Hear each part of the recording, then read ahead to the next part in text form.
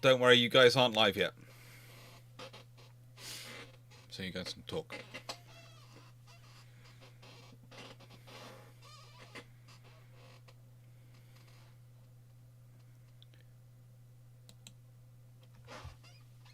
Hello, everyone. Yeah, we are back. I'm sorry I was a couple minutes, but again, changing shirt, did all the normal things, the ablution stuff, etc., and got a fresh glass of milk. So it's nice to go and freshen up a little bit occasionally, just to feel it, sort of nicer. Hello, everyone. So yes. Right, I of course still do have Cyclic and Rune on here. Say hello, gentlemen. And hello. Let's see, what's the next question we have? Hello. The next question we have is new IQB 4472. I've heard that World War I Germans looked into using Sabot rounds as an alternative to the Paris gun. This is possible at the time, and what would the implications be? I assume by Sabot you mean just having a subcaliber shell with a Sabot on it. I mean, it's entirely feasible to do in the period, but the problem is, for that sort of range, your shell spread is going to be so mind-bogglingly large, and more importantly, unpredictably large. Yes. Because of separation dynamics. Because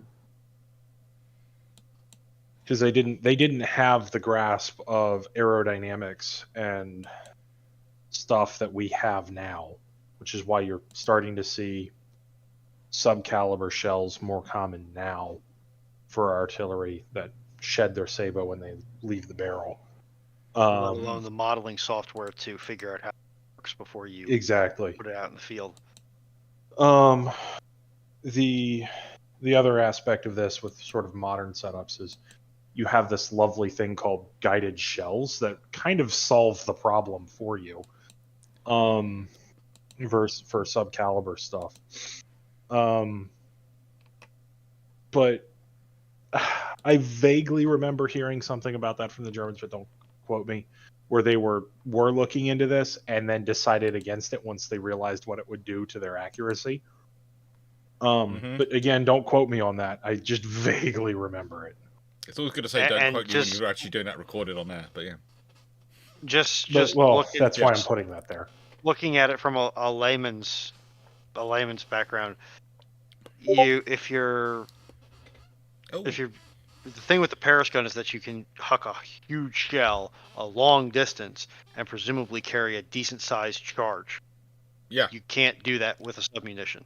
You can get the distance, but the charge portion, the actual destructive energy portion, you're not going to have, and you're probably not going to get it up to those high Mach numbers on impact where you can start just relying it as a kinetic slug round. No, you're not doing that. You're not doing that with the guns of the period. Heck, you're not really doing that with chemical propelled stuff today. Yeah.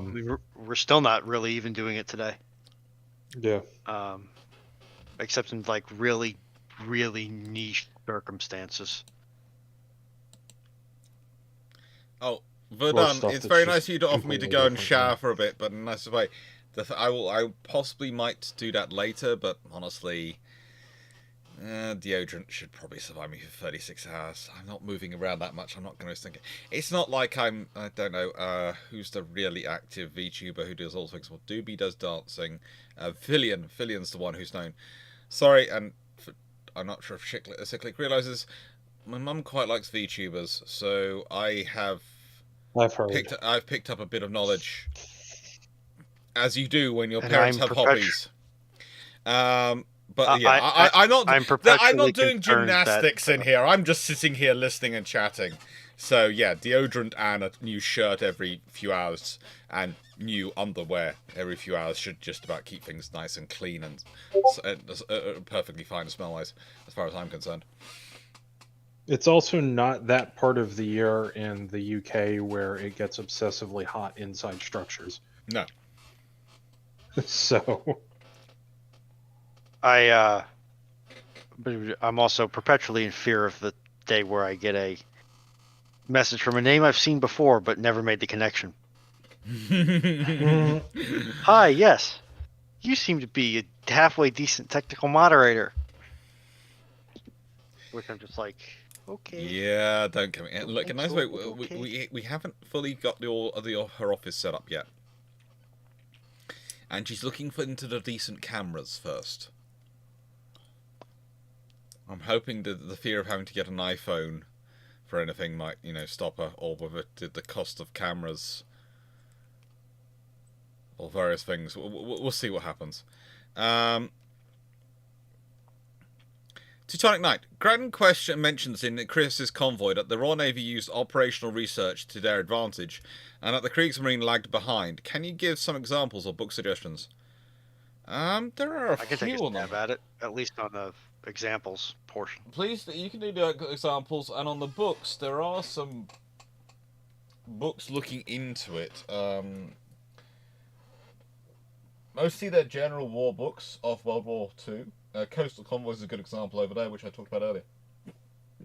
Pardon me, now burping. But mostly the problem with the Germans was the British mobile. If you consider the operational research, we're talking about the Wrens and the wargaming and the various systems they're doing. The Germans kind of lagged behind in implementing that because they didn't really mobilize their people in the same way as the British did. They were very slow to get into total war scenario, despite what they found they'd launched and created, and they were very slow at all sorts of things in getting it going. Yeah, it just didn't work. Cyclic. And additionally, sorry. For a nation so eager to declare war on its neighbors, they never seemed to think about the consequences of who they were declaring war on and prepare. Yeah. And additionally, when you are the Royal Navy or the Allied navies fighting an anti-submarine campaign, most of your assets are surface assets. So if a ship gets sunk, you stand a much higher chance of recovering the crew. Yeah. If you successfully make a Hedgehog depth charge attack on a U-boat, the odds of you recovering that crew are greatly reduced. So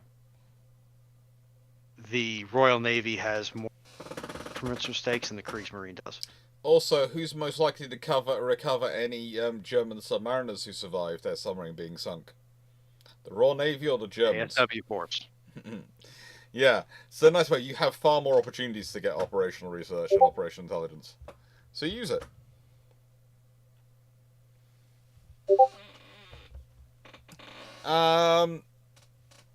Dave Harrison, I'd forgotten about the Royal Naval Voluntary Reserve. Did either of them have a flying section? They both had flying sections. And they both had people who became pilots. Blackburn Maximus, what if the Fenian raids scared Canada into more military spending, that they maintain a navy on par with Australia on both coasts? Then Canada's going to build up quite a lot of infrastructure. That's going to be real costly for them. That's going to have to scare them. That's not going to have to scare them. That's also going to scare them into finding the to not just industrializing, but also building the economy to support such a navy on both coasts. Now, I'm not saying that's impossible for Canada to do so. There are certainly raw resources. There are certainly the people. There's certainly the potential there for Canada to get to that sort of level of support. But yes, Dan, I am past the halfway point. Please tell me you're not up and heading to work already, because it is only 6:30 a.m. You know, surely you get more sleep than that. It's about 1:30 Eastern. Wait, they let Dan sleep? I'm surprised they let him go home to begin with, but they let Dan sleep?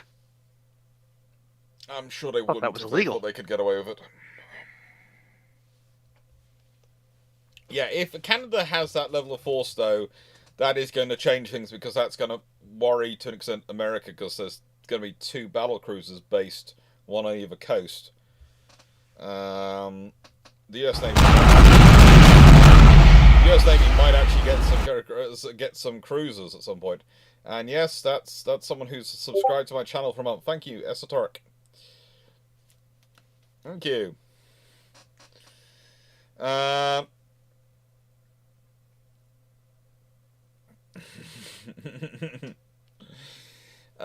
But yeah, it would. I think I can't imagine what the Americans would do with that scenario. Would they build some cruisers, or would they ignore them because they're Canadian? It might actually get Congress to fund more of what the Navy wants.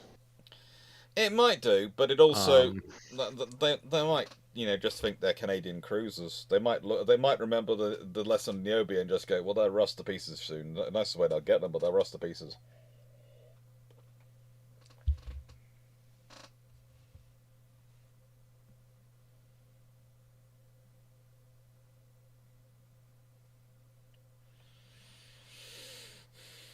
Lots of people heading to work right now. I'm feeling sad for you all. It's a Sunday morning, and you're heading to work at this time. That is cruel. Anyway, in my defense, Seneca, he asked for it, literally, and it did amuse me. Take care, Wayne, and I hope to see you again soon. Stuart Malmberg, Mikawa, IGN, South Island, Lee, USN, or Cunning Marin. Who would you rather face in a night action, with parity of forces and equal skill or crew?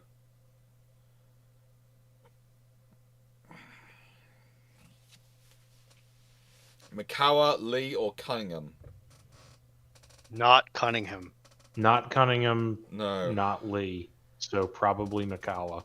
Basically, it's not a case of I'd like to face Mikawa, but of the 3, the two I'd least like to face are Lee and Cunningham.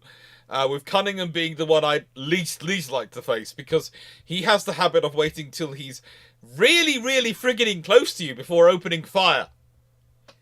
So he's going to wait until he sees your guns move before he starts firing. And if you're not lucky, you're in trouble. Yeah, if he thinks you haven't detected him, and there's probably a good chance you haven't. If your guns haven't moved, they definitely haven't. He's just gonna he's gonna wait till he is in the perfect position to kill you in the first opening salvo. Yeah, you don't get a second chance. Lee is pretty close to that too. Yeah, Lee's not far, but Lee does like to show his skill of long range fire. So it's just slightly further away, so you can show that skill off. Remember the night action he's most famous for, and I think it was his only night action. They were actually spotted, and the Japanese I think opened up on them first on the destroyers, and so Lee and the 2 battleships opened up to cover their destroyers after they had been spotted. So, but what he did with Washington to Hiroshima once he was clear of South Dakota and knew that was,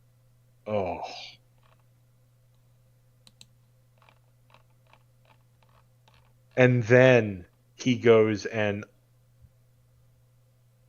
only claims the hits that he can positively 100% without refute claim.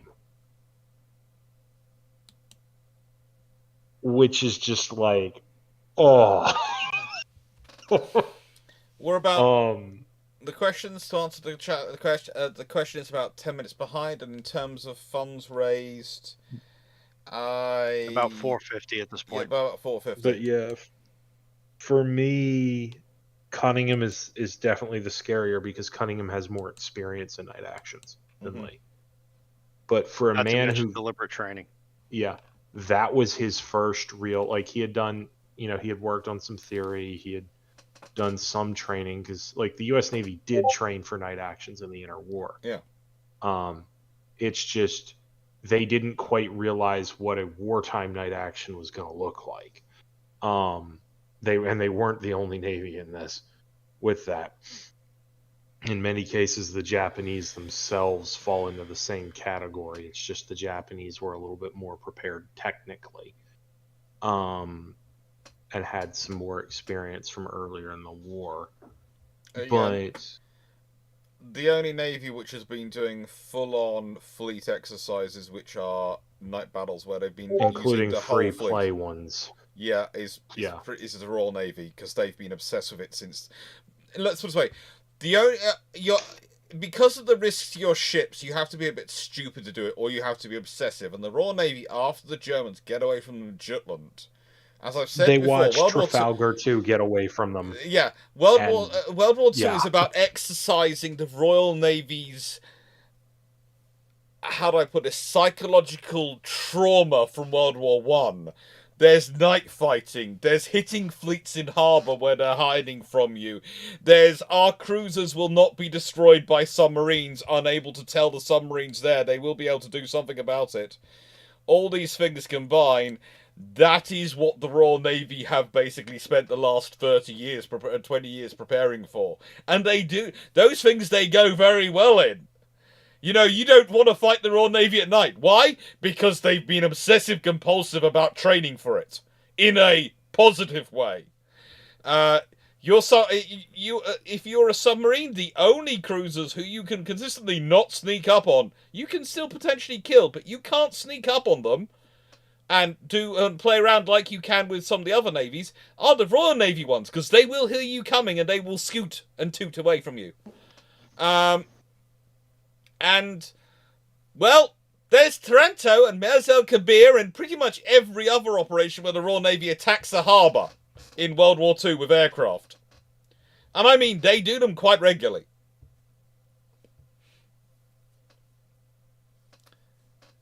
Yeah, there is a pattern going on here.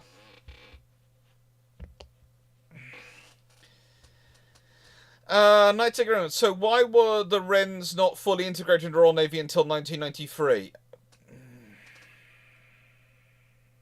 That's the Women's Royal Navy Unit, okay? Nicest way, that's to do with views on women in combat and the views of women aboard ships and the issues it might cause and all those things. And critical mass in terms of their numbers as a percentage of the whole force. All those things, it takes time. And yeah, that's just... Attitudes changing. Attitudes changing. And even then, when you consider a few years ago when there was an incident when some British sailors were captured by the Iranians while they were doing some patrols off the coast of Iraq, the obsession in newspapers was with the female sailors and what could happen to them and all the their imagination running rampant over what might happen to the female sailors versus what would happen to the blokes. And basically, the problem isn't that the sailors, or the Wrens weren't up to it or capable of it. It's, were we as a nation ready for it? And were we as a nation ready for dead female service persons in operations? And that it was, for those who lived through the 1990s when those things started happening and saw the things in the first Gulf War where there was a, I always forget, was she a pilot? No, she wasn't. She was a logistician or something who was captured by the Iraqis, and they basically sent out SEAL Team 6 to go and get her back. Oh, the U.S. That was 2003. And yeah, it was a combination of Rangers and Delta Force that pulled her out of the hospital she was under guard in. And would they have done that for a bloke in a similar situation at that time? Maybe, but it's doubtful it's going to be quite the same amount of force sent to get them. Yeah.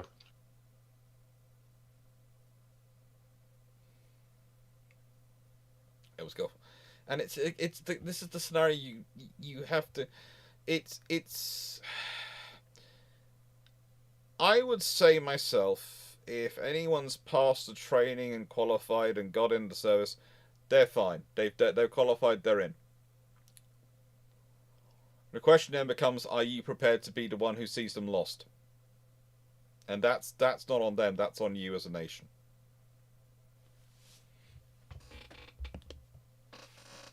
Wayne's World of Science and Technology. Body decided I'm still awake. In regards to R.V. Jones, did he have the impact he claims in the most secret war? Do you guys know the story of R.V. Jones? That's negative. Same negative. That's a British physicist, Reginald Victor Jones, who, well, basically, how do I put this politely? Various things. Jones, how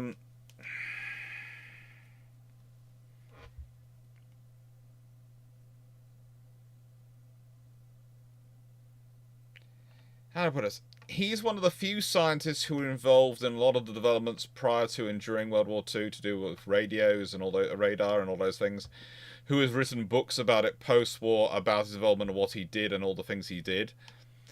And that means he gets He gets the last word. And he gets quite a lot of the credit. And whilst he does, in my mind, deserve it, to an extent, it's kind of like the scenario where you have Cunningham publishes his Chatfield publishes his autobiography post-World War II, and his autobiography claims all sorts of things, and then you go and look in the papers and you find out it was actually Henderson who did it. And yes, Chatfield was the first Sea Lord, but it was often in argument with Henderson, and there are all sorts of problems which come up with that narrative. And it's a case of, in this case, we can't go and check the documents to check whether the narrative is true or not. We only have his word and his descriptions. So, is this because the documents haven't been declassified yet, yeah, or because they just don't exist? A combination of those documents appear to have been lost, and they may have been accidentally misplaced, they may have actually been destroyed, or have not yet been released. Because some of them can't be published till many years after a certain the people involved have died. And if you had if the British Armed Forces, if they can claim there was a nice fresh-faced 21-year-old involved, and they didn't die till they were, let's say, 70 years later, that'd be the 2010s, in their 90s. And, oh yeah, it can't be published now till about 50 years after they've died, so that's 2060s. Woot. And sometimes it's a real stretch. It's a case of, oh yeah, there was an 18-year-old on guard duty. Now, there was a 16-and-a-half-year-old whose parents let him join. Yeah. It's fun times. It really is fun. Hendrik Bova. Operation Rheinübung replaced the Bismarck and Hipper with one battleship with 12 15-inch guns using the belt and armor scheme, and 3 light cruisers with 6 135 millimeters, 6 5.3-inch guns. It doesn't go any better for them, honestly. That just means it's going to change the British composition of the force that's going to engage them. At worst scenario, that means they get Town Class turning up to wipe out those poor light cruisers. Because if the British go, well, I mean, if memory served, there were British cruisers there. They were counties. They were counters, and Yeah. the admiral ordered them to hold back so they wouldn't get in the line of fire. But according to British doctrine, they should have been firing from the other side Yeah. to divide the fire, but they weren't. But the thing is, in that scenario, if you've got a battleship which has got 12, 15-inch guns, you're not going to have Hood and Prince of Wales turning up to engage it like that. In case of it, Prince of Wales, if she is built, is probably going to have a different armament than she did historically. And B, that's a sufficiently powerful enough ship the Royal Navy's probably going to have something else along there, because that's Bismarck with 50% more firepower. And you got 3 light cruisers. Okay, you probably have pulled in towns from. They were on the Northern Atlantic, on the Atlantic patrol, slightly further out. So you probably pulled them in to be part of it. So yeah. Or you have a 4 capital ship force or something like that shows up. Which just it's just as we discussed before. If the Germans are very lucky, they picked a force at the sweet spot at which the British were sending out a pair of capital ships. Anything bigger, and you get it King George V and Victorious combining in with that group. And whilst Victorious doesn't have many aircraft, she has enough. And if combined in with the rest of the force, that's a scary little hunting group.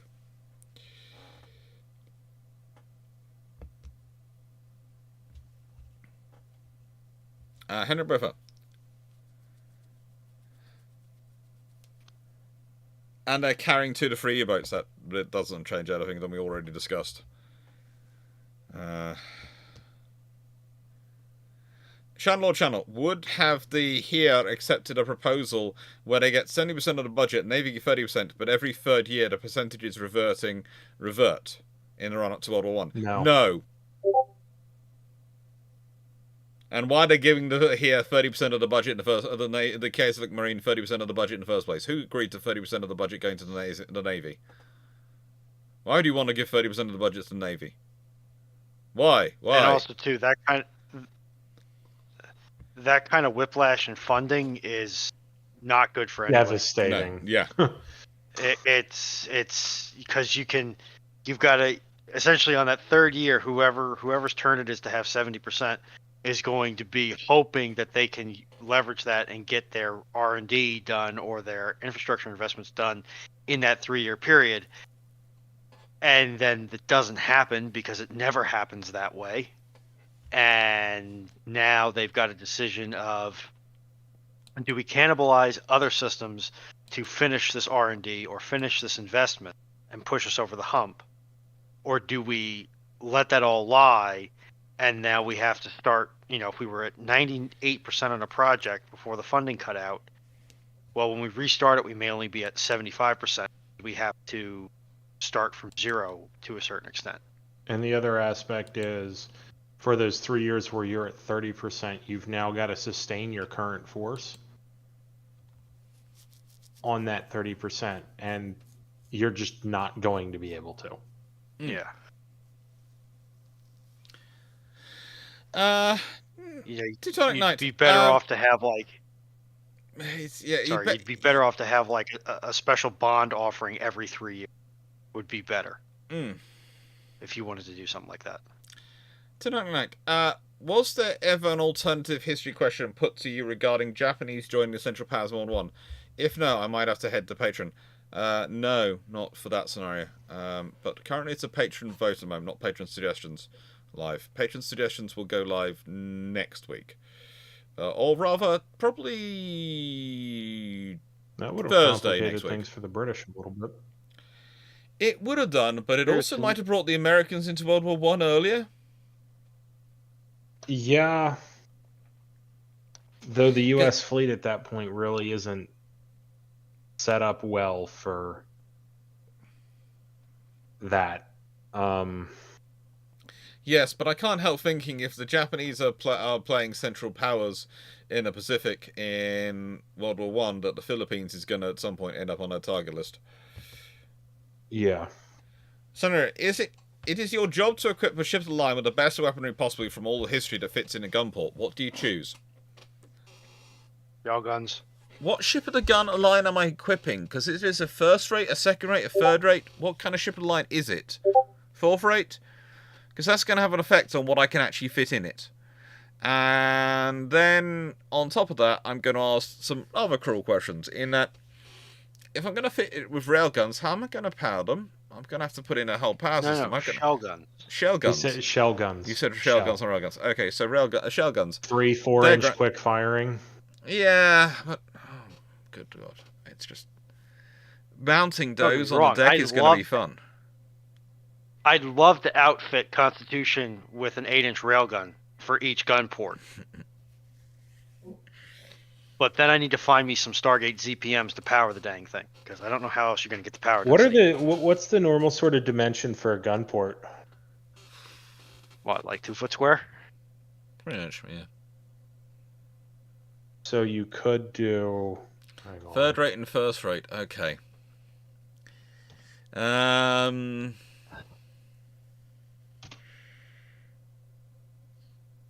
I fit a 16? The trouble is, I think a 16 So if you're talking 2 foot by 2 foot, you know what you could fit in there? 21 inch torpedoes. You could. That'd be cruel. That's cruel, Sticklick. That's cruel. I like the way You'd never lose a fight. To be fair, if it's 2 foot by 2 foot, could you stick a 24-inch torpedo in? I wouldn't. I feel like that's a great way to have. Yeah, I feel like that's a great way to have a rail fish, and stuff like that. A fish welt wedged in between your live oak planking that's now live and has a furiously spinning torpedo. Yeah, prop. 21-inch torpedoes, and yeah, that's what we're going for both third rates and first rates. That's what you fill them up with, 21-inch torpedoes. I'll take that. You will not have your only problem will be you're no longer getting prize money to help pay the crews and the officers, which could turn out to be a really big issue. To be fair, the moment you open the doors and they poke their noses out, they might just surrender. They realize it's you. Okay, that assumes they know what it is. Yeah, you paint the noses bright red like they do in cartoons. You don't pick a fight with this ship. Yeah, but okay, be realistic here. If you shove the illustrious best torpedo first generation that the U.S. has ever produced, Mark 14 with a red nose cap, out of a gun port in 1785, how many people are going to realize what the heck that is? You only have to fire it once, and then they'll realize exactly what they're dealing with. Look, you find you're presuming there will be survivors. You rock up next to Santissima Trinidad in Constitution. You fire a couple at Santissima Trinidad, and then you rock up next to another Spanish ship, and you see if they surrender. If they don't, you then fire, and then you move down until they start getting the hint. There will be enough left that you get prize money. Yeah. Ooh, that would be something. The GWWII Avenger per gun port, 40mm rotary cannon. 30 mil, yeah. Why do I keep? They do make HE loads for it too that you can mix in there. There's a whole thing called combat mix. AP and HE. AP HE every what? Though I do wonder what that would do to your roll moment, though. It would cause you fun. Yeah, put it on the second deck. That constant push. To be honest, if you had if you had a 74 that's 37 piercings per side, if you had 37 GWWII Avengers laying into ship at anything resembling bore sight range, are you really going to have to fire for that long? No. I still think the torpedo one's hilarious. Well, the torpedo one is the more fun thing because they point out they're going, hello. Although you could just do a mix of two. You could have the guns on the top deck, and you could have the torpedoes on the 2 decks down below. If it's a first-rate 3-decker, or a 74, it's a 2-deck. So the deck below. Deck below, you have a choice. You have the guns, you have the torpedoes. I'm just imagining, you roll up next to Santissima Trinidad. Only 2 ports open up, right? two fish launch, they close, and you start sailing away, and the crew on Santissima Trinidad's just like, what is that? And then it cuts to one of the other first rates nearby as Santissima Trinidad just goes up. Yeah. And the other first How much rate you think a goes, 21-inch torpedo is likely to set off the magazine? Very likely.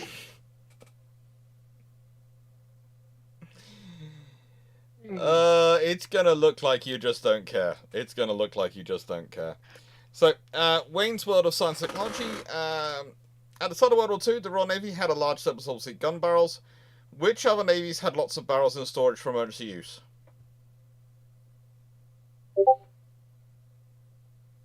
Honestly, I think the U.S. Navy did, but they weren't in calibers that the U.S. Navy was interested in working using. with. Yeah. The Royal Navy had because huge they numbers wouldn't have made logistical sense. The Royal Navy just had oodles and oodles of 4-inch. It's quite disturbing how much 4-inch the Royal Navy has sitting us around. It's I mean, I guess the U.S. does have a ton of 4-inch, but there was a discussion at one point which I think put the figure out that the Royal Navy, even despite all the ships it equipped with 4-inch guns, it still had 3 times as many barrels as it actually needed. So, just think about how many barrels that is. That's one of the reasons why they did it, was because, honestly, they had so many that when a barrel came in and needed to be replaced, they already had them in stock. They replaced the barrel, and no one bothered. They would send them off to get relined and sorted out, but they really weren't bothered because it didn't make anything like a drop in the supplies, the barrels they actually had. They were just overwhelmed with 4-inch barrels.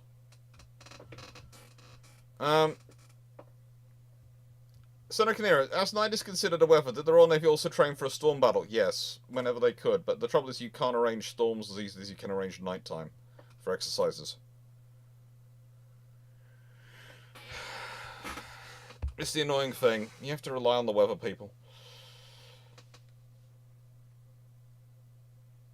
If you wanted a gender-centered navy, did any navy have an all-female ships? I think the Soviets did try an all-female ship, didn't they?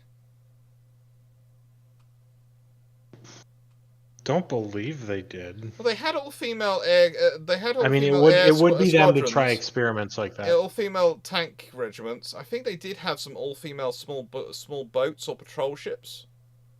I don't think maybe it was a big small thing. Boats, but yeah. I seem to remember reading an article about it, but it was a long time ago, so I'm not 100% sure. I think they had something, but it was the Soviets who did weird things like that. Colin Cameron, would you say that the raid on Saint-Nazaire dry dock was in reality something that should have been expected given the port raids and the blockades in World War I and before? Well, it does come right out the Royal Navy's standard operating playbook. You know, the Royal Navy had been doing these things for a long, long time. They're kind of boring in some ways because they are predictable. In some ways, it's surprising that it was a raid on a single dry dock. Looks at what the Royal Navy did to the Danish Navy in the Napoleonic era. Yeah. It's kind of a softball from the Royal Navy in some regards. It is kind of a softball.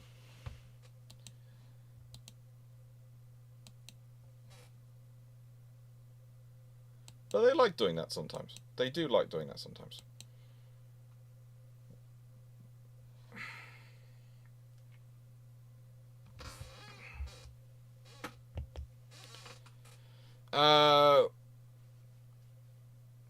Which arguably prolonged the Pacific War longest? Both US carriers lost in Coral Sea, Port Moresby invasion, or US defeat at Midway, or Macao destroying the US Guadalcanal invasion fleet? It's going to depend on what kind of U.S. defeat at Midway. Are we talking all 3 carriers? Are we talking, the U.S. Navy loses 2 carriers and has to pull back? Or maybe only loses one. And when you look at the orders that Nimitz gave, he gave the leeway for them to pull back if they felt there was too much risk. Mm-hmm. I'm not really going to focus on Midway being taken because the Japanese did not have the ground troops for that or the fuel to keep the gunfire support around long enough. No. They would have been slaughtered. They didn't even have meaningful anti-tank weapons with them, and there were tanks on those islands.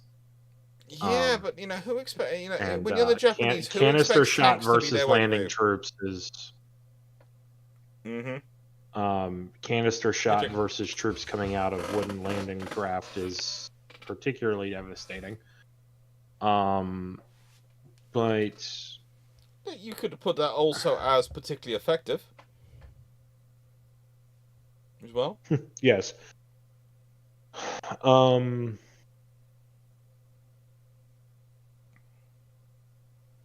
I mean, Guadalcanal could be one where it prolongs the war because that is something that the U.S. is going to need to come back for because of where Henderson Field, as it's now known, is astride the sea lines of communication. And if you take out the divisions going in, if you take out the ships, etc., these are not things which are going to be quickly replaced. They're going to be replaced, but they're not going to be quickly replaced. It's actually almost more difficult to replace particularly if 2 battleships are lost. Yeah. Might actually get a Because it's a Montana while built for before that. the U.S. is going to get... Or, well, we might see the full Iowa build. Yeah. So, Illinois and Kentucky, but...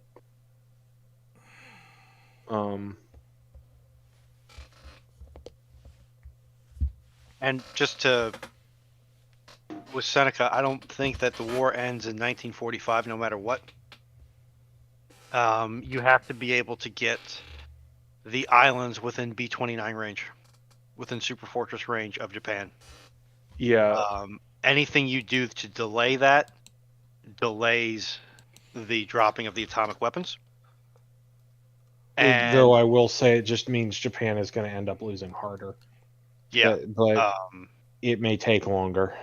One thing that you might see happen, depending upon it, and then there's also the question of if the USN suffers this major defeat, does Congress continue funding the Manhattan Project at the same level if they have to rebuild more of the fleet than they already had to with Pearl Harbor?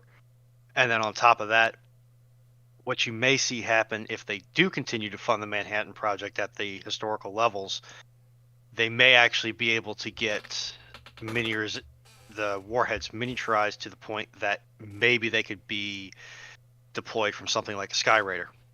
But you could still see the war push into 46 or 47, depending upon how badly these setbacks affect the progress. I don't think we're going to see the funding choice having to be made because, I mean, when you look at the numbers and the ships that are just beginning to come into service outside of the North Carolinas and the very earliest of the South Dakotas, which, I mean, the replacements for these getting lost are already there. It's Kentucky and Illinois.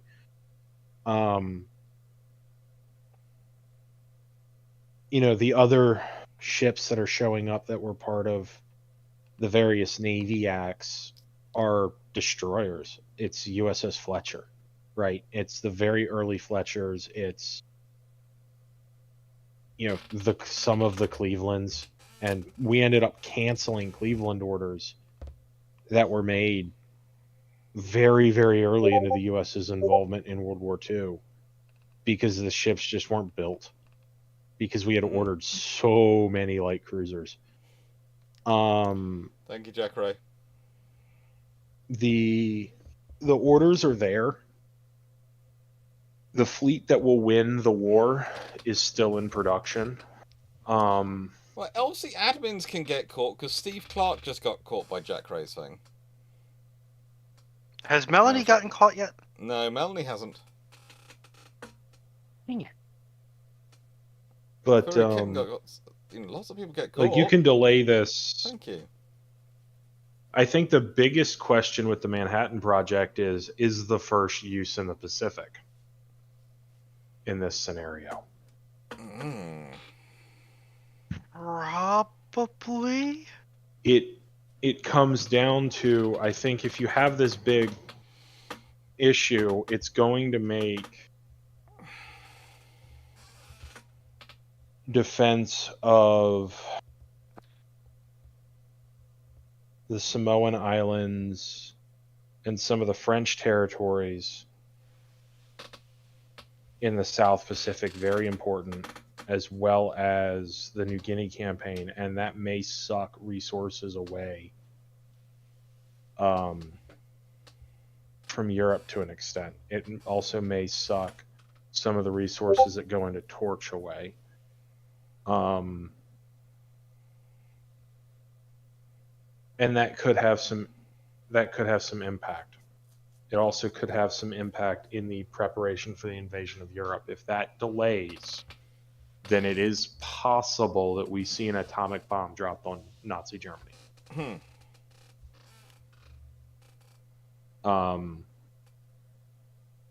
Because those invasions, both North Africa and Italy, and obviously D-Day, did a lot to help the USSR.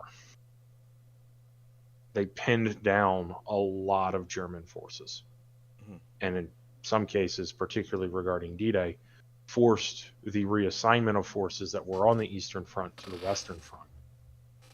And that really helped the Soviets advance.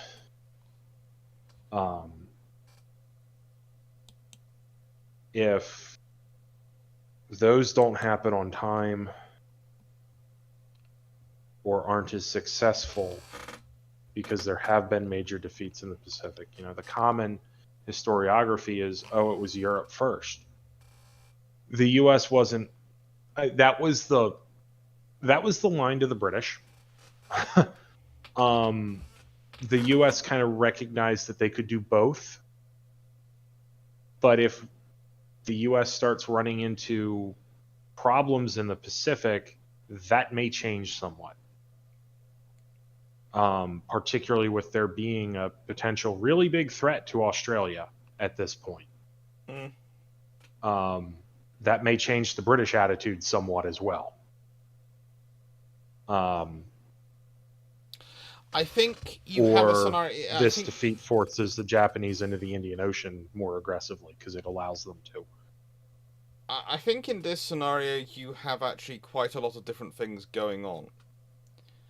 And I think you also have the fact that if the Americans do suffer a reverse, especially before Guadalcanal, there's also the potentiality that Torch instead heads to the Pacific or something like that. You know, that's the other source of those sort of that levels of troops you've got that you can most quickly redeploy. You think about it, Torch is it. But that doesn't necessarily cause the issues you might think it would, because what you can do instead with the forces that you don't need to send all of Torch to go and do Guadalcanal. And what you could do with the remainder of the Torch forces is, instead of sending them to attack North Africa from the side they did historically, to go around and slot in behind 8th Army in administrative landings and work their way through North Africa from that side. Which the Americans might not be as happy with, because it isn't as glorious. But they've got their own problems. Yeah. And also means in that way you can use those escorts. Slows things down. It's going to sound strange. You can use those escorts. You can use the escorts which you're going to use to get them across North Africa. They can go. They can take them round to the Indian Ocean. They can divide off, and then once the ships are all heading up into Alexandria through the Red Sea, and so that whole force of warships which are with them can go with those ships to Guadalcanal. So they can pick up the ships they were going to pick up from Britain, etc., all things on the way. And you then end up with quite a large fleet turning up over Guadalcanal. And that's going to be a very different scenario. As long as this doesn't give credence to MacArthur's let's just face tank Rabaul and try to take it in one fell swoop out of the blue. No. 'Cause that was an inspired idea from MacArthur. And that was a fight that was happening at the Joint Chiefs and President level between King and MacArthur. Yeah, but Yeah. if the Navy gets a sloop Smacked around Guadalcanal, that's what I'm kind of worried about. well, my thing is where they're going to get the assets to push Rabaul. I mean, they didn't have him when MacArthur was proposing it, and he very nearly got that. Well, with Hewitt and Cunningham being there as the senior naval officers, he's not going to get much of a chance with that. In this way, they're going to shoot that down very quickly. Back in a second.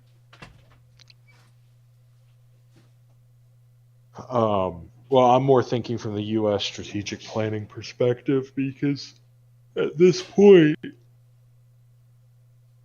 the U.S. was largely thinking about the Pacific one-dimensionally and not really thinking about what the British thought. How wise of a move that was, but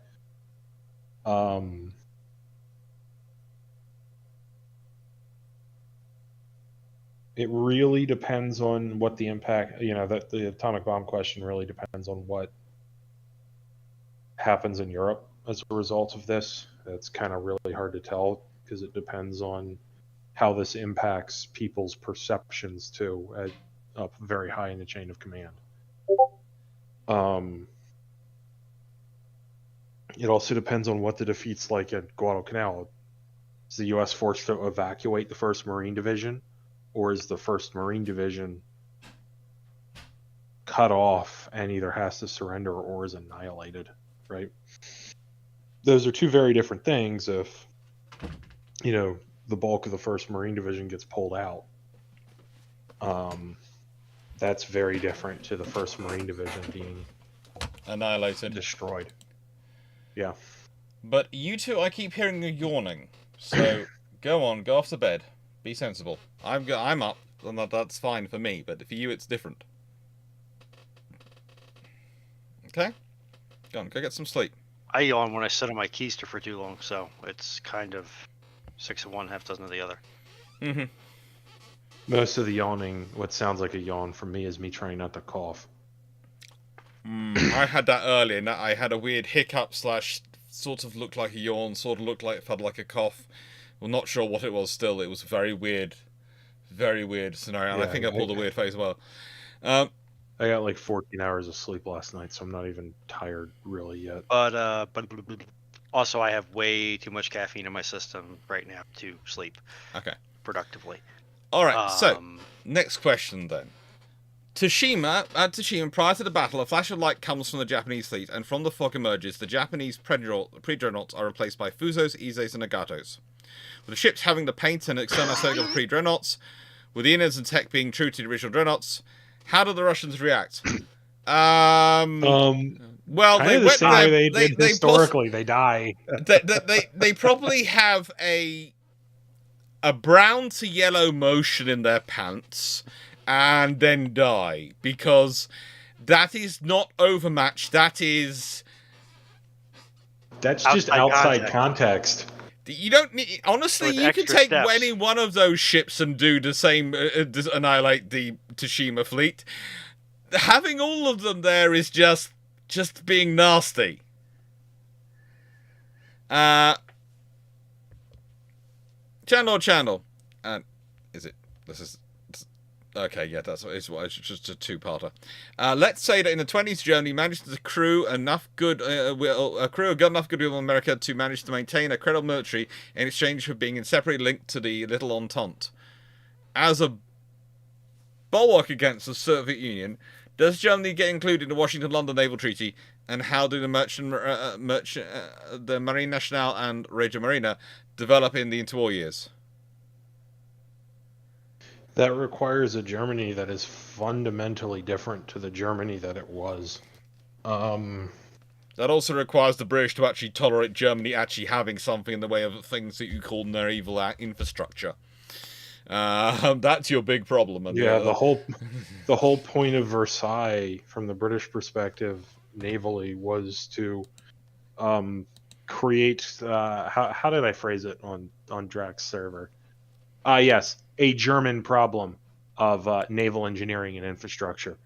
Yeah, and they did it successfully.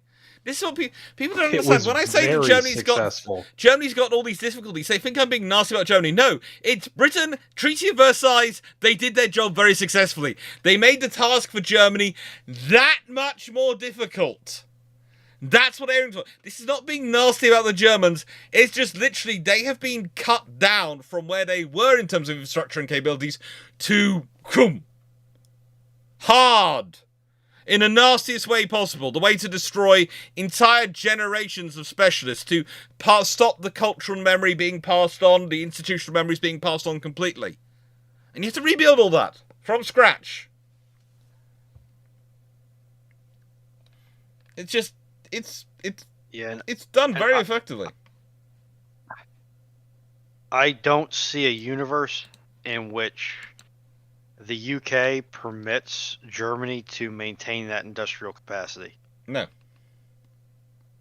Yeah. Maybe, let's see, are there dates in that?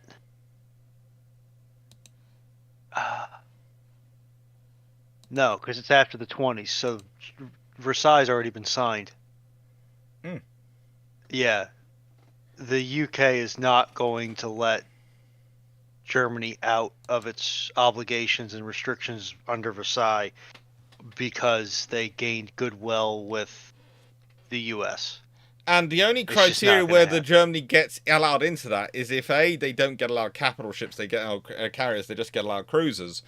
But also, under that scenario, then the Americans would probably have to let Australia, New Zealand, Britain, South Africa, India, Canada into there as also their own separate categories, also allocated cruisers. Which is just not worth it to the US. No. It's the only way the RN would consider it, the British would consider it worth it to them, though.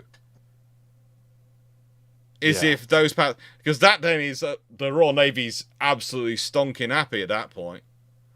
And they'll go, yeah, we'll accept Germany being allowed a cruiser destroyer fleet, no submarines, in return for Britain being for all those powers being allowed to those forces.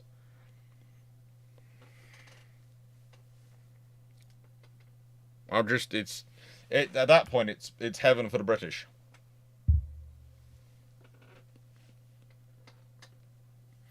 How would a decent at worst carrier conversion of the Flinger, Mackenzie, and Neozet York class look like? HMS Eagle on top of a faster hull. This is going to sound terrible, but I'm going to sing Eagle's trumpet. She has the highest hangar and the most spacious hangar design for a size of any of the capital ship conversions. It's just, and probably some of the better one in terms of its form forward. She is a really good-looking hangar, really good. It's just she's put on a battleship hull, so she's slow, and she's not as big as she could be. You put that on a bigger hull, it's better. And if the Germans their construction is kind of similar to the British, they would probably be looking at something similar to that. That would be the decent to probably best option for them to go. Do you agree, or? If you're converting a German battlecruiser? I mean, so the problem for the Germans on converting these things to battlecruisers is when we look at the Luftwaffe and Kriegsmarine dynamics, right? Like, it's now a useless ship because... Well, I would presume this is in World War One because those are all World War One classes. So, frankly, at that point, the Kaiserliche has their own air service, don't they? So they don't have to worry about it. Yeah, true. But I mean, conversely, they also need the capital ships, desperately. So, and in that time period, a carrier really can't do sea control like a battle fleet can, so can't do the job.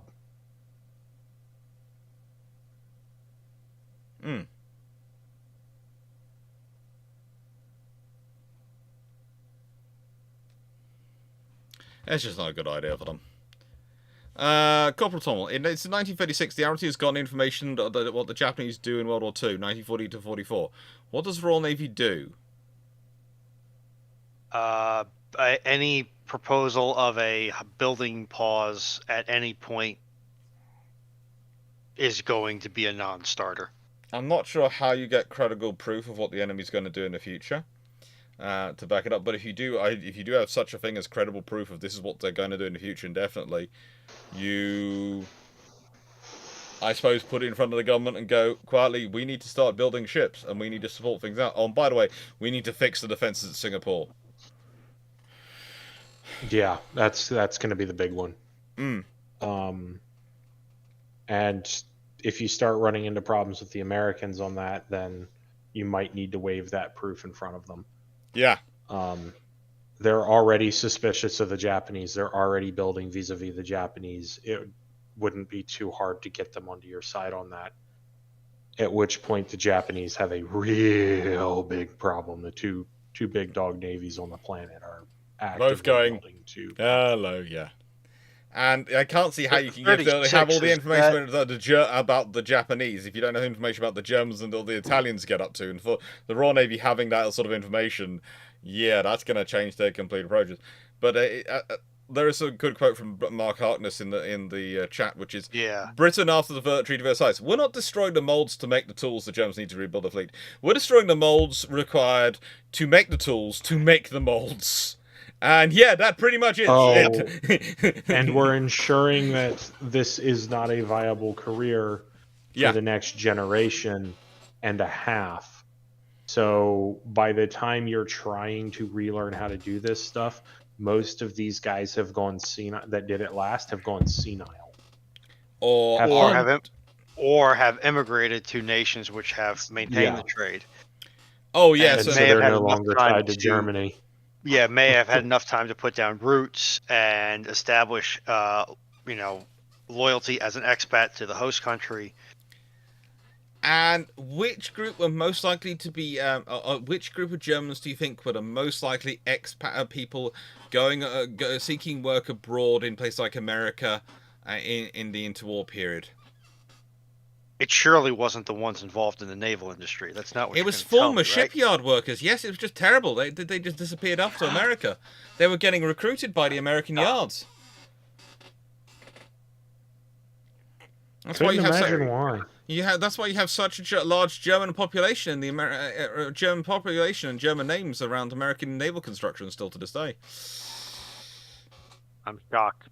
Truly, such a reprehensible act by the Americans. Oh, don't worry. I'm fairly sure the fact that they found cheap tickets on British liners had nothing at all with the Royal Navy making sure they were getting over there. Surely not. That would be a completely underhanded and disingenuous thing for the Royal Navy to do, and we all know they're far too honored for that. Yeah, it's the classic thing of the British. It's the amazing number of people who believe that we are honourable, nice people who would never do bad things. And so going, have you not read our history? No? Great! Are you Carry on, then! Not, Dr. Clarke? Are you saying that you're not honorable, nice people? I'm saying that one of the reasons why we've managed to win 2 world wars is because both times we've had the intelligence service which has been telling us what the enemy has been up to. Before they could do it. I thought that was just because you had the 1911 on your side for both of them. Oh, it's not that great. Channel. Could you go a moment into Google Maps, look for a beach town in northern Spain called El Puerto de Salva, and take a look at the memorial saying about Cannon, and what can you tell us about it? The memorial about a cannon.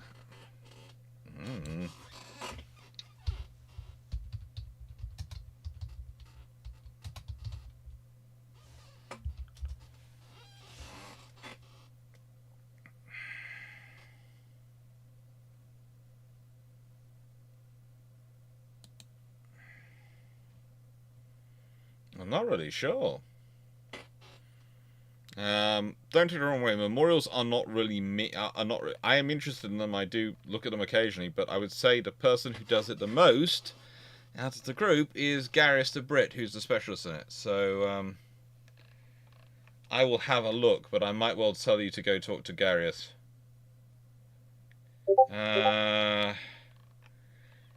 I think I think this is definitely looks to me like it's quite a cool monument, but it also looks like it's quite a niche one. So I would say go talk to Garius.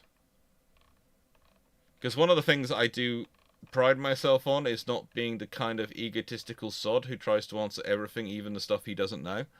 I do like to direct people when I think I don't know the best. I go, this person knows better than me, and this is the person to go talk to. So I hope you don't mind, but I'm gonna say Garius for that one, Channel Not quit. No wonder you don't have a full professorship at Cambridge or Yale or what have you. Yale's a U.S. school, isn't it? Yeah, but in the nicest way that I've had. I won't say which ones I've had send me offers in the past, but yeah, I've turned the Americans down. The nicest way, going and being a professor or something at an American university is too much like a treadmill, which you cannot see the end of, and you cannot see the control buttons. I don't mind visiting professorships anywhere. I have requirements for where I end up on a permanent post. Preferably a university which allows me to avoid going to anything like an internal policy, something which is called an internal policy policy committee. If you make me go anywhere near one of those, then I reserve the right to take popcorn. Will we see a new aircraft named Blackburn? No, because Blackburn as a company don't tend to produce that aren't being used as a name to produce aircraft anymore, so there's no chance of anyone going Blackburn. And although I will say this, we are getting the International Scout back. Not being made by International, but somebody bought the branding off of it. Yeah, no one's going to do that for Blackburn Batman. No one's going to do that for them. Colin Cameron, I have noticed the Brits using Germany and Germany, Americans, Nazi Germany. Not all the time, but when does language difference happen? Let me put it this way. Nazi Germany sometimes sounds a bit specific, basically. If you look at the Deutschen class, etc., they start under the Weimar Republic. And so, whilst you might want to blame everything when you're talking about Germany or in World War II on Nazi Germany, you have to admit the Weimar regime, because of its ineffectiveness mostly, did manage to set up quite a lot of it.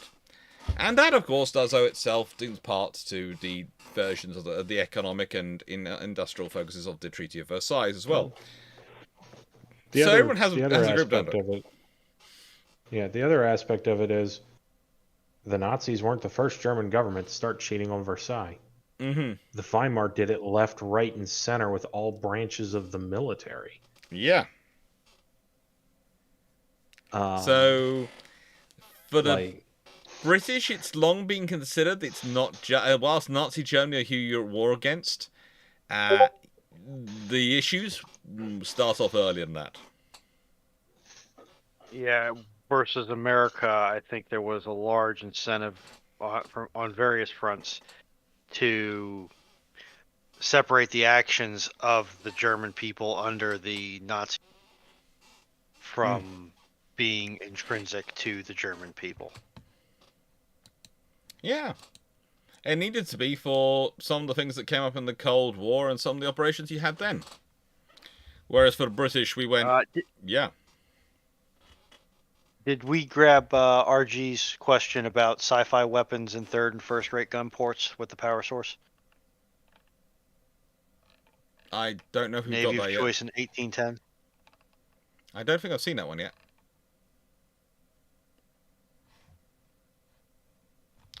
I've got his follow-up to... I've got RG's follow-up to the Tsushima question.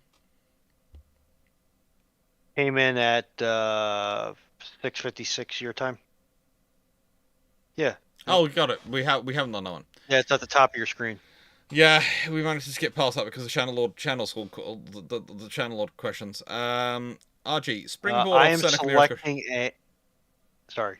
What sci-fi weapons would you use in third or first-rate gunports with alongside power source for your Navy doctrine of Navy of choice in 1810? I am going to select ancient drones with a control chair and about half a dozen ZPA.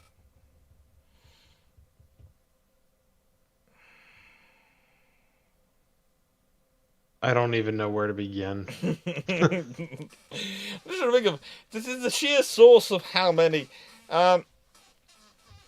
See, if I was going to get phasers, what I'd want is phasers which went up the mast. And so I could just fire anything around me. Yeah, but then you're still constrained to line of sight. Yeah, but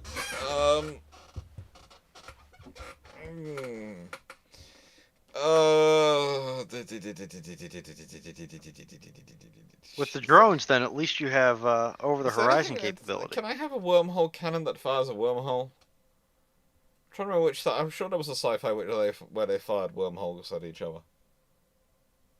Yeah, but I think usually what you find is that different sci-fis rate the damage of wormholes differently because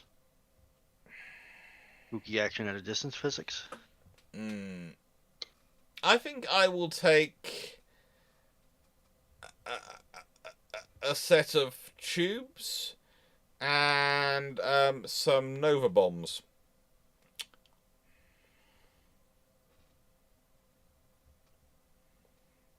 Which property are the Nova bombs from? They're from Andromeda.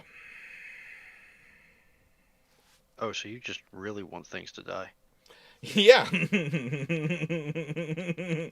Basically, in the nicest way, I am the scenario whereby I've set off one of those bombs and made a planet disappear from the solar system. At which point it's a question of, so does everyone feel like surrendering now, or shall we see what they do on half rating? Iron brew supply is going well. I'm only down 2 bottles. I've got many more to go. Because my family thought I'd be going for about 6 bottles a session every 9 hours. I think they think I ever had the bladder capacity of an elephant, or I'm just going to be permanently hooked up by a tube to the loo drinking that much iron brew in 9 hours. See, I heard that as blood capacity of an elephant, which my brain just was like, yes, the joke about having, too much blood in your too much blood content in your iron brew stream. No, bladder capacity, my friend. Bladder capacity of an elephant. Yes, I know. It's far more sensible. I swear, if that thing falls over, I'm going to be annoyed. Now, let's see. Following up your Tsushima question, what's your contribution, Cyclic? Do you have one? What? To the sci-fi on a first rate? Jeez, all the stuff I'm thinking of requires too much power. Hook a ZPM up to it. Galaxy in a bottle. What could go wrong?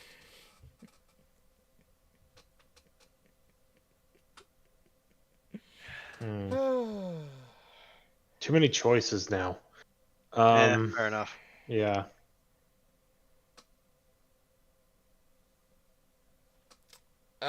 Archie, following up on my Tsushima question, how does the USN react once pictures of the new ships get to the press? And does this give Admiral Fisher ideas? Yes, it does. It gives Admiral Fisher lots of ideas.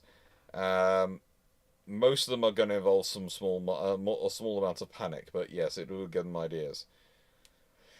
How does the USN react? At least they'll know that super firing works. Probably also mild panic. Let's be honest at this point. Mild? Well, they're not technically at war with Japan at this point, and they don't know these ships have the range to reach them. That mild panic might evolve as soon as they find out how far they can go. But yeah, pretty much they'll survive. It's just a case of, oh my frigate. Okay, Jacob 5570. What do you think? What do you think happened to the Mary Celeste? Okay, so Mary Celeste is an interesting one. You have a crew who's inexperienced with the cargo they're carrying, which creaks and expands and causes all sorts of things, but they do know the risks of it. And I think basically the cargo made enough noise that they decided to get into the lifeboat because they thought that would be safer if it went off. And I think the plan was probably to be tied on behind, and then if things seemed safe, they got back on. And then for some reason the rope gets cut. Now there can be many reasons a line can get cut. It could get caught in a struggle, it could get caught in the waves, the motion could split it off. There are lots of different reasons a line can get cut. It could just be a badly maintained drawn line. And then they're cast adrift. And they're never found. Maybe they get overturned in a storm. Maybe they're all gone, the sea takes them. But the Mary Celeste stays afloat and keeps going on. And then she gets found. And she's empty. And that's it. And that's a great mystery. I don't think there's anything really weird going on. I think it's just humans being human, because 99 times out of 100, humans being human are weirder than anything we can imagine. They seriously are. Humans can produce all sorts of weird events around them. They have their own special version of plot armor, which basically means if it's weird and can happen, it will happen if a human's involved. Are you saying we're orcs? I'm saying orcs would probably be confused by us when they met us. Because we would claim we don't have the magic, the ability they have, but they would quite honestly look at what we do and go, "Are you sure?" 1941. As the USS Independence and USS Saratoga operated British DHC Vixen, Submarine Scimitar, and BAC Phantoms briefly, if they got them in the 50s, what could be learnt?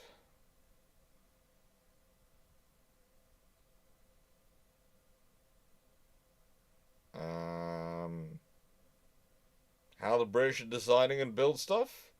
Have a look at it. See if there's any good ideas that they can nick for their own stuff. Probably the British will be looking at their stuff and going, anything we can nick here? That's pretty much what allies do when they get equipment from each other. They stare at it and go, have you got that right? Oh, you've done that. Yeah, That's the other thing is the British Phantom really was customized for their needs of operations. Yeah. Although the Americans, the U.S. Navy did rather like the Rolls-Royce engines put in the Phantom, they did have a bit of an affection for them. Yeah, they were nice engines in some areas, and other areas, because they weighed more, it kind of negated some of the niceties of them as well. But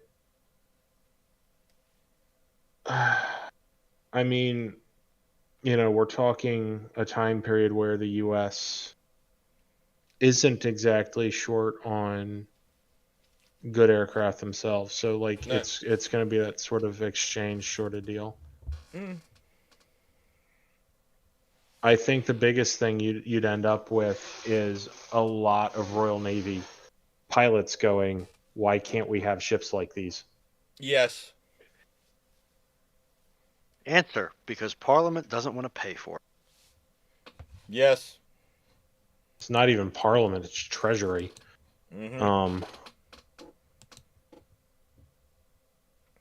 And I mean, remember that the Forrestal class really is the class of carrier that incorporates all of the U.S. lessons of World War II. It's not the Midways.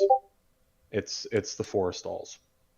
Well, as I was going to say, the Midways are more about completing the ultimate, like the Maltas, the ultimate carrier the Royal Navy wanted prior to World War II. That armoured and strike carrier. It's what both services really wanted. The lessons that the Midways incorporate is the lessons the British learned in the Mediterranean in the early part of the war. They're not the lessons the U.S. learned from the way the U.S. wanted to operate carriers in a true transoceanic environment. And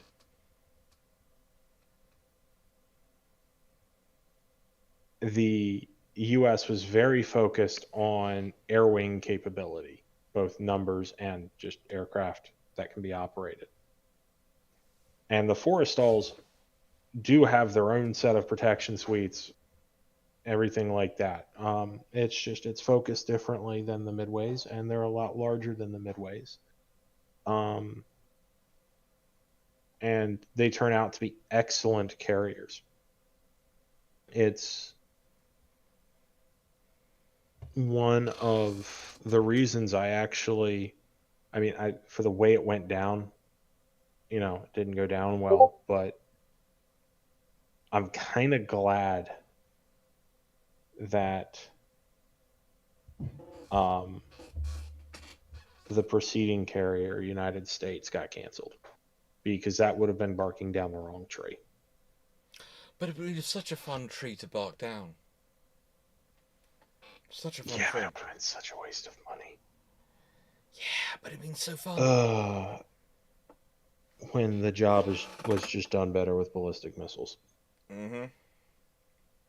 So.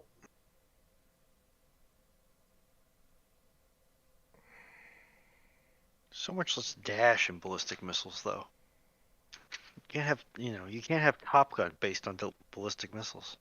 No, but you're not going to have Top Gun based on United States either. So. No. You really don't get the Nimitz-style supercarrier going that route. No, you don't. You get a rather honestly inefficient mixed force of carriers from the U.S. perspective if you go that way. And it's not going to be a carrier force that's well set up for the evolving threats moving forward. No, it won't be. So, right, next question. Which group of refugees have had the biggest impact in a war against its origin countries, discounting the Manhattan Project? I was about to say, if you're not going to discount that one, then that's the first thing I bring up. I would say in the nicest way, there are lots of projects on radar and various other things where where the the physicists that come from Germany and the engineers have proved very useful. Take care, Naval. Also, the shipbuilders that came from Germany to the U.S. Yeah. So useful in expanding things. May have had something to do with the rate of production of ships for convoys heading to the UK. Just a little bit to do with that. Yes. On a transit to launch the strike on Pearl Harbor, the Key-to-Pie encounters a rogue wave. What's the minimum to do light damage minimum to do light damage? What's the maximum to cause critical damage? What happens? Depends on how the wave comes in, how the fleet's formed. A single wave isn't as damaging as, say, being caught in a typhoon, Halsey, where you've got multiple regular wave sets coming through. There's no good way. There's no way to answer that question. To be blunt. Yeah. The Huguenots are another fun group for the British, but they that's basically Louis XIV being a real prat on that one. Real prat, because that's about a third of his Navy's officer corps. And it works out to be about half his Navy's senior officers, because the Huguenots were the ones who would like to stay in service for longest. And they owe their position to the Navy, so they stay in it to get to the senior ranks, whereas a lot of the French nobility involved in the Navy would stay in for a certain while, and then they go off and become their lord of their manor. Give you 442. Is there any chance that the SS Bayashimo is still above water somewhere in the Arctic? There's a chance, but it's unlikely. And above water is so much as it's in a frozen ice flow above the water level. But, yeah. It's very unlikely. What do you think? How long ago was that ship lost? Oh, a long, long time. It's SS, so that makes me think, within the last 125 years. Almost Put it this way: if you certainly found it, not. you'd make. Let's put it this way: if you found it, you'd definitely make headlines. So, almost certainly not, because ice is going to push it up on rocks and grind it, or it's going to get shoved in between ice floes and just destroyed at sea. I mean, it is theoretically possible, but it's also theoretically possible that in the next second I become richer than Elon Musk. And Dude, can you drop she about was 50 last grand? spotted in 1969 by a group of Inuit who did get aboard her, and she was stuck fast in the pack ice off Beaufort Sea between Point Carrow and Icy Cape in the Chikui Sea off northwest Alaskan coast. Then she's probably been ground apart. Yeah, I would guess that. The Alaskan government has been searching since 2006 and spending quite a lot of money to try and find her. Has the Alaskan government let us know why? Because she's the ghost ship of the Arctic, and therefore she's special. Because there's all these mysterious sightings of her. Look, it matters. Assuming in the Great Depression that the small boat piracy becomes rampant, would a cruiser-sized aircraft carrier Hosho size be better than sloops and cruisers in handling the issue? According to British experience of dealing with piracies in the South China Sea, they wouldn't be exactly harmful, but it's more a case of both would have different values in the role. So what you see is more of them built, but they'd be built as complement to the cruisers who would work with them in dealing with the task. Because, you might as well both. RG, what if the falling British battlecruiser at Jutland looked behind them and saw the ghost ship HMS Captain? Is this bad omen to the cruise, especially if not translucent enough to be ignored? Mostly they'd see this receding thing behind them, because honestly, even as a ghost form, I doubt the captain can keep up with them enough for them to really care. Hello, Garius. Garius, that would have required us to have gone to bed first for us to be up early. Also, it's 2:45 on the East Coast, so I'm up really early. This is the fun time. Yeah, I think I've got about almost getting in for hour 20. I have to do it.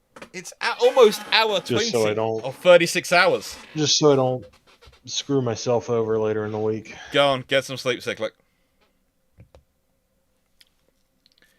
Yeah, I'll have a good one. Yep, same to you. Merits of the 13.4, 13.5, 13.8 and 14-inch guns. They're what you can build at certain times with certain foundries. So they're the best you can build, so you build them. Honestly, they don't really have much of metro merits over each other. They're all roughly about the same to go. Sort of the same standing.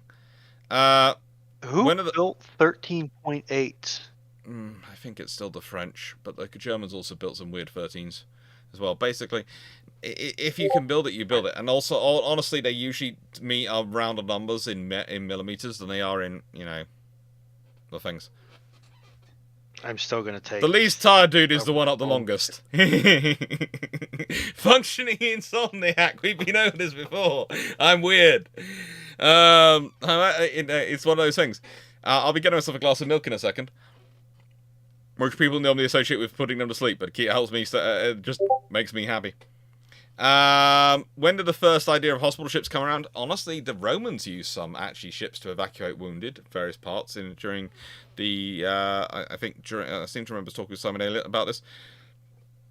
During the Carthaginian War, they used hospital ships.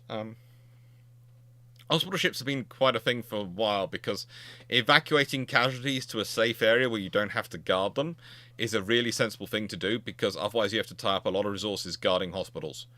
And you can't tell your troops not to guard the frigating hospital, because they're going to get worried about their mates who've been injured getting attacked and while they're trying to recover. So your best thing you can do is get them on something when they can travel as soon as you can. Get them out of there, because if they die in transit, well, then you still don't have to protect them. You don't want them to die in transit because they're useful assets, unless we only spend a lot of time training them. But Yeah, you don't want to have to protect them. And I would speculate that in the Age of Sail, whenever a ship rolled around that had a doctor or some level of medically trained individual, that may have been the only time somebody with any medical training visited a given area. Colin So Cameron, as part of a naval diplomacy thing, they may have offered the services. Yeah. Colin Cameron, if you have a Queen Elizabeth modern hull and power plant with World War II tech, and air group, how does she hold up in the Pacific compared to the armored carriers? The sheer size of the air group and what you can operate from her flight deck, going to be pretty darn scary. Modern with her hull and power plant with World War II tech. Honestly, she has enough power running through her system. She would fry her own radars. Seriously, the level of radar she could put out would probably fry people with the radar technology at the time. I mean, we're talking about radars beams which are not focused on long range. We're talking, yeah, they would definitely be causing significant physical damage to those that are taking part. Talking ghost ships, search the song Dawson's Christian. Sorry, Yes, no, very Wayne. good song. I'm sure it's a lovely song, not doing that moment in the nicest way. Don't take this wrong thing, but I have enough dealing with the joys of doing computer games on YouTube and Twitch without adding in music as well. That's copyright I don't wish to get into right now. But I can vouch for how good the song is. What was the most important brig action in the Napoleonic Wars? Brig actions aren't really important. They are necessary, they're useful, but important... It's a brig fighting a brig. If there's a convoy which is important, it won't be a brig coming after it, and it won't be a brig defending it. Brigs will be there supporting convoys and supporting their escorts. But usually the ship they'll be within the warship will be a larger frigate. If not, something of a fourth or maybe even a third rate standing to go, hello, so you want to touch my convoy? I feel like touching you. In your special place. With my special guns. Because that's what the third rates are like.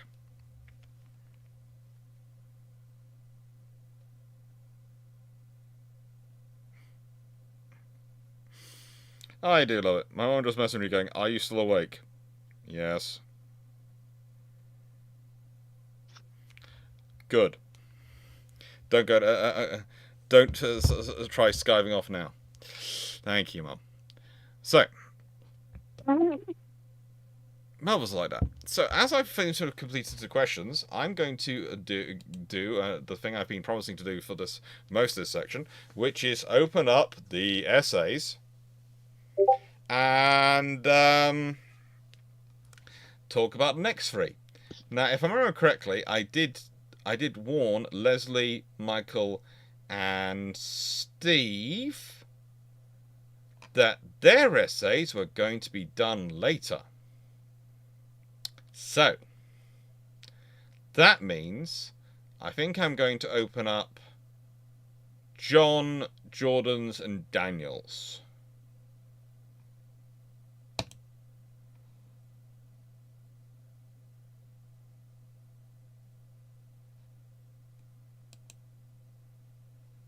Now, John's a really interesting thing because John's goes into the idea of the Rodney-class fast battleships. He decides he doesn't want to be them to be Nelsons, and I quite enjoyed it. And there would be 5 ships were ordered in 1920. They'd be Rodney, Nelson, Anson, Howe, and Cochrane. However, Cochrane is converted into an aircraft carrier.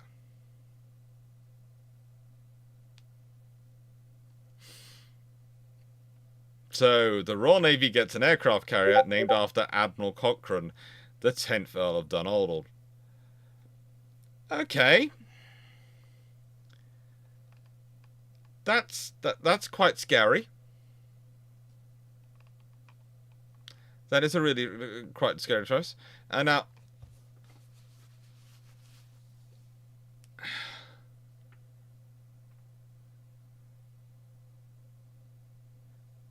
the interesting part also was that the Washington Naval Treaty is sort of refused because the Rodney class are well on their way to completion. They want to get them finished. And that would be quite a tempting scenario to see as well. And quite interesting.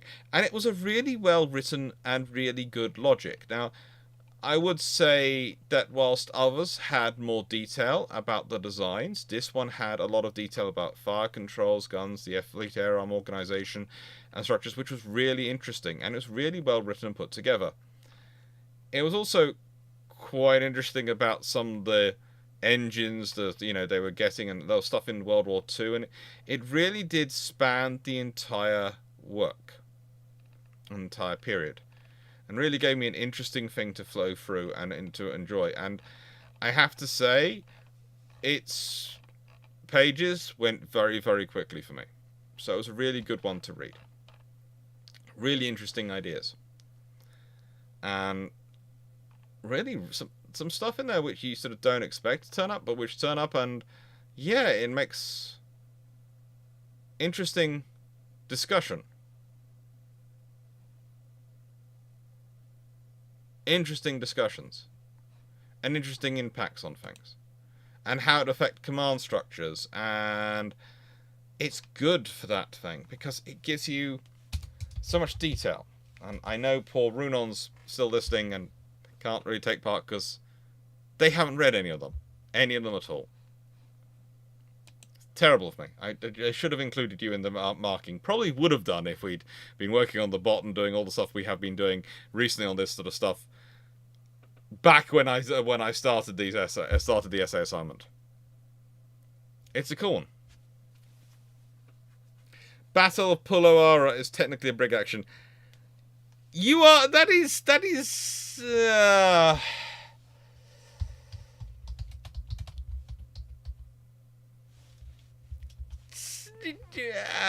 technically it is, but it's the East India Company, and it does involve a ship of the line in terms of the French. It does involve a ship of the line in terms of the French, and yeah, that's...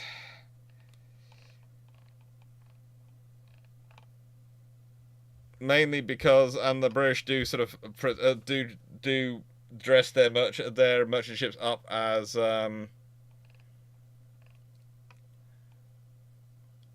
pretend them to be basically four freights, which works.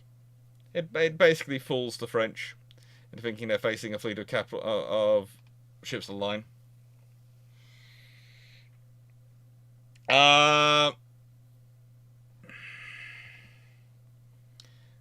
My PhD's in war studies, Yoskatos. I'm doctorates in naval history. I did a PhD on, wrote a 100,000 word thesis on the development of naval aviation in the 1920s and 30s, and I'm a naval historian. That's what I work as.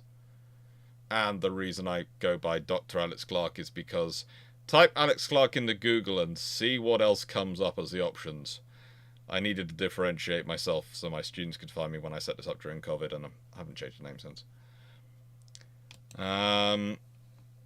But yeah, John's is a cool one. I think I said also Daniels and Jordan's, if I remember correctly.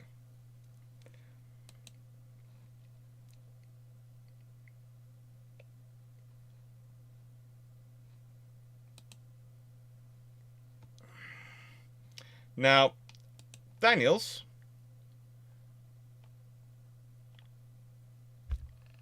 is about Admiral class carriers and battle cruisers.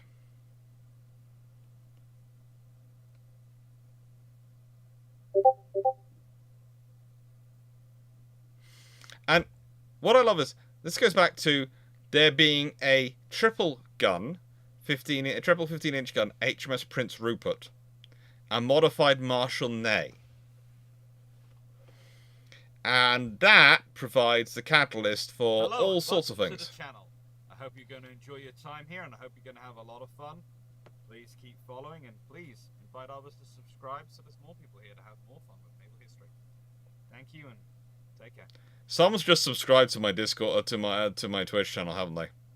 They've just subscribed to it. Thank you, Osiris. Hope you're enjoying it. I forgot I still had it on from the chat. I hadn't turned that button off. Okay. So that's what people have been hearing when they hear me say it. It's a personal. People didn't like the musket shot, so I changed it to a personal thank you. I thought it was sensible, and I thought it was nice and quirky. The essays are... What I'm going to do with the essays is I'm going to do an actual video where I go through the marks and mark schemes, because I think it's cool to explain the mark scheme first, and I didn't want to do that as part of this video, but I want to talk about them. And I wanted to talk about 9 of the essays which are really cool, but there are 14 essays. Not all of them will probably be read out, because one of them... How do I put it? There was one which was written by entirely, pretty much by Google, by AI. And yes, I do know which it was. There is a very easy way to work out it was written by AI, by the way. It's kind of like the AI, if you are asking it to write about a certain scenarios, likes to involve certain names like Julia, etc. If you ask it AI to write a naval history essay about a certain fictional period, it has a certain admiral, which I'm not going to reveal because it will tell the students who try to use it to write essays exactly what happens. But there is a certain admiral in those scenarios who always seems to come up.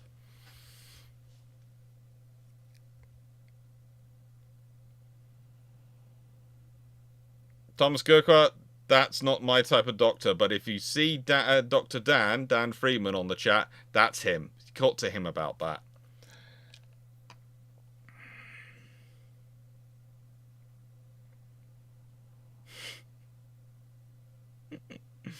But yeah, it was a really interesting read to go through and to see what would happen with the scenarios. Was an Admiral Chen involved? No.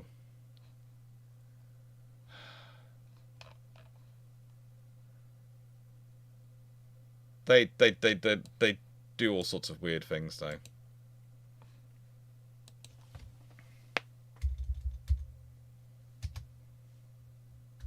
They really do.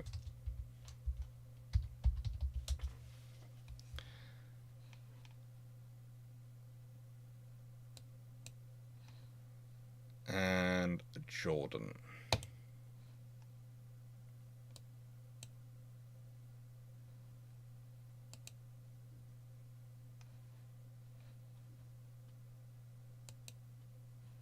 Now, I had to say,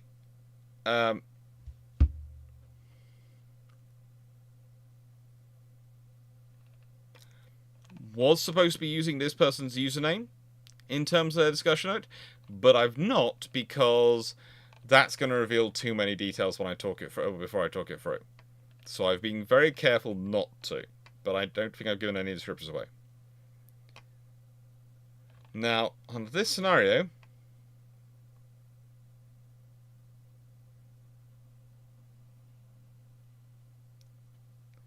the British are building HMS Comparable.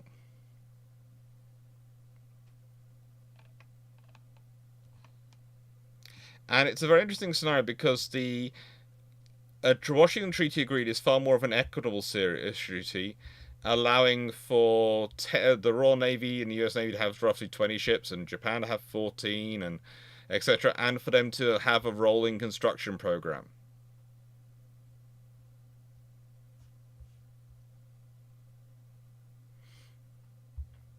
With all navies being allowed to build ships at a rate of 1 to 2 every 2 to 4 years. Which is useful.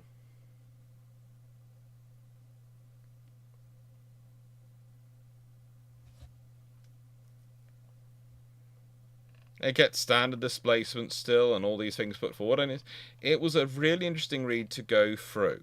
It was very technical. And it read as a very factual history rather than necessarily a narrative. But it was still very interesting. And I will say one of the comments from one of the viewers was that there was a lot of data given it. A lot of data. Which was interesting to read. And I think that's all free for this time's discussion.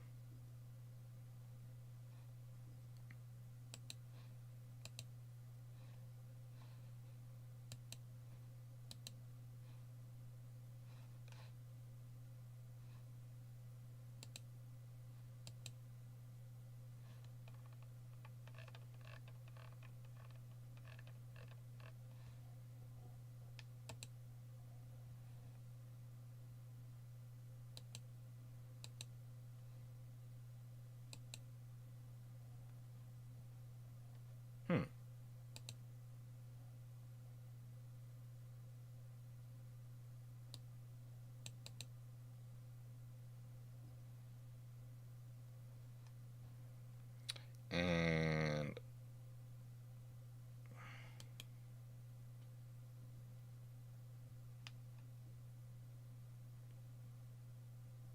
I want to open where I want to see the path of that.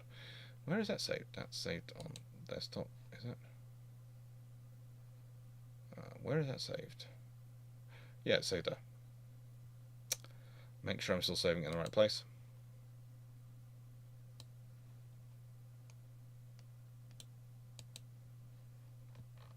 Because if I was saving in the wrong place, I'd be really annoyed with myself.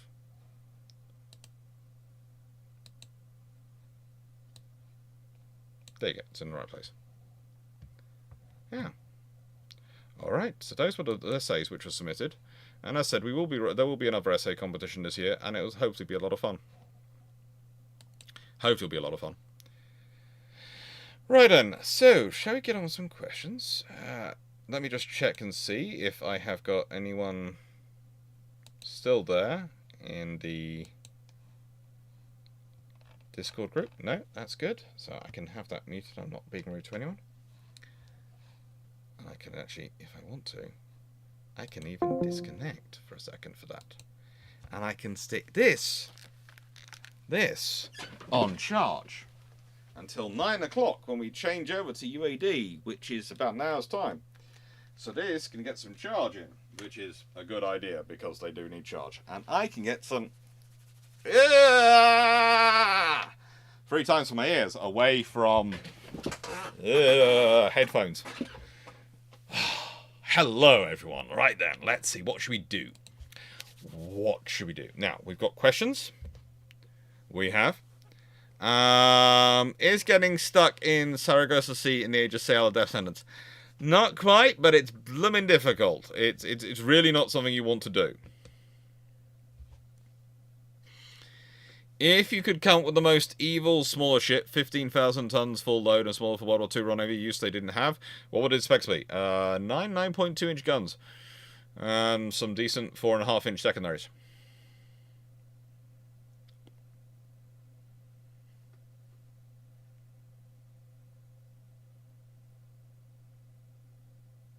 That's it, basically. Colin Cameron, do you think that the YouTube essay assignments and results will change anything about your teaching examples for in class project essays? Not really, because it's going to sound strange, but I'm not marking them quite according to how I would mark university essays, because I haven't taught a standardized system of referencing or special referencing, and you haven't had me doing basically going through this is how you lay out and structure an essay and all these things. There are some essay advice videos on my channel, but they are mostly geared at my students, and they were stuck there because the university YouTube channel wouldn't host them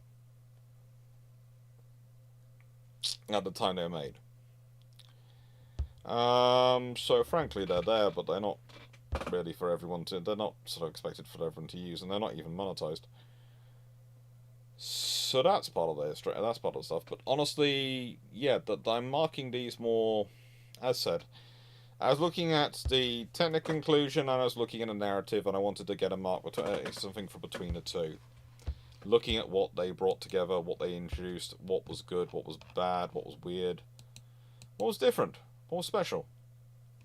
was unique, and, you know, as I said, there's only one thing which I was looking negative going, is this bad? And I was looking at the balance of them, because that's the important thing, the balance of the essay.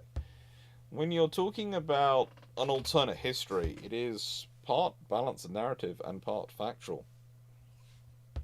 And it's where you're starting from, where you're ending to. Run on, get some sleep. If you've gone off to get some sleep, get some sleep. It's only nutty people who function well without sleep, or function moderately okay.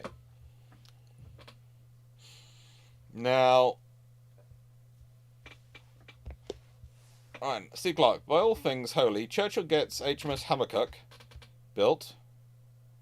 Habakkuk is the basically floating pykrete monstrosity, which was supposed to be a carrier, but would have been large enough it wouldn't have had so much been a ship as a floating collection of different sections which would vaguely coordinate. What is the air group and how long is it allowed to live after 1945? The air group is Lancasters and strike fighters and all sorts of things. How long is it supposed to live? After 1945? Well, the thing is, it's self-maintaining to an extent. You just need to keep the systems working. So, and you can run some really heavy things off it, but it is basically a floating iceberg. So,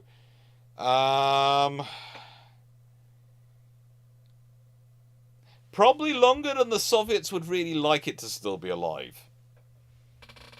A lot longer than the Soviets would really like it to be alive. It's a good candidate for nuclear propulsion.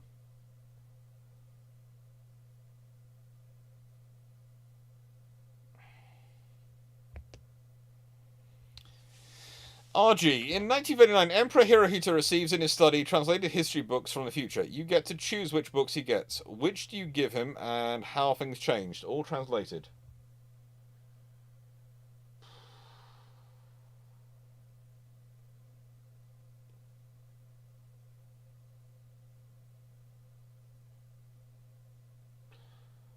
All translated.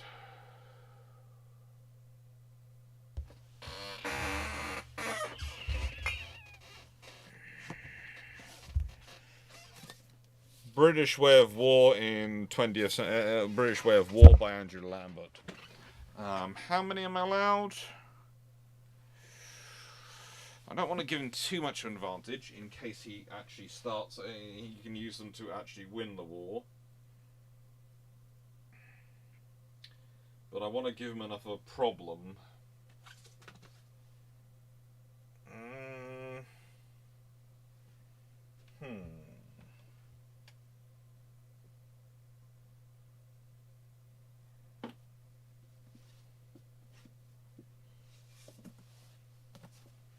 Sailor's Honesty by Cunningham.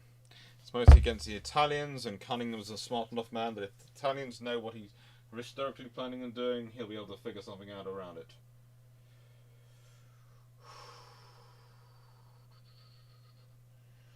Ideally, I want something which is strong on the narrative of World War II, but not on the actual impact of... hello, yeah.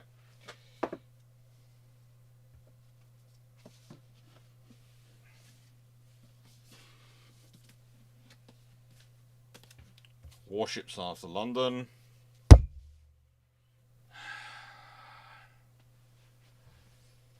want something that's strong on the narrative, but not on the not on the specifics.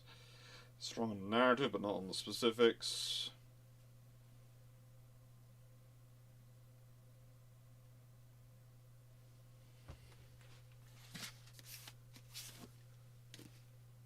Hirohito Samurai.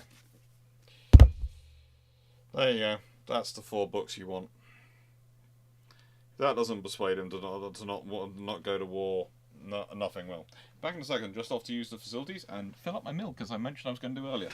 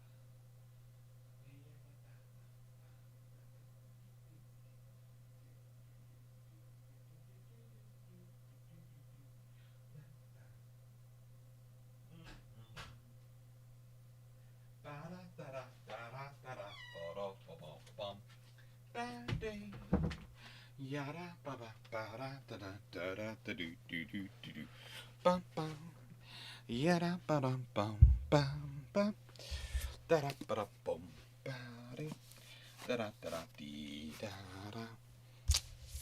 da bum da dee da dee ba da bum ba dee ba da bum ba dee ba da bum ba bum yada da da da da da da da dee dee da da.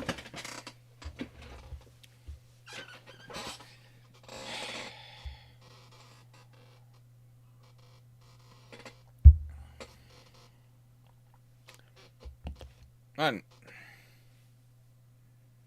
oh, I appear to be through questions. Oh, cool.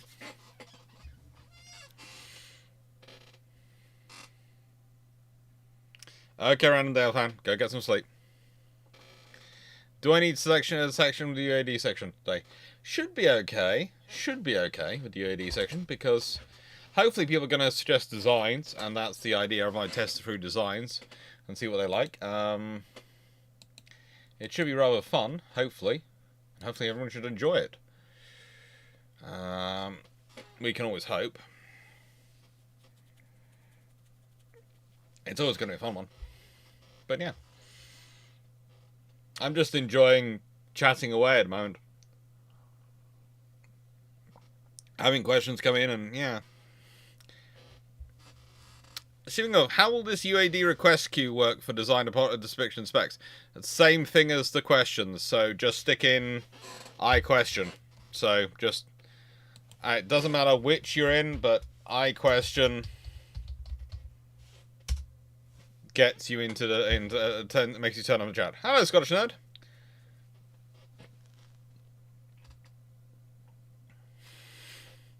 Glad you enjoyed the what if scenarios. Oh, goodness gracious me. I managed to... every time I do that to myself, I type it in, it does manage to double the things up. Alright. Archie. Neptune receives a lecture from you in 1937. What do you tell him? You can't hold war off longer than 19... You've got 2 years. Prepare everything. I basically take him through the start of war and events that are going to happen, and tell him he's got 2 years to prepare for war. I probably tell him to go and order Flower-class corvettes immediately, because that's the quickest thing. If you can order those in 1937, and if you can order U-class submarines in 1937 in numbers... Because you do historically order 3 in 1937, so I would basically go, no, order 24 in 1937. Order, like, 60 Flower-class corvettes, and just go have fun.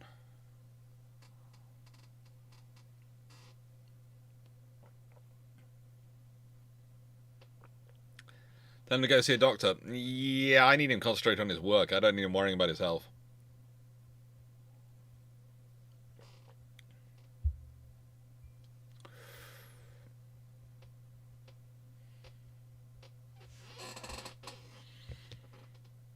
And also, I'd probably tell him that the 14-inch gun is cursed and will be a a danger for the Royal Navy, so he has to change, make sure the King George V's are triple 15-inch guns or something.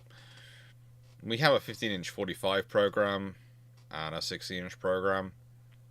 It's probably the 15-inch program allows the option of upgrading the 15-inch guns on the existing battleships. Probably persuading to go that one.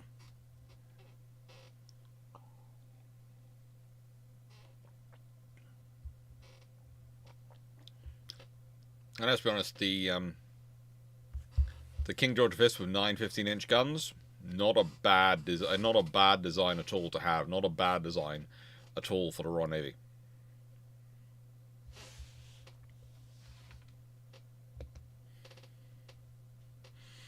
Ramal, what if the Soviets supplied North Vietnam and Ossa-class missile boats with termite missiles? Do you think these boats can either sink or damage USN ships off of Vietnam? They can do if they can catch those ships by surprise. But, the likely scenario is this. They take delivery of them, and they are now targets numero uno for the US Navy, and there are going to be carriers and submarines hunting them from dawn till dusk. They are going to literally have every single aircraft the US Navy can have going after them.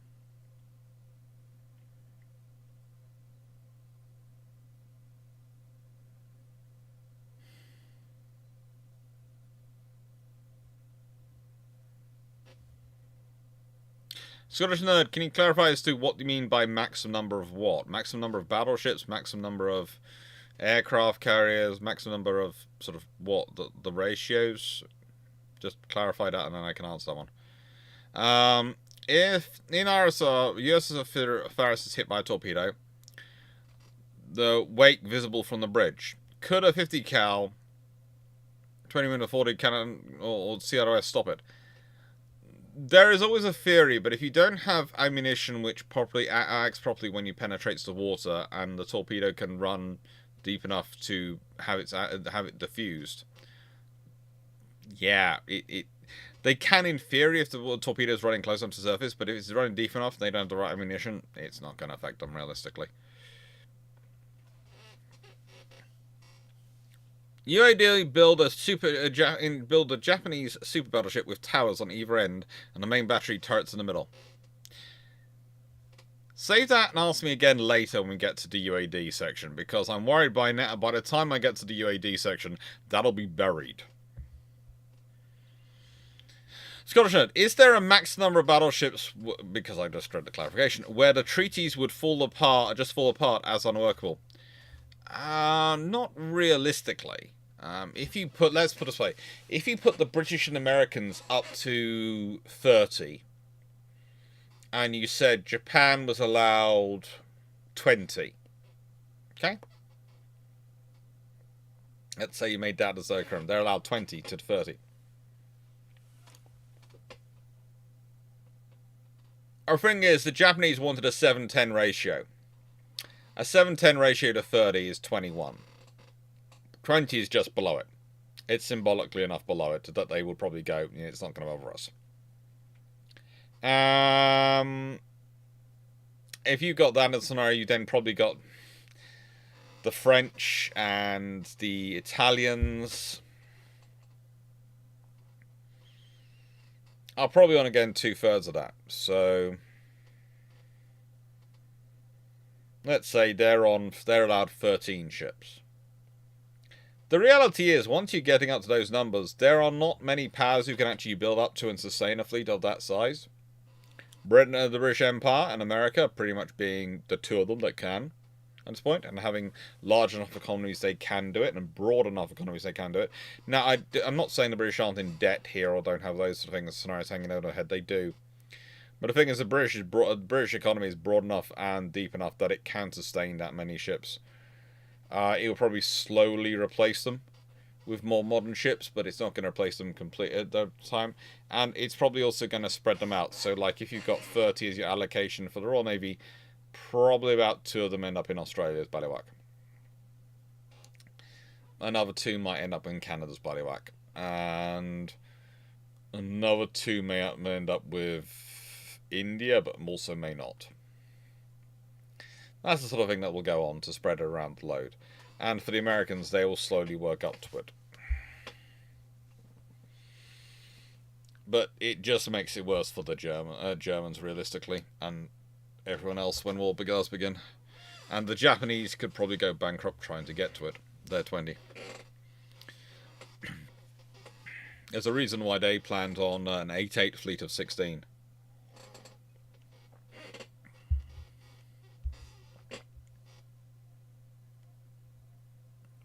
With the Roman, Royal Navy, and many other navies controlling large sections of the industry when they are a global regional power, do you think this is a prerequisite for naval power? Not necessarily, but it is certainly a key support to it. And I'd say, to an extent, the thing is, it's how they counterbalance the commercial interests at the time by having their own capabilities. To basically go, you know, we're fairly sure this costs this. Why? We build it ourselves, we know how much it costs. Lions, at the start of World War I or II, your choice of each Allied power is replaced with one Thunderhawk gunship. One or two, your choice of each Allied power is replaced with one Thunderhawk gunship, 20 Marines, and one Dreadnought equipped as you please. How do they fare, and which chapter is most likely each country? Oh, Lord. Each Allied power is replaced with one Thunderhawk gunship, 20 Marines, and one Dreadnought equipped as per you. Oh, good Lord.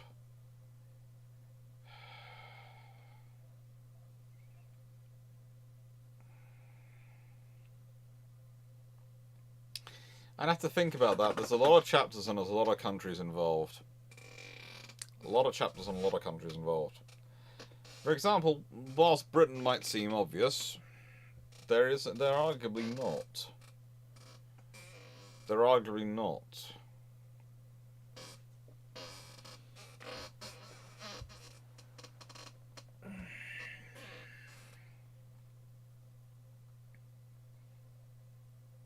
In fact, honestly, it's quite difficult to look. Who would the Italians be?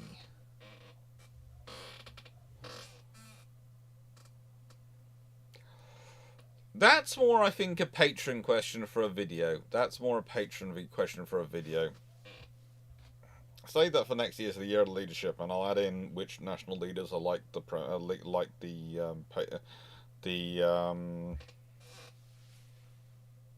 that could actually be quite interesting.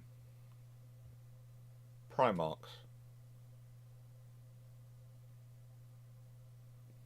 Yeah, I think that'd be interesting to do that. I think that in adding in leaders, national leaders at the time, or like which Primarchs, would be interesting. Because not necessarily all the Primarchs would match up with all the chapters. After all, I don't think Rogel Dawn ends up where his chapter does. RG, assuming it isn't banned in the treaty, what if someone in 1920 manages to persuade Congress to build landing ships with two 16-inch triples on the bow after watching the treaty? That is banned in the treaty.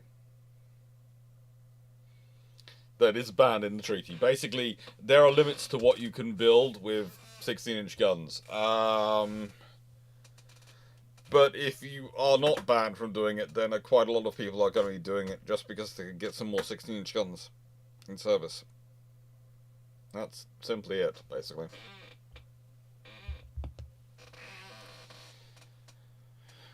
What are your thoughts on the IJN having anti-submarine shells for their 5-inch and lighter guns? Do you think this shell is more effective than depth charges? Did the IJN sink some subs with them? They did sink some subs with them, or they claimed to anyway, did it? Is it more effective than depth charges? Probably not, but it's a weapon system. And if you've got 5-inch or lighter guns, you need specialist shells, because anything smaller than that is not getting through. Anything smaller than that is not getting through. Yeah, well, anything bigger than that, you know, when it's bigger, it doesn't need them. And if it's 5 inches or smaller, it's going to need to be a specialist shell to actually make decent throws. And so let's see. UK Space Walls. Certainly a section of them could be.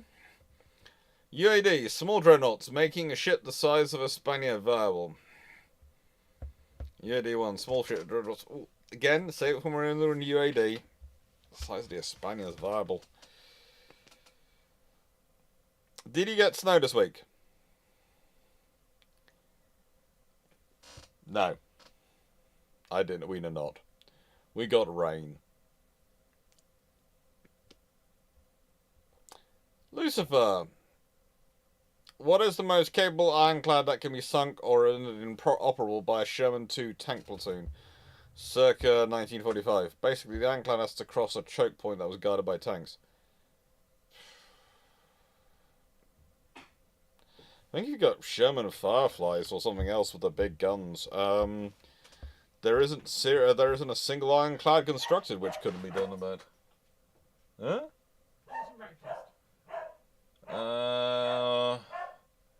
Granola. Seems terribly healthy. It's got chocolate in it. Are you sure? Yes. It looks like it might be healthy. That could be dangerous for me of healthy food. It's got triple chocolate in it. It might actually have vitamins and minerals. No, it's got chocolate. Okay, but I'm going to take it on advisement. Only a small bowl. With milk. Go on. You want corgi? How yappy is he feeling this morning? Extremely. He's been yappy all Then night. I wouldn't send him in here because there are people mucking around in their front gardens. He'll just work himself up into a tizzy.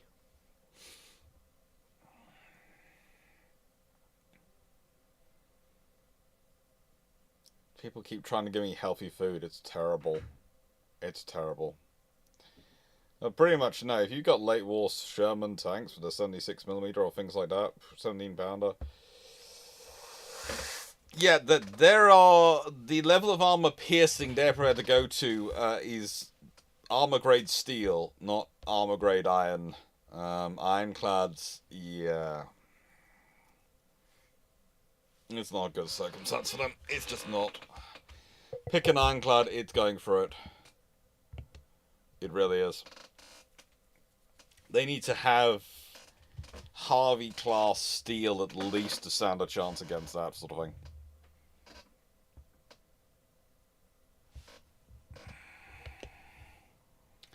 The vein of your Chattanooga video. Suppose McClellan and MacArthur are switched in history. Who fares worse? Okay, so McClellan versus MacArthur, right? Yeah, okay. Alright. Alright.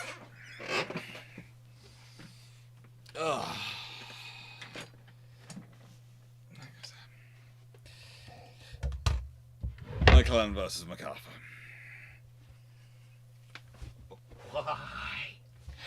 Right, now I'm back up at that moment. Who fares worse? Probably McClellan, mainly because MacArthur probably looks up his dad and gets his advice, and he was actually decent in his job. Probably McClellan, because you can find MacArthur's dad wandering around at this point.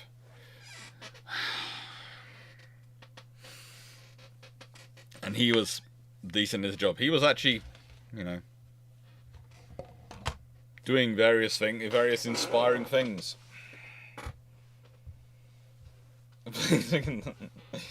Wasn't quite that. It was more a case of, oh, good lord, no.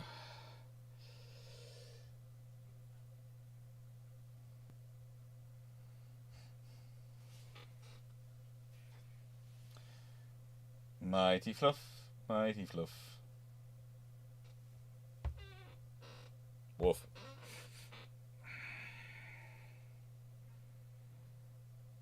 Well, so we're doing well, I think. I think we're doing well. It's just chatting at the moment, but UAD begins at night in about 21 minutes.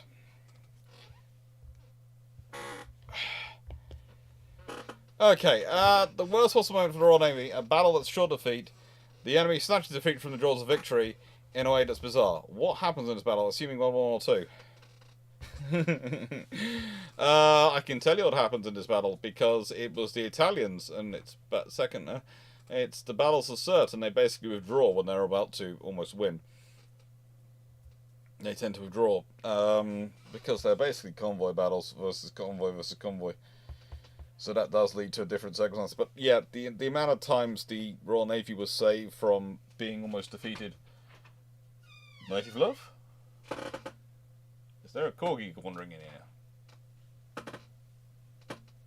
No corgi appeared yet. By the Italians is just amazing. The other option, of course, is the Germans could magically do things sometimes. Hello, corgi. How are you doing? You having fun? You having fun? Hello. You look unhappy about that positioning. Is your bum not supported? I agree. That's not fun. Yes, but Karen's not appearing on camera in her pajamas. Oh yeah, it's your chauffeur who's in trouble. Oh, you poor Fluffy. Poor Fluffy. You okay? You a good boy? You had fun? Good boy. Not with wind. Oh, poor corgi. Enjoy your chocolate granola. It's not healthy, I assure you.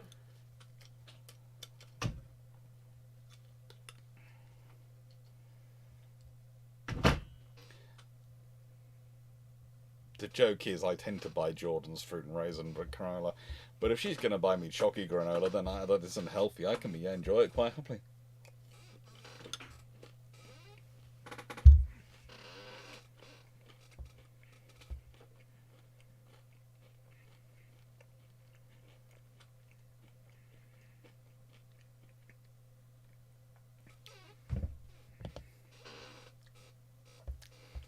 You're interested in plastic model kit building, AFX, Tamiya, X.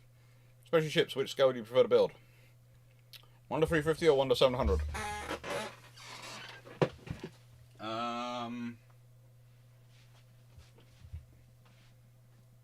This is the only model which I currently do not have in boxes. So yes, I do. There are quite a few somewhere around here.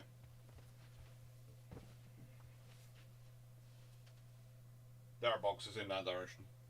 Lots of boxes in that direction. Lots of boxes. Yes, the corgi is a cute fluffer.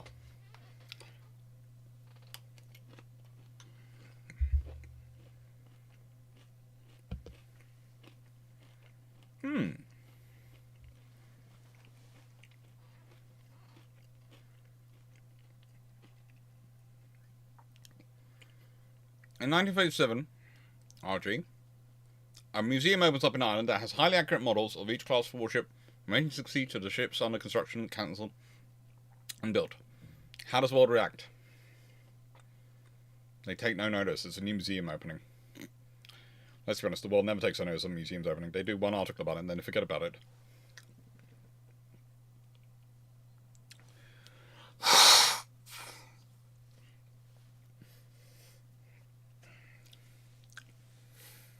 That's what happens, museums don't get taken any notice of long term.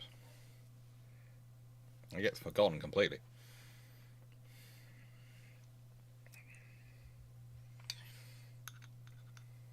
I think I'm holding up quite well for someone who's about 3 months out of having double pneumonia.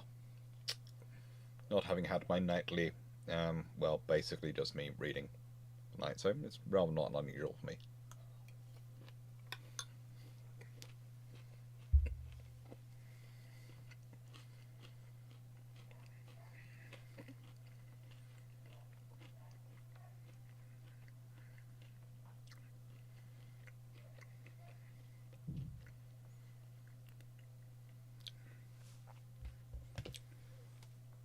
In your opinion, what's the most underrated submarine class in naval history?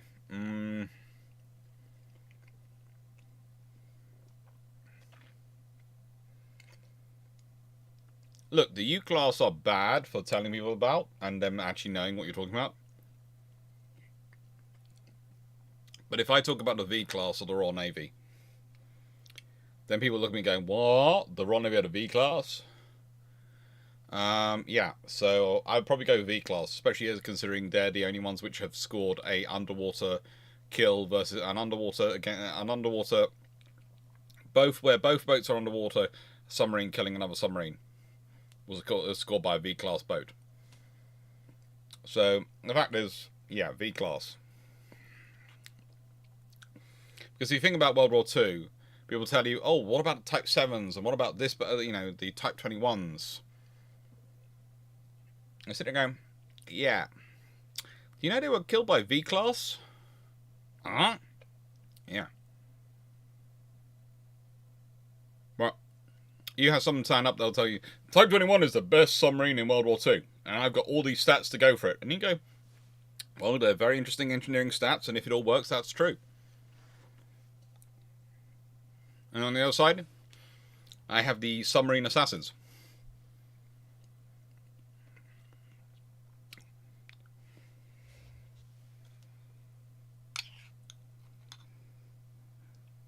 It works as an argument.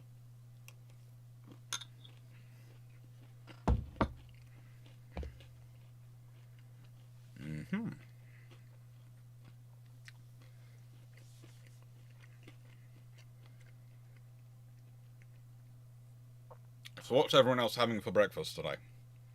Just remember, combat record.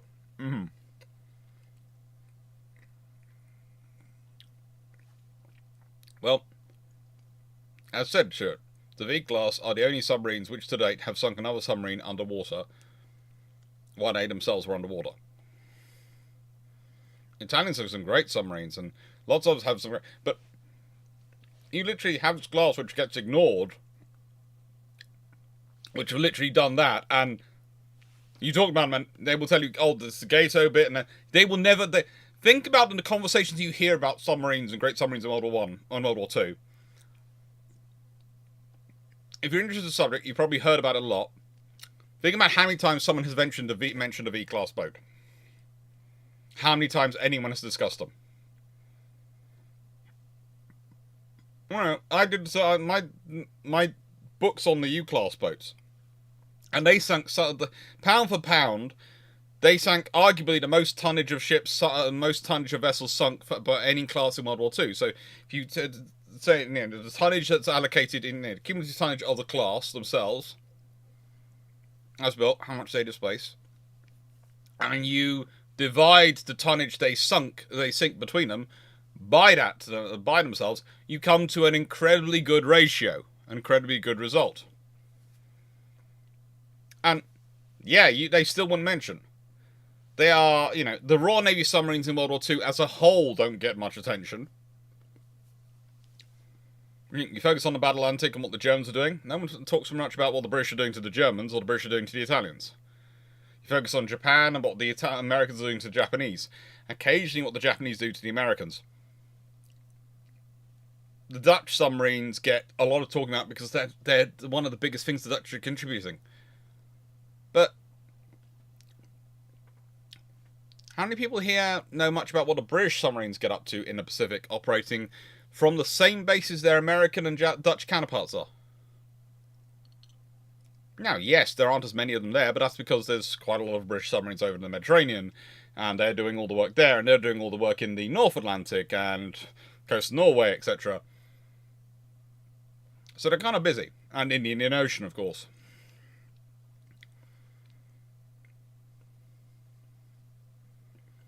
And that's the reality we're talking about. The British submarines don't get a lot of discussion.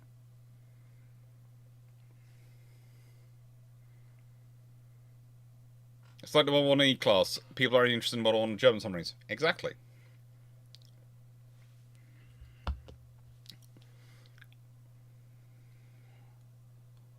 Do you think a part of Churchill's purported alcohol intake was the way to distract opponents trying to keep up, like with the cigar and the paperclip trick, or standing and drinking?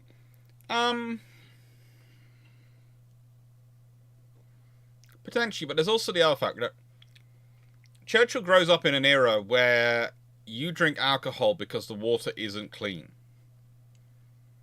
If you think about where he's operated in the world in the army and the things he's done in his life, you think about where he's been. Now, he is used to heavy consumption of alcohol. So for him, drinking a bottle of whiskey is like me drinking iron brew. It has no effect on him. This is loaded with caffeine and sugar. It is absolutely loaded with the stuff. I can down a full bottle in an evening on Thursday, And if I am feeling it's one of the nights where I'm going to feel asleep, I will go to sleep within an hour of me leaving the Discord server. Basically, after I've had time to clean, wash up, wander up to the stairs, maybe get myself a glass of milk to have, and bed, and done a little bit of reading, I will go be lights out, turn the lights off, and I will go straight to sleep. No effect on me at all whatsoever. Because my body's used to it.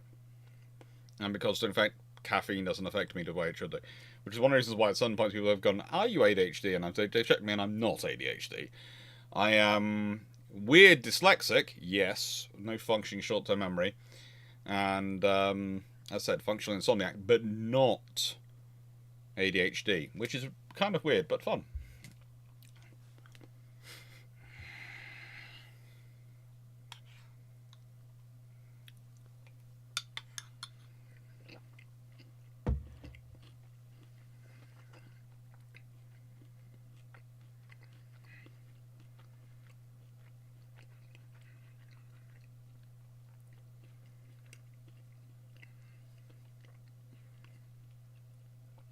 Natural 112. Would the Blucher have made a difference if it wasn't killed by an island?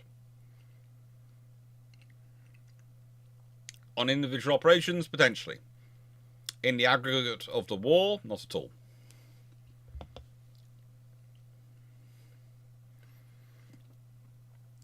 RG, what happens if on the way to disengage from Midway, the Yamato is hit by a spread of torpedoes from a US submarine, and the only one of them Mark 14's detonate is radar hits the propeller shaft? Well, very shortly after that, there's going to be a lot of carrier aircraft coming over.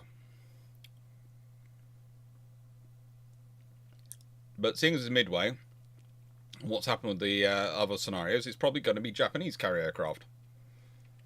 And now she's going to be towed back to Japan because it's Midway. And it's after Midway's over. So, yeah, then she's going to be stuck in harbour for next year or so while she's getting fixed.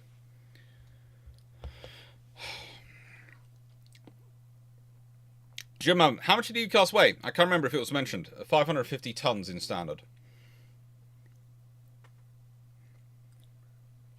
They're really not heavy ships. Really not heavy subs.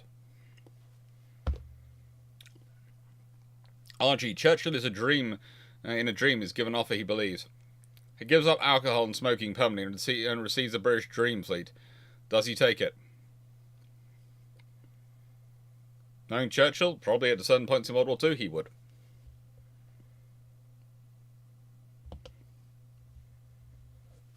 Yeah, exactly, Stromon. They are pint-sized. They are bantam fighters, is the phrase my dad used to use to describe them.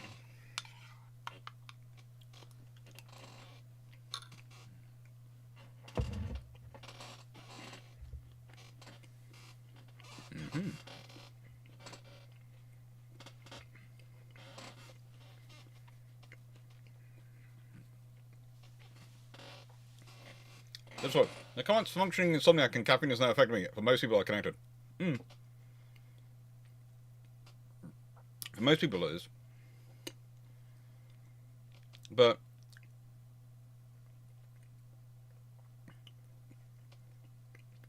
I'm still functioning. If I don't drink this for a month and a half, actually the longest I've gone without iron brew or any soft drinks at all was 4.5 months. Because of dropping weight to do something. So I basically cut everything down to I was drinking water, 1 glass of milk a day. So I'm just drinking plain water, pretty much. And meat and veg. 2 small portions of meat and veg a day, just to drop my weight down quite dramatically, because I needed to for something I was doing. Still the same sleep pattern. Nothing about me changed.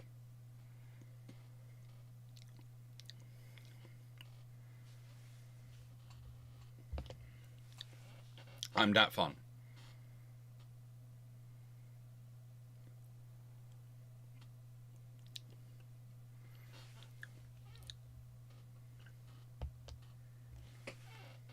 Lucifer. How would Midway and potentially subsequent battles change if the TDR interstate assault drone were available sufficient companies for the USN? Assuming for this scenario they have same reliability rate as when they originally tested in combat in 1944 originally.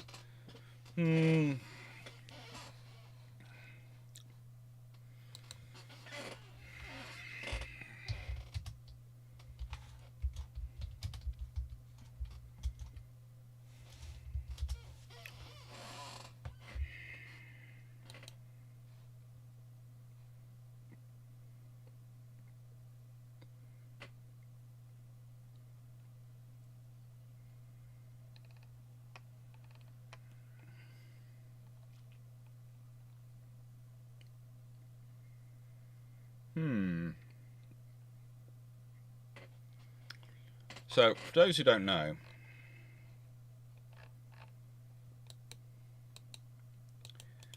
all we're talking about is this. Now, I had to look up a picture. Or I didn't know if anyone would know. Their reliability rate isn't that great. But they're interesting. What was I say? I think if they are guided correctly, they're going to supplement the strikes quite massively at Midway. But are they going to change the outcome of battle? Possibly not. Because they're not going to add a reconnaissance element. They're not going to allow you to find things faster. Unless you are substituting a strike aircraft for them for strike aircraft and transferring strike aircraft to reconnaissance. But either way, you're not going to really have that option. They're too new and too interesting to deploy at that point. So what you're probably going to use them and see what damage you cause them. And if you do manage to hit more things on them, then that's good. That's going to give you a strength and advantage. But there's also the scenario that you still lose the carries you did historically, and then you're still in the same place. So it doesn't really change much. It just gives you a more complete victory at Midway. Which might mean you don't have the Philippine Sea to deal with. That's your scenario, pretty much. RG. After the Gunner Kai class, what would a Japanese light cruiser look like to succeed both classes?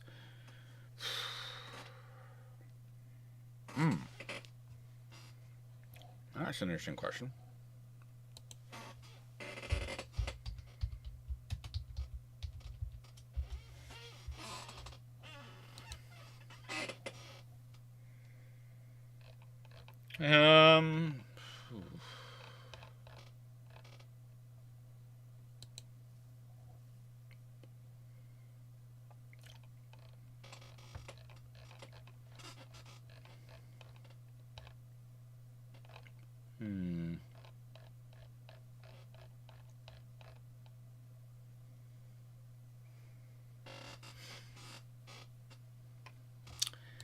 I'd say it looks like the Odoyo class to an extent.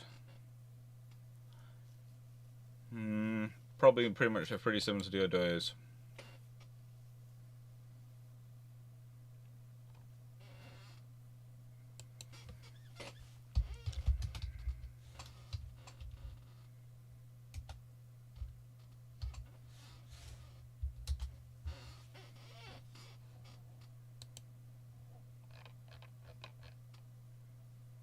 Yeah, I'd say it looks like the Odoyos, really.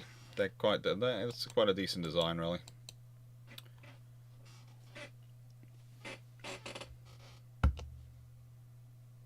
Scottish Note. Assuming no capital ship construction pulls Model 1, all the R's completed as planned, does the Admiralty still complete a repulsor battleship cruiser to cover losses? Probably not. Probably they're going to the Admiral class earlier.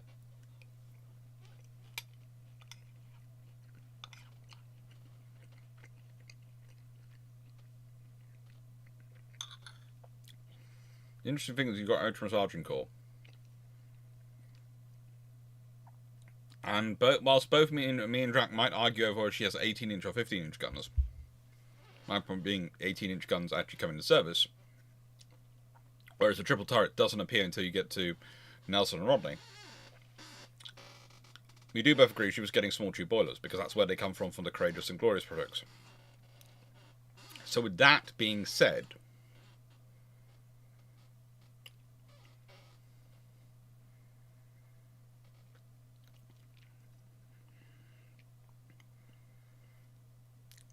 if you're doing the R's, you're also going to complete Agincourt.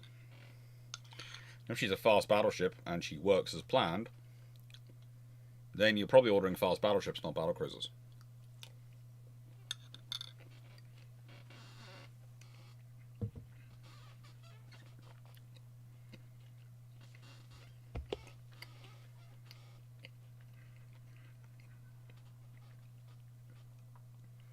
Especially after Jutland. Especially after Jutland.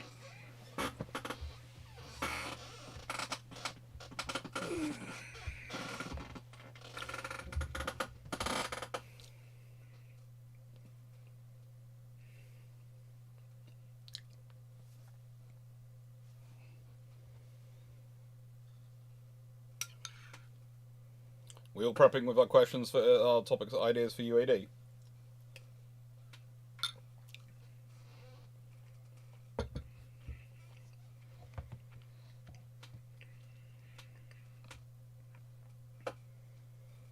Now,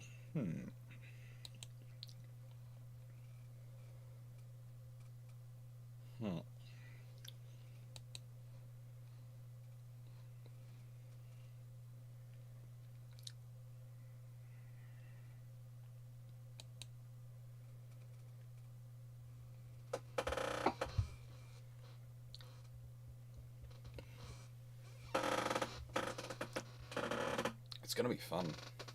It is going to be fun. And tonight we have more water warships. I think scheduling that for the last 3 hours is going to be good, because if my voice is going by that point, because it hasn't done this much talking in a while, I'll be good. They'll all be talking enough that they'll be covered, but please don't tell them that. Don't tell them that's my cunning plan, that, you know, whilst my brain will be functioning, my voice might not be. So therefore, if I have them all there, then I have extra voices to cover me to the end and allow me to my voice to take a break. I think it does. I think I only want them to use them, and actually I want them because they're fun to have around and fun to play games with. It is fun to play games with everyone, the people who are there. It's really quite cool. But, you know, having people like Fleet and Garish and Brett and the others who come along,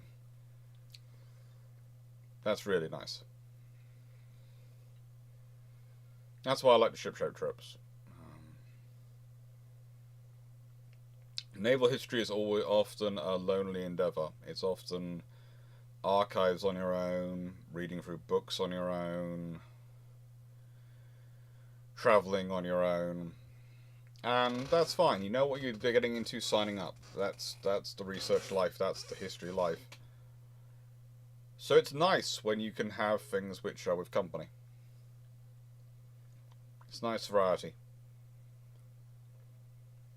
It helps you feel more human. Because let's be honest, there are, especially when my family's off travelling, there are days when I literally, the only human I talk to, or the only thing I talk to, is a dog. If Yamantoad is not built, what does the children everybody's built instead? Ooh, that's a question and a half. What do the Japanese build instead? Probably...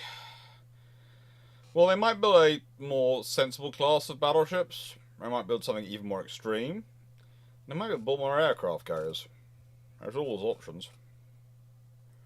That is all options. I think probably they build something which has 9 16-inch guns.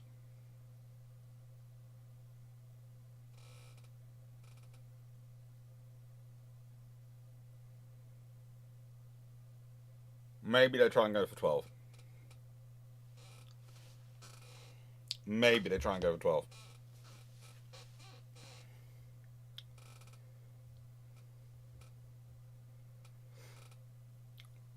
Would you say the Oideo best successor will be like the Oideo or the Yamano from modern warships? Probably closer to the Oideo, but the Yamano is an interesting idea.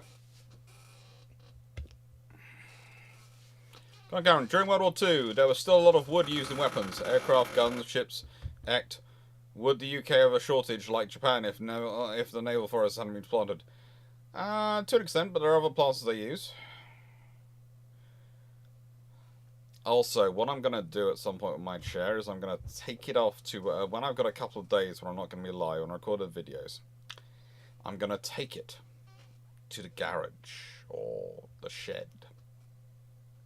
We haven't really got a garage, but we've got a space we call the garages, but not being able to use it as a garage. And I'm going to spray it with lubricant. And I'm going to leave it there for a couple of days to soak in. And hopefully, if it's left there for 2 days to soak in, it's soaked in well enough that when it comes back, the dog can't lick it off in 5 seconds. Because I'm fed up with a self-oiling dog. Right.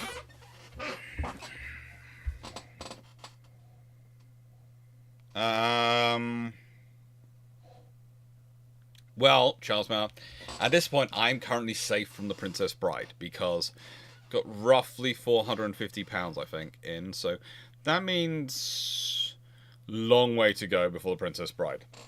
I'm safe. I'm safe. I'm safe. I'm safe.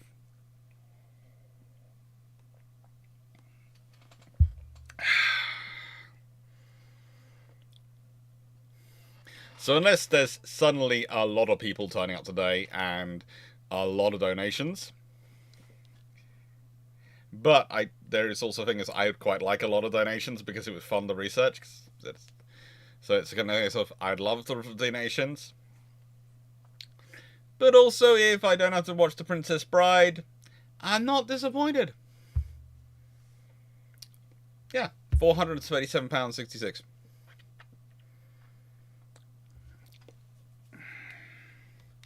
And that's before YouTube take off their 30%.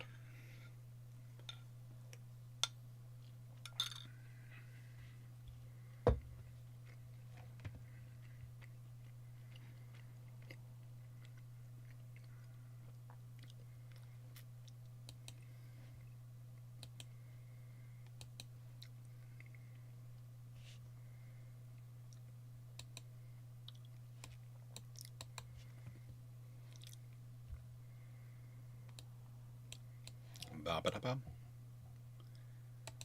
Ba-ba-ba-ba-bum. Ba-ba-da-bum. Alright, bubby.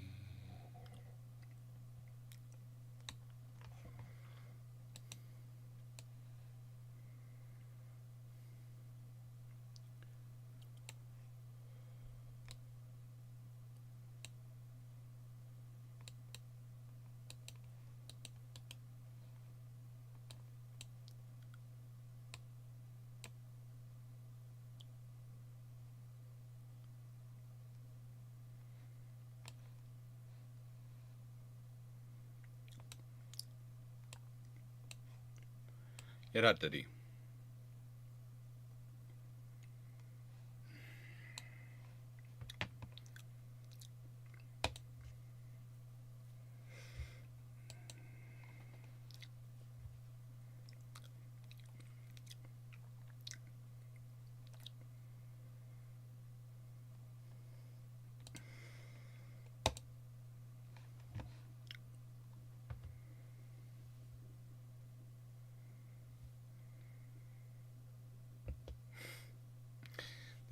There's also, I'm not sure where the Norwegian is counted, but well, nice to everyone. That's a nice loaded question. It's very much a loaded question.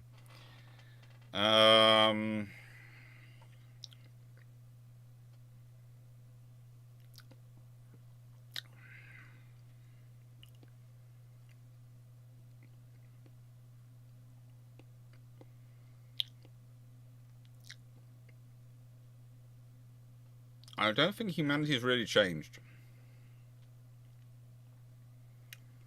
Humanity's always been as much emotional as they have been logical. And to think we are one or the other is to miss the whole point. We're both.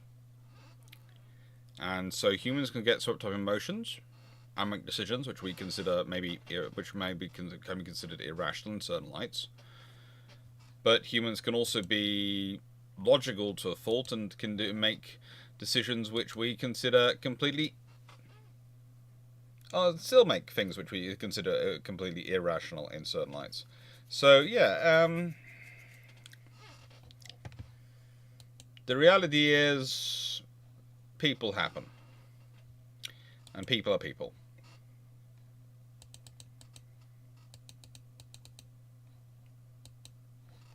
And there's nothing wrong with being people. There's nothing wrong with that.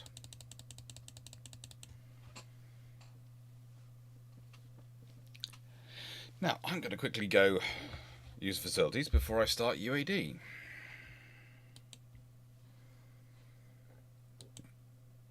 And I'm going to do this.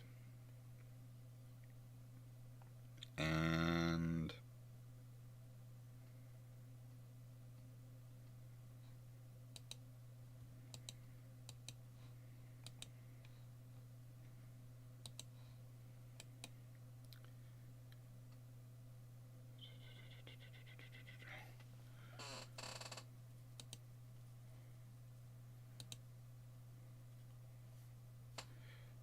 this.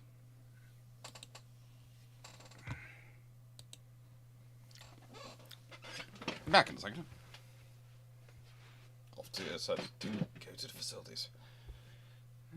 To take this back as well.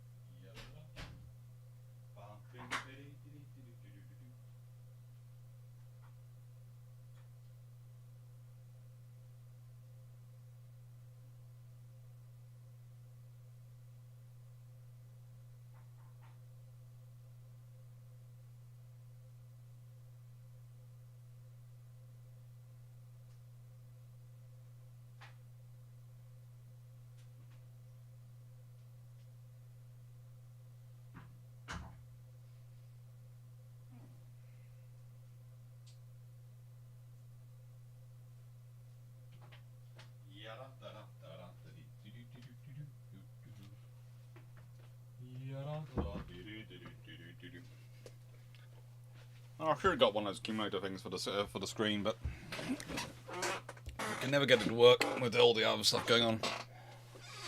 Okay.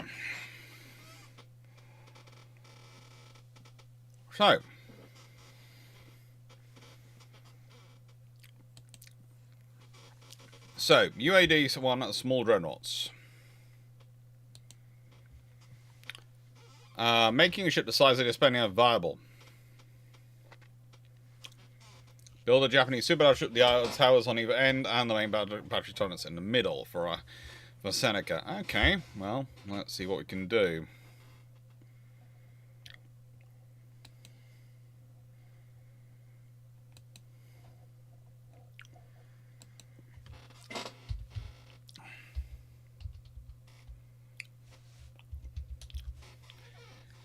Let's see, can I make the Espana class viable?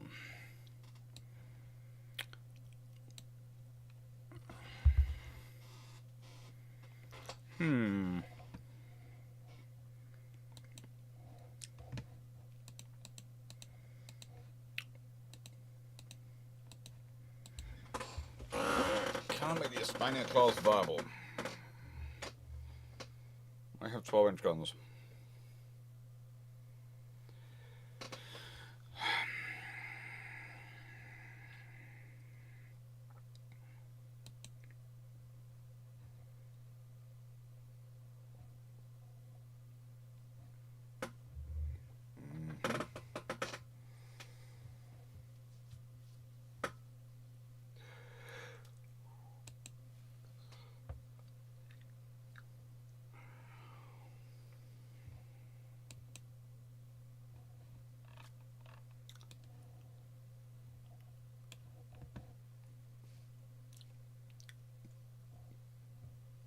I'll do. So, what are we looking at?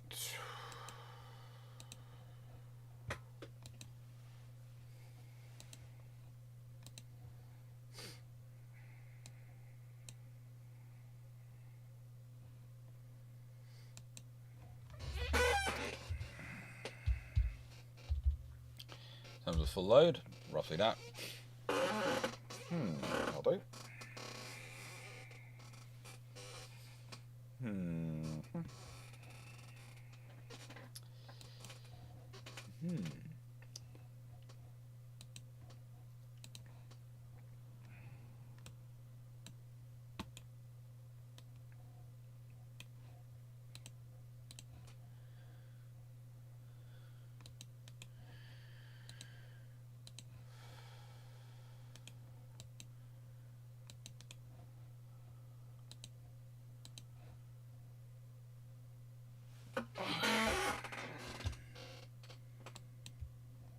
Yep.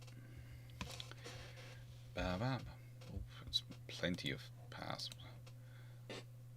Well, under 3%.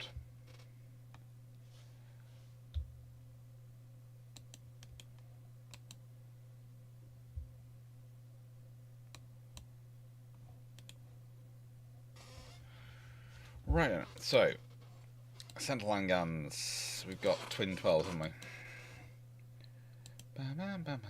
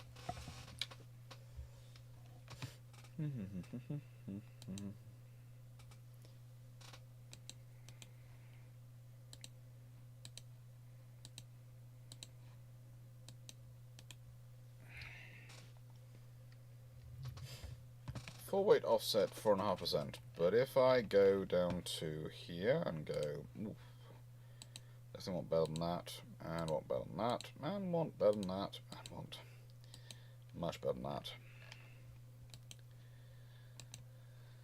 Fancy that, fancy that, fancy that, and fancy increased, and enhanced loading, and electro-hydraulic, and heavy. We're doing well. Take for cap ballistic. We will take a standard ratio, an increased digger ratio. Coordinate 1 does give us the longest power, or longest range. That reduces the reload time by 3%. That's an interesting thing to play off against each other. Let's go for slightly more sensitive TNT, sensible TNT. Natural boilers definitely got enough. So we've got rangefinder. Let's go for that one. Acoustics, that one. Advanced, that one. And then we go down to this.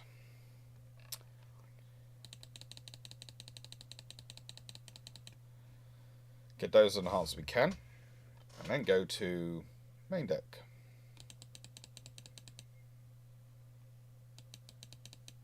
Get that up to 14 inch. And that. Let's see what point we can get it down below the yellow line. Because we should be able to.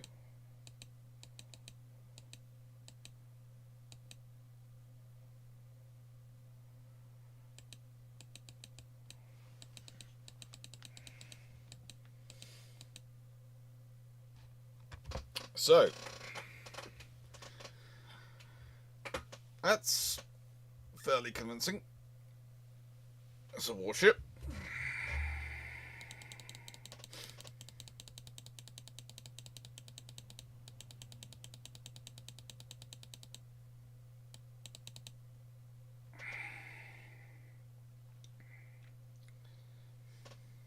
Let's see, aft belt. And aft deck. Balanced.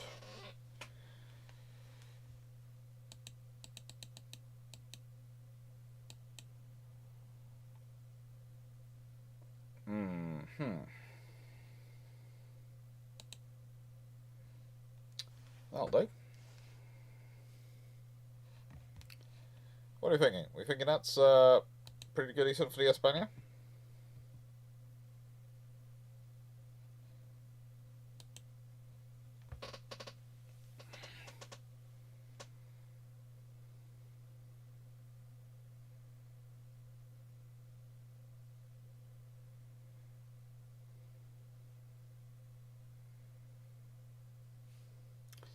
Yeah, it's about 8 12-inch guns, but I have to say that I've gone for 6 12-inch guns at the moment. I need a decent secondary.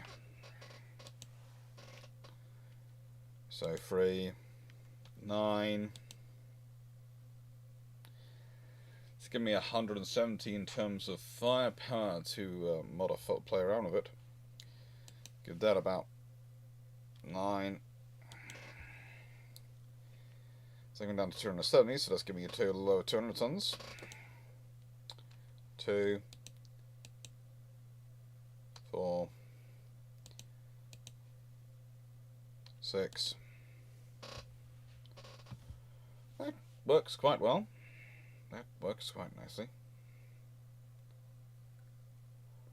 Definitely working quite well on that front. And so now I need to work out the secondaries. 4 inch.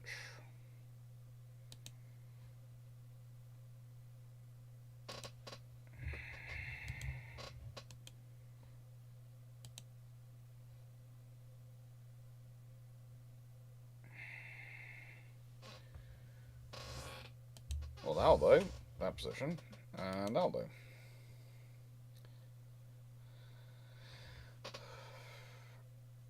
That's quite nice, and that's got twin 4-inch guns. And what else do I need? Anything else? Oh, do I want torpedoes? I probably do want torpedoes. Probably want to have the torpedoes, because and we're probably looking for that as well.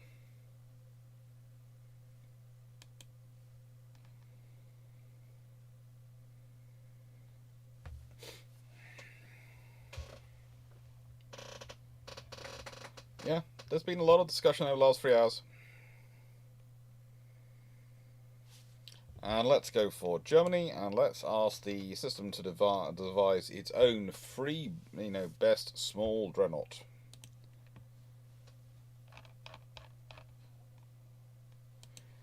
And it's got to design it for the same limit as I have.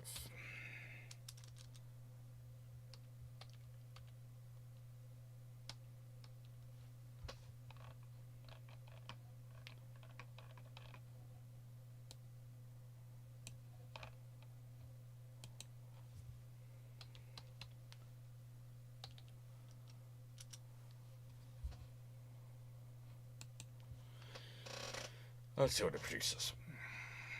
Let's see if it's a fair fight, shall we? What does it produce? That's a bit absurd.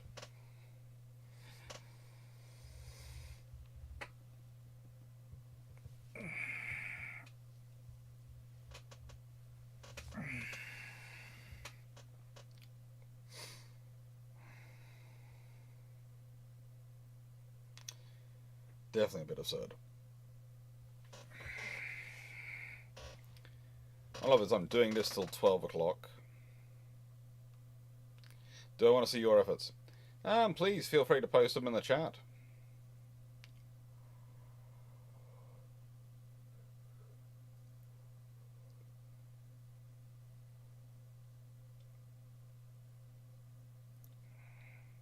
Keep pulling funny faces.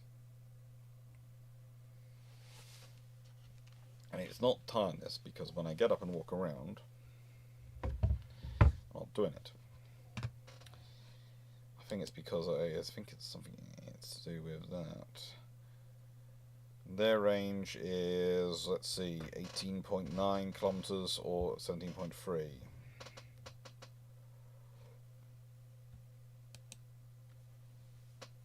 This range is 33.1. That's different. That is different indeed.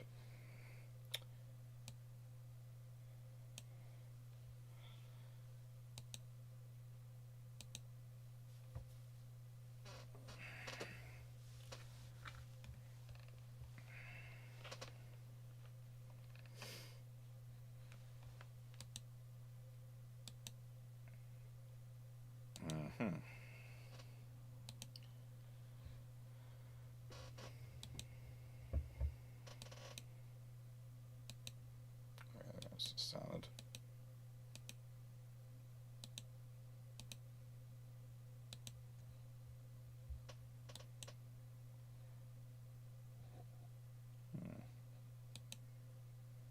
Okay. Let's see what happens, shall we? Put the ship central, please. Ship should be viewable.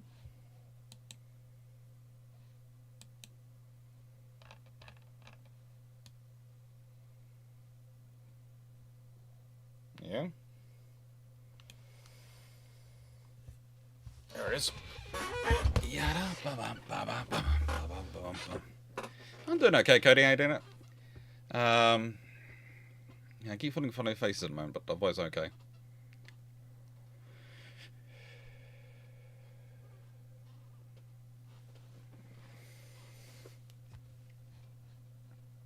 Let's see if they actually detect each other. That's the question. Do they actually detect each other?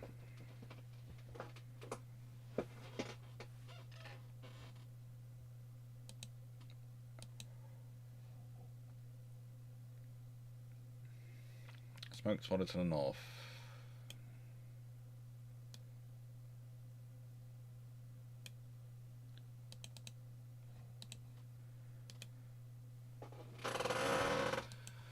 Let's head north. And maximum speed, which is roughly 21 knots.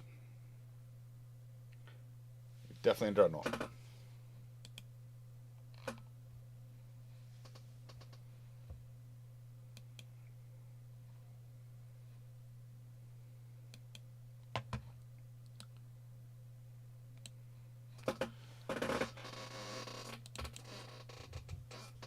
Now, they have got more guns than us, and they kind of slightly rate of fire, but we have got more accurate guns than them, longer range of fire, and that's supposed to be helping us. But at the moment, their high rate of fire, it seems to be helping them a bit. Although, we are fairly heavily armoured. Could take a reasonable amount of less armour. In terms of it. Hello.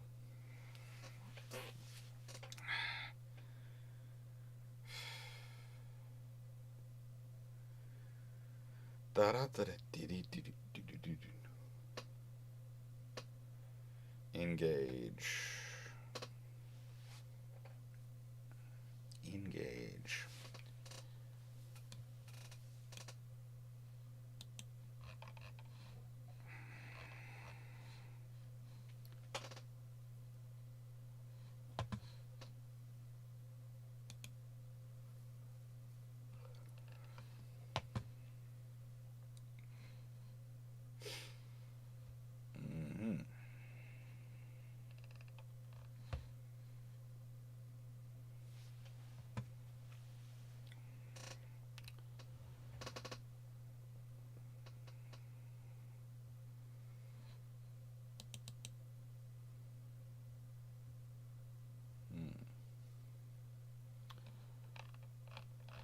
think this German vessel is in trouble.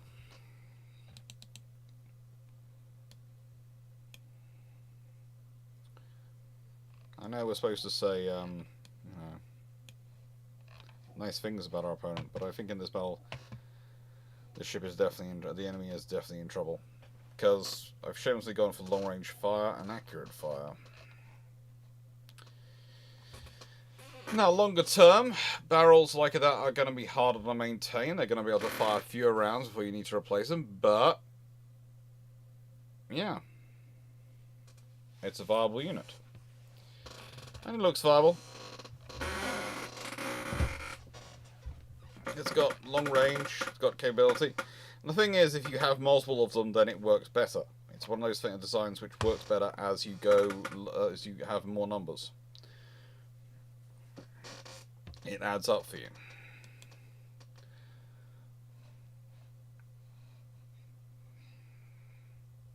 And you need to think about through when you're making them. Sort of, are you going for something which is a long range sniper or a short range brawler? Are you going for something which is going to provide you with that sort of analysis at long range, at capability? Or are you going for something which is, well, how do I put this? Something which is going to just weather the storm and carry on going. And the trouble is, the longer I talk for, the more I start to wonder if I'm talking in my head or talking to you out loud. And I can actually hear sometimes the voice in my head and go, it's me talking. No, I'm not talking out loud. So I have to be quite careful on that one. But I think it's going okay.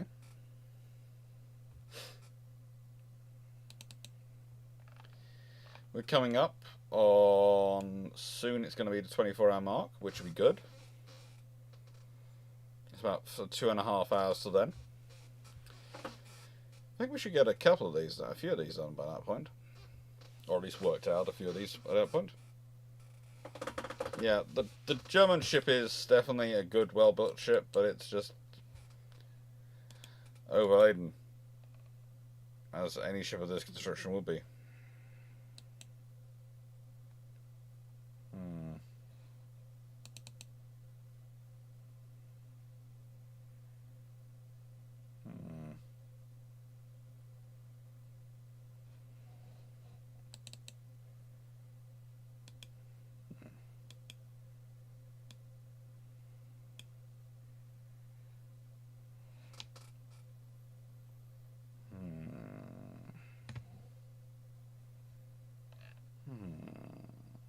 Doesn't work right. Not working right. It's circling around and engaging at range, which is decent. Wish I could leave it in the AI's hands though, because it would be fairer. Because at the moment I feel this is a disadvantage for the poor Hagen, that it's commanded by the AI and the other one's commanded by me. But it's gone. Yes, it's gone.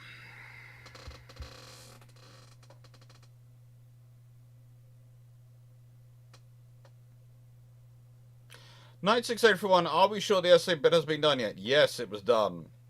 It was part of the first and last hour of the first 3 hours.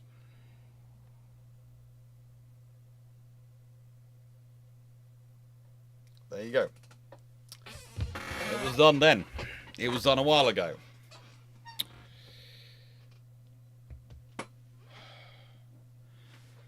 And let's open up the Discord and see what else is next. The next ship is on. We've got Seneca Nero, who wants to do a UAD super battleship with towers on either end.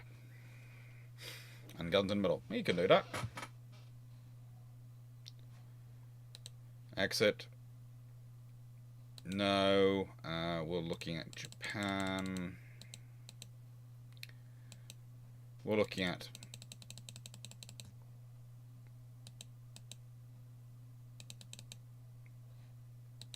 that. And if you don't mind, I'm going to blow my nose.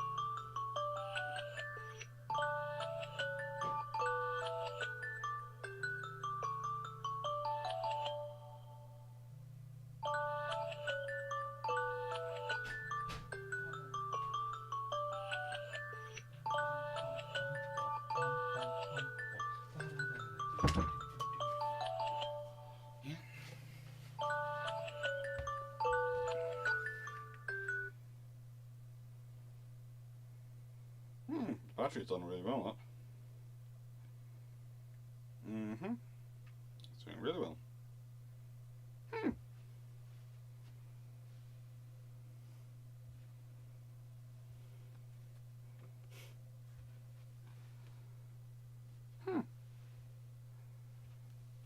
That's doing well. Right, so Japanese super battleship. Super battleship. Let's see. We're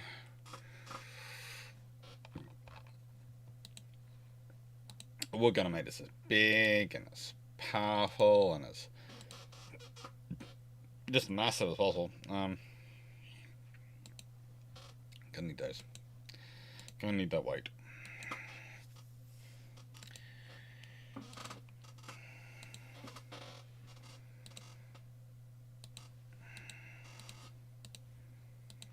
And I think to put the weight down in the hull.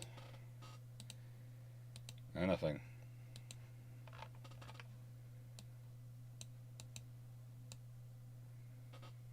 Let's see, what's the biggest armament you can build it as?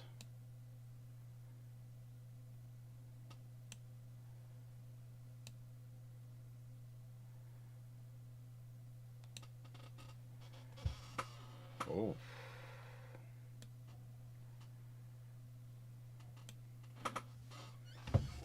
Well, that's gonna be fun.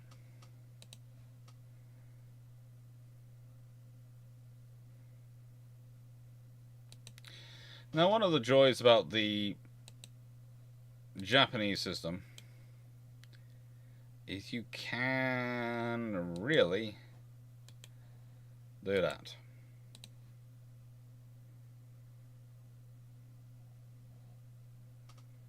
You can. Engine efficiency is such that you do need 2 of these.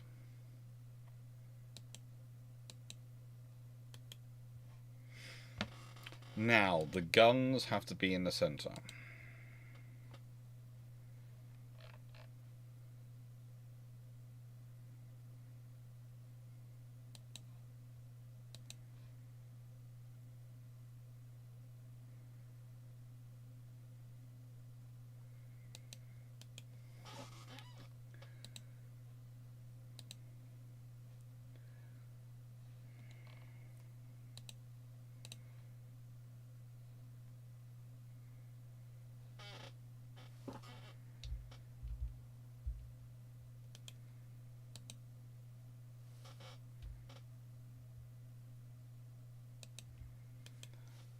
Let's see what we can do with the 20-inch gun.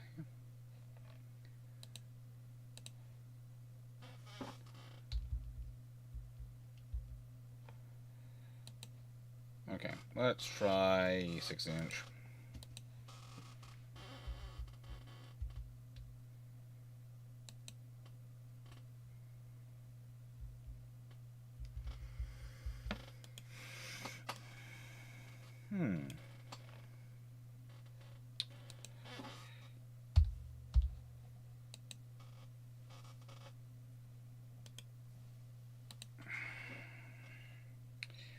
Actually 110, so I need to have this one do.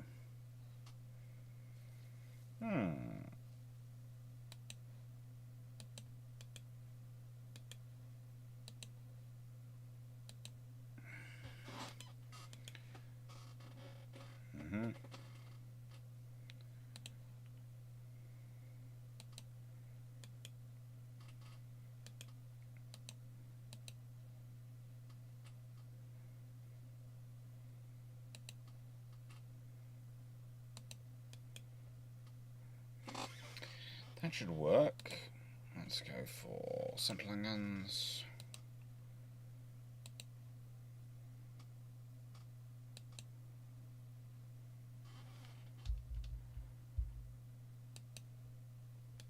There we go. How's that for forward-looking guns? Let's see if we can't make it better, shall we?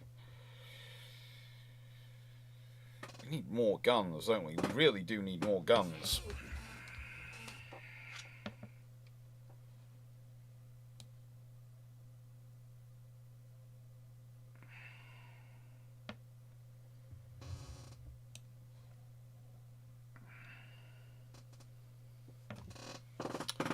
We do need more guns. Ooh, but that ship is gonna be interesting. Let's see.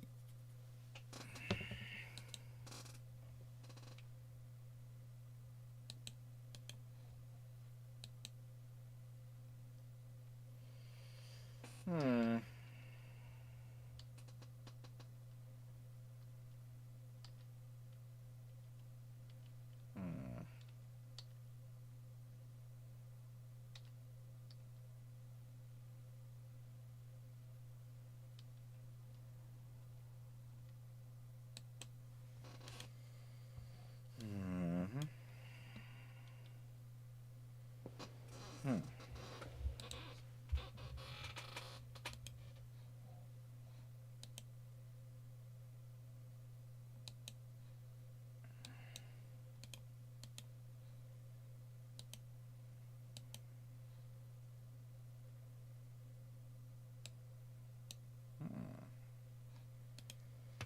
There you go. It's all in the middle. If you want a center line, there are side guns as an option.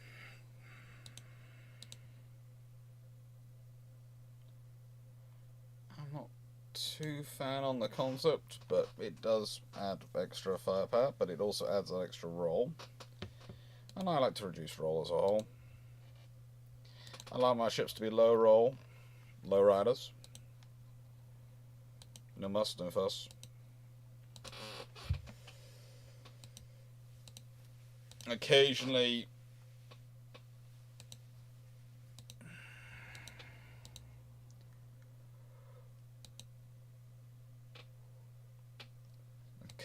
some issues come up, but you know, mostly I would like them to be focused in. No muss, no fuss. No sitting on the bus.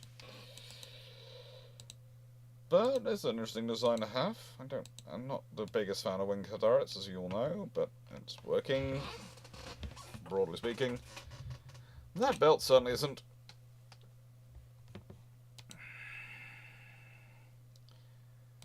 That main deck definitely isn't. And we need secondaries, because we should always have secondaries. And because I'm British, I had half my time pointing out the flaw of it to the United States Navy at various points whenever I seem to get a history discussion about these ships going. I'm going to get rid of the air defense from the get-go. Just replace it with something interesting and capable.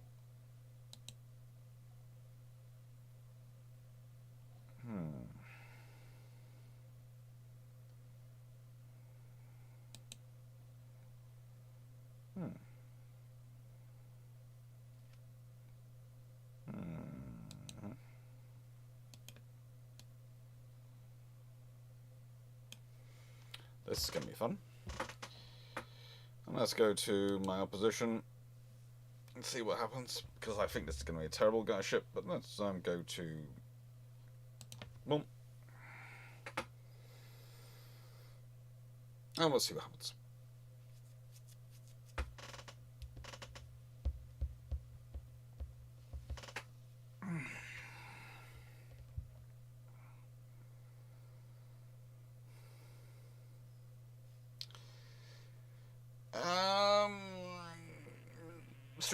It does look cursed, but it does have a compacted citadel. That is one way to put it. One way, certainly, to build it. I would say myself that, oh good lord, they're building the German Uber battleship.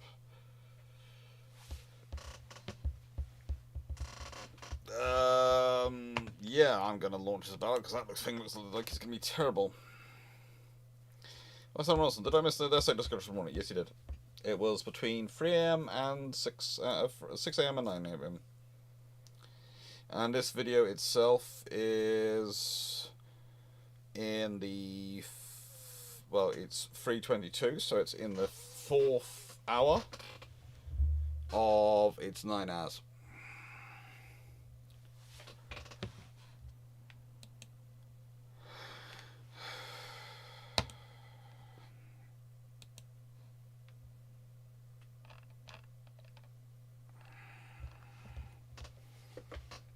Let's see what a broadside of 16-inch guns can do for them. Much.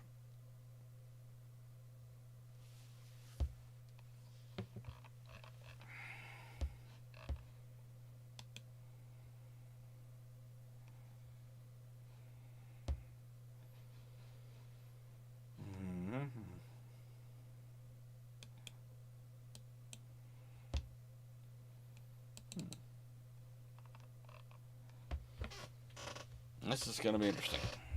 What do you think was going to happen in this panel? I think we're going to get modded, but you never know. There is a possibility we don't get modded. But the thing is, you can't do your normal tacking line, so you have to come up with different avenues of approach.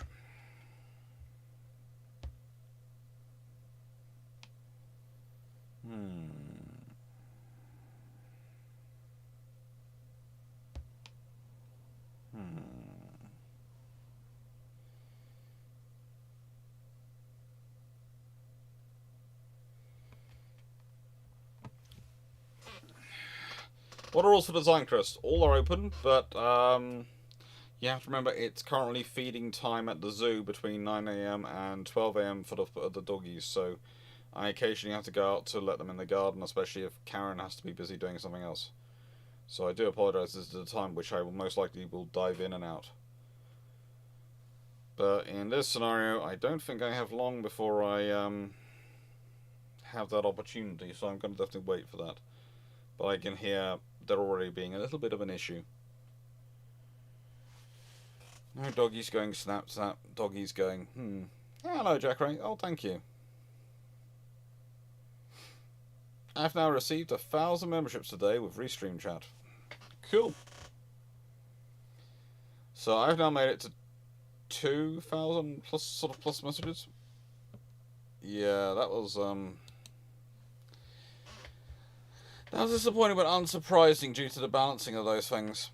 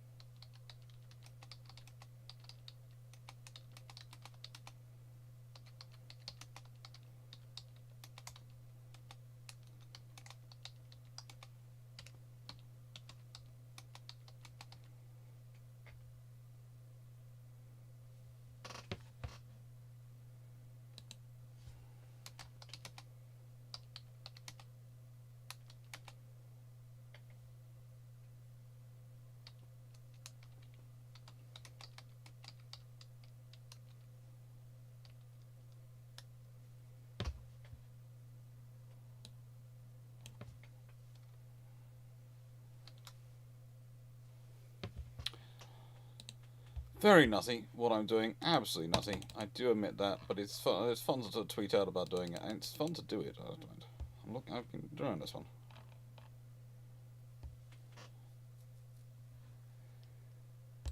Has anyone yet figured the reason behind Jaguar's rebrand? Because I have no idea. Thank you. Any advice deciding campaign on Britain and UAD? Just had a successful retirement as Japan. UK looks more daunting. UK is actually quite easy, just get the cruisers right. If you get the cruisers right, you're okay on the rest of it. But cruisers are going to be your big number makers up. So you have to get the cruisers right.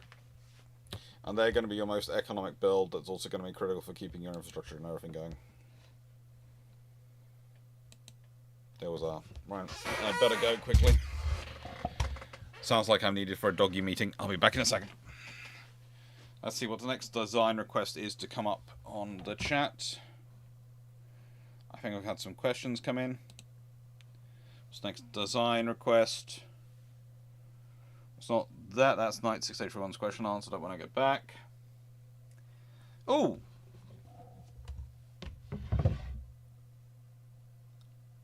I'll have a look at that. So we can't do an RNF3 layout with that sort of layout.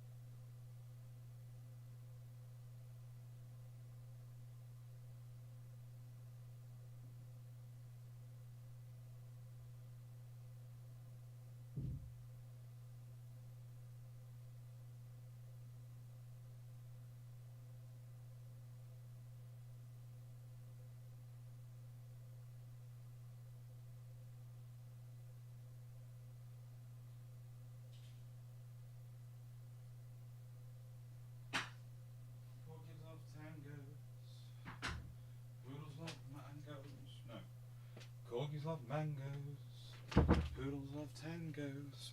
Sorry about that, everyone. I know that was disappeared for a while, but I went out and helped the doggies and made sure they went to where they were supposed to go in the morning, and then they disappeared off to go to while they were going to loo. I made use of the facilities myself, and well, you know. Then they came in, sorted them out, and then I came back. I do apologise. But it's one of those things. It's a case of they expect to see me on a Sunday morning, otherwise they don't go back to bed where they're supposed to be for a bit. And if they're not back in bed, then other people will try and get up and stuff. And it's a Sunday morning. They're supposed to be having a sleep, so I'm sorry about that. I did disappear off. It's rude of me, I know. I do apologise, but it was a case of if I didn't go, then they would get upset. Let's see. So, why did the Avro York C2, its Bristol Hercules 6, not become the standard for the Avro Yorks built during World War II? Honestly, because of issues getting enough Hercules 6, and because by the time they were looking at it, they were looking at other things. That's often what happens. I think the Hercules 6 was originally listed for other projects as well. So we want a British style F3. So we want something A from roughly 1925. We want it British. Design ship. Let's take you're taking 32.5 knots. N3 class will do. Oh, that's excellent. Let's go to battle cruiser. Yeah, this is battle cruiser.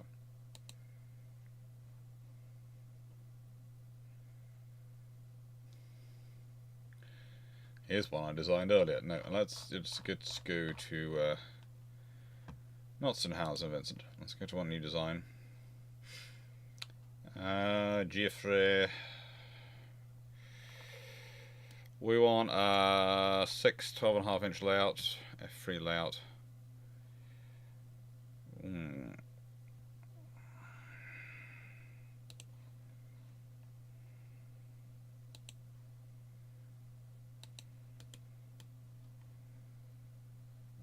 That's a good tower.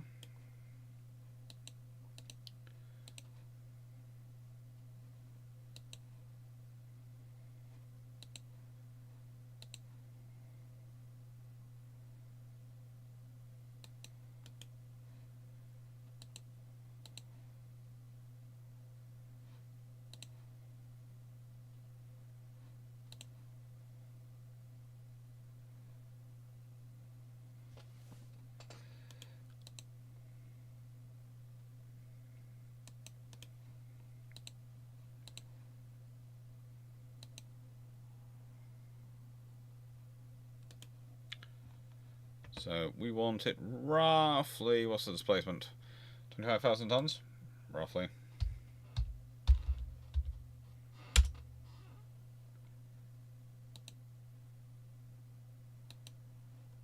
Well, that's the trouble. The smallest hull I can get which has is this one. And that's not really going to work for you, is it? Beam, draft, make that smaller. I'm only going to 32.5 knots, so that's actually quite easy.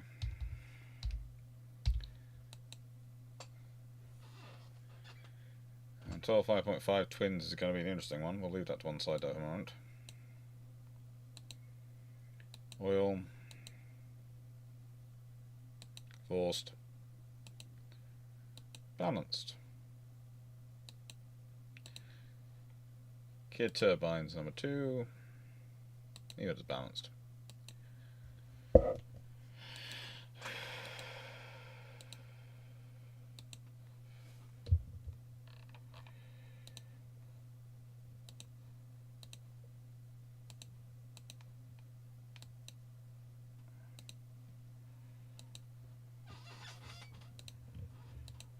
Yeah.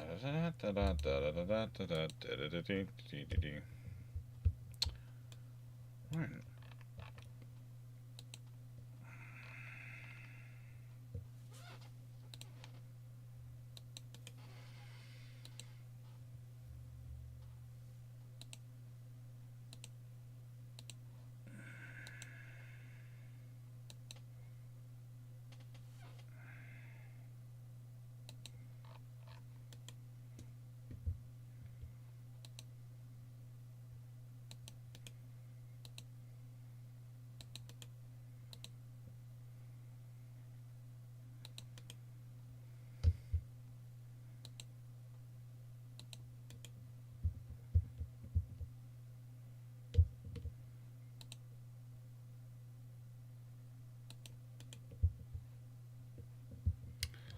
And we've got 12 inch, 12.5 inch you want to use.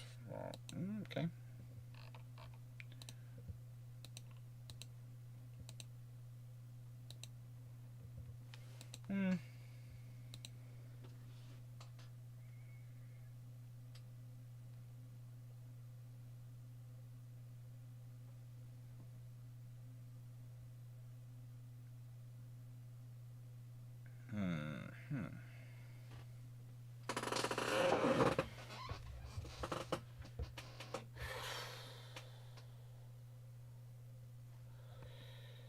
Leave it as that.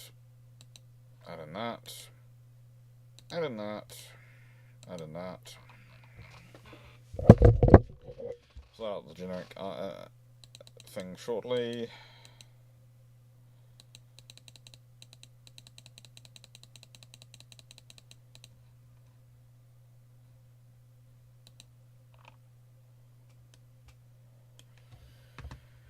Okay, let's look at the secondaries, the 5.25s, twins. So we want. Yeah.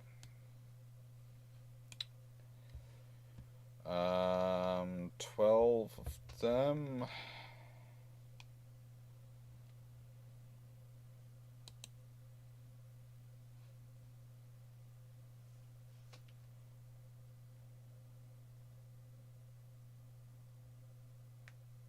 Hmm.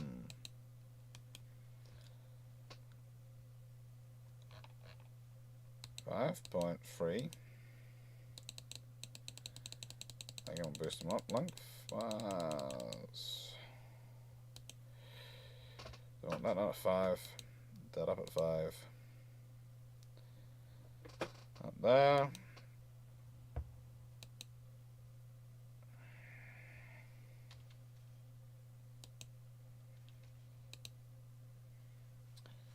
That should do. That should do.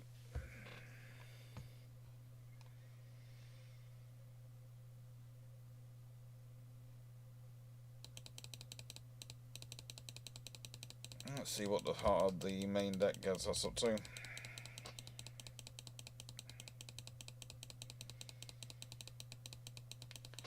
gets to 12.5 inch and 12 inch, then I'll stop.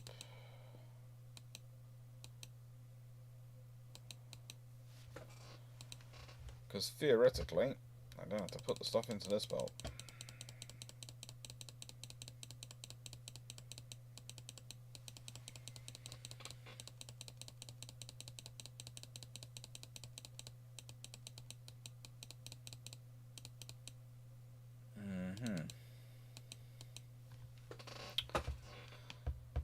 So we're at 39% and 39%. We've got geared turbines, we've got everything we need to achieve the high speed. Want that up to maximum? Yep. We got the 5.25s. Anything else we need to some secretaries armor, see as you see fit. Okay.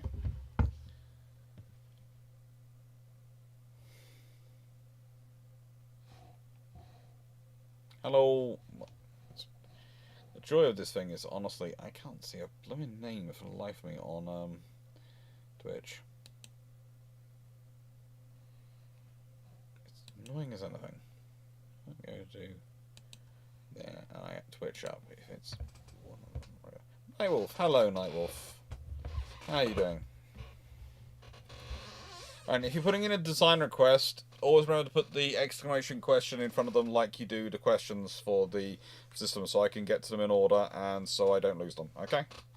That's all I ask. Stick them in exclamation mark question and I get to them. And if I don't get to them today, in the 3 hours today, then I will get to them next week. They will be saved. I'm going to need to do something about this, aren't I?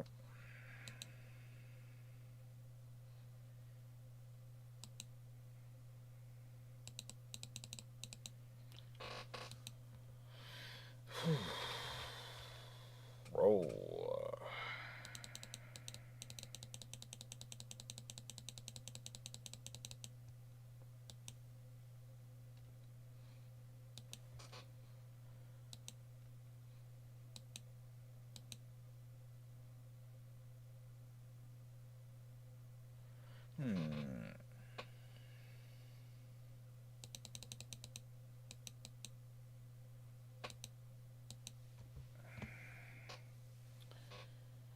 Half weight offset. Is that percentage? What else can I put in here? Torpedo launchers. Do we have an water tubes? We do have water tubes. And what torpedo should we put in?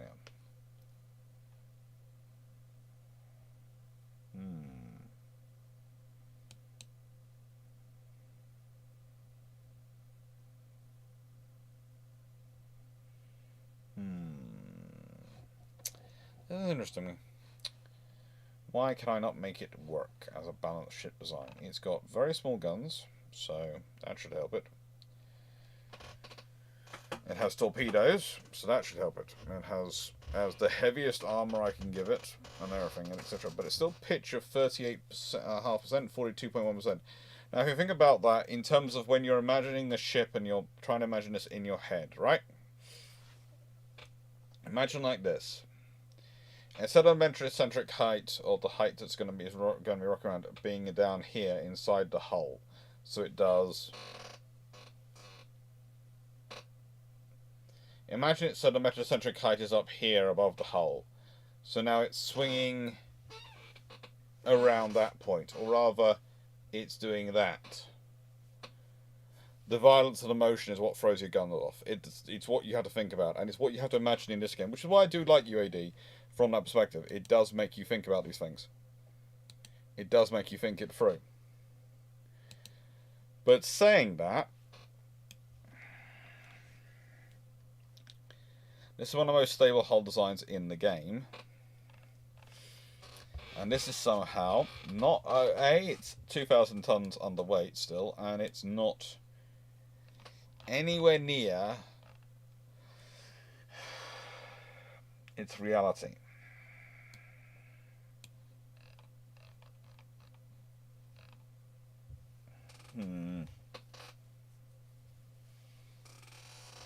I've got 118% engine efficiency, so not overly massive, but it's delightful. As you can see, if you look at the sections, where that dot is where the metacentric height is.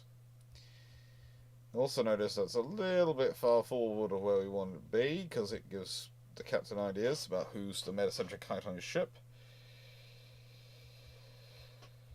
But it works.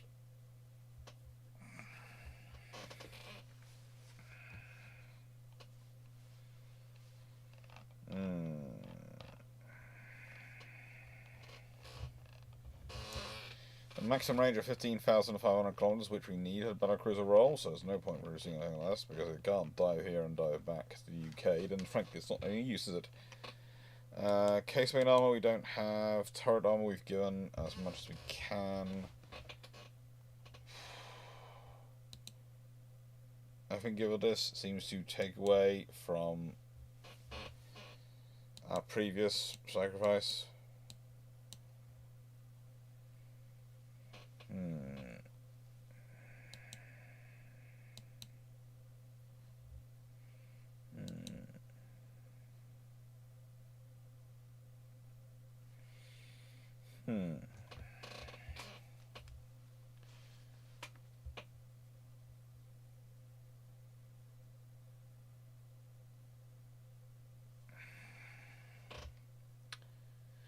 I should probably, because I'm doing this on Twitch, change this to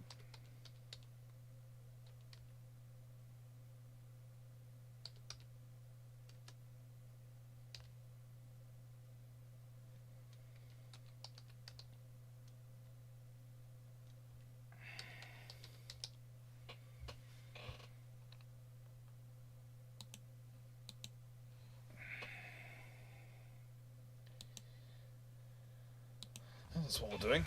Right, let's get some Emperor.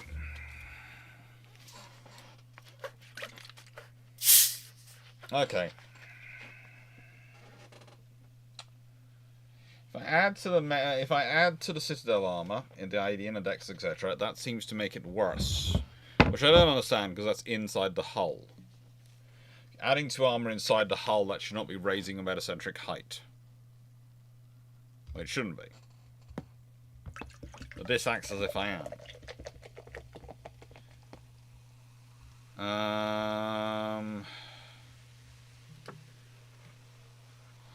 Yeah, don't worry, Steve. The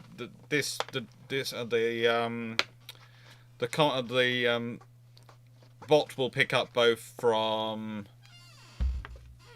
Twitch and from YouTube, so I don't have to worry about it. So I can basically, Runon set it up so that I can concentrate on things like this and go, what the frigate is driving me insane here about this.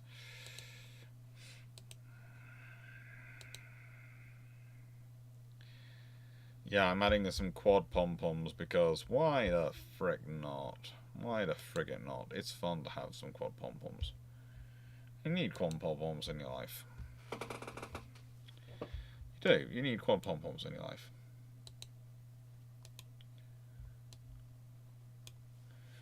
Now, halfway offset is now that. Okay, well, that's good. So, foredeck.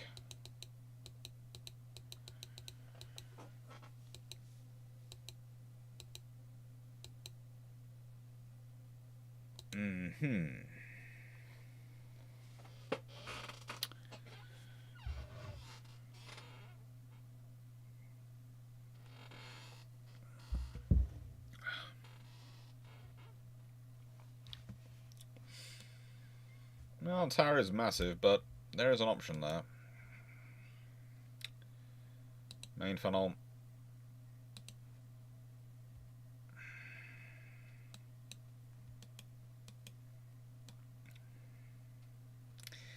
Doesn't really help things, to be honest. Does give me more weight to play with, but doesn't really help things.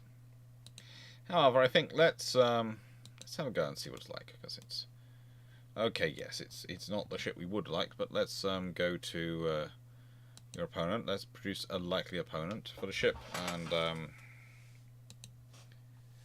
we'll do that.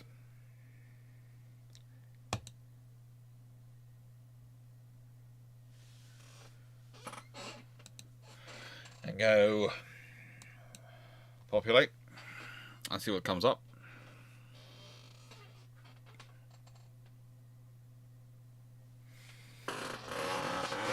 F3 is a big ship. F3 is a big ship, but don't worry, it's fine, Stuart. It's more a case of it wouldn't work today. Nice question 178. What was the plan of the 495 Royal Air Force Avra Yorks for the RAF and 50 Avra Yorks for the Royal Canadian Air Force devised with some way post-war in mind? Possibly, but I haven't met a paper which discusses it as such, but that wouldn't surprise me, because that's quite a significant number for wartime usage when you consider the date of their ordering. So it makes sense if they were copying from the Royal Navy's history. Sorry.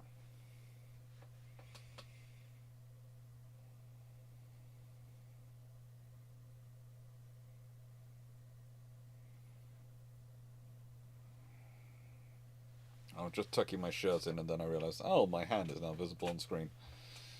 So, yeah. I was trying to make my shirt look neat because I realised it wasn't, and I forgot to do this as well. Because I was worried about being so long in a loo.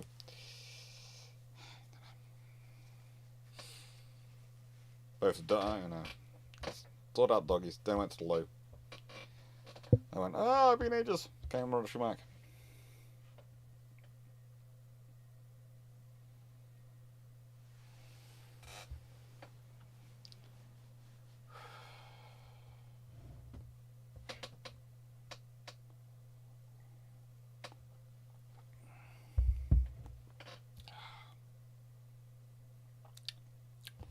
Let's see what it decides. What's it going to be armed with?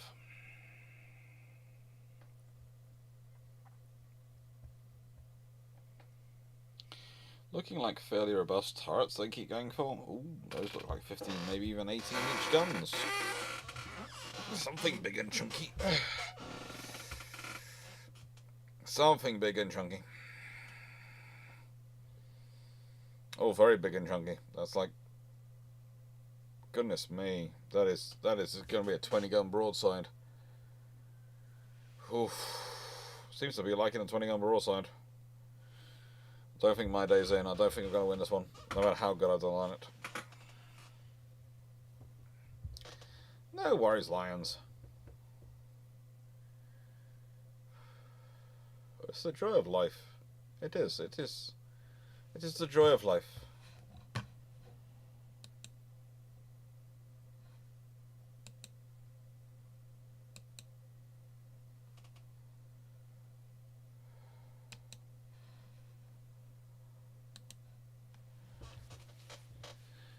Let's see what comes through.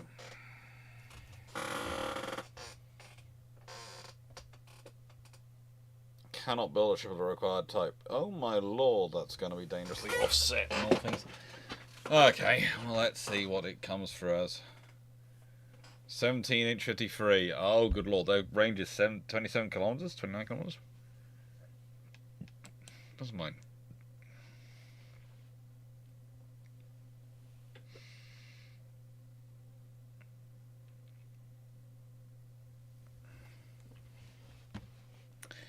Let's launch this in the sea, because the thing that I'm going to be fighting is absolutely terrible at long-range fire. Absolutely terrible. RG, with a 1912 ship, Japanese 4-ship, Japanese 10 14-inch arm, 24 knot, 25,000 ton class of battleships be viable? Yes. Why wouldn't they be? You know, that's basically some of the vessels they planned at certain points. They'd be viable. Would they be what they want at that point?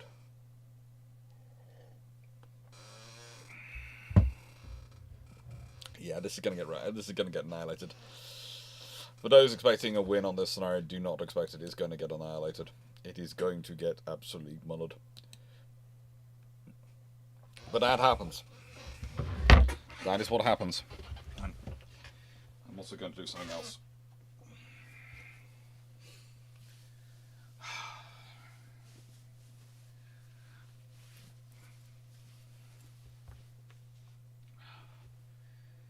Cannot wait for that door to go, because it's going to sound really funny. I don't feel the cold, but at certain points there is a draft coming across that door and you just feel the wind whistling across your back, and it's a case of, oh yeah, that's going to cause me to have neck pain later on. So instead of me being able to be nice comfortable temperature in my nice t-shirt, you know, just happily chilling here, I have to get a hoodie out and make sure my neck's covered because of a draft. Because I don't want to crick my neck later going, ooh. Sure, getting old to an extent, but yeah. It's just annoying. It is just annoying.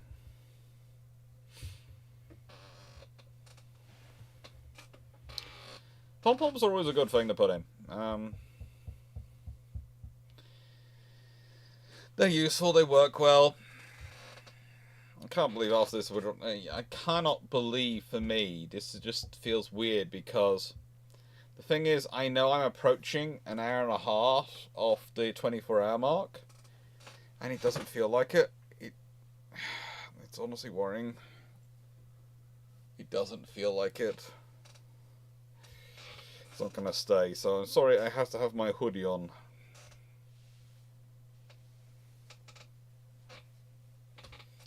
All to protect against a draft. See, when the poodle comes in, I can try and use him to protect the draft, because if he lies against the door...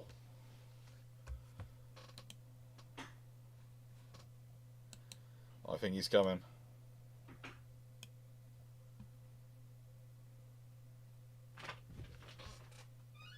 Is there a poodle coming? There could be a poodle coming. The higher form of life could be just about to be here.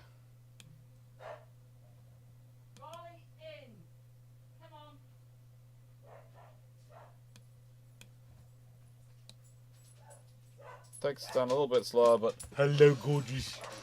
Hello. Oh, you're wet. Is it raining outside? Oh, that's lovely. Working all wet swings over my books. This is why I have them outer facing, and I have the really expensive ones in the back, that corridor. Yeah, you good. It came from a wet place. Should we set any glass expecting to get it? No, that door's going. That door is going. Are they actually scoring any hits? Oh, we might actually be hitting them.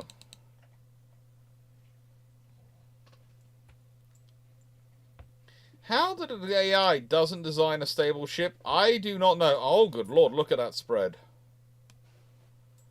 We're on fire, though, forward. That's not good.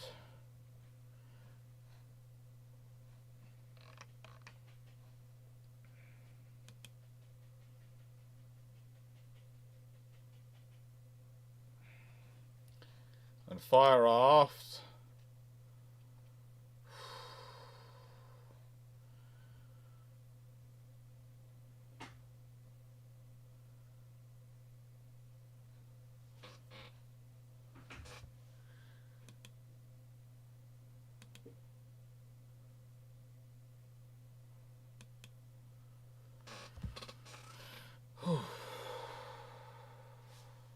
It's Italian? No, it's German. It's German. It's German.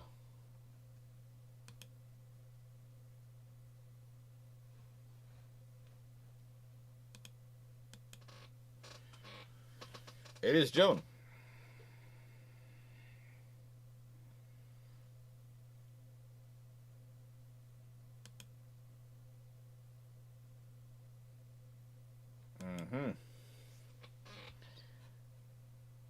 The fact that, yeah, this is basically showing the advantage of speed over firepower and stability over instability.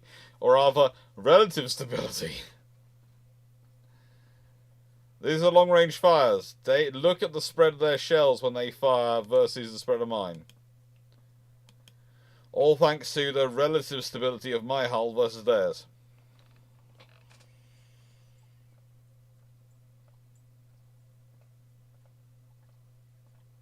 Booking as many, obviously on this scenario, considering the small shot come across me, I've got as many 1.5 inch guns as possible on there.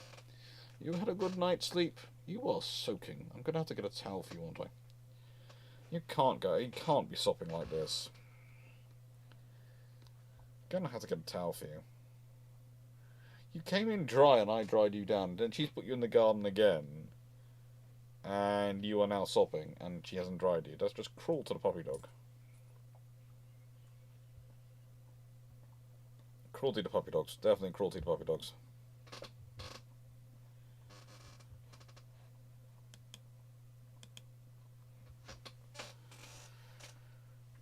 The shell dispersion, and the thing about UAD is it's actually pretty accurate on these things. It used to have a setting where I could make the the ship I'm playing AI, but now I can't. So there's not the AI combined thing of they're both operating the same limitations.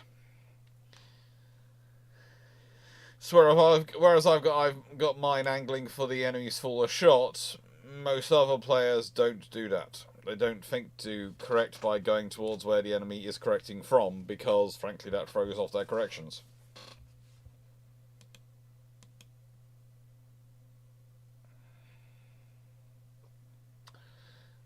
Let's see.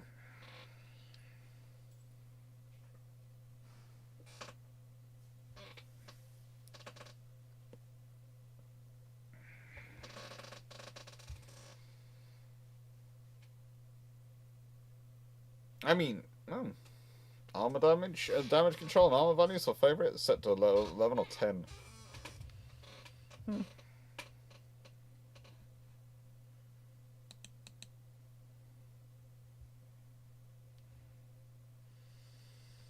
The Magdeburg is suffering, as we can see. 15.2 inch. Not the 17 inch I feared, but it has got...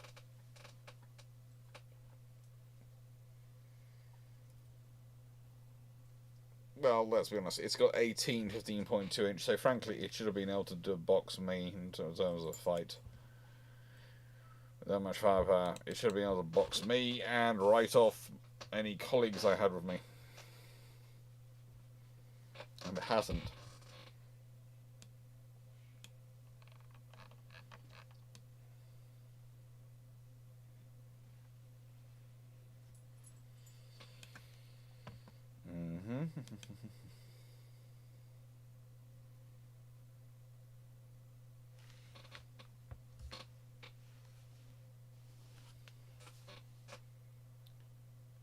Damage control and armor values for favorite are set to 11 of 10.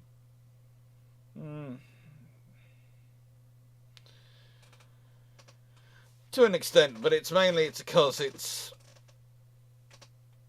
quite the ship it is, and yeah.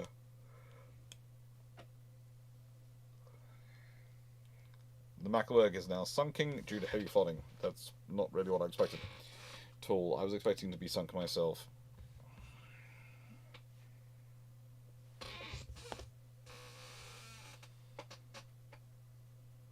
Answered that one.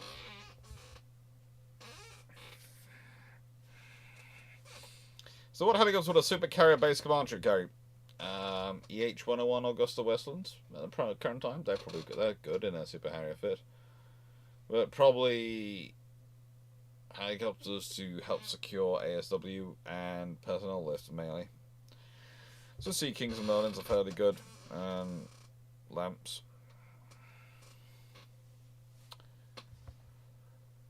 So, 1914 ship. Japanese 14-inch armed.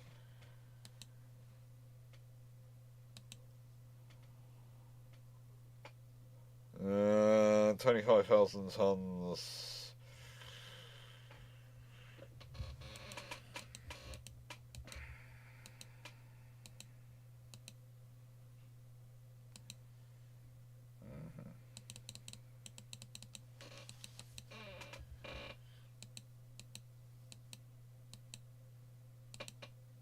Let's see, that's on 25.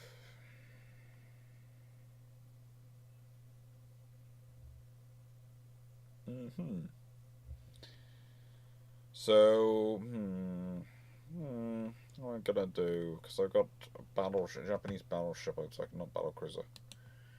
Can't do it on Markai, yeah, like, let's do a battleship. That would be too easy for me. Too easy.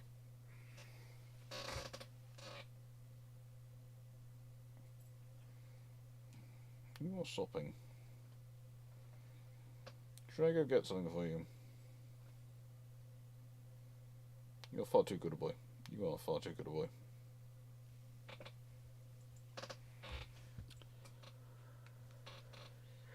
And we've got to get this to about 25,500 tons, so if we're sensible.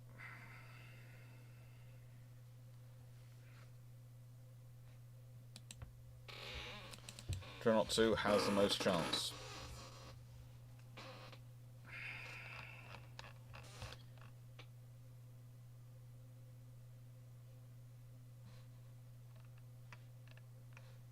Definitely has the most chance. 24 knots.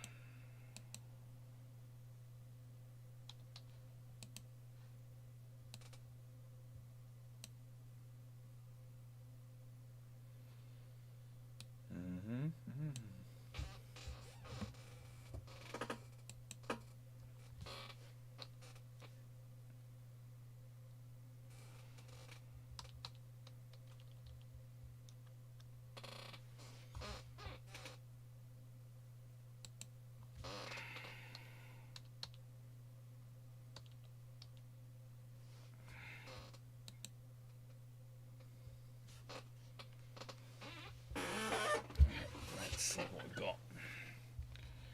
I'm gonna need a bit of oil fuel.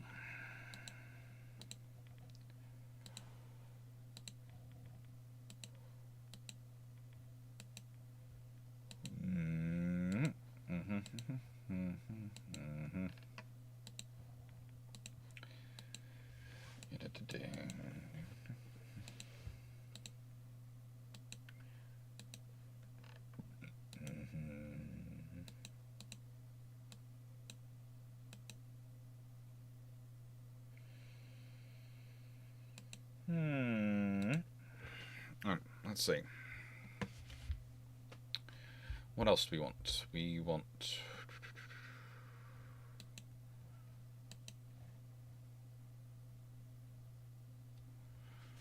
I'd have a German-style turret for that ship. This is me, and I am supposed to be Japan. They are flying a Japanese flag.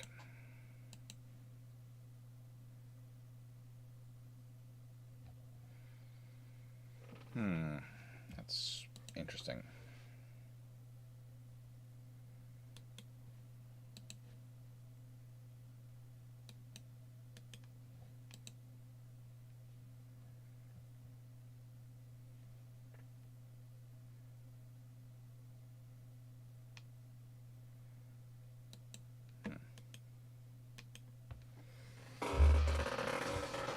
Okay, so main guns.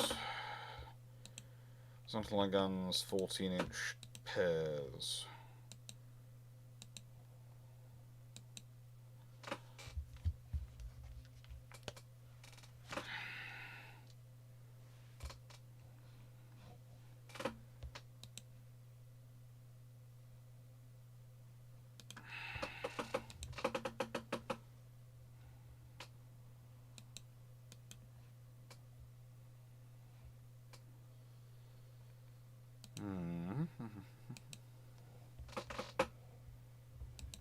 Now, short one, centre line gun.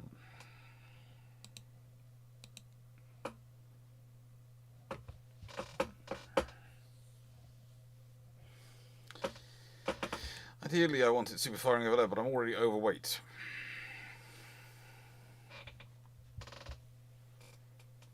Already overweight. Hello, Dragon. Yeah, it's going okay. How are you doing?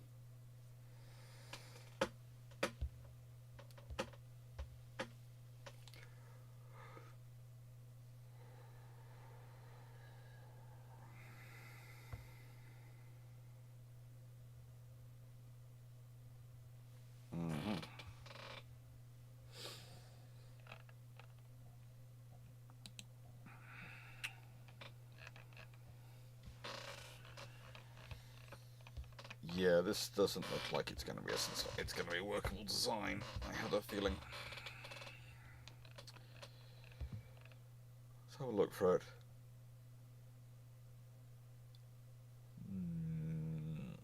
What's the issue? What's the issue?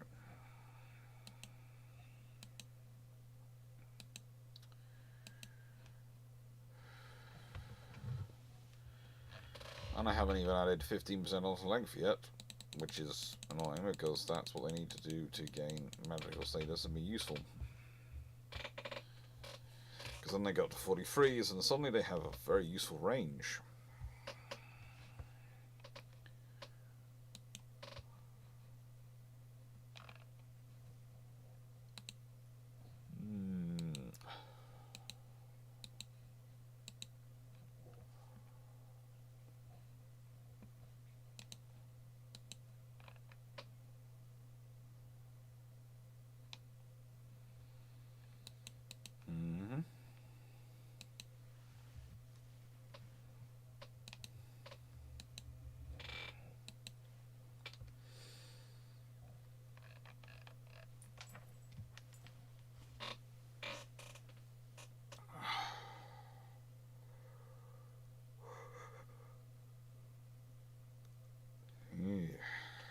My funnel.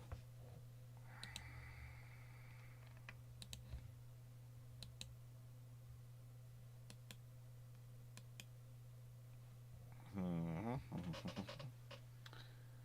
30, 24, 21, 17.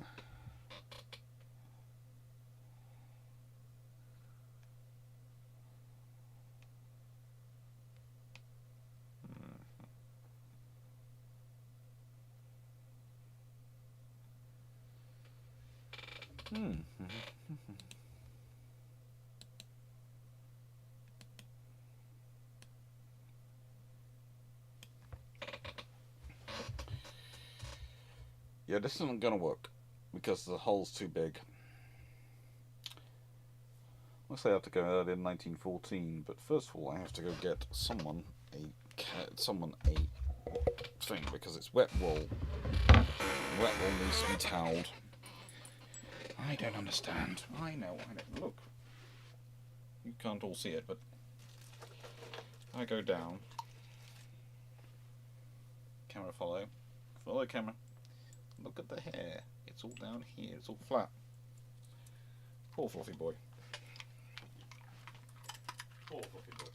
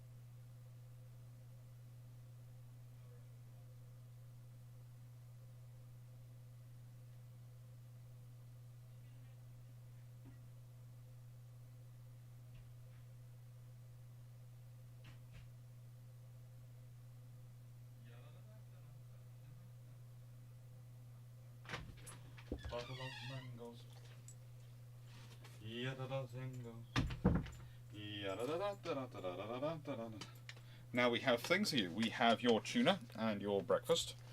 But before you can have your tuna and your breakfast, before you can have a new cardigan to put on, I'm going to take your cardigan off because it's wet. I'm going to stick it somewhere to dry for you because that's what you should have it done. It should be stuck somewhere to dry. So I've got to take this off for you. Okay. No help. Never any help when it comes to getting it off. And I'm going to give you a little bit of a hair dry. Everyone's going to get an idea of what I spend my life doing when I'm not on screen. So, let's put this over here and hang it up. So that should be okay. Should I do this?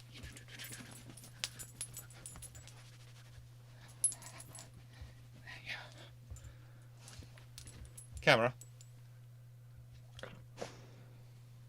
Be a dear. Okay, camera. Here. Thank you.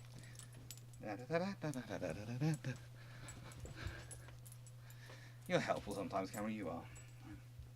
So. There you. You're not wet there. You're not wet now. Oh, no. You're not wet. You good boy. No.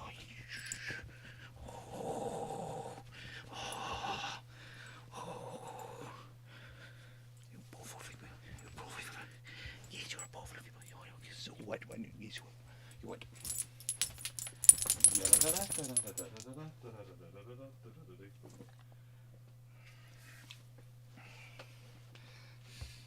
Okay.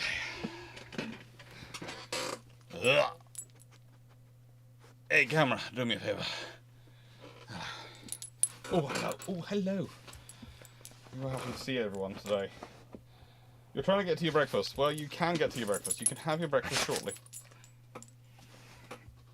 And hand you back to storage. Okay. Ooh. Goodness me, I just had to get this on you. Oh. You trying to put your head out the wrong slot. That's your head slot, okay? That's where your head comes in, okay? And you got slots there for your arms. So we put one through there, don't we? Yes, we do. One through here. Yes, we do. Oh, you gorgeous boy. You Papa's gorgeous boy. Ears out. You're warmer now. You're drier now. You feel better. Good boy. There we go. Right, let's get this.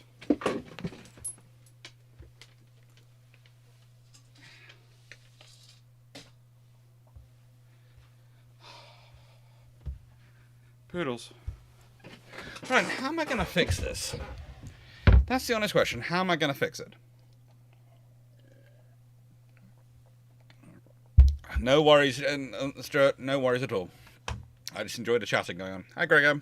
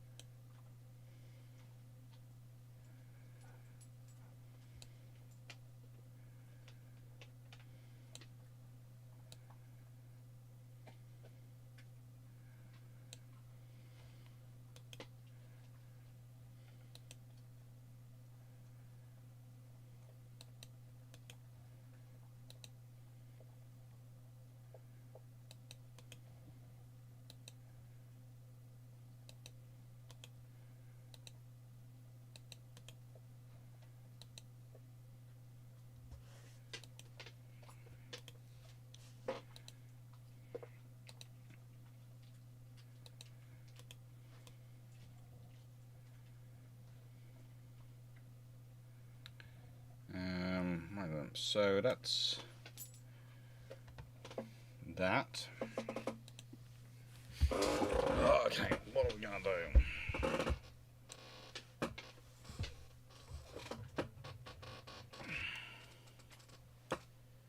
Yeah, we're gonna need a better boiler than we got, or a better funnel. We are gonna need a better funnel than we had.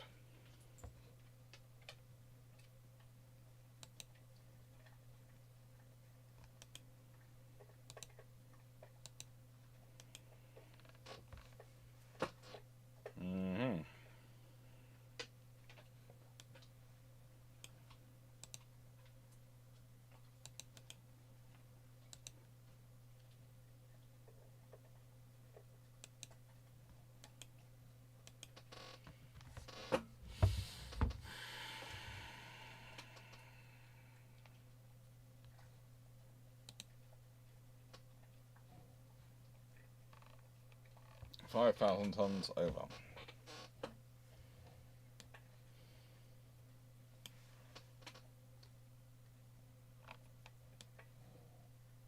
We've got 10 14-inch guns, but it is right on target for the weight limit of most other times when they're trying to put 10 14-inch guns on.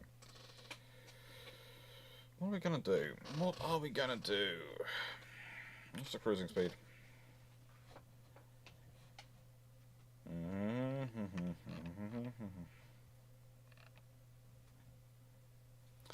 15.5 knots, not too bad.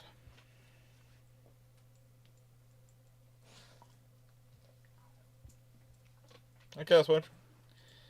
I've only owned a miniature poodles and they have been maybe a third the size. He's a good boy. He's a good fluff. Just requires constant love and attention, and you have to, remember to pay the pat tax on a regular basis. And if you don't, you get in trouble, don't you, fluff? Yeah.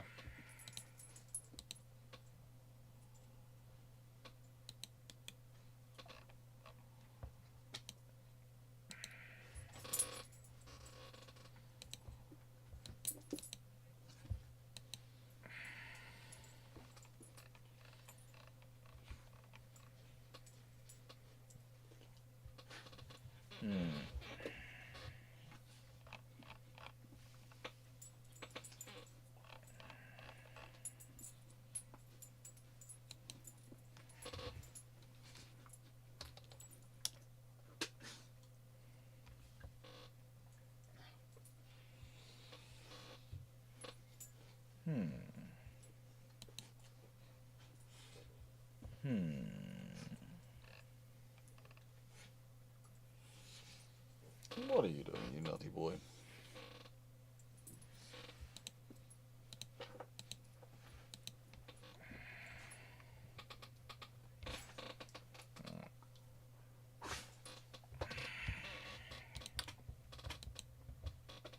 Mm-hmm.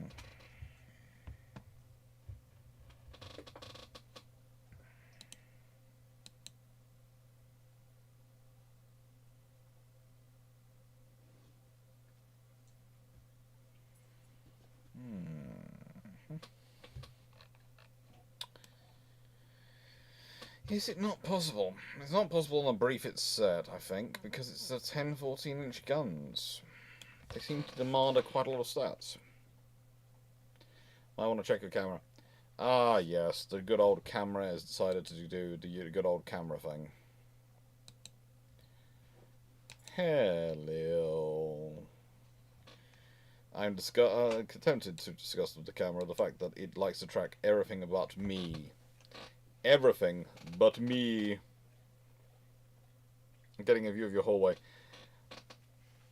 That's the offending window, which has such a draft coming out from it. That's why I'm wearing a fleece right now, because it's open in the wind. Someone here, I'm not going to name names, someone here could go lean up against it and hold it closed with his body, but no, instead he's going to lie underneath my chair and sleep. Lie under my chair and sleep sleep away. Hello, Foxo.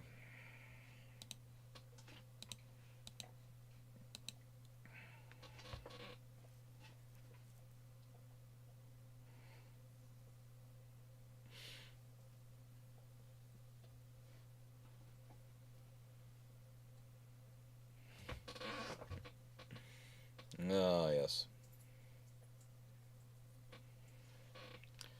So, yeah, this one's interesting to me because 10 14-inch guns shouldn't be overwhelmingly too much. It shouldn't be overwhelmingly too much. It says.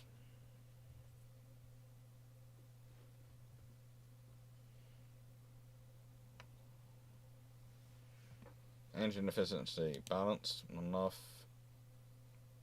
Induced, enough.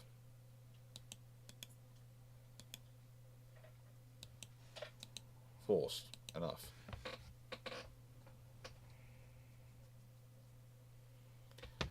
$45,377 tons.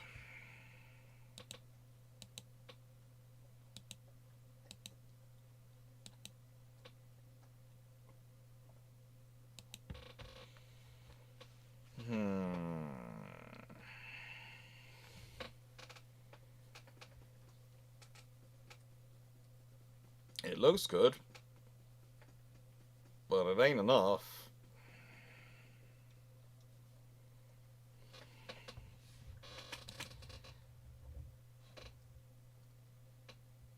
I'm gonna take for any of those. Don't really want to put in yeah.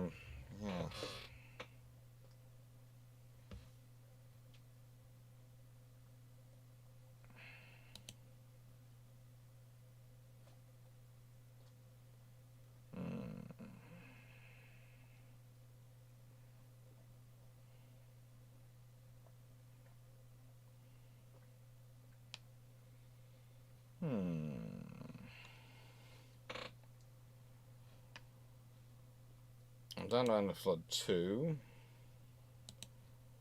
Yeah, they're even at least enough that it makes it worthwhile to get rid of them versus the utility of them when they're in the fit in there. It's kind of like reinforced bulkheads. There's an advantage to having the thickest ones for if you're a battleship, but if you're a battle cruiser, there's advantages to having at least reinforced bulkheads 1.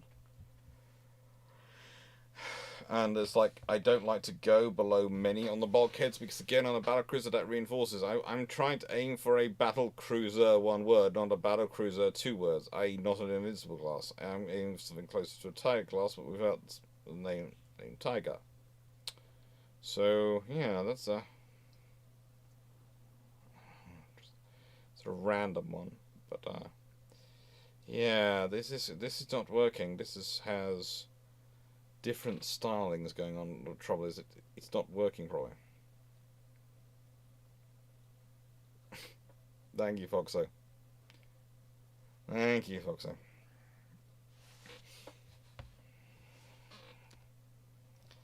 I know one thing. If I decide I need an extended loo break again, or rather, if I think I might end up going for an extended loo break and I'm going to use spending the whole time worrying I'm being too long, I will probably go. Do you guys want to come over and answer some questions? It's on anti-torp too, maybe. It's on anti-torp. It's on anti-flood.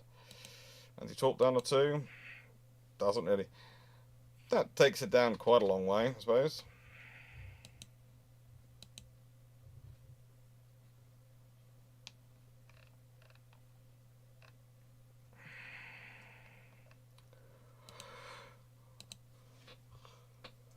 Semi-auto doesn't really drop it down enough. That's the advantage of having it auto.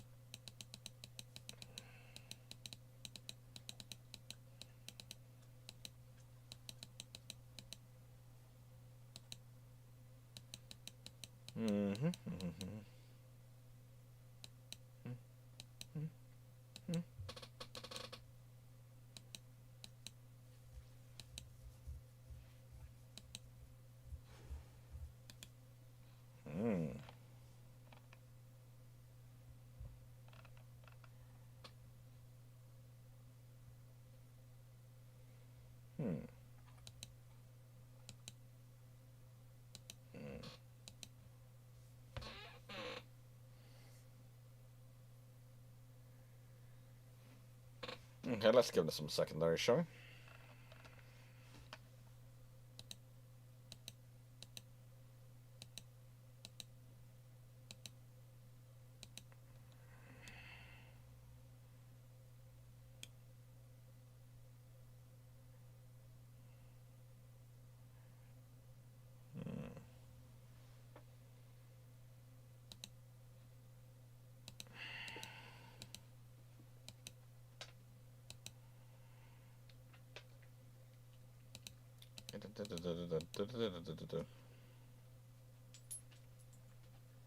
No, we do think that's not a 5-inch.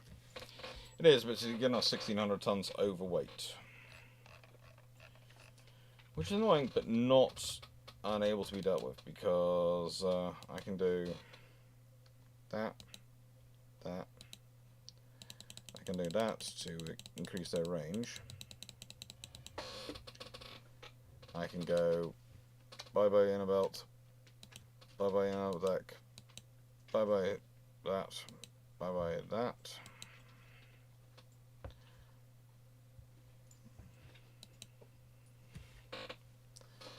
And, oh, bye-bye about that's down to about 12 inches, at least, maximum, and that down to about 1.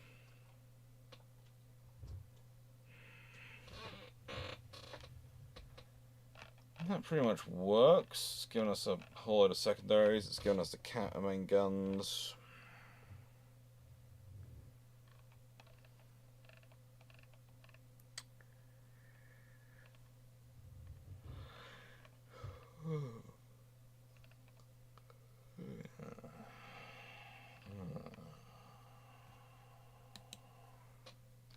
Six. Close but no cigar. 9, all very close, no cigar. 10, 8.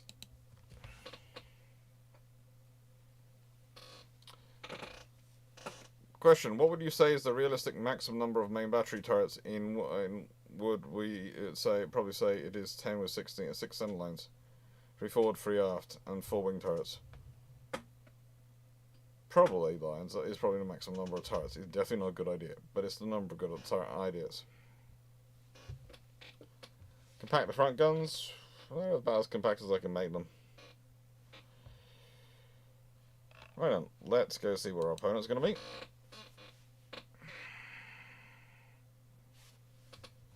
Oh goody, it's 1750 boy. 1750 boy. Okay. Let's launch and see. Let's launch and see what we can do.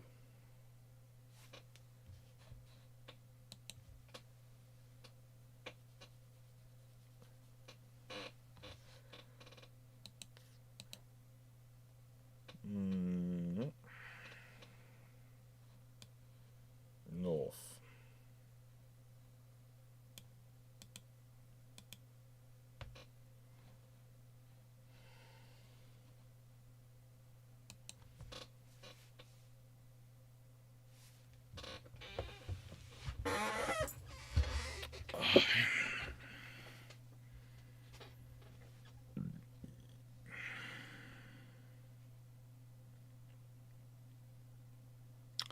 What's the difference between dunite, powder tube, and many other options of bursting charges in UAD? Pretty much volatility. Oh, this is not good.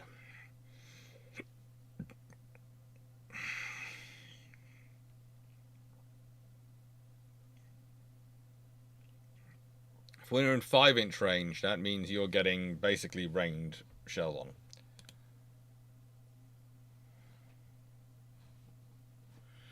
We're in 5-inch range already, and you're getting ranged 5-inch shells and 14-inch shells, then you really shouldn't be there. You should try your best to be somewhere else. I have an example for you, but I don't feel like sharing it. Because, you know, that's the thing. As a computer, you need to learn for yourself. You really do.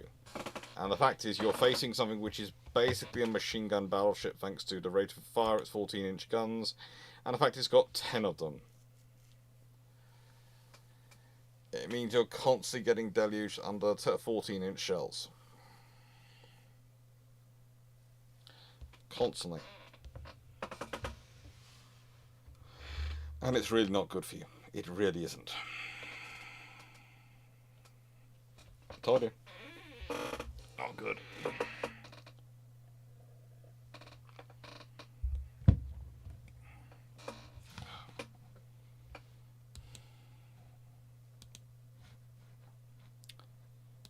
What's the next one? What helicopters would the supercarrier... Come on, answer that one. Right, which ship launched SAM had a longer range? The S-30 or the SM-6? Depends on variant and role. And frankly, I'm not going to go into more detail than that because they're both still in service. And basically, look at Wikipedia and see what the lies there say. So, Clarke, UAD ship on a budget. Have a computer design and cruise at any period that build and then build a ship for 2/3 of the price of the AI design. Just no thanks.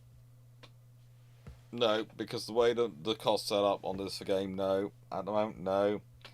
They played a game around with the costing again under the ships. I am not getting involved in it, not at all. Under any circumstance, I like my stress levels where they are. They are high enough. Thank you. Enjoy. Thank you. Question 716. Hello. Something arrived?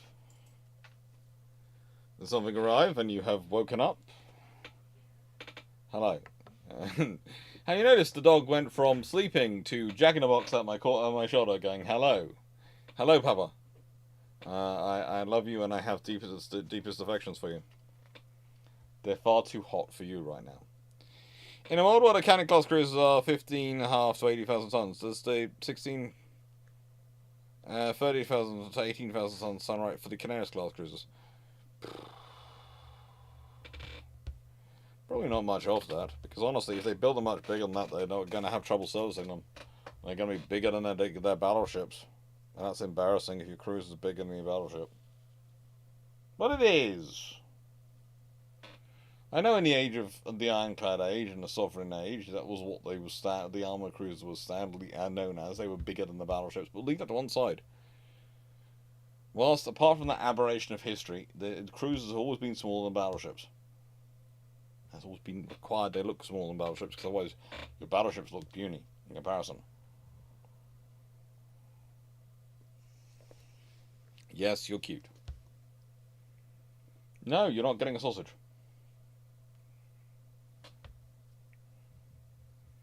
The fact you went from down there asleep on the floor to up at my shoulder, telling me how much you love me, before the sausage even arrived, just the sausage arrived, tells me exactly what you're up for. Not your papa, the sausage. Not your papa, the sausage. Just terribleness of it. Just terrible. Gentlemen, design request. Super Battlecruiser, 1940. Can choose UK or France. 9 twin 14-inch. 1940.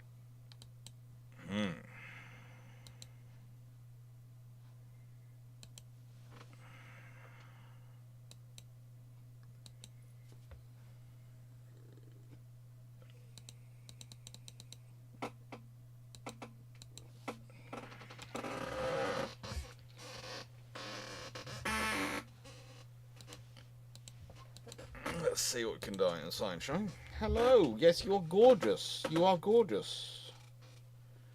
But I'm allowed to eat my food. You want 9 twin 14-inch guns, so you want 18 14-inch guns, right?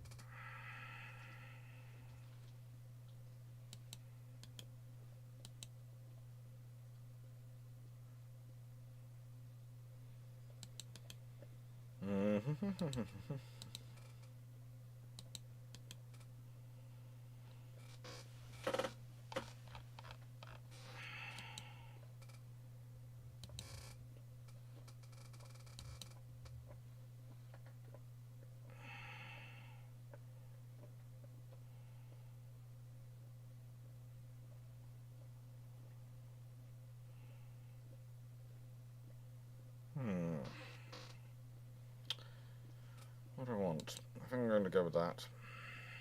That makes more sense. Oil fuel makes more sense. That.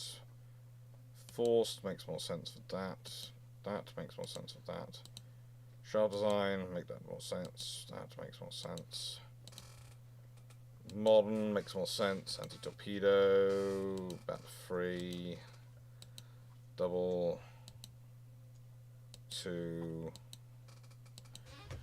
that and that for my battlecruiser because it's going to be my dream battlecruiser. And I want it to be fish-friendly, and I want it to be many of those.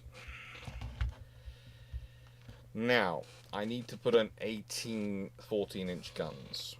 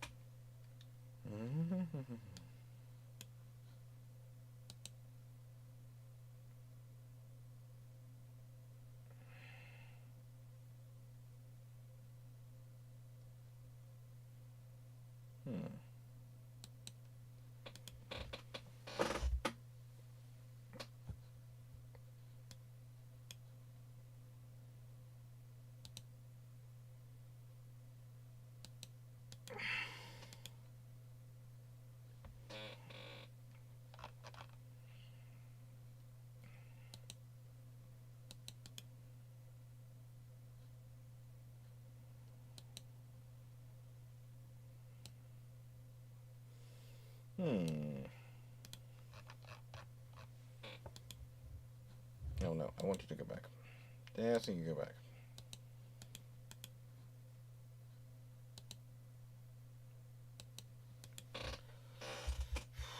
Some guns have poor fields of fire. Small turret syndrome, definitely that's what it is. Small turret syndrome. And let's just boost the turret size, bobbets by, you know, tall, very tall, enlarged.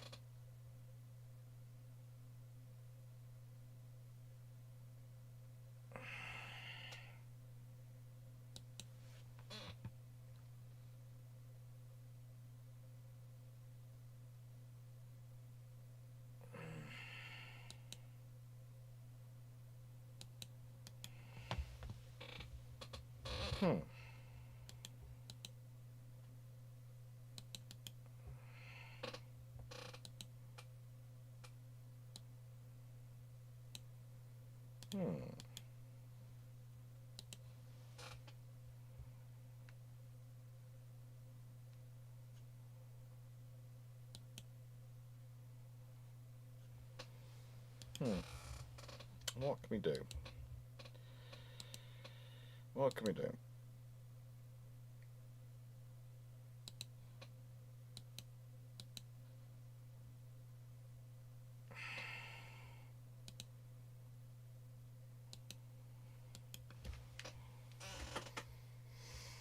Well, at least he's got us some displacement for it, but yeah, I want something a bit faster, a bit more vavoom, and a bit more survivable as a battlecruiser. But we'll see what we can do. We will see what we can do.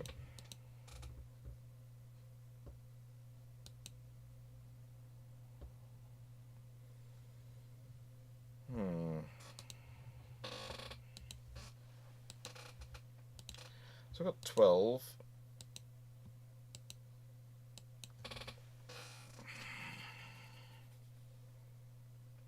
They haven't got enough. They haven't got enough file space.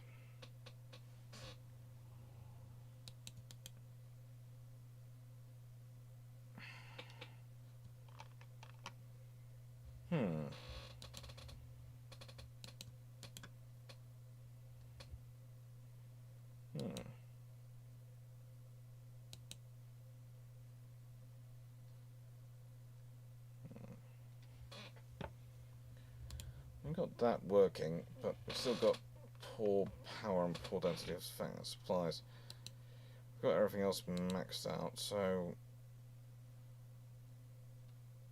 time for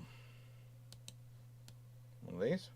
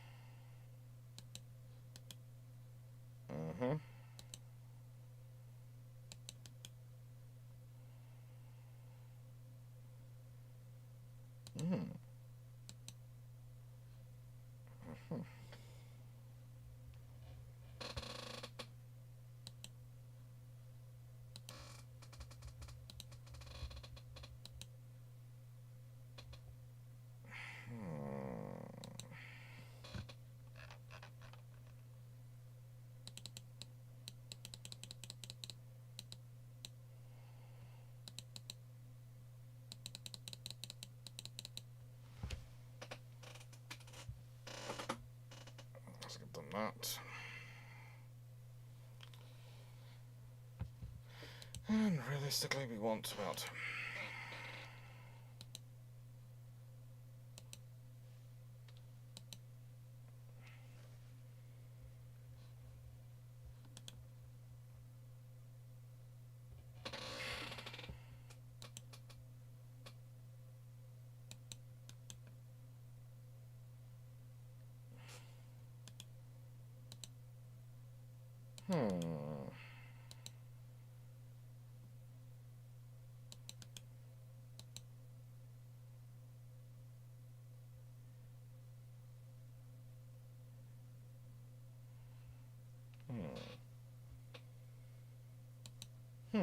What do you think? I'm not sure if it's going to work.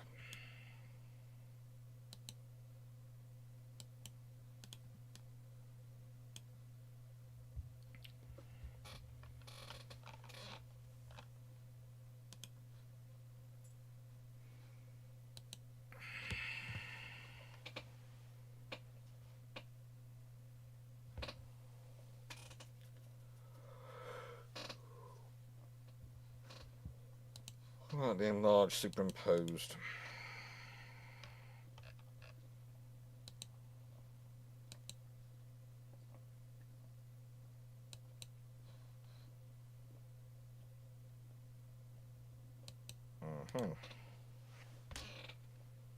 Now, with that there, let's put in the 5-inch gun, shall we? And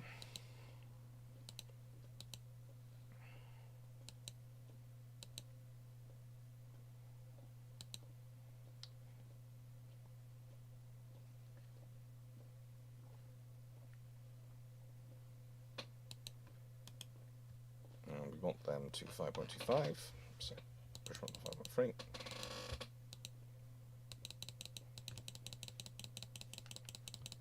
We want them expanded so they can deal with anti-aircraft and ships. And we still have problems with guns over here. They still have poor section of the station fire.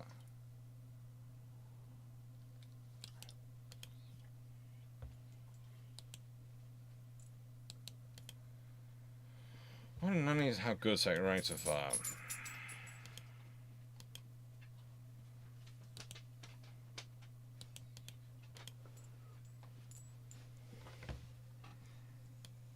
What's the problems of? Do you think if we take the draft down, that'll affect the height? Affect the sea keeping?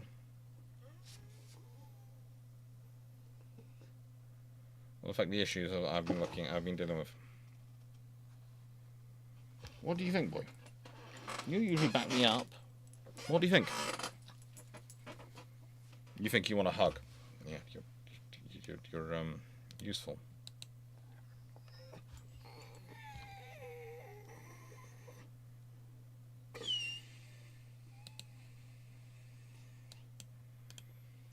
Look.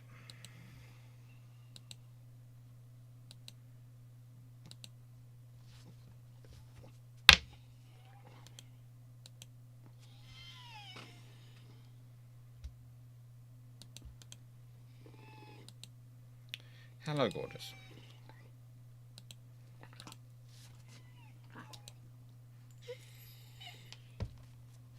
Oh, no. Okay. All right. Okay. You worried about something?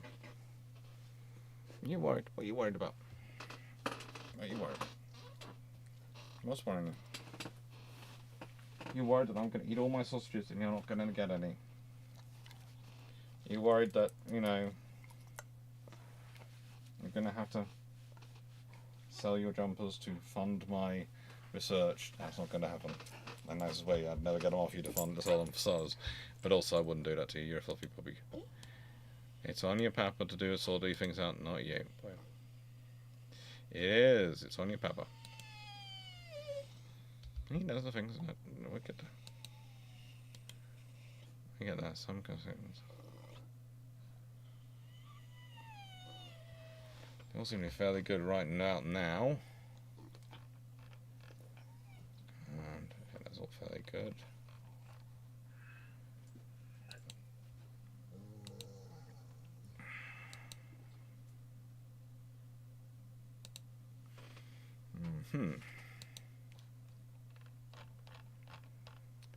Cerebral torpedoes.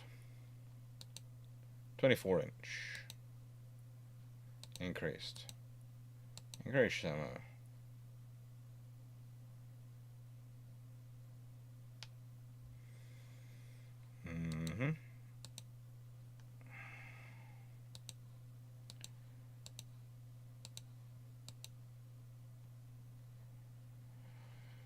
Well, we're doing okay.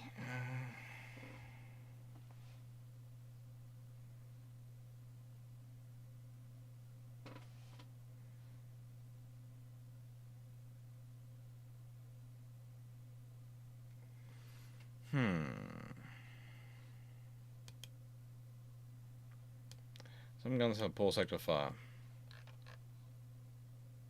Which guns? Highlight them for me in yellow, and I will go and look at them and rewrite them. Reposition them. They don't have a poor sector of fire. Okay, they don't have bad section of fire. They don't have bad section of fire. They have an okay section of fire. They have a decent section of fire. They have a perfectly fine section of fire. And then we have these pom-poms, which personally I wouldn't want to be on if it was a combat, so I really don't expect them to be doing anything remotely well at the moment, but they are of course doing their own thing on a lot of warships, and they're turning up in all sorts of places. So yeah, we're putting them on. And let's go check the enemy, shall we?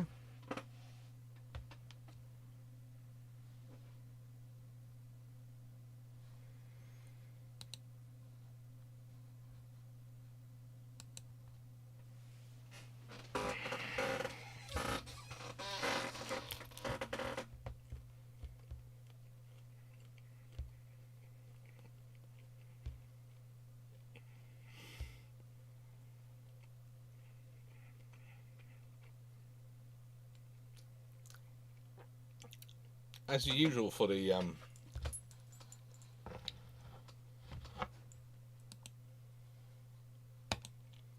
AI, it doesn't really produce very good ships.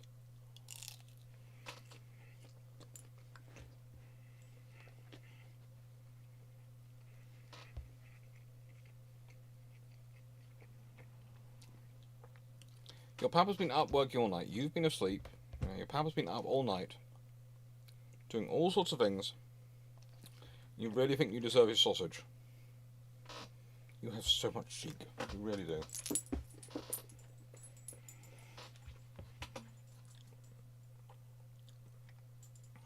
Let's go see what happens. Let's go see what happens, right?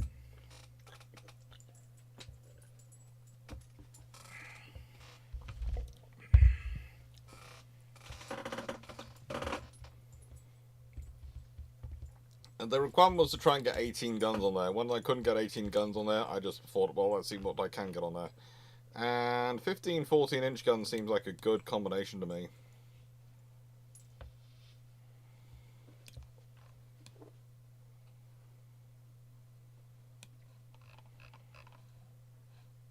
I can't see it, but I'm guessing it's over there.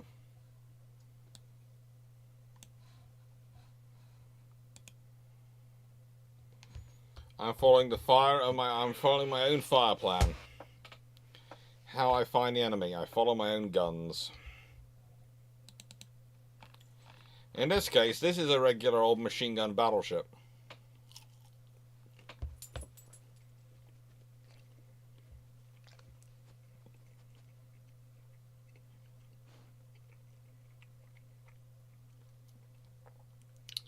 Designed to annihilate pretty much everything in its path. The Royal Navy had really managed to procure one of these, or even managed to procure a 12, 14-inch ship as a battleship. We're probably talking very differently about the Royal Navy's King George V class in World War II.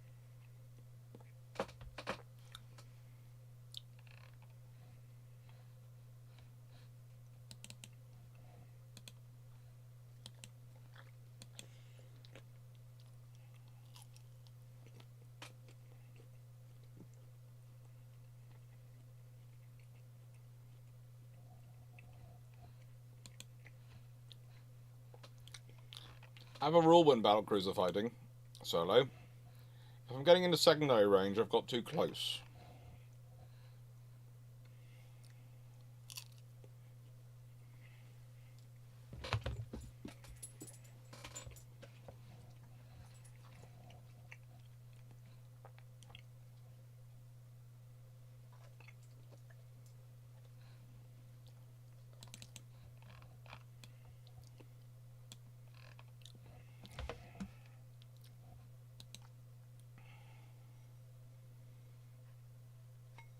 Only one of the 5.3-inch guns is engaging, or some of them 5.3-inch guns are engaging.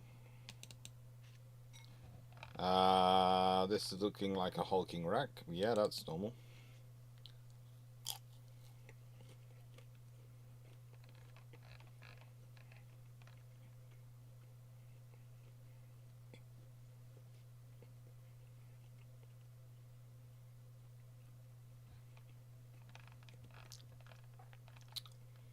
Yeah.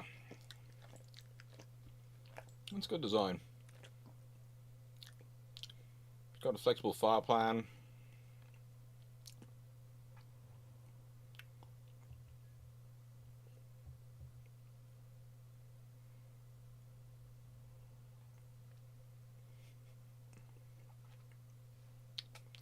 I'm just imagining if the Royal Navy, in response to a 15-inch armed battle, 15-inch armed Bismarck, built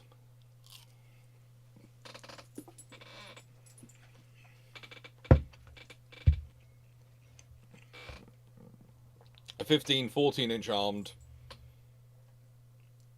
King George V with 5 triple turrets.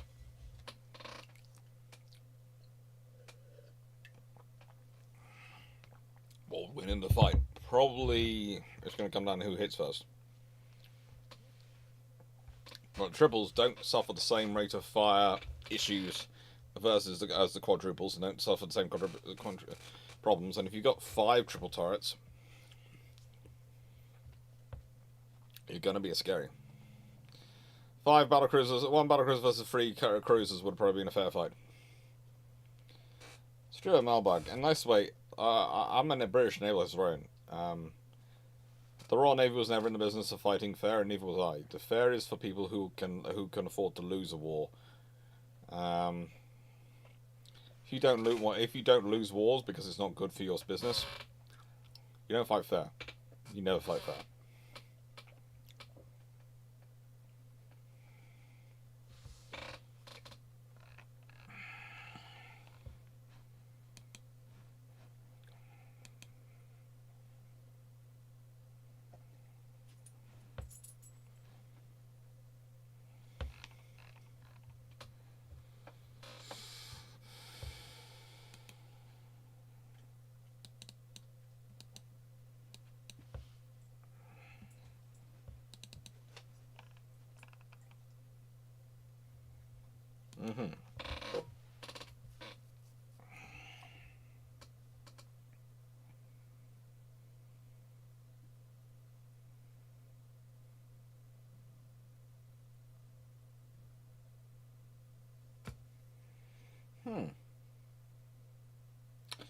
Enemy in this UAD battle. Again. I'm testing to see if the battlecruiser fires guns and which guns work and if any guns don't work. I don't mind if it's not fair.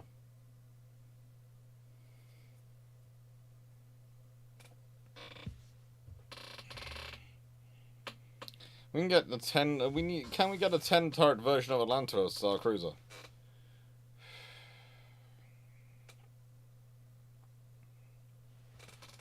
It's a bit difficult on a cruiser hull.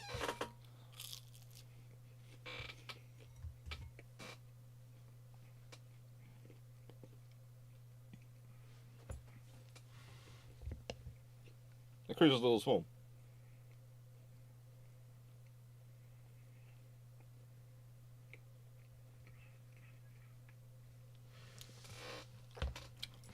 One of the largest of the tillman designs you can build in.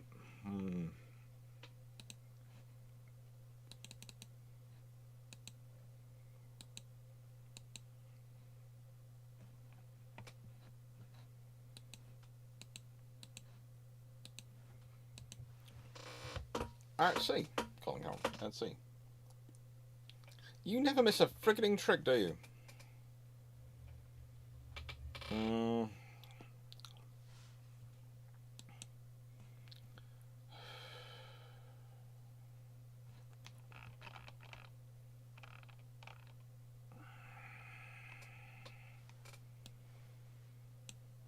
Honestly, none of them go up enough to be a Tillman. So you probably have to wait till you get to...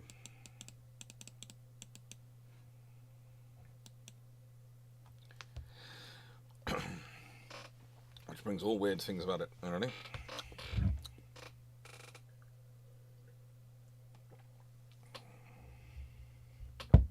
Talking Tillman-esque at this point. At this point.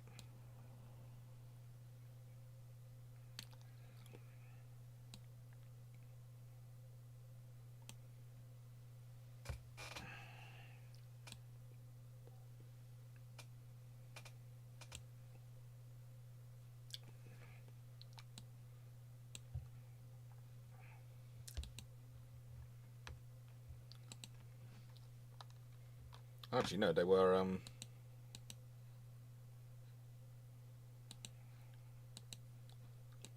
which does make them far more dense.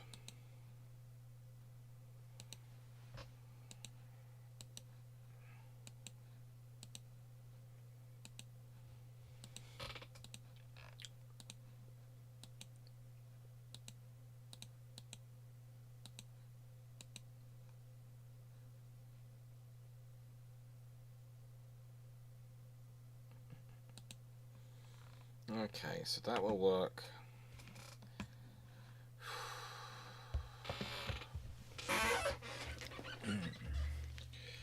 I can't put the sextuple 16-inch guns there because I don't have a sextuple turret. So I'm trying to think, what's the largest Tillman battleship off the top of my head?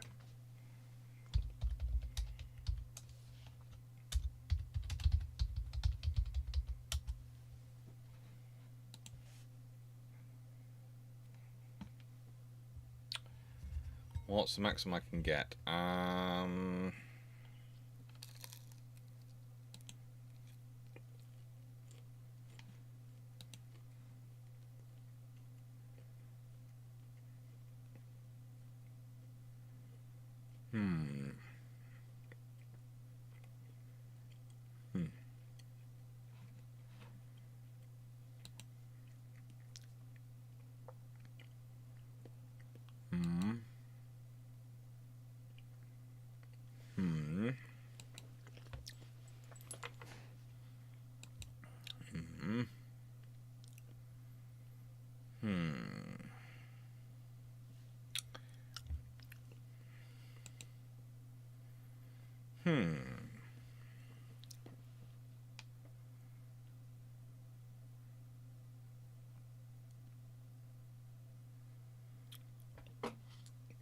What do you think, Big Fluff?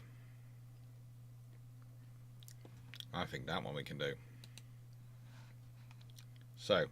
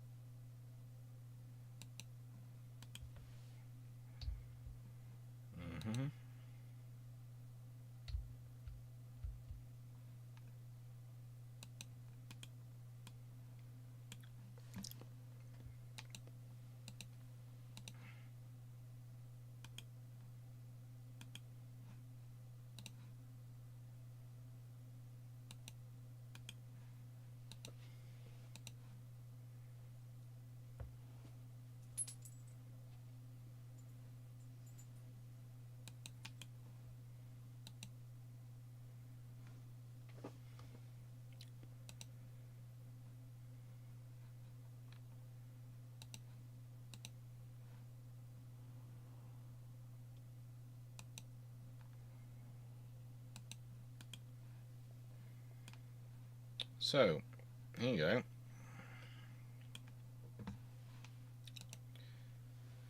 15 18-inch battle gun ships, 18-inch guns. It's tough.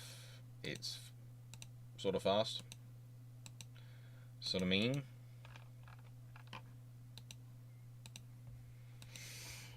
All thanks to a guy named Tillman, who was frankly an absolute arse, frankly an absolute sod, but yeah. We tend to brush over that because we liked his ships.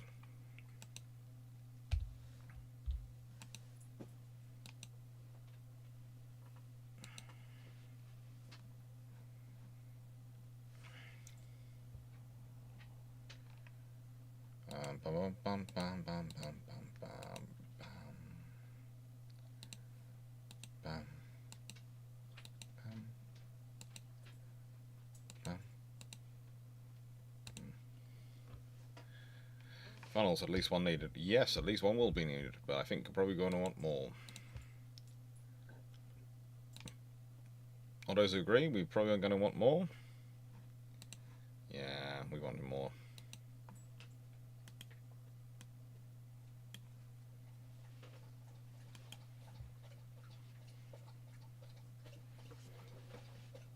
That's on me.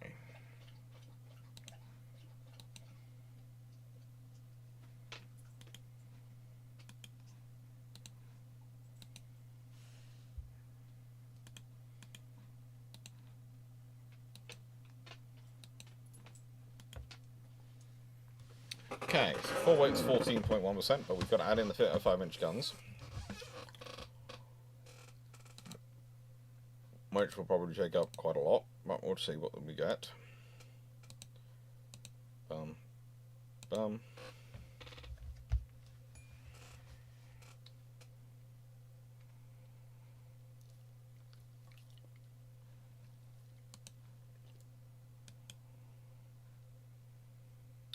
Now, and then we add in,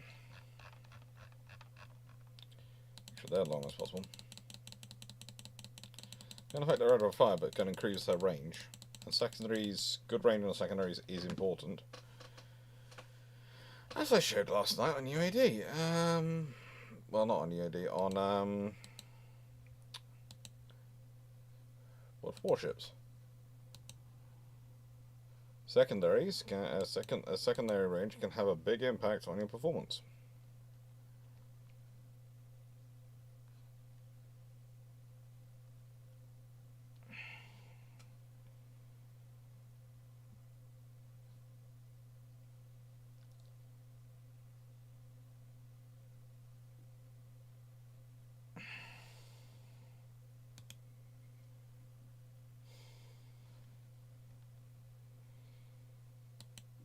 It's good. It's working, but it's a case of whether I want to put the underwater tubes on, or do I want anything else on?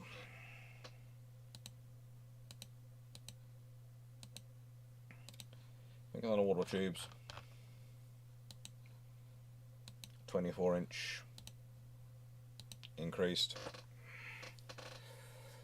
and that's taking me over by 400 tons, but that's not really something I'm too bothered by it because I've got space in these programs to drop it down a bit. Got no space realistically in the generic armor to improve my armor, but hopefully the 13-inch the 18-inch shells do their job. The enemy ceases to exist promptly after engaging. We'll see. We will see.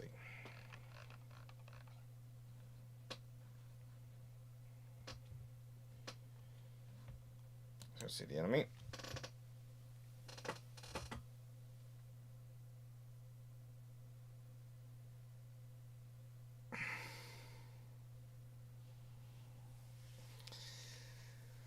This is a US Tillman. This is definitely, and yeah, this is the enemy. 65.3 kilometers, 19-point-inch guns.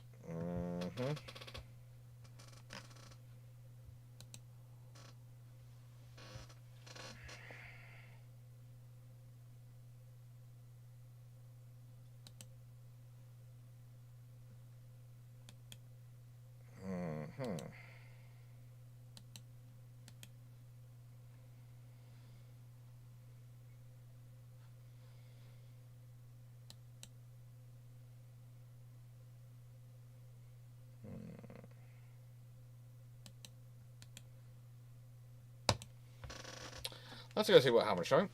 Let's go see what happens.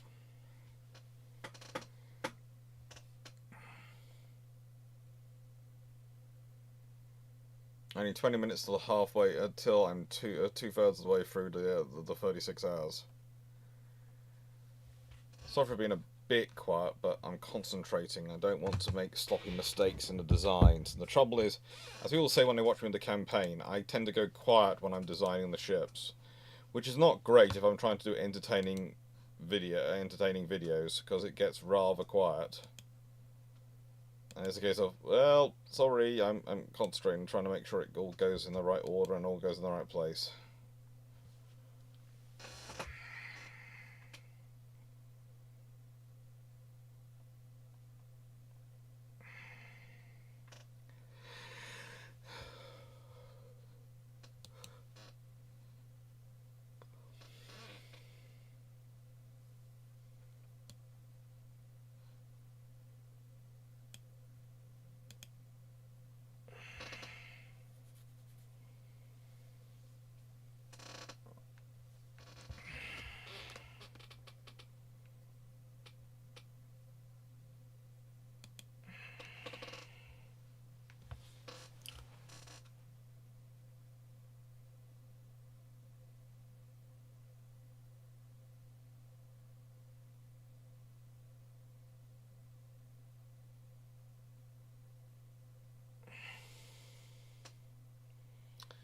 Is it gonna sink? It's got 19.3-inch guns, so it's a powerful ship. It's a likely, thing that they'd want to build in a world where these ships exist. But we're also in a world where these ships exist, and frankly, there is no German 19.3-inch ship, because this is basically post-Washington construction.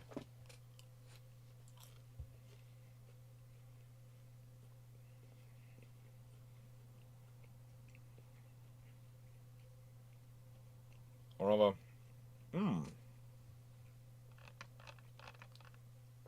there goes my ammo.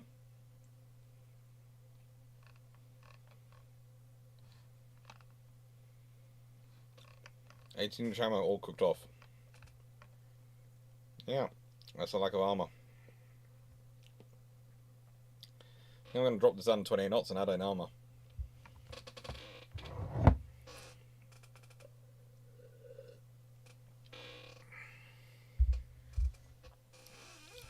Listen, 25 years ago at university, I woke up on a Wednesday and didn't go to bed till Friday evening. And then settled down at Saturday dinner time. Never again.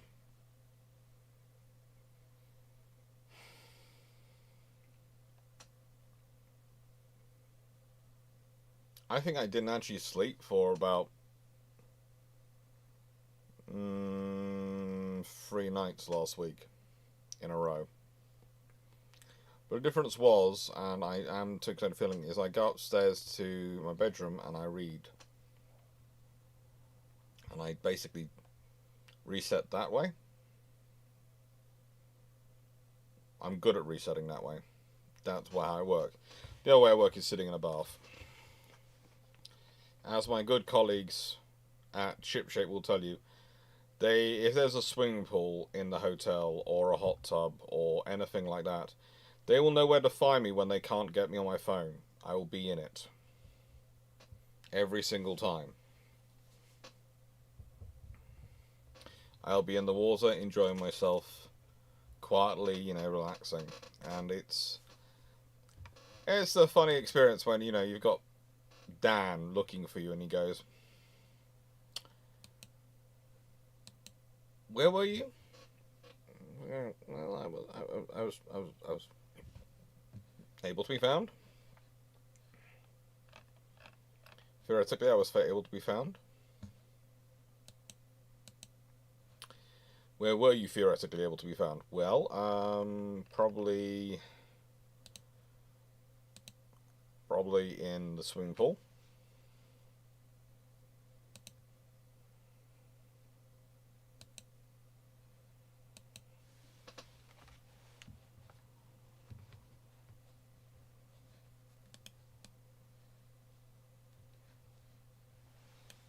Starboard weight offset.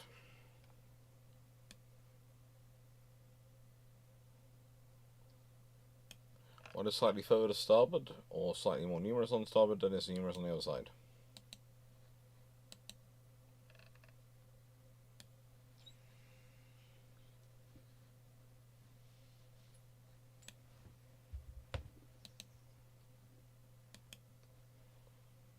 That was it. That was easy enough to find.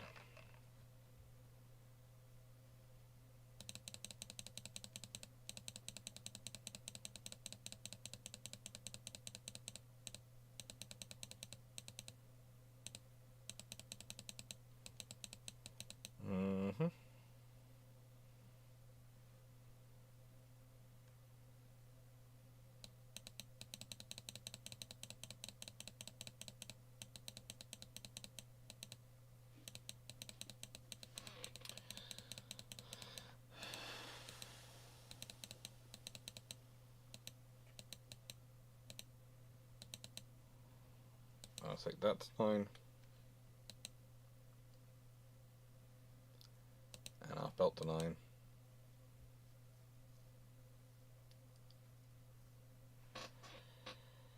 I mean, 10. 10.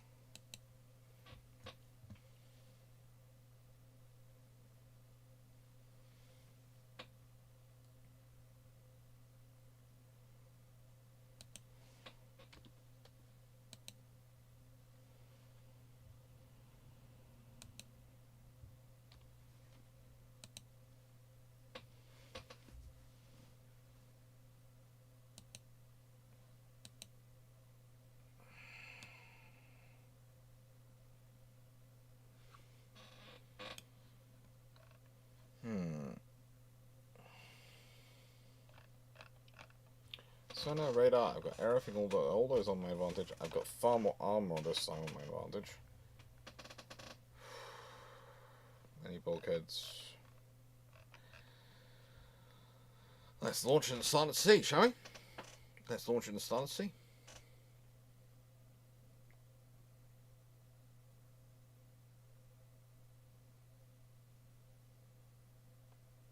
If I need any ocean, where are you?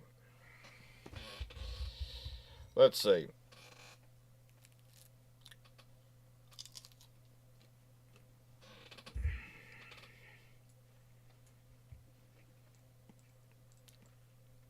Last time I was on the Indian Ocean.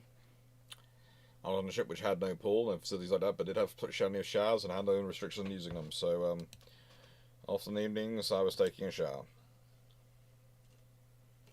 And mornings.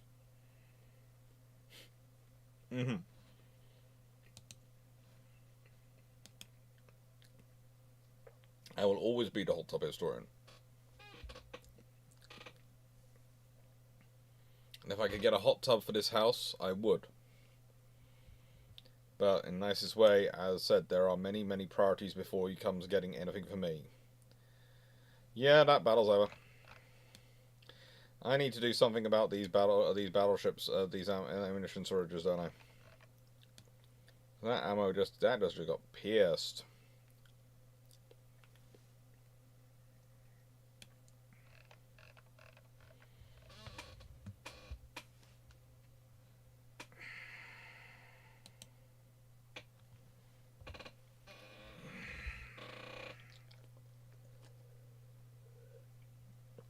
I don't want to get any slower. Thank you, Kaidoza. I think it's going okay.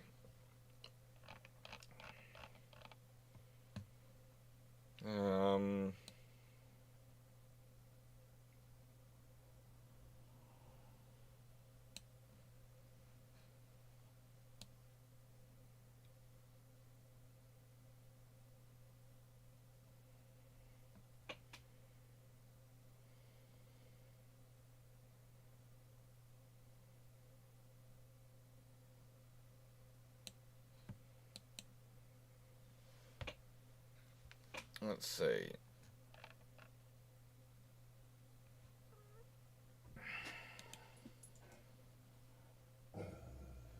Halfway offset for everyone. Like, ooh, and I've got thousands tons, so I can go to the foredeck and do this.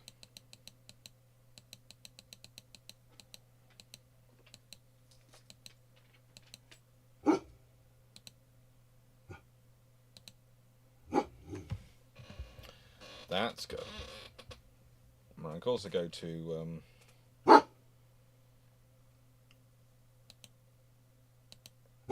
this and go, yeah, that you're gonna have 12.6 armor on there. Just because that's gonna protect you. Just a tad, that's gonna protect you, just a tad. Not much, but enough.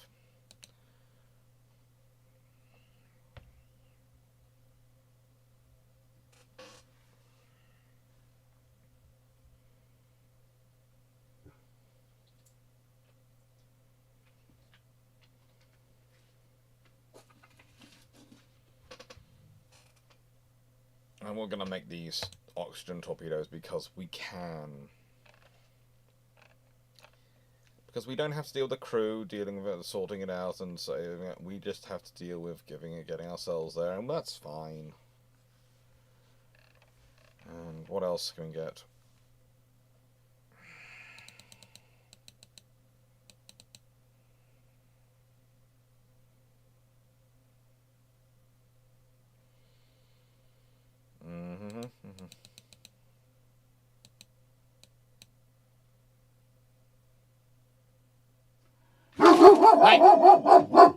Hey! Excuse me! I must go see what this urgent the noise about. I think that hopefully that will do. Can we make that work? Can we make that work? It's pouring rain. I cannot see a single human soul out there. I definitely can't see a putty cat. I know you thought you saw a putty cat, but I cannot see a putty cat. It's pouring with rain. I hope there's no putty cat.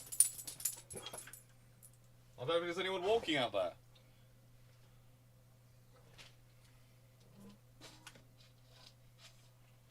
I'll go fill up your food bowl. That is ready. Right, that's good. Make sure Poodle doesn't eat any of my sausages. Make sure Poodle doesn't eat any of my sausages. That would be good. Goodness gracious. Poodles. Poodles. What do you believe? Poodle. And a corgi.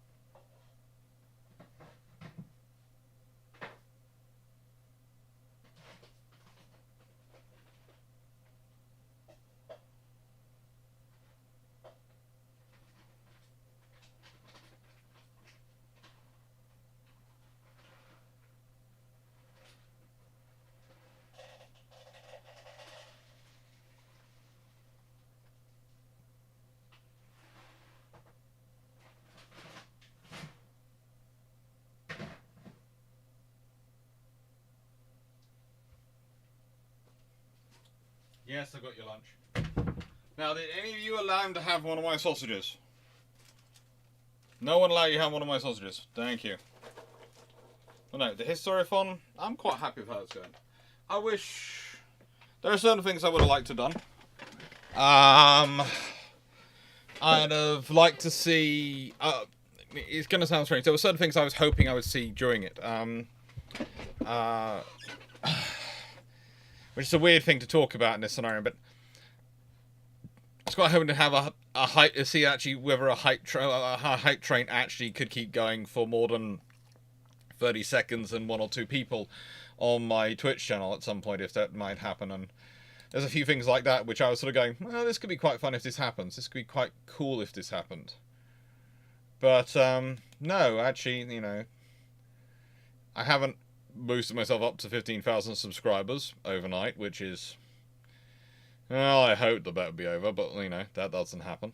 And no one's willing to put, it seems no one's as interested as some people felt in the idea of me watching The Princess Bride, which I'm both not unhappy from the point of, how do I put this? From the point of view of maybe getting my kitchen, as well as getting all my research covered and a new laptop to do the work on and various other things, that would have been great. But from the concept of not having to watch The Princess Bride, that's also pretty darn good. The armor appears to be handling the things a bit better. Oh, frigate. So, let's burn off my armor again. Rebuild ship. So the thing is, I want to stay at range, don't I? Oh, glad. Don't worry, Knights, everyone. We'll still be here. We will still be here. It's almost 12 o'clock. It's almost the middle of the day. Hello,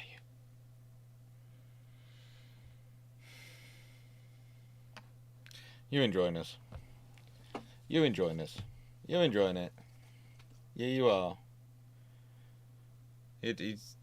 I'm gonna change the, do this. Push it. So you can all see the poodle far easily. He's enjoying it. I think you're enjoying it because I gotta get him. So my sister Karen keeps cooking sausages, and you're the only one who likes a Karen sausage. How you like them, I do not know. Shh, cousins.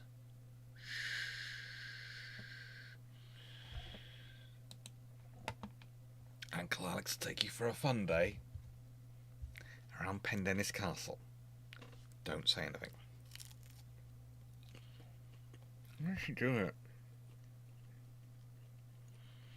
Burned from the outside and just about cooked on the inside. How? Probably skills.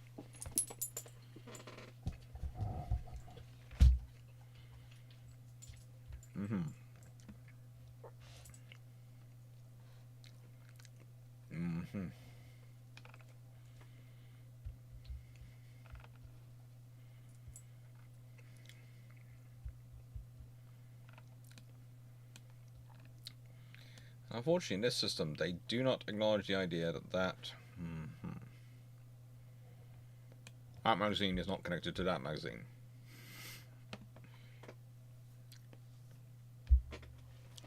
UAD doesn't have that concept of that. They're separate magazines. Forecast seems to explode often. It has in this game recently. It has. It has been going up a lot recently. Thanks, Bunny. Oh, I love doing it. I love doing this naval history stuff. It makes me happy. It makes me definitely. It makes me happy for life. Now, what am I gonna do about you? What am I gonna do about you?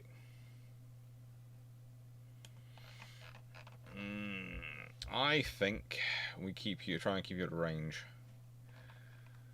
What are the guns? Let's see. The guns are. They have a range of 75 kilometers. Opponent has a range of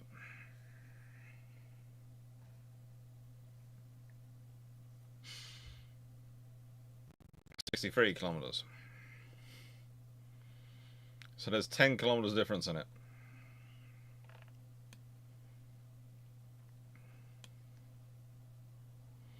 See, this is the thing as I find annoying is I would never be allowed to build something like that, and I'm honestly going to get rid of that because I don't like it. I will end up making the enemy ship better than their ship, better, but you know, we'll leave that to one side.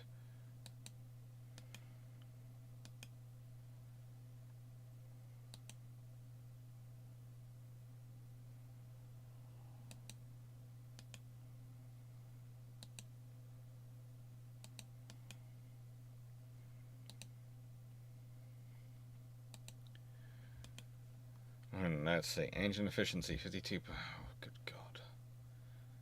How can the engine efficiency be quite so bad? What the friggin' are you doing? What the friggin' is it? I don't know. Holy guacamole! Well, I remember I can't bash my way through it.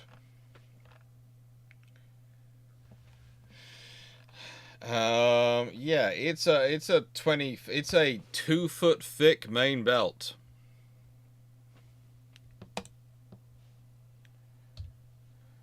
A 2-foot thick main belt.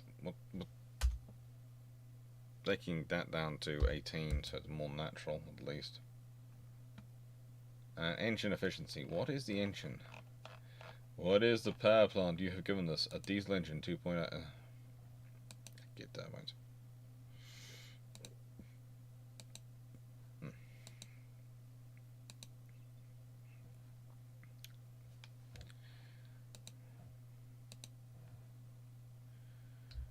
Okay, let's go have a look at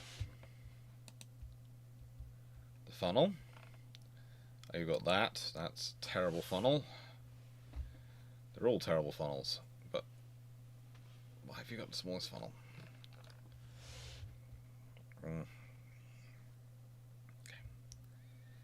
So if you've gone for that.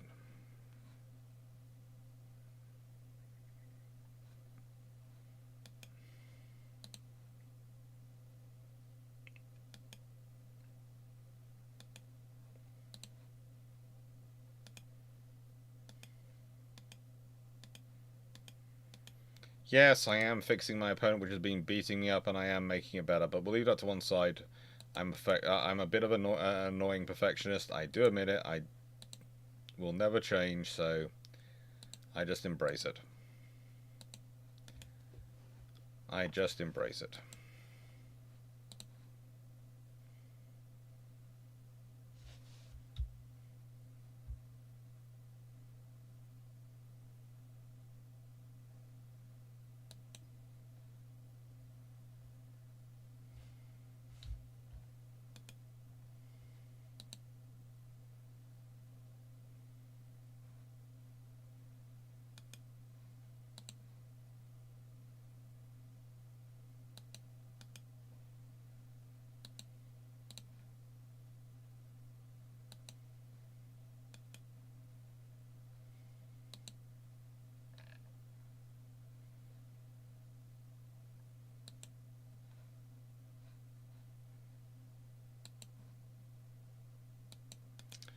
That feels more on scope of this thing.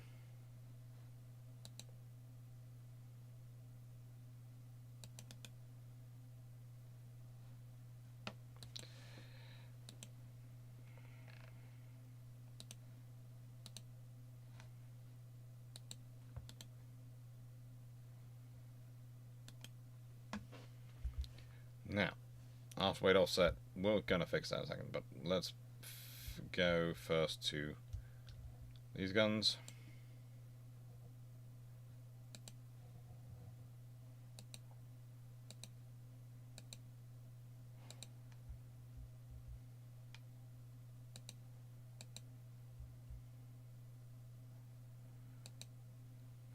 Those guns. And, oh, good lord.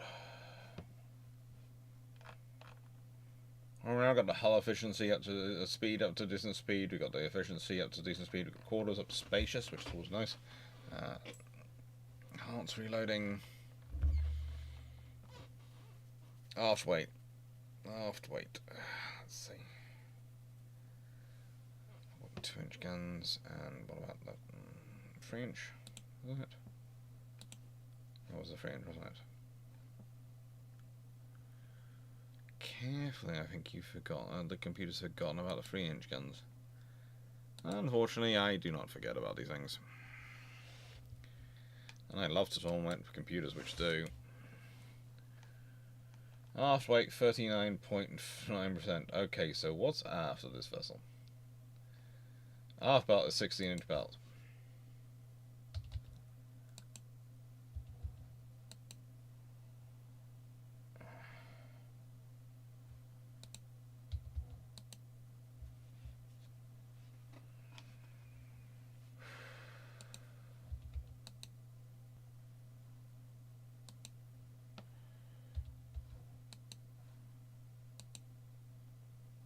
Let's see what we can do here.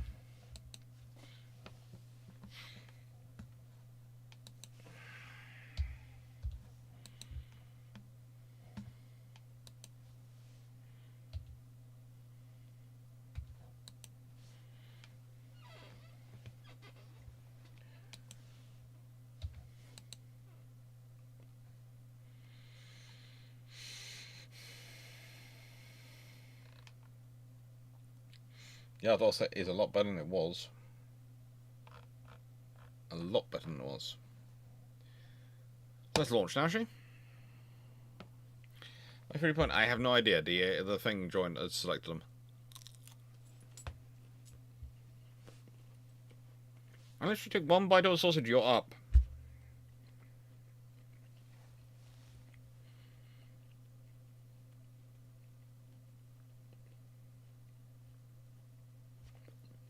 One bite.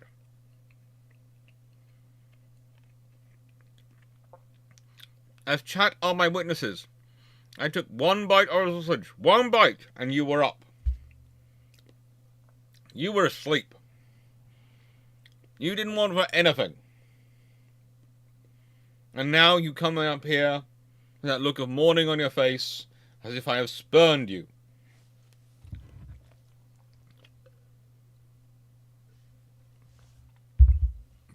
As if I have afflicted you cruelly. And yes, we are past the 12 o'clock point.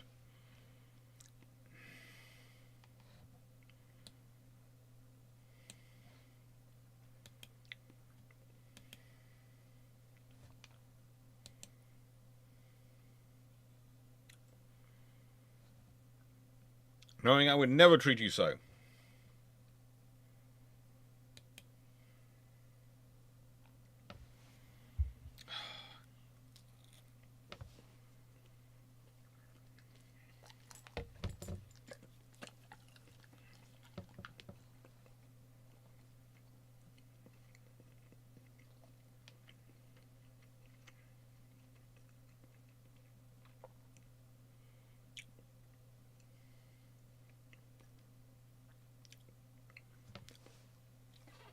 .3-inch guns have some impressive penetrative capabilities. The fact that the Germans have 12 19.3 to my 15-18 has put me at a disadvantage. Historically, of course, someone's planning for an 18-18, but you try and fit that on this hull. I suppose with wing turrets you probably could.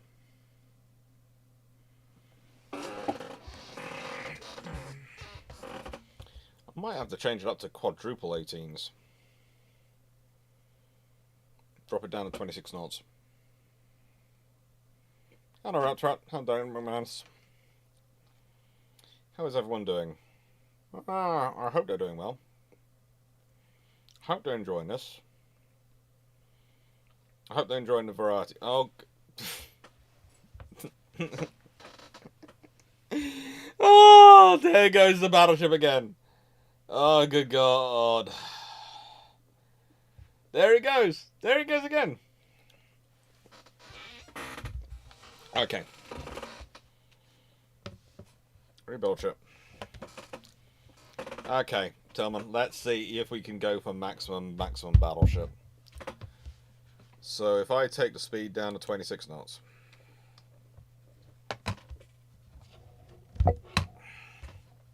Right.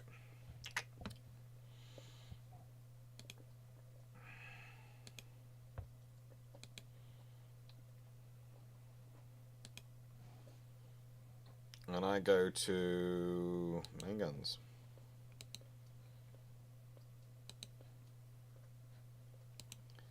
$18. And I go for 4 barrels.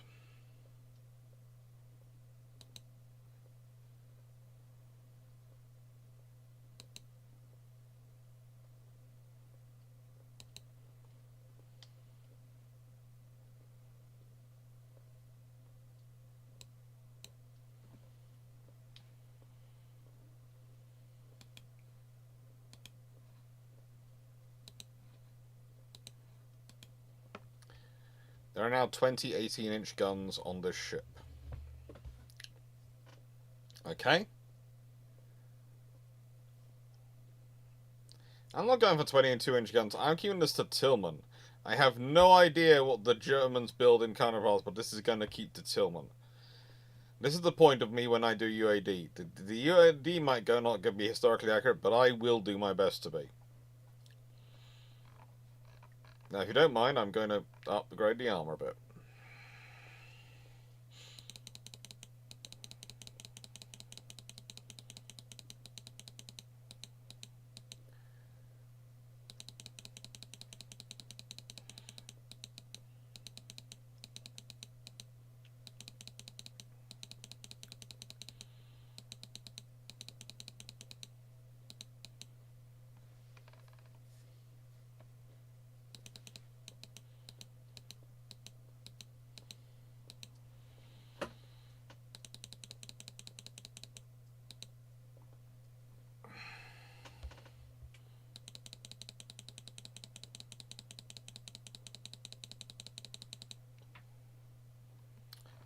That'll do.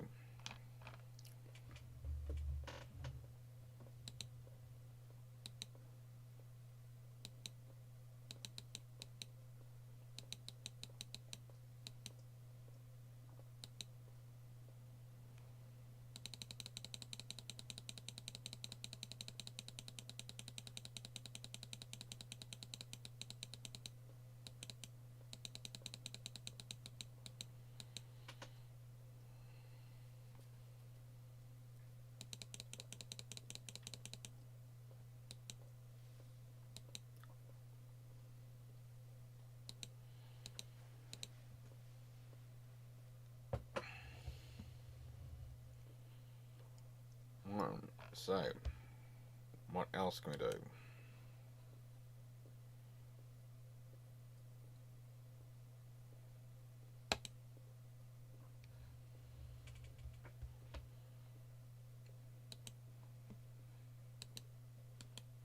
Control base.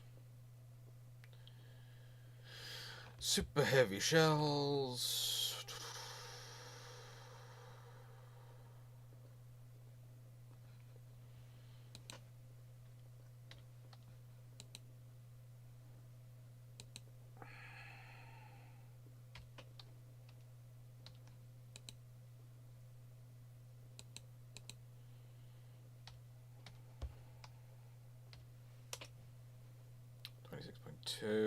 Forward offset 2.3%. Yeah, but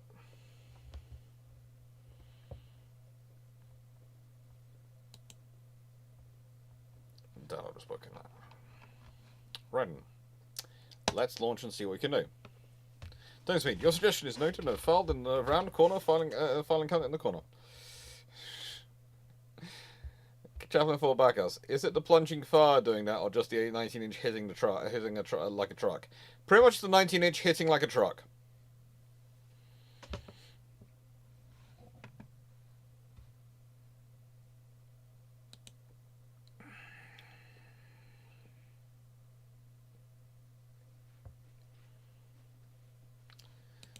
Actually, the Tillmans usually are slightly faster. If you go and have a look at the Tillman maximum battleship designs and sketches, if you look at their horsepower ratios, they work out at slightly faster. So yeah, I would say they would be a bit faster, and especially in a world where if they're built, the British are building faster ships, and I think the Americans have to up their game to about that speed. So that's why I keep them to the Tillmans a bit faster.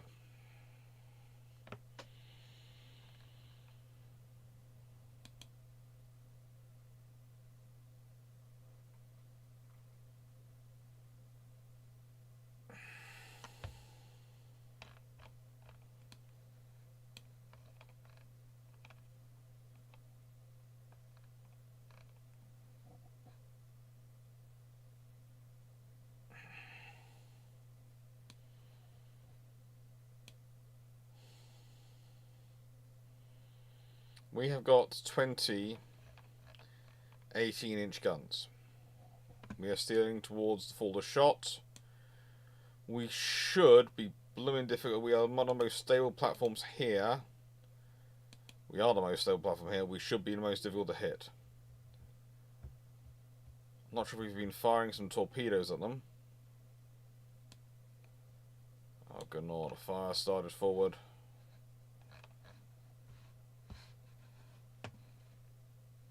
Fire sided aft. Fires are no good. Fires are terrible. Boo to fire.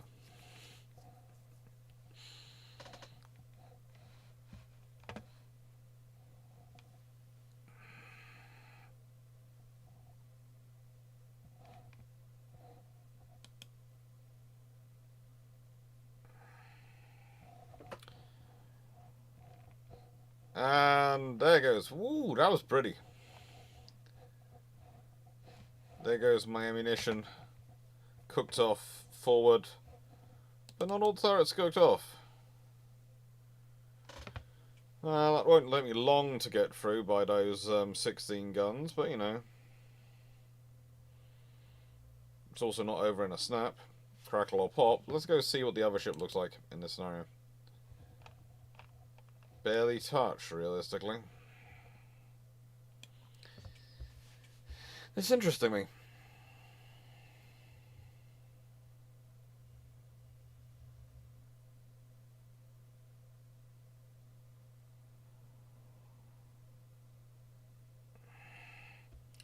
Agreed. Agreed. Aimbot accuracy at this point in 1950. Alright, it's like they're shooting through the walls and I'm behind them. And they have the biggest guns, but I have the longest range guns. My guns can do 75 kilometers, theirs can do 60-something kilometers. We're starting at 50 kilometers apart. So realistically, I should just pull out of range, shouldn't I?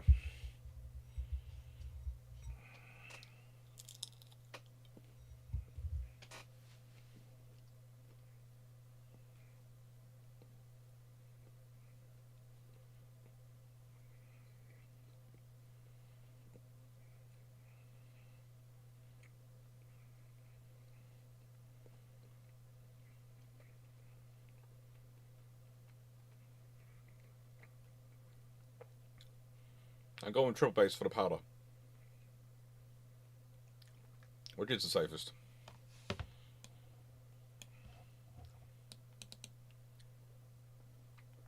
All out of ammo. We're sailing out of range. And the thing is, with the ammunition gone, we're now safe from cooking off. So they actually have to pound us into submission.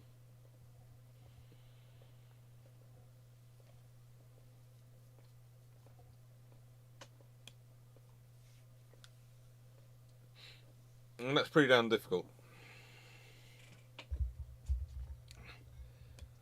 That, you know, turret literally went spaceborne.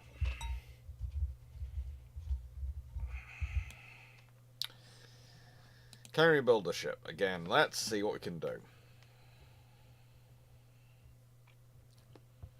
Let's see what you can do.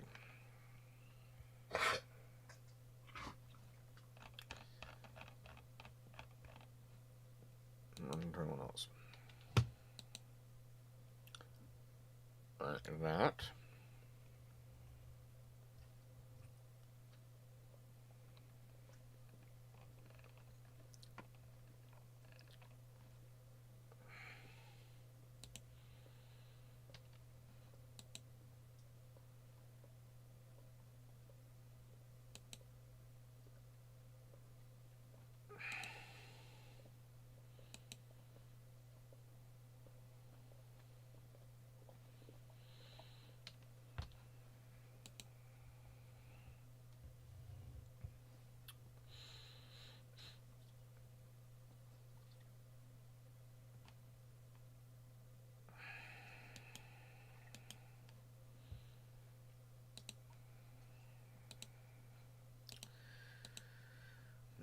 What was I? Yes.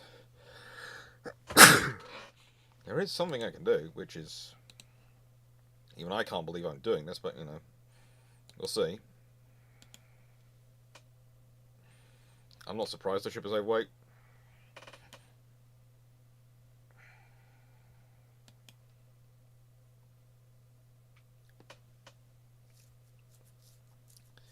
That's enough to make anyone feel a bit bloated, that amount of guns.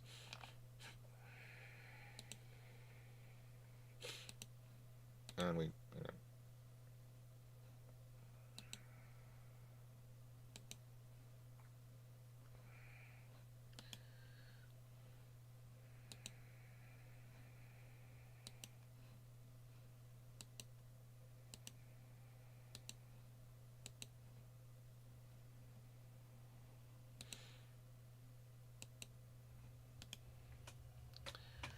So, how are we going to get that within the weight requirements? Really? It's 20. Oh, good lord, we're going to need to sort that one out. Really can't be getting high.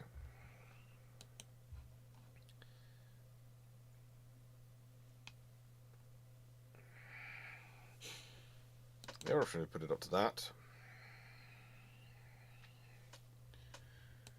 And that. Okay, so. Turbo-electric engines. As historical, we're going to go with gear turbines.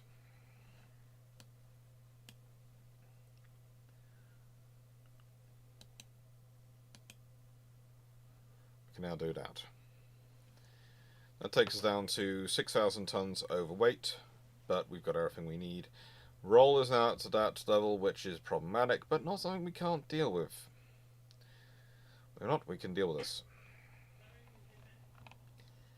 The increased ammunition torpedo. No point are we getting in torpedo range, so we might as well have reduced. They are our last weapon. Our weapon of rather last resort. Hello.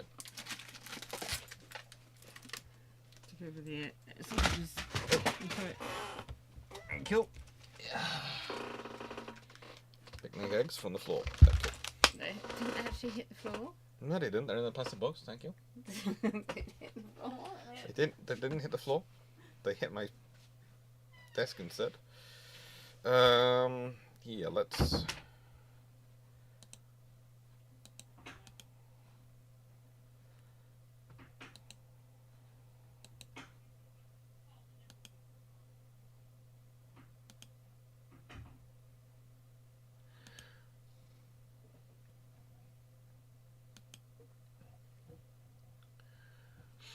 So that's 1,000 tons saved. Alright, so we got the triple base, we got the increased shells, increased HE, double dome, all those things need balanced.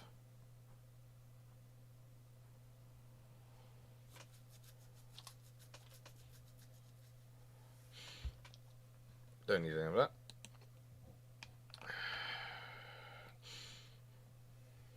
Got many bulkheads. All doubly reinforced, so now we need to get the weight down.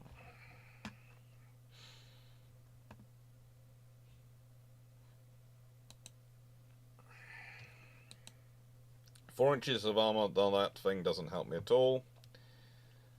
That's fine, but that must be 2. That must be 3. That must be 2. And that must be 1.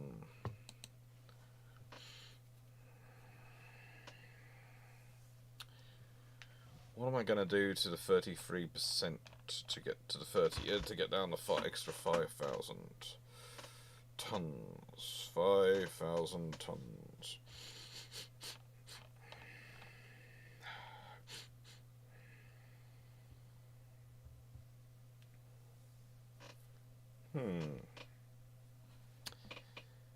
Dump the secondaries. Definitely, that's an option. And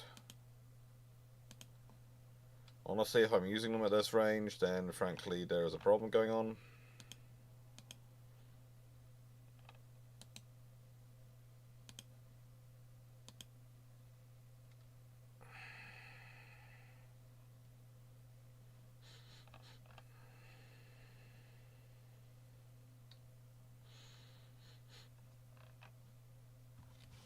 And that's taking me down by a whole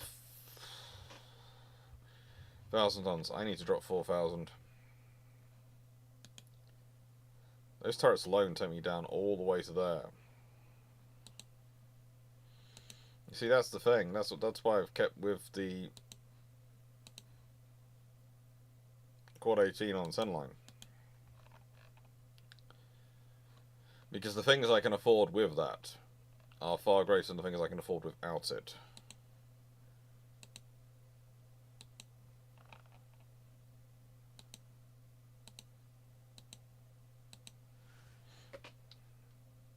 These are the improved triple 5-inch 38s.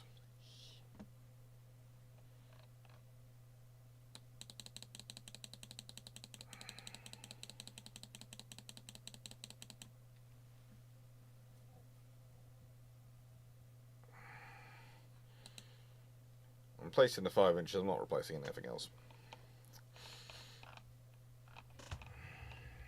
Just in case we get into that kind of range. And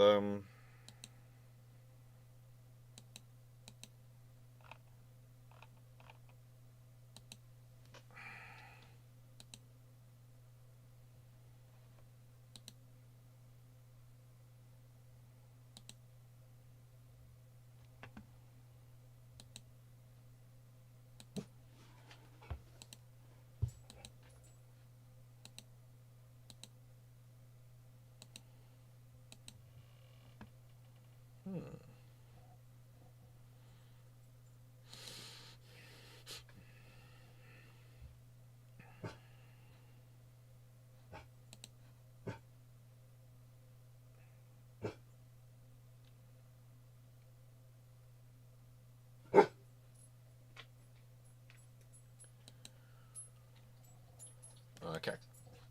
And if we go to here, foredeck.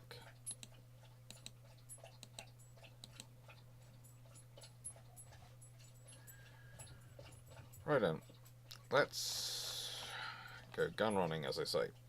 Definitely not the speed advantage. I've got the armor advantage, and I've got the gun range advantage, but that's not going to be much without the speed advantage. We'll see. After this, I think we'll see what the questions are that are coming up in the thing. If there are more ship ones, then we'll do some more ships, but if there aren't, we'll go to the questions in the chat.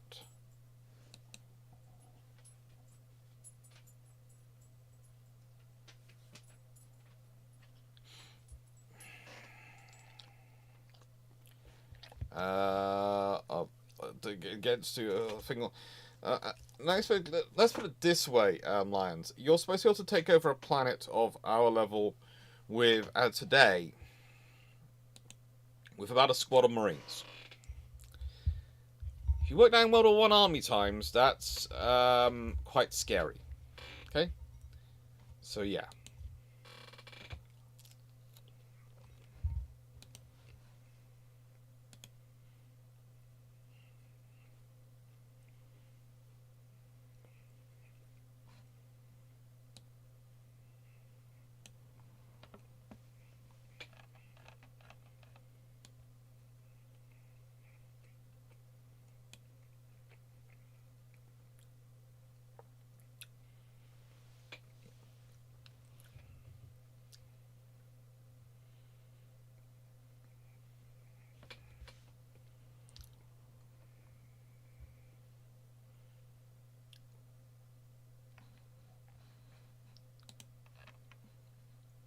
Okay, that put a fire out.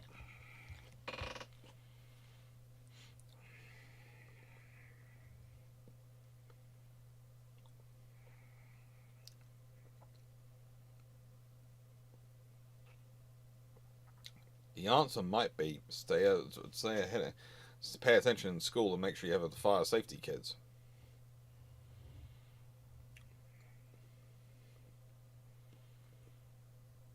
I think that might be the answer.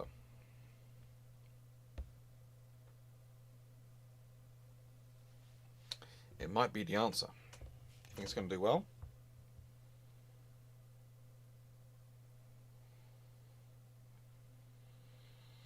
Second trot has penetrated the stern. They seem to love the stern and they're killing the stern. Oh, good lord! I think I should have lost a turret. I think the turret's out of action. I think that might have cost me some shells.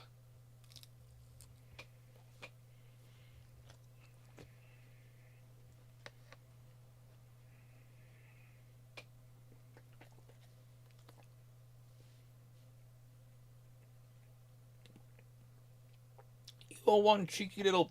you realise this? Leaning across to try and lick my food. That's just rude.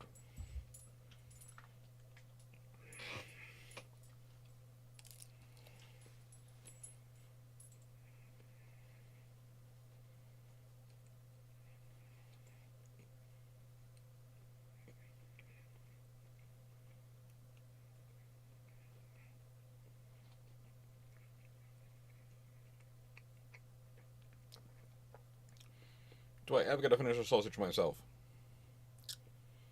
Let's see.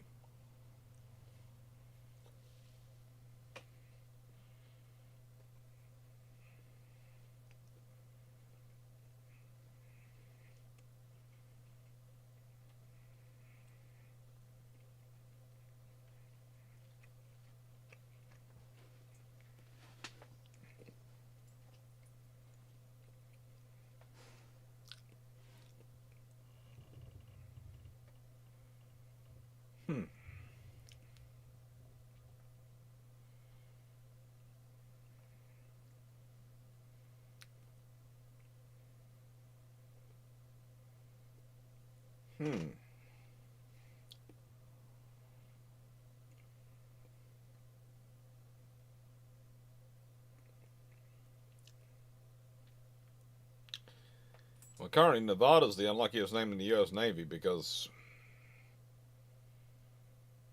honestly, on paper, that should have been an even match. That should have been an even match, which is why I was letting it run, because... yeah, it's, you know, it is 19.3s, but this is, you know... so at least you've got the engagement range.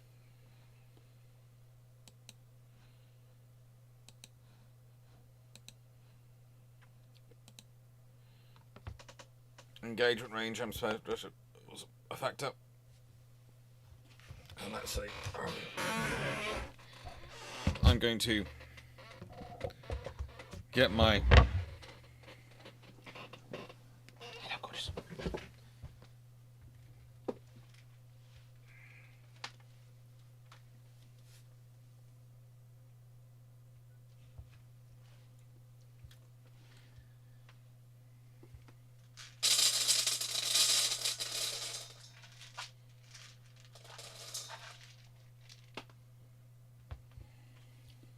There.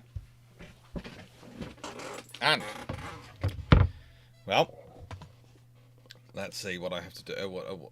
Let's see what the options are. Ba-ba-bum. Ba-da-da-dum. Da-da-da-da-da-da-da-da. So,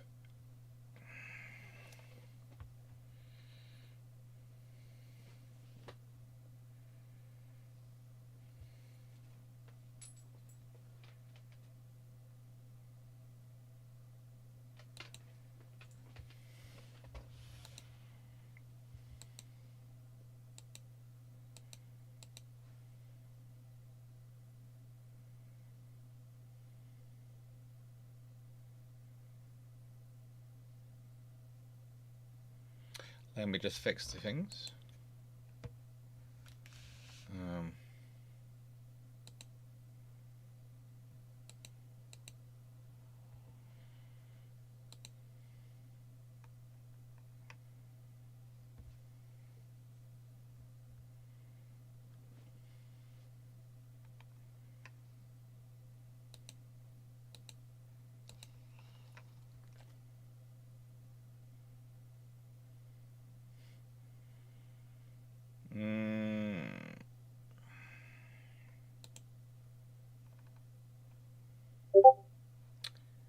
And yeah.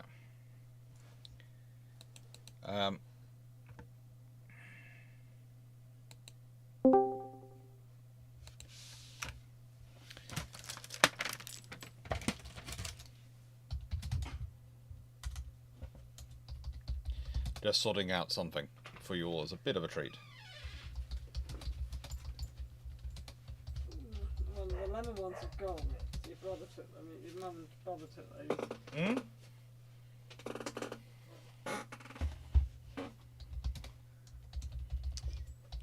How you doing? Are you doing alright? Yeah, I think I'm doing okay. Okay, right. I just got my USS Nevada smashed at all times. Okay. Excellent. Right. I'm down the corridor. Hello, Draken. Hello, Voxo. Hello.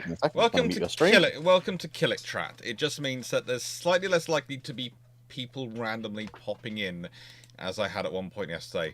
And it was no fault there, and they just went, "Oh, Alex is in the general chat, so I'm going to go in and speak to Alex." And I went, "Oh, we're live! Oh, friggin', don't want to be..." Oh. Whoops. Killick Chat. Fine. Killick Chat, the rule is only Killicks can get into it, so... in a nicest way and above, and that means that the people in there should all know what's going on and should know if they see me in here. It's the live chat. That's the idea. Because Well, also, to be fair, you've been live for the past 24 hours. we hope. Hopefully they would note you'll probably still be live. But you know, it's one of those things of, and I'll explain this to everyone now. So as sort of as we're sort of talking this through, Killicks.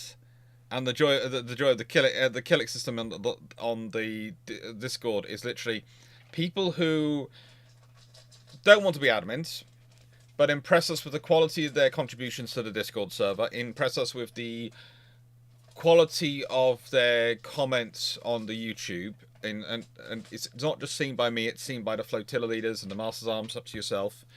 Get a recommendation, and if three Masters at Arms or flotilla leaders or myself included in this, any three of us all say this person's been good, they get promoted to Killick. And Killick is the Royal Navy nickname for leading seaman, because it's named after the Killick anchor they have as their symbol. And basically it's a case of, right then, so this is a place where we have seen proof you are really good contributors and really nice people and really respectful, so we put you all in here. And it's the kind of case of, this is the hands-off chat, where we will only get involved if you start being stupid. But basically, you can discuss and talk through anything as long as you're being respectful. But we won't put you in there until we're absolutely sure you will be respectful, if that makes sense. So that people don't, basically set up, you know, you don't get trolls getting into there or things like that. You know, because we still do, every single Discord server I know gets random people popping in who are... not Discord people, they're bots, and they cause trouble. We are currently at £458.75, so I've paid for my trip to Greenwich. That's about it, but that's good. I'm kind of happy. Got my trip to Greenwich. I haven't got any pictures bought, but I've got the trip to Greenwich. We'll see about the pictures. We'll see about the pictures. That'll be after I've dealt with the... joyous thing that is going to be my tax. For a first-time event. Yeah. It's not bad. Let's put it this way. I was half expecting nothing.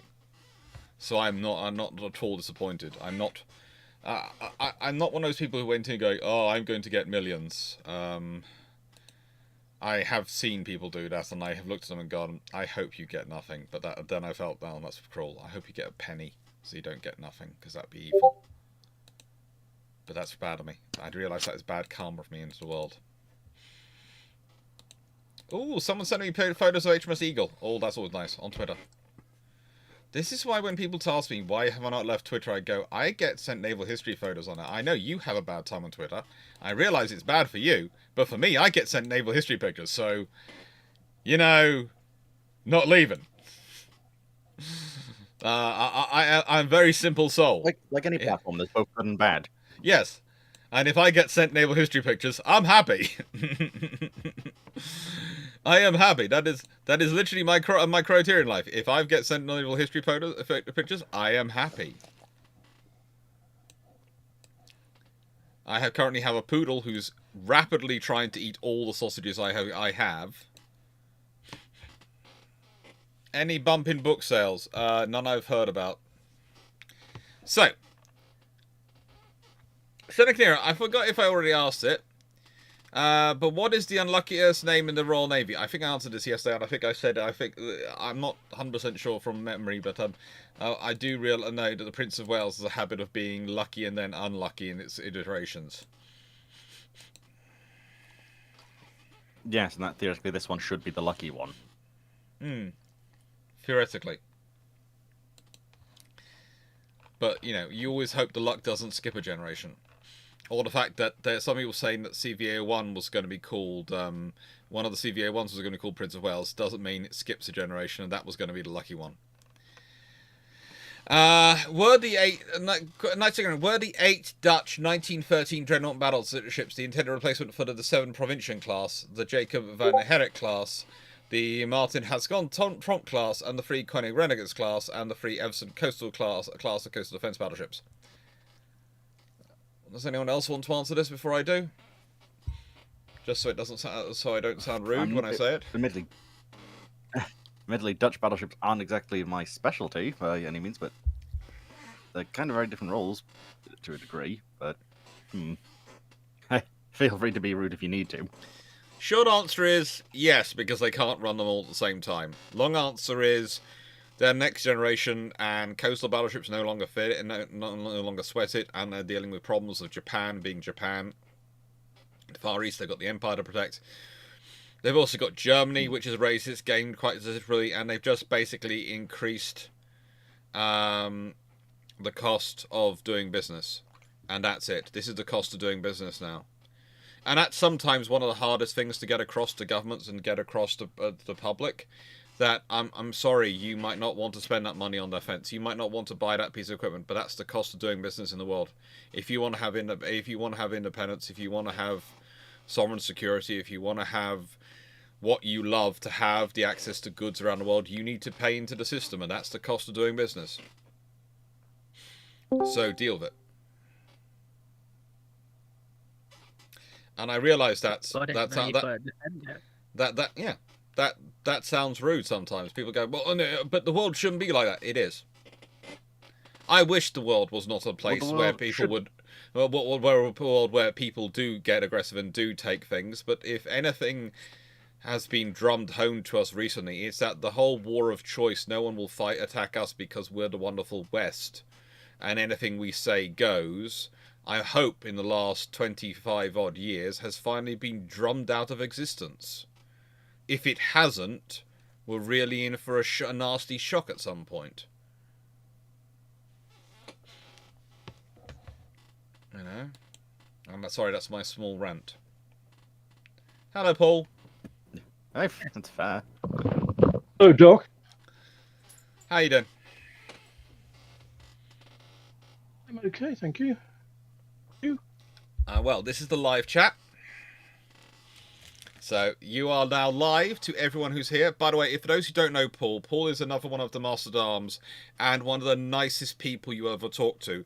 But also, he is one of the best at DIY, carpentry and those skills. What he doesn't know isn't worth knowing. So if you have questions of that nature, and this is another reason I love the Discord server, if you have questions of that nature, you can put them into the chat, and Paul, when he logs in, will see them and will answer the questions. And what he tells you is better than anything you will get anywhere else. But you do have to wait for him to log in because he does have some very important jobs he does sometimes. No, not that. Old age. Yeah. And too much painkillers. Oh, those are never good. So, no, they sort of catch you unawares sometimes. Or they don't work sometimes, so you have to take more. And then that messes everything up. Hey ho, never mind. I'm just winding up, guys. It's kind of you to say about the woodworking. I have some knowledge about certain aspects of woodwork, particularly with boat building, rather than carpentry, as in doing fine furniture. Mm-hmm. But I also know other things about doing stuff on boats and ships, and like rope work and rigging and things like that. So anybody, any questions about stuff like that, I can help with if anybody is interested.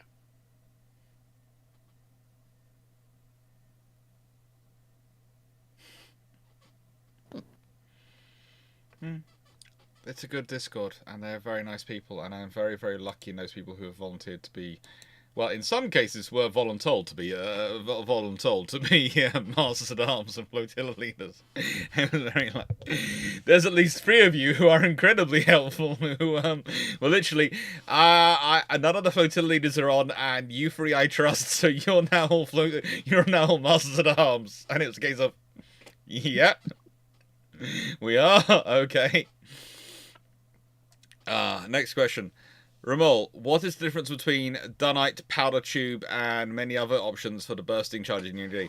Okay, well, they reflect the actual developments that were going on at the time in terms of the powder and as it was evolving. Different nations were looking for different things. Some people wanted powder which was flashless and smokeless, so you wouldn't be able to see where the gun fired from. Some were interested in powder which would give you the longest range. Some were giving the powder which would give you the most accuracy, and the most accuracy comes from the longest burn. Actually, you want the shell to spend as much time in the barrel almost as possible, but still have enough speed when it's leaving to go to range you want. So it's a really delicate balance.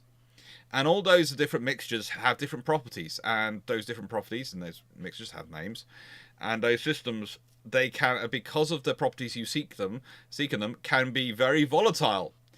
There are some which are more prone to damage by heat, so you don't want their magazine that stores them anywhere near the boiler, because the boilers can heat, and one of the funniest things was when I was explaining to people that the thickest walls on a ship, including special battleships sometimes, is often not the belt armor. It's often the materials put around the boiler room if they are right next to the magazine.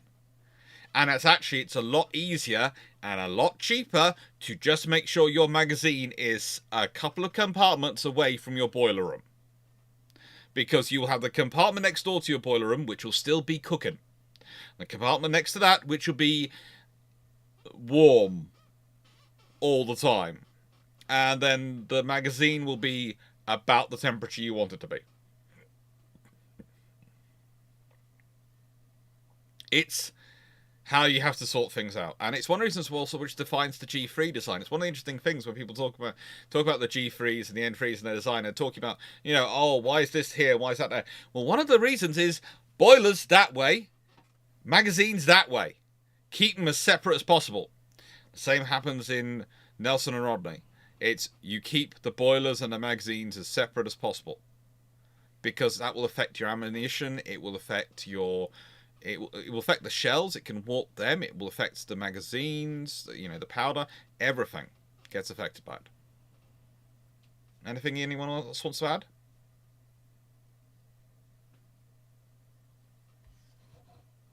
No, I think you've summed it pretty well. Okay. I mean, it's more of a question, but how? Hmm? Like, how would I get like if it's incredibly hot, but if it's just higher than room temperature, how would that affect the magazines? Because some of the seals and some of the things on the materials which are designed to deal with explosion and the impounds in a specific way are very much only solid at room temperature and are designed to disappear very quickly when things start happening in the barrel. So you consider some of the whole things which are some of the materials which hold the silk bags together, and if you have those dissolve, as one Royal Navy battleship did have fun, with they needed to put in insulation afterwards to try and fix it. You find that your powder has gone all over your magazine because the bags have untied themselves. Oh, that's suboptimal. Yes, that is. And you sit there and go, it could cause a sudden emotional event. Yes, of the unexpected kind. Inside there. And it's a really weird thing because it's not forgotten, but it's sort of put to one side, and it's presumed that the metal, because it's connected to the water and all these things are going through, that the heat's going to be moved out and dissipated out that way through the hull. And then they find, actually no, it radiates. Oh, our ideas of how it would work are not that good. And yes, there are various ships which never do solve their heat issues and are always having trouble because of it. Yeah, the thing I find interesting, yes, with explosives and compared to charges is the way they burn. The fact that it's not an explosion as such. I forget the proper technical word. It's not conflagration either, but it's something like that. It's a controlled burn rather than going off. I mean, Leslie would be ideal for saying it exactly this, but he's having his fish and chip Sunday lunch. Yeah, the thing is that what you're wanting for the powder, and again you have to remember, is what you want is the gases to expand, because that's how it's the expansion of gases which come from which we often associate with explosion, but honestly, you don't want the energy to go into the flash and the bang and of the explosion. You want it all to go into the gas. So that's what you're looking at the powder to do. You're looking for something which becomes a very expansive gas very quickly, pretty much. Which is always a fun thing to explain to students. But usually you do it if you do it while they're sitting, you're explaining it and talking to it, and just have something next to you in the room which will suddenly go bang at the appropriate time if you timed your presentation correctly. That makes the point.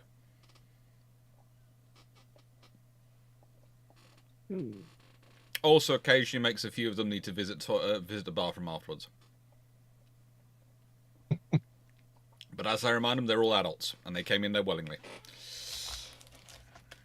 And they were told it was a demonstrative lecture.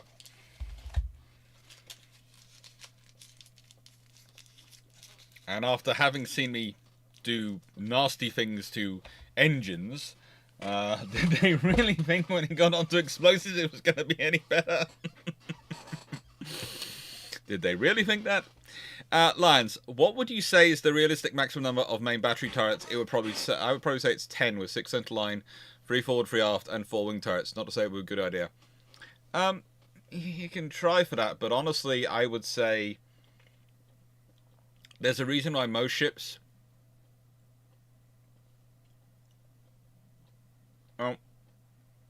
your theoretical number is probably 10.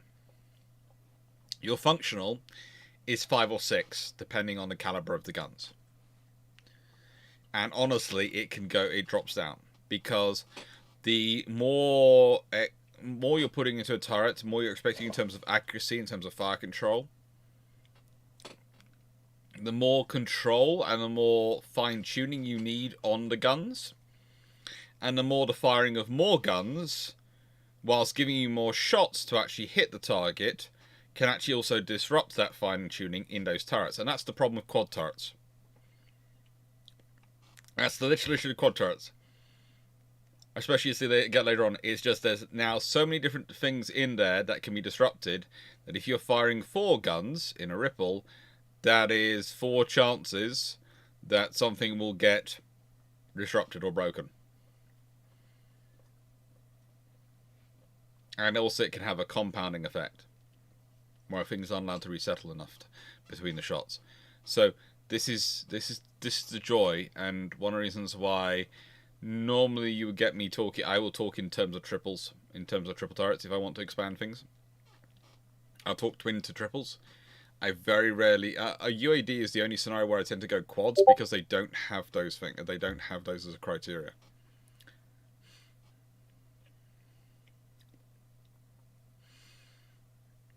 And feel free to disagree with me. You don't have to be nice. If you disagree, or if I sound nuts because because I've been talking and answering so many questions over the last 25 hours, that's fine. Tell me I am. Feel free. Well, we had this question pop up. We had this question pop up on Ramblings quite a while ago, and I think we agreed there that basically the reasonable limit is 6. Yeah. Hey, Like, right. Theoretically. Go back theoretically, a you little could bit have about shell powder. Mm-hmm. With the length of the gun, wouldn't it make sense to have a higher burn rate to really sell out the round quicker so you achieve higher velocities in the same length?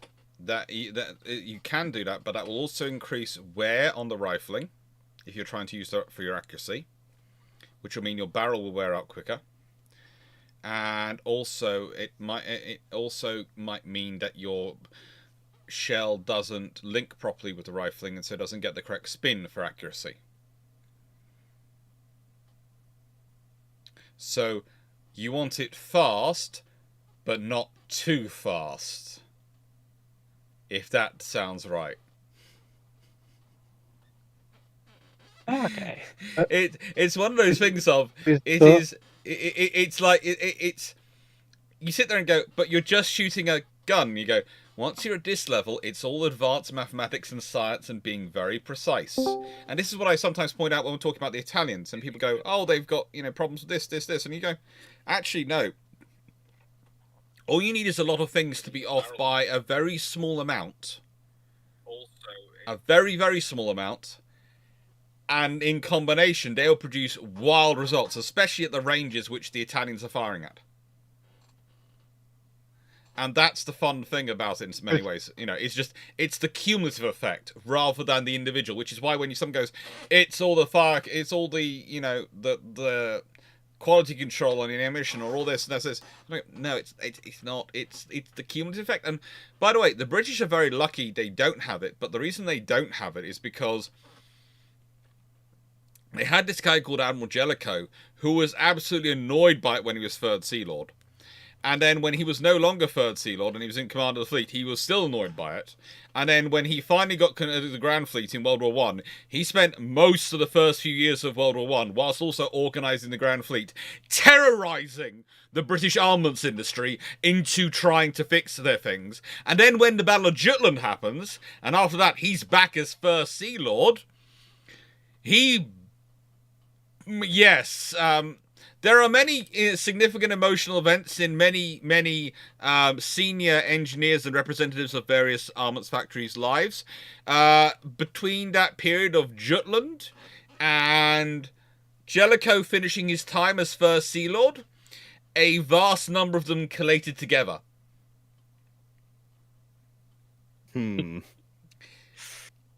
Yes, because I can imagine they weren't too happy about that. And Jellicoe has a similar thing that, Henderson learns. You turn up unannounced at the factory. You turn up unannounced at the yard on a Sunday or a Saturday. You walk in a suit. No one sees you coming. You arrive. You tell them who you are. You produce identification, and then you start walking around the factory. You don't wait for the manager to arrive. You don't wait for the director to come running from home, barely dressed, screaming all the way. No, you just start walking around the factory. Or the yard, and looking at things. And you keep walking around until the director finds you. And there's a good case from HMS Ark Royal where that director found Henderson in one of the fuel tanks, examining it from the inside and deciding whether the welds were right.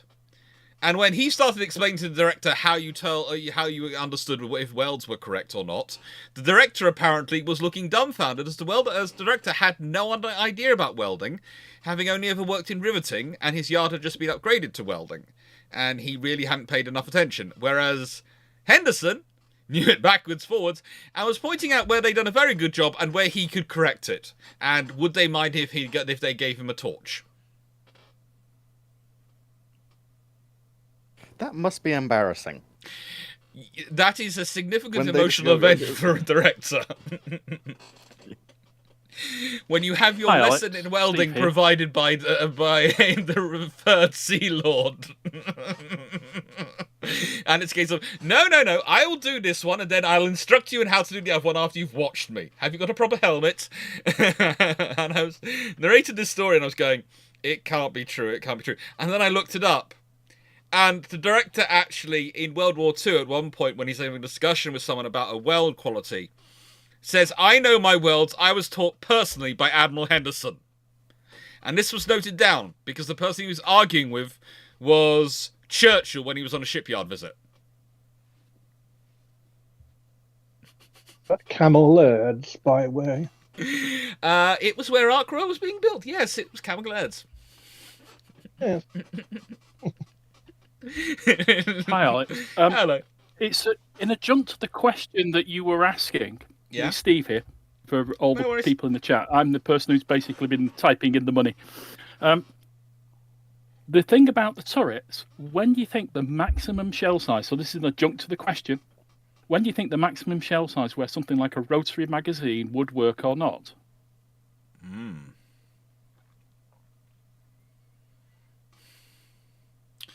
Probably looking at cruiser-sized shells because of the weight issues. Probably 9.2 inch.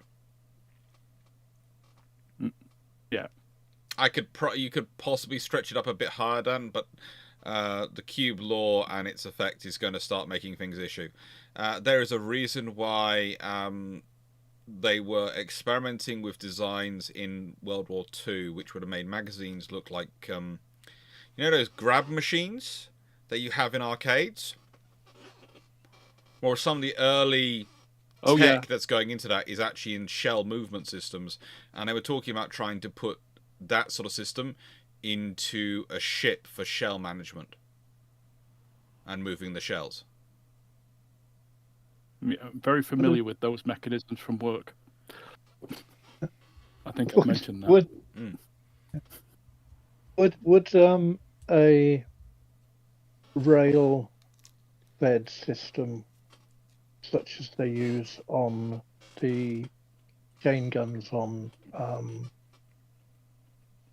the cannon work for up to 6 inch if it was a rail fed and then linked in?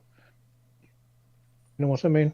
Yes, I do understand what I mean. It's they're quite big for that, and they're quite explosive for that, and that's a lot of a lot of moving about. So probably that would. I literally cannot have a single sausage, can I? I can't have anything without. Hello, yes. I touched the sausage. He's asleep. I can't get a sausage. The dog just goes, hello. You're sharing this with me, aren't you, Papa? I think probably that's about 3 inches about the maximum you can do with that because of what's in them, because of the explosive, because of the things that can cause, can interrupt with each other.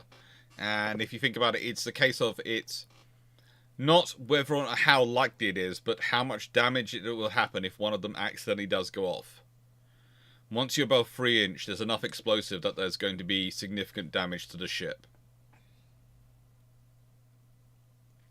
Right. So you go for the slightly safer option, which is probably the carousel option, really.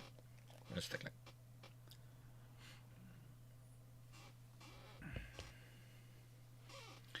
And I have a question for someone. I'm not sure who this is. I think it is Desert Fox. So, anyone know who this is? What effect does the burn rate of powder have on the gun? Can a shorter gun with a higher burn rate match a longer gun with a slower burn rate? The longer burn rate and the slower burn rate on the longer gun will achieve a higher range with greater accuracy than the shorter burn rate on a smaller gun. So if you try to burn fast on a small gun, you will achieve far less accuracy and far less range. The burn rate, I don't know about big guns, but when you look at a howitzer or something like that, the burn rate is designed that, the shell and the cartridge is all in one for a lot of them nowadays. It's designed to effectively stop burning just as the shell or the projectile is leaving the barrel. Yep. So you get the maximum expansion of gas that you were talking about, and that keeps burning. And because the tolerances of the alleged tolerances that shells are made to nowadays means that they can be very precise. Whereas when you look at older guns, especially the larger caliber guns which had bag charges, they give a maximum bag weight to shell weight for that gun. Because if you're using if you would say put a shell that was a quarter of the weight more in, then you could increase the number of bags by say 1. But if you put one that was an ordinary weight and you increased it to then that wouldn't do the gun any good.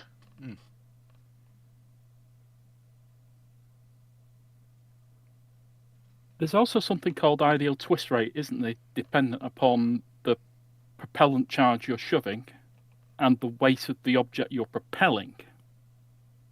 And that also has an effect. Yes, lots of physics involved, isn't there? And it's one of the things of people to answer that are our American friends. Well, yes, I would say that with some of the things we got going on in the world today, things are interesting. But I would also say in terms of the firepower you're talking about, and the bag explosive. That's one of the reasons why, again, temperature and all these things are important, because you're trying to do everything you can to regulate those bags to make it as accurate as possible. And if they've expanded, if they've contracted, if they're all those things, those can affect them. And getting damp, also, they do everything they can to stop them.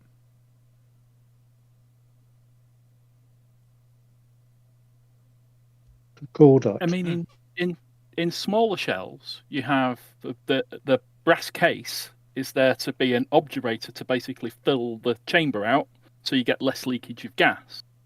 And you don't quite have that with a bag charge, so the breach mechanism has to be very different.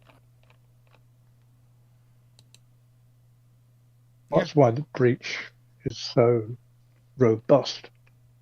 It's about 8 inches, isn't it? The maximum that you can get effectively with a shell case.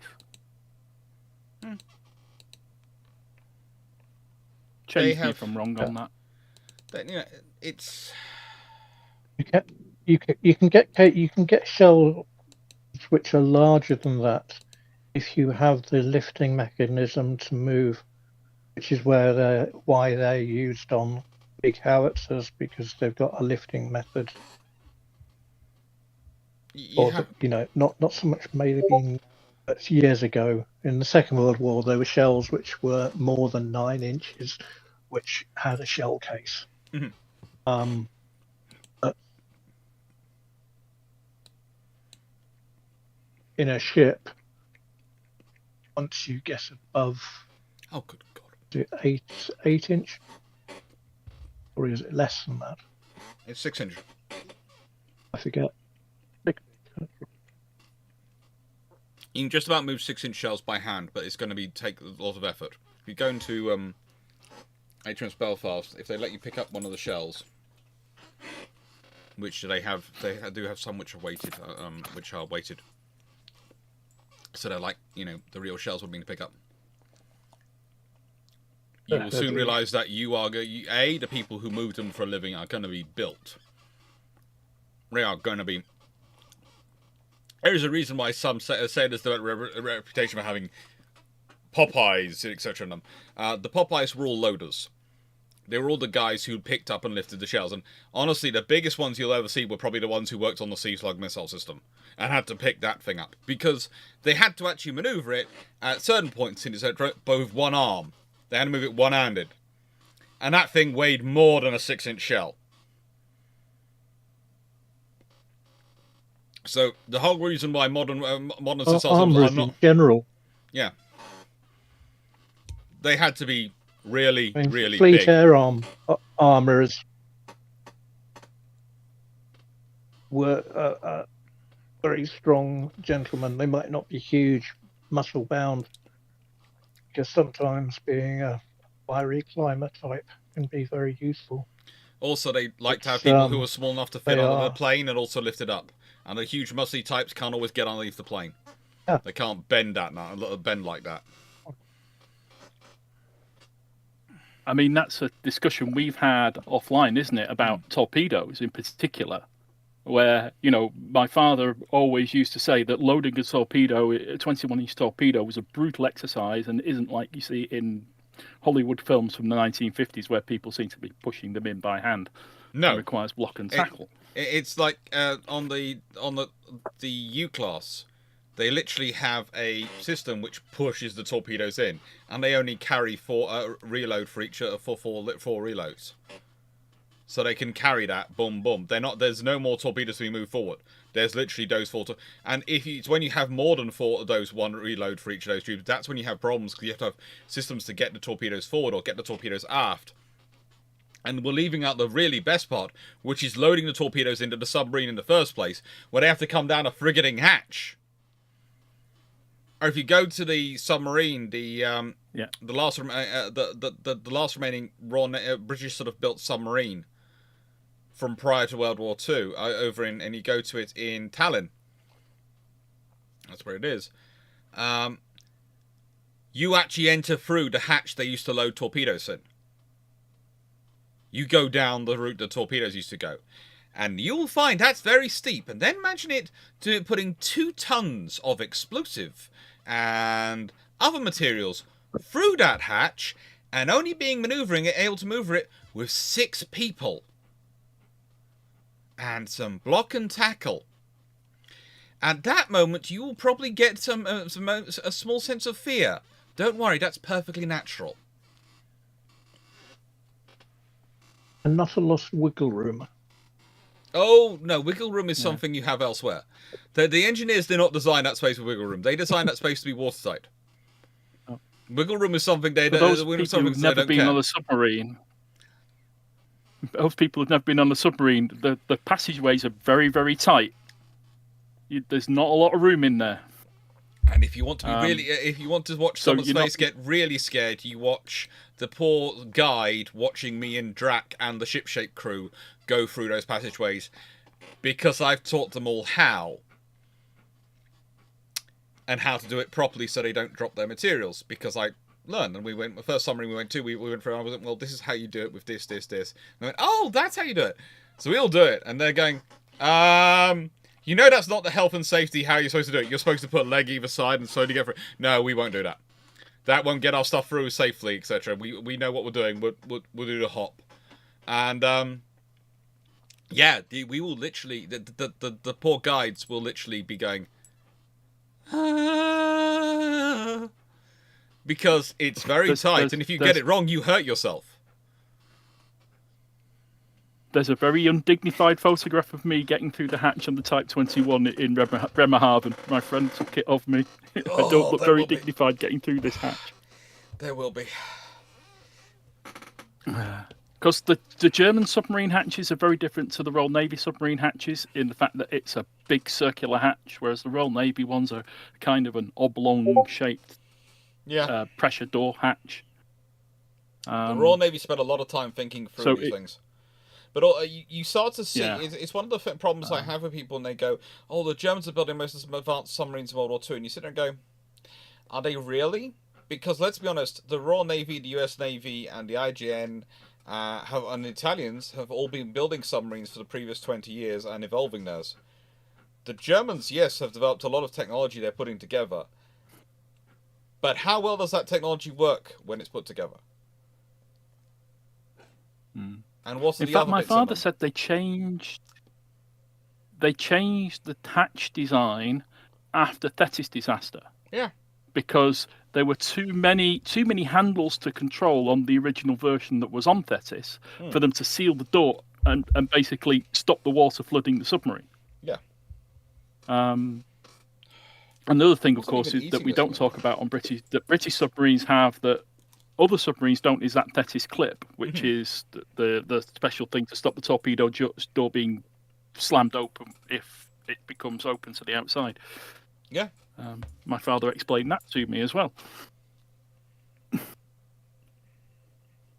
Yeah, for those who don't know, my father was a submariner on HMS Thrasher in World War II.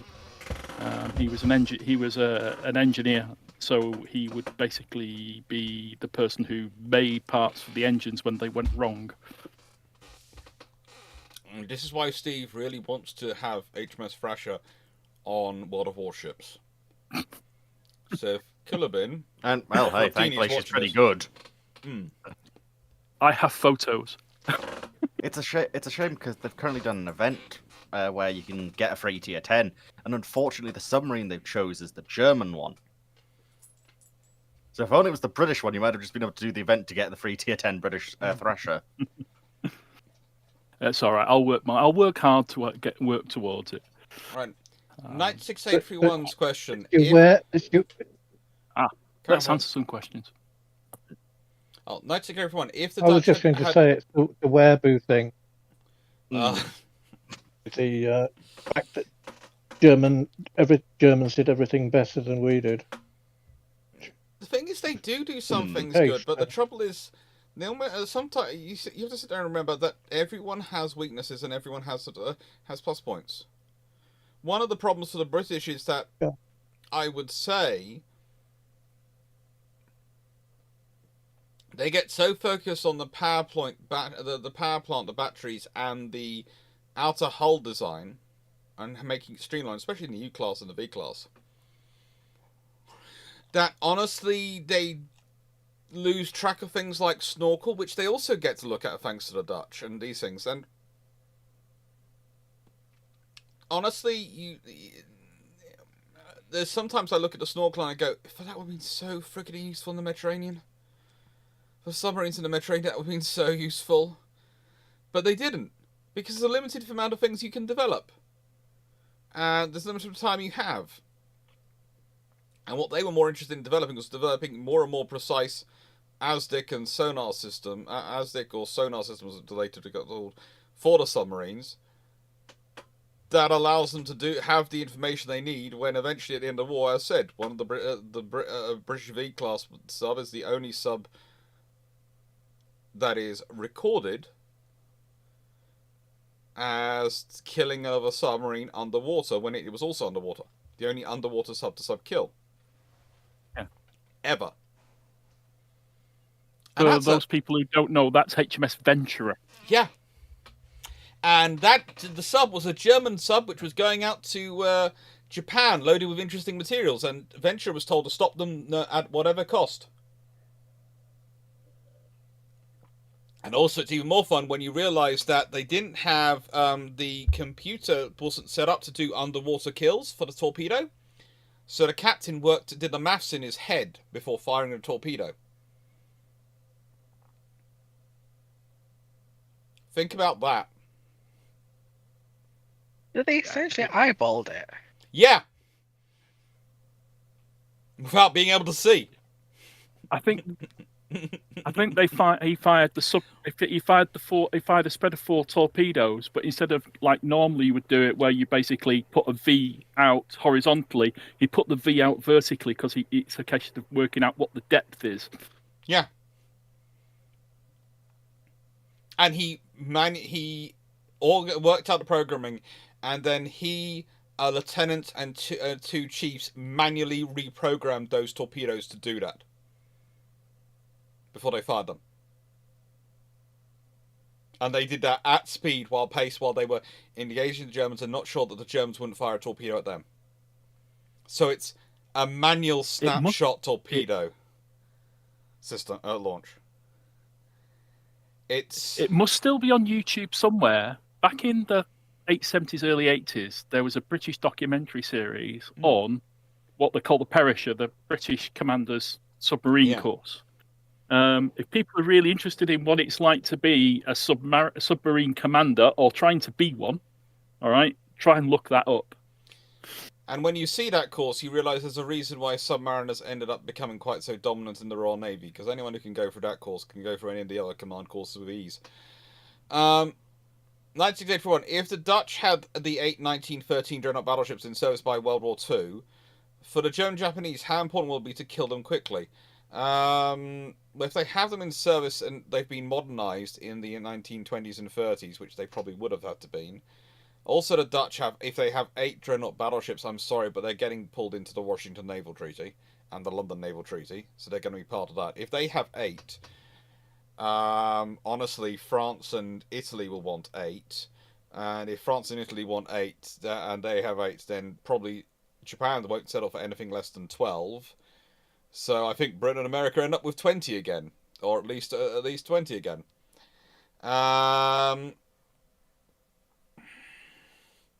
Maybe we're nice and we settle for 18. They wouldn't be in port, but what you probably find is those dreadnought battleships end up either in Britain or in the Far East, operating with the Free Dutch. Unless they're in dry dock, and if they're in dry dock, knowing the Dutch, that thing will not get out the dry dock. They'll make sure it won't happen. 1930s plan was to build 2, Jacob. The 1913 plan had as many as 8 all being ordered. As many as 8. It probably wasn't going to be 8, but yeah, there was as many as 8. 8's the full force.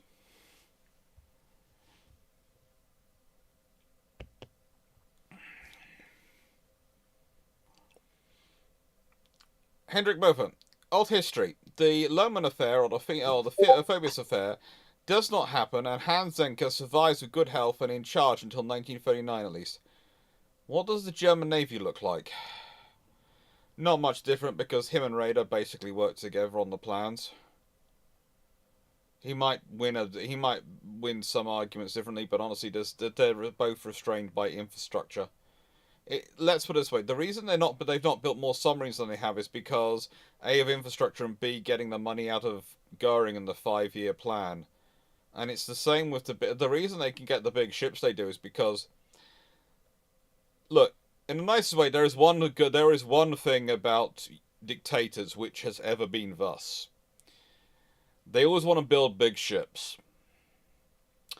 I'm not sure if it's because they're compensating for something, if they feel it allows them to conquer the sea and the sea is unconquerable. I have no idea, but look through history, and every time there's a dictator, they like to build big ships. Even Franco had ideas about building big ships. He didn't do much with them, but he did have ideas of building them. There has not been even the guy in Cuba had ideas and dreams about wanting big ships. Was always wanting big ships to visit from the Soviet Union, and always dreaming of Cuba having big ships. this is a thing with dictators. They want big ships. There might be songs about big butts. Well, in nicest way, in dictators' minds, it doesn't go big butts. They like big ships. And so you can get those built in that scenario because you basically go to Hitler and go, we want to build this big ship. And when Goering goes, but I want to fund the Luftwaffe, Hitler goes, I want the big ship. Like some programmed drool monster. And the Navy gets the big ship. But if the Navy goes to Hitler and goes, we want to build some destroyers. Why? We want to build some submarines. Big ship. Big ship. If you want another example, look at Japan. Not a dictatorship. This is the point. They are a monarchy. They are a feudal society with a one-party political system wedged into it towards the end. And some sort of militarism, ideology going on, etc. Various other fun things overlaid. And the thing is, they haven't, whilst they have built Yamato Musashi, and they are considered part of it, if you look at them, they have built a very balanced fleet up to that point. And their reason for that is they have a whole doctrine about why to build those big ships. I don't agree with that doctrine, but that doctrine is 20 years old by that point and has been firmed up by multiple layers of Japanese officers. It's not just the dictator going, I want a big ship. There is actually reasoning behind it. Sorry, I hope that wasn't rude to anyone, but it's my personal rant. Well, if you look at along the same point of view that they went in for the huge military parades, the Russians for the May Day parade. Once again, you've got Stalin, who is a dictator. Certainly wasn't elected. Someone tried to tell me he wasn't a dictator the other day. I went, what are you talking about? And apparently he also didn't send anyone to the Gulag. Because he never personally signed the orders. What? It's one of those. You can safely ignore those. I was thinking, yeah, the trouble is this was a university lecturer. Admittedly not in history, thank Lord, or politics. But, Wait, what? Yeah. I'll give you a guess, a free guess as to which topic they teach. Social sciences? No.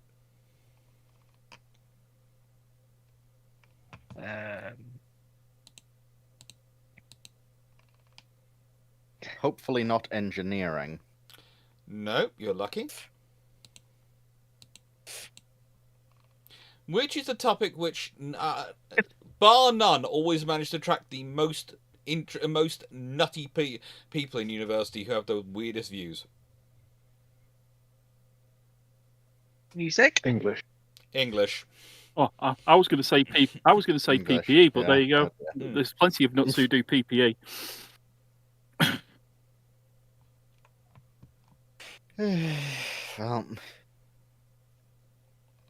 Sorry, me and politicians. Yeah, they're fun. Is it a French teacher by any chance? Like they teach French? No, they teach English. Literally. I had a French teacher like that. Yeah, they're a French teacher. It's usually the languages. I love them dearly, but the languages I will meet, they're usually one of two groups. They're either the sanest, nicest, most understanding people in the world you ever meet who are really knowledgeable, or the complete and utter wackies, and they have nothing in between. They are either one or the other. So there's no discredit to to anyone who's a teacher. Vast majority you're fine. But the small minority of you are, every time I meet, I think, oh my god, why haven't the majority of you managed to stomp you out of the profession? As said, this one was telling me it was all fiction stories written about him. Well, because that's how... who was it? For once it wasn't Lord Beaverbrook. She was blaming a French newspaper owner. Because apparently it was all lies spread by that newspaper owner as a fiction, and it wasn't actually true. Stalin was actually a really nice guy. He's just misunderstood.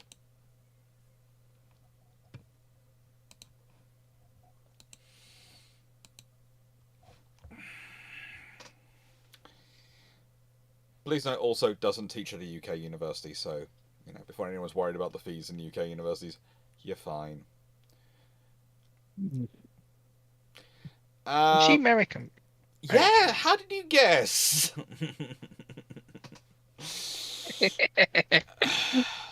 Right, Stuart Melberg. Of all navies, Modern Swimming 101, who had the best all-round destroyer design? Can you pull up an image?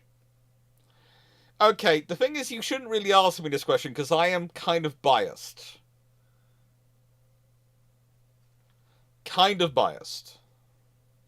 So I will pull up an image. It's a tribal, isn't it? Yes, it's a tribal.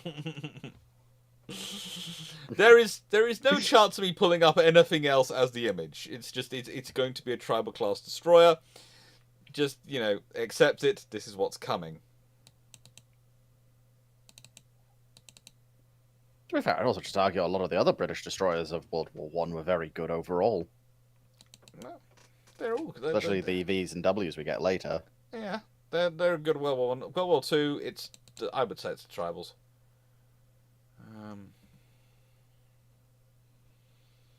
Yeah, it says World War One. Yeah, that's what I was saying for World War One. Yeah. Yeah. World War Two. Yeah. I think navies in the World War One who had the best all-round destroyer design. Maybe And Americans. I'd still say British. Americans at the end of the war are pretty The damn flush good. deck is at the end. Well, yeah, but the trouble is that V&Ws are pretty damn good as well, and the S-class are very good during the war. From the Royal Navy. Like, yes, I get the Clemson has a very good reputation, but honestly, I kind of think at times it might be a little overblown, personally, as an unpopular opinion. My point would be a destroyer at 1914 is a very different beast to a destroyer in 1918. Yeah. So, and the technology basically moves so rapidly because they can build them during the war. So, it's a case of it would be nice to know what you're thinking of. If they're thinking, what was the best destroyer at Jutland per se? There you go. Let's link from that point of view. What's the best destroyer in 1916?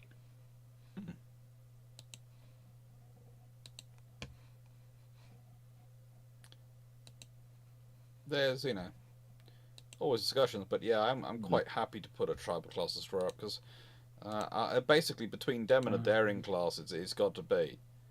As much as I love the battles and as much as they tried, they would never have the chance to be like the tribals and daring.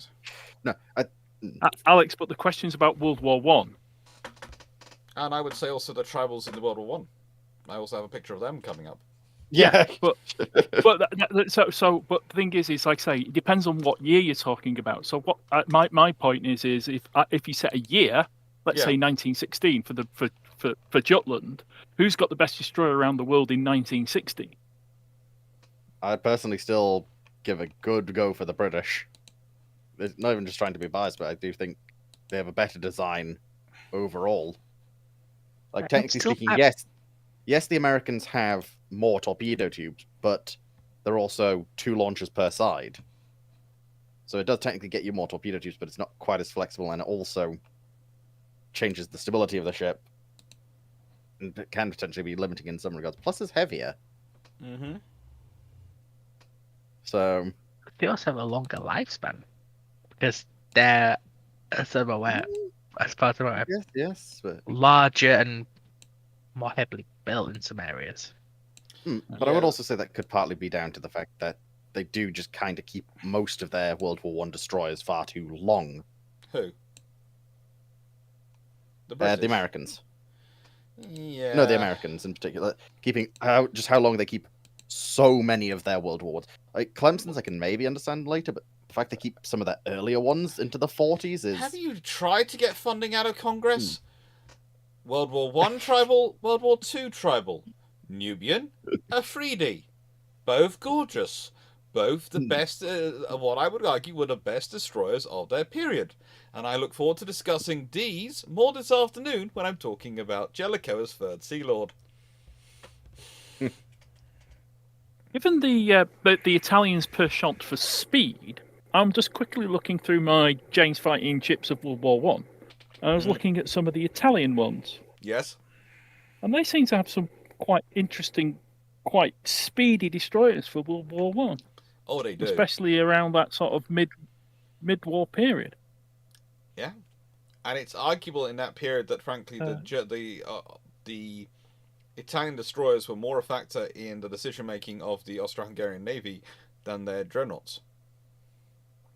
Despite the power and capabilities of their dreadnoughts. I mean, the Italians don't have to worry about range. You've discussed this many times. Yes. So, you know, they get better other facilities. They also don't have to worry about the North Sea trying to mug them on a regular basis. The North Sea and North Atlantic regularly trying to go, you know, we'd like to take everything off you. There is a story of the early destroyermen in the Royal Navy, the early torpedo boatmen, but they were torpedo boats before they became destroyers and eventually destroyers. And a big wave went over the destroyer while they were at the sea. And the guys were all holding on. And they all came back to port naked. All their clothes were ripped off them by the sea. All their clothes went. They were holding on, and the force of the water literally ripped the clothes off them. The North Sea does have a habit of stealing things, doesn't it? Yeah, you know, it's when people go, why does the Royal Navy not have open hangars? It's so bad to turn things on. You go, if you've lost as many aircraft as we have to the North Sea, you wouldn't have open hangars. It's not enemy action we fear, it's the North Sea. But then you look more closely at those Italian destroyers and how many of them are actually British designs, because they're designed by people like Thornycroft. Yeah. Quite close. Which is then interesting when you realise a lot of the Russian stuff is either inspired or designed by Italians. No, these ones are looking at here. There's something called the Indomito class. There were 4 of them. Yeah. Built in 1913. 690 tons, two 18-inch torpedo tubes, and doing 35.8 knots. Oh yeah, pretty That's speedy. not bad for World War One. They're fun chips. And next question to Mum. In your opinion, what destroyer design was the most influential in naval history?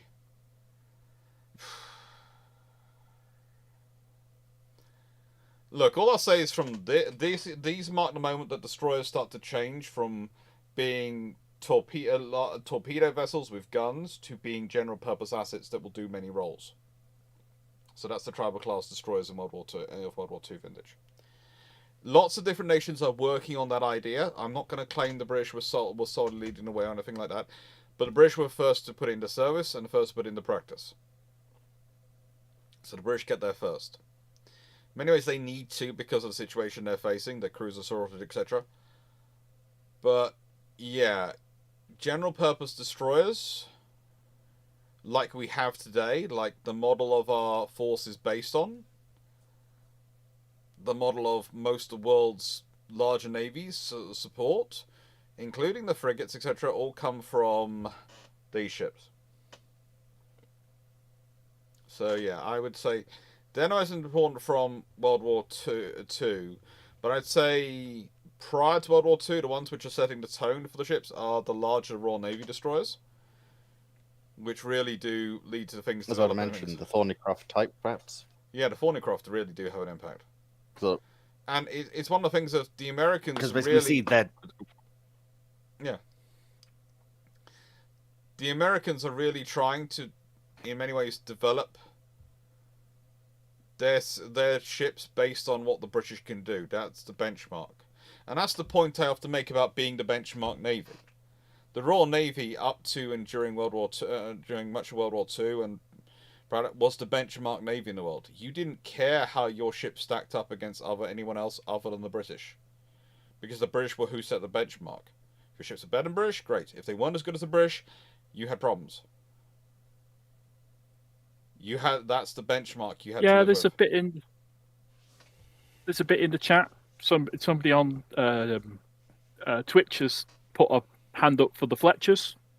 Somebody on YouTube has put up the Fubuki. Yeah. From Japan.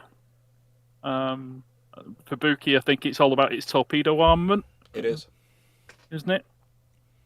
In many ways, you're talking. Which today would just be missiles, you know. In many ways, the Fletchers and Fubukis are probably the best example of the interwar older thinking of the thinking of destroyers which came out of World War One. And that's the thing I would often say: Fletchers and Fubukis are the best example of that train of thought development which was happening up until that point. These are the best example of the first generation of what the destroyers become after World War Two.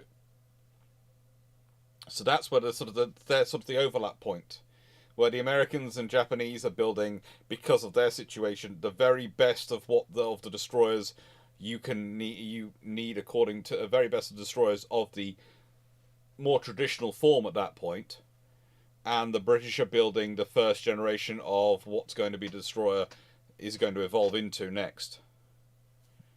And you can tell that because if you look through the war, the amount of some of destroyers which have to have torpedoes taken off to have guns added on to become more general purpose. They go from being torpedo strike assets to being these general purpose assets with better AA armament, better sandy surface, more gun armament that can engage other destroyers and smaller vessels and the torpedoes. And they end up having this mixture armament. And that is because of them becoming general purpose assets. That's because of their role changing.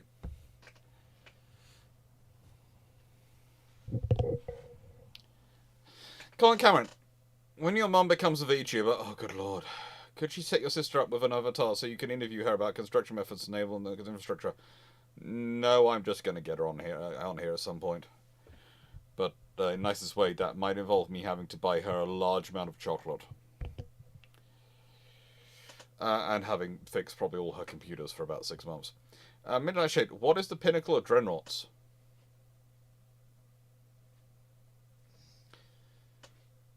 Okay, so if they'd been built, probably it would have been the Montanas. But as they weren't built, we're talking dreadnought battleships, not fast battleships or battle cruisers or battle cruisers, 2 words. We're talking dreadnoughts. Probably it's the Nelsons. Would you agree? Yeah, I tend to agree. Because if you're talking the pinnacle of dreadnought, as much as I like as much as I like Nelsons, okay. Yeah. I would slightly hedge towards, in terms of that sort of not quite a fast battleship, I'd head towards what the US are doing. Well, the thing is, the US are sort of head quite quickly towards the fast battleships once they start rebuilding. Yeah. Yeah, but they've understood their mistake, and they're trying to get there, even if they don't quite.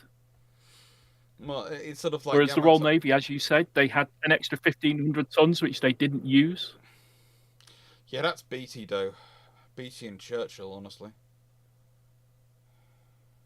Well, but so that's the reason why I would say they don't quite make it, but the Americans do, because the Americans realise that they need to get there. I would say the reason they still make it, despite them not being Yamato. Yeah. I was going to say Yamato. Yamato is a good one, but because it's 27 knots, but it is still trying to reach a fast battleship. The thing is, and that's the thing about the things about Nelrods is they're the last ships which aren't trying to be fast battleships. Or trying to be on that line. They are still dreadnought battleships, where it's mostly where the speed doesn't matter as much as the armor and the firepower. You think about it, Nelrods are the last design which sacrifice speed for armor and firepower. Yeah. I'll give you another personally, tip. I like the Nelrod's perspective. Yeah. I'll give you Okay, a but tip couldn't that you what make- my dad said about Rodney and Nelson. He said that what he was told by a chief petty officer was the Royal Navy was supposed to get a much bigger ship, but these were cut down. But so basically, now I think, that, as we know, the chief petty officer in this case got it wrong, but he got it wrong thinking about G3 and the fact that boiler rooms have been cut off the back, and that's how my father described it to me. So that's how I understood it, like at 15, 16, when he was still here. When he said it was almost like I imagined a ship where the back end had been cut off and the boiler rooms had basically gone to the scrapyard or something. It's not too different than that, honestly. Well, they do look a bit like that when you look at the back end. It does look like they sort of like just abruptly end. 1,500 tons. You could have had some I more think the whole boilers, one makes it quite. some more boilers, another turbine, and a third shaft. Which is what you've always said, and then they would have got that sort of 26, 27 knots worth of speed.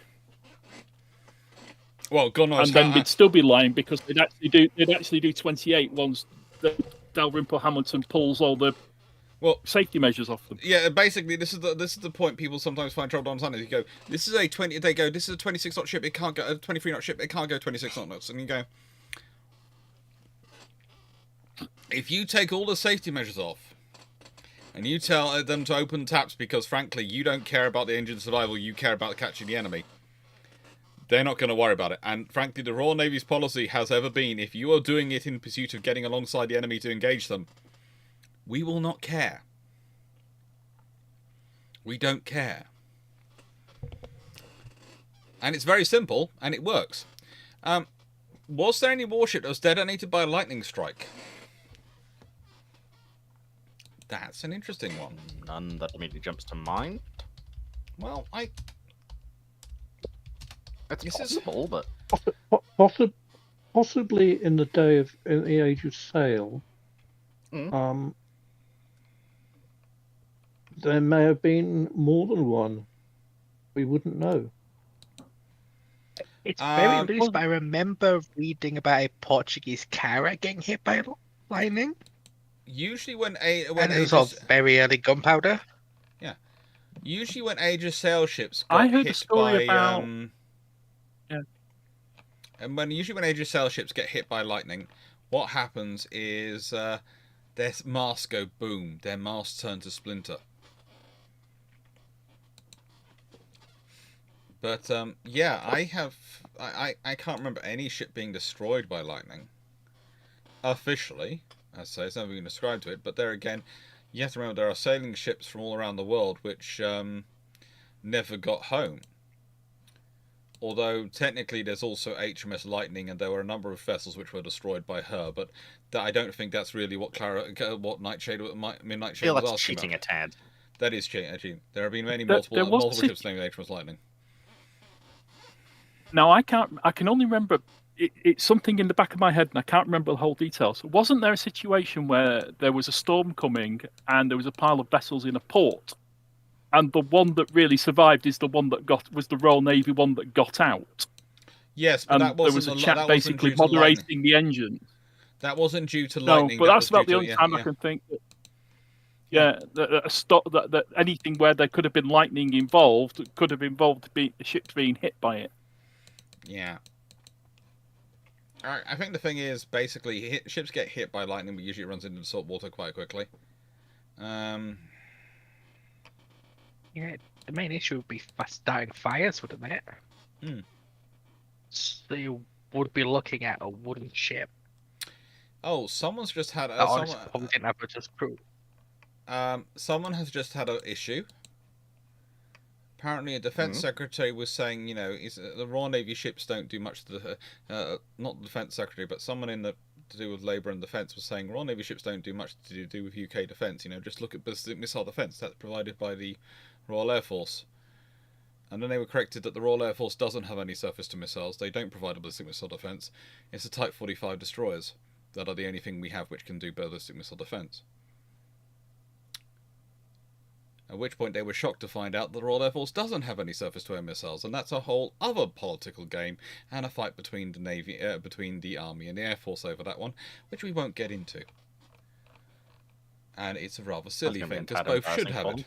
Yes, but it's the nicest way. Apparently, they were at a meeting, and it's now being tweeted about, and they said it to a whole load of people who are defence specialists. So.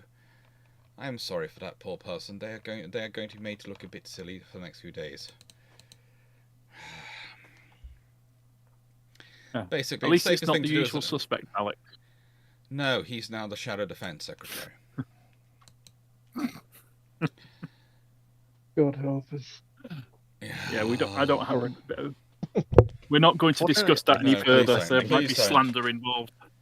Please don't. No, there might be slander involved. I have been doing this now live for about let's see, 26 hours nearly. I don't feel the need. I don't feel the need to bring him up and No. ruin my blood circulation. Colin Cameron.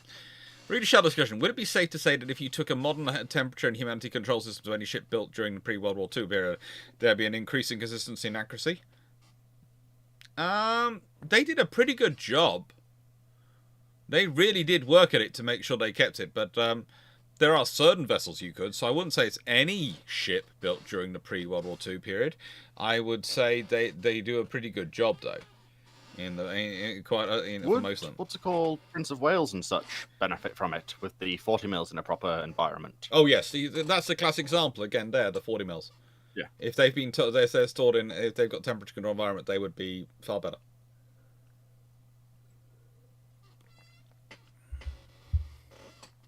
Yeah, I know that. Well, I'm back to submarines again because it's something I know about. There's a lot of concern about air conditioning plants on submarines in tropical conditions. Yes. Such that the X-craft which go to the east are called the XE craft because they have air conditioning plants. These are the miniature submarines that do special operations. Yeah. With the normal one that they originally built not being suitable for the task. No. They were nicer on the submarines than they were on the destroyers. They just told them to open the hatches on the destroyers. You can't exactly do that on a sub. No. Sabotaging Elbonia.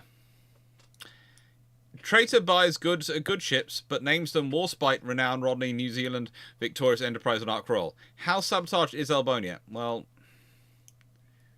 they're not.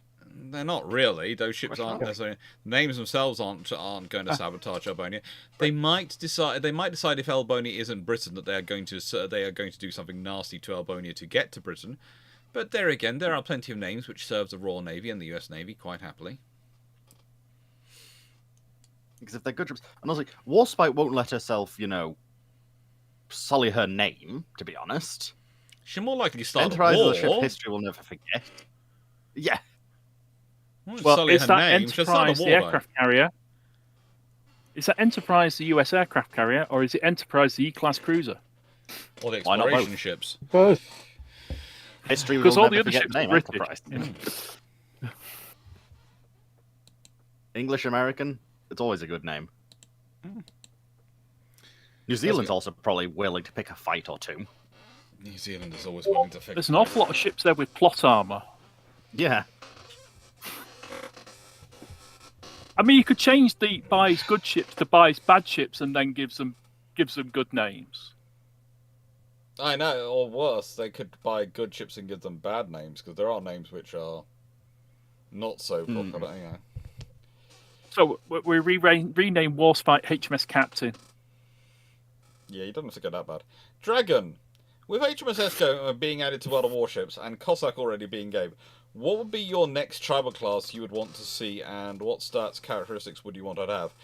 I'll go for, I think I put it up there, Nubian. Mainly because that ship served the whole way through World War II.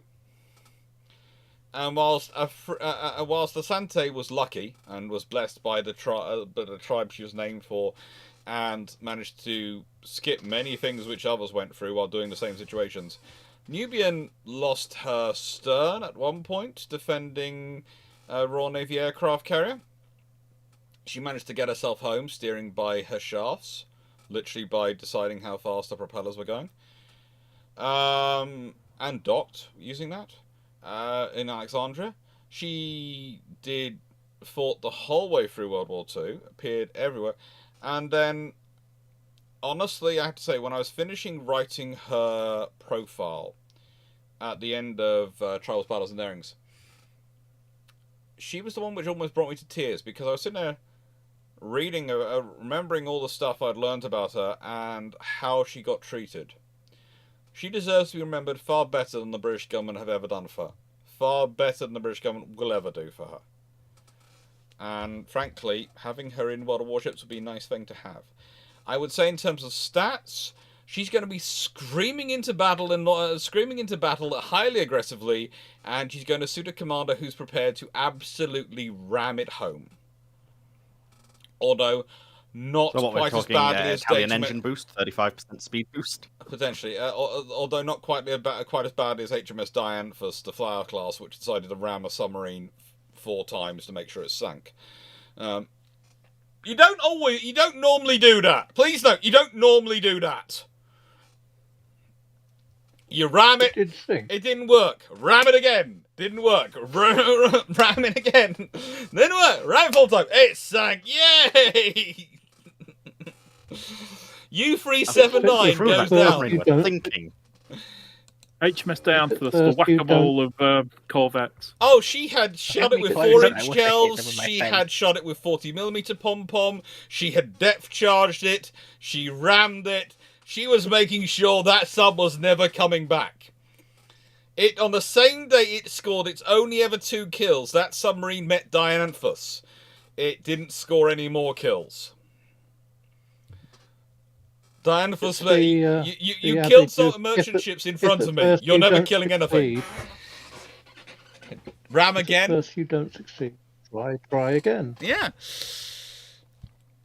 Can I put my hand up for Hyder? Because of the museum and to give the museum She's in game. She's in game. Already in the game. Is Hyder already in game? In fact, she was so strong she had to be removed. Yeah. Oh, right. I'm just saying for the museum. I'm just saying give the museum publicity. You know, please go and see HMS Hyder. It's here. Good. If I was in Canada, I would gladly do so, but...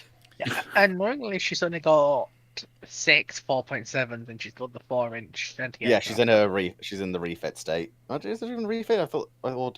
I think she actually was built like that, wasn't she? Or am I mistaking? Hyder. She wasn't rebuilt some of like the that. Canadian ones like that. She was built originally with the full position. I don't think she had originally under 4s. What is the one ship no one talks about? You're asking naval historians and naval interested people. We probably talk about it. I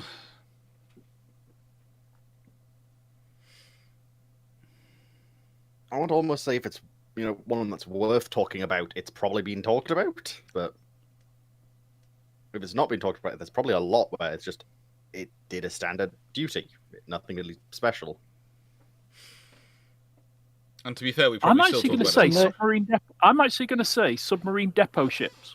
Well, destroyer tenders as well, and all the tenders. But there again, I was talking about them the other night on the Armature Admirals, and going into them in quite a lot of detail. So that's the problem. If you got me here, who spends half my life talking about this stuff.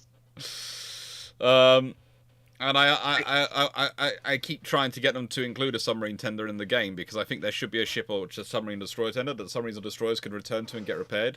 In the matches, you just have it sort of one sitting on the edge of a map somewhere that they go to, dock with, and get fully repaired, and then get to go out again hunting. And both sides would have one. And one of the objectives will be to try and sink it, drive it off. Yeah, I would go for Bonaventure as the depot ship.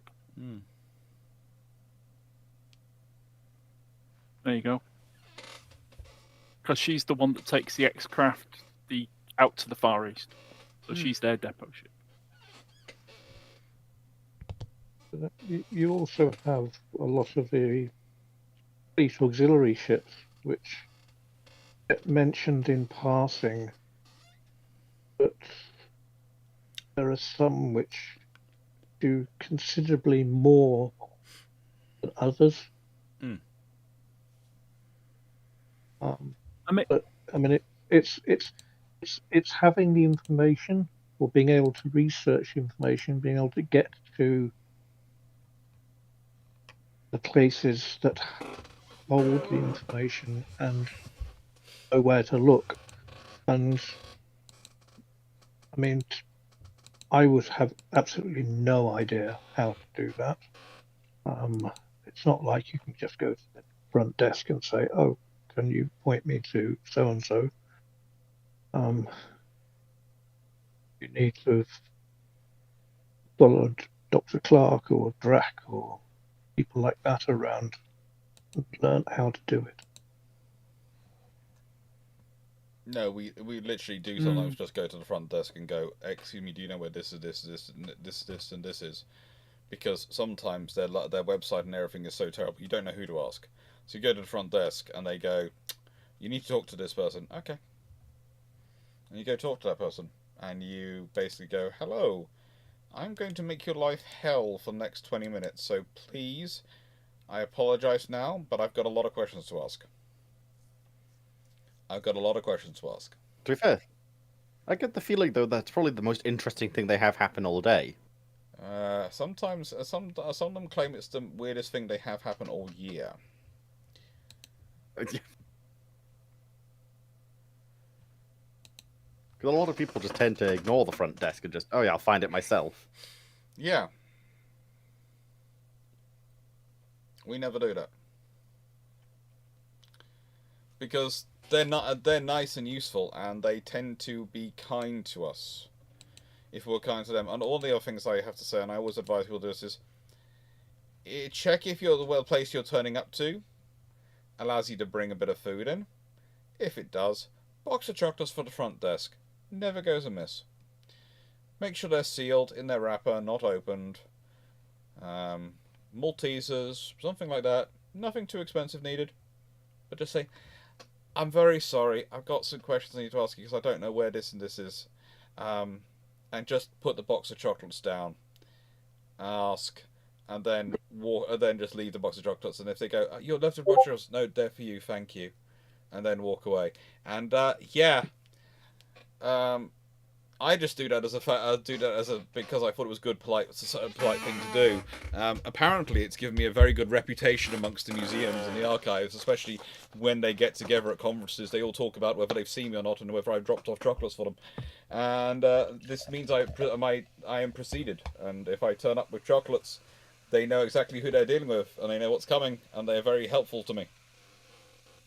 And yes, and I often found it's when people go, "Oh, but chocolates are so expensive." I go, "No, but it's not. It's not about the cost of the chocolates. It's about the thought that matters." And usually, you can pick up a decent box of Maltesers for about a £5, and that goes a long, long way.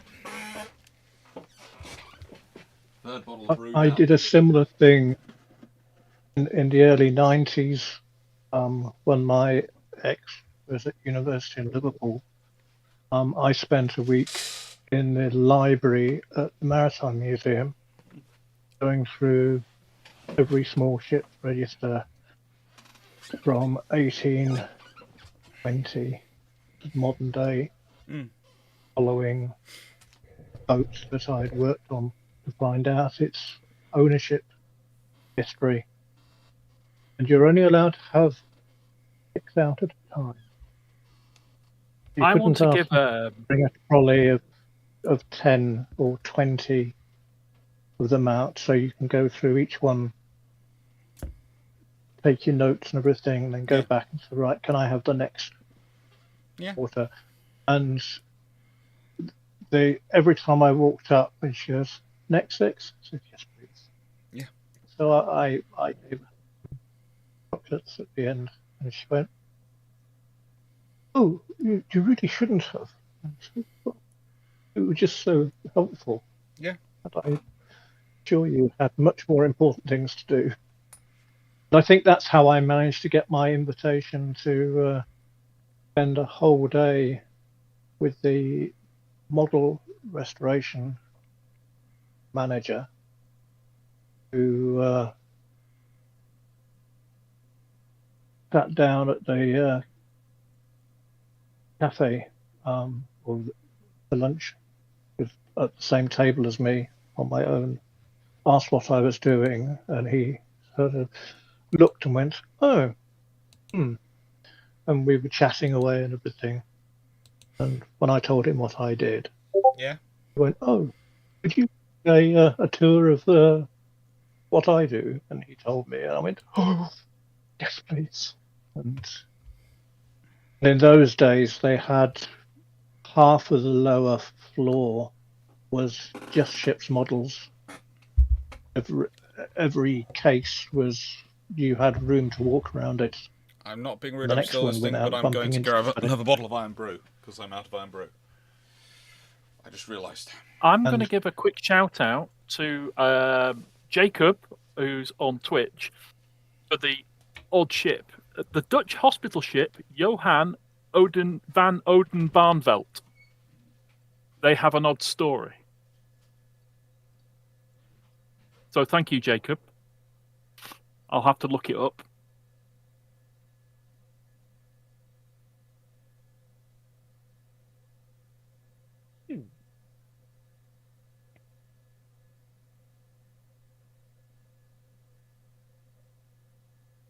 And sorry for if I butchered that name.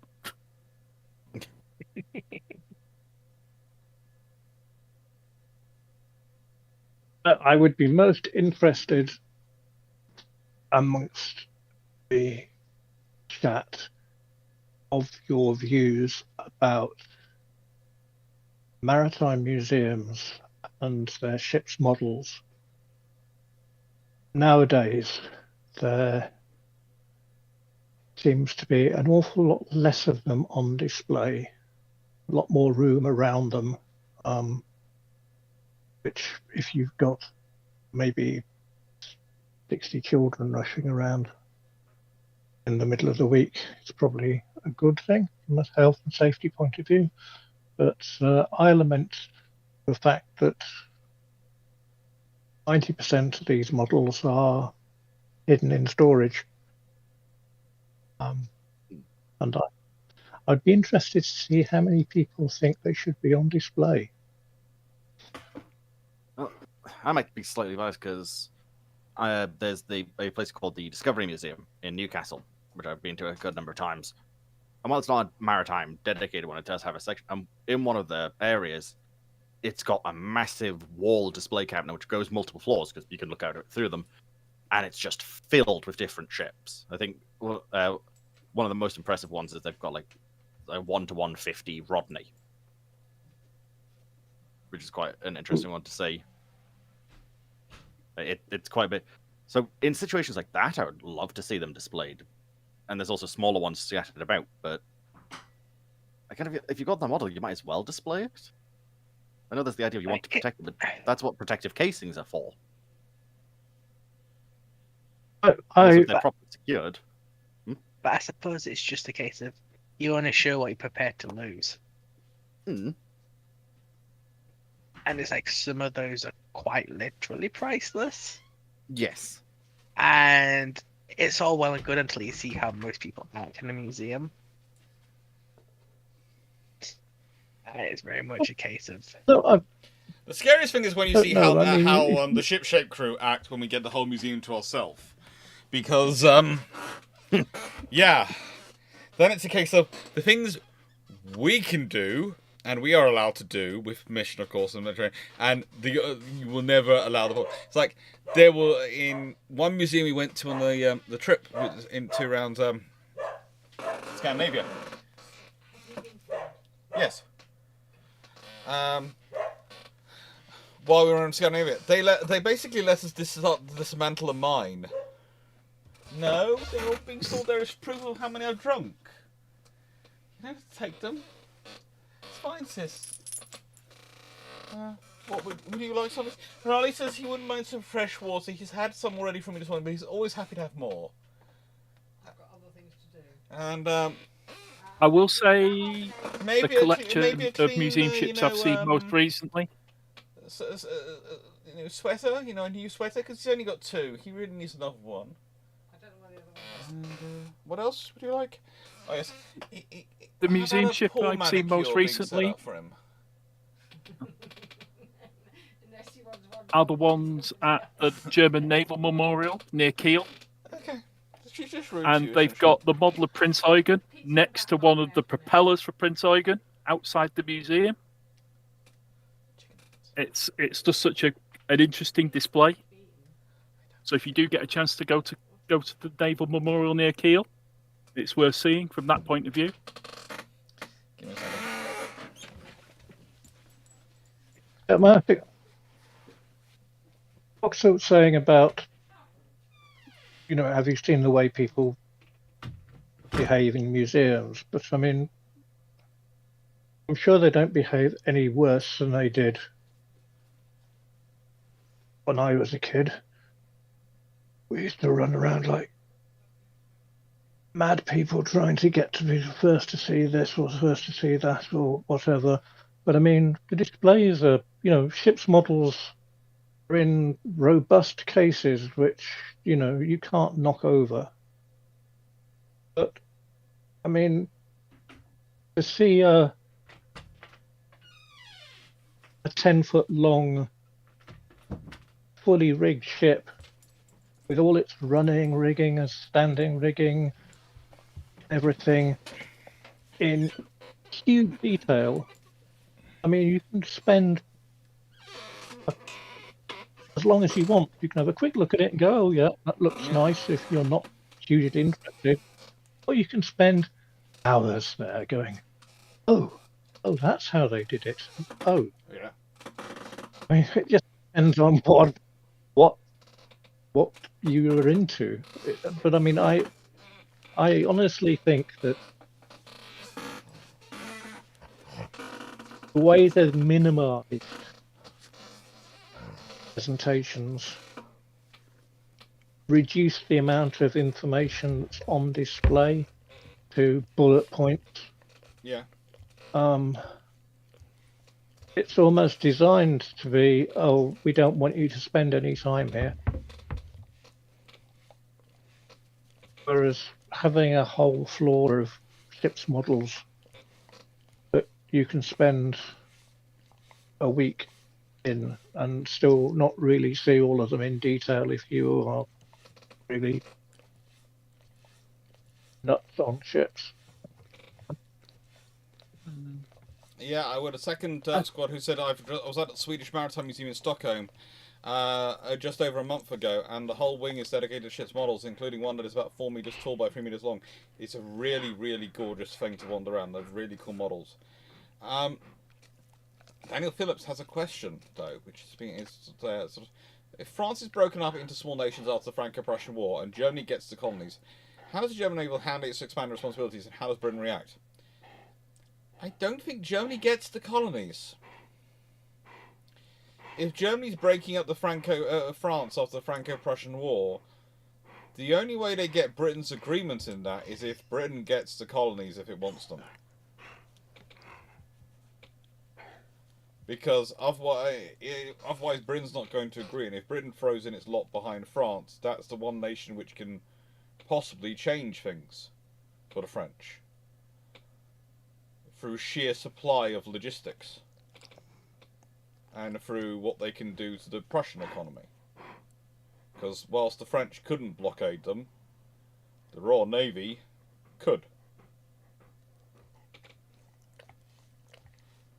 But, what do you Does that think? lead to those colonies becoming independent rather than Britain would probably prefer that actually than Germany recolonised by the UK? Britain would probably prefer that for some of them, but some of them they might like themselves. I would argue Madagascar, etc. Which might actually give Madagascar... Couldn't we have seen somewhere like Thailand, Could we have seen somewhere like Thailand that wasn't colonised, basically taking over those French colonies of French Indochina, which become Vietnam?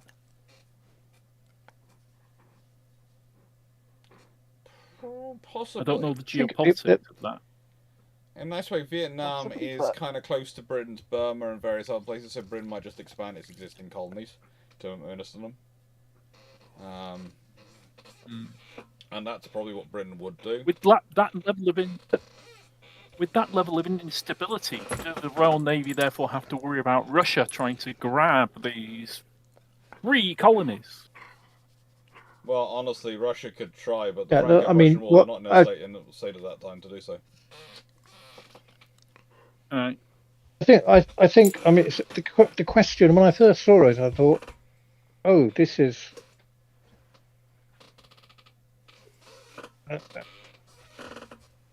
really going to be difficult." But having thought about it, I think that Dr. Clarke would be right in saying that Germany doesn't get the colonies because Britain's going to say no. But it would suit Britain if France is broken up to some degree and some of the areas become Germanized and some of them are left to be independent, like Britain and places like that.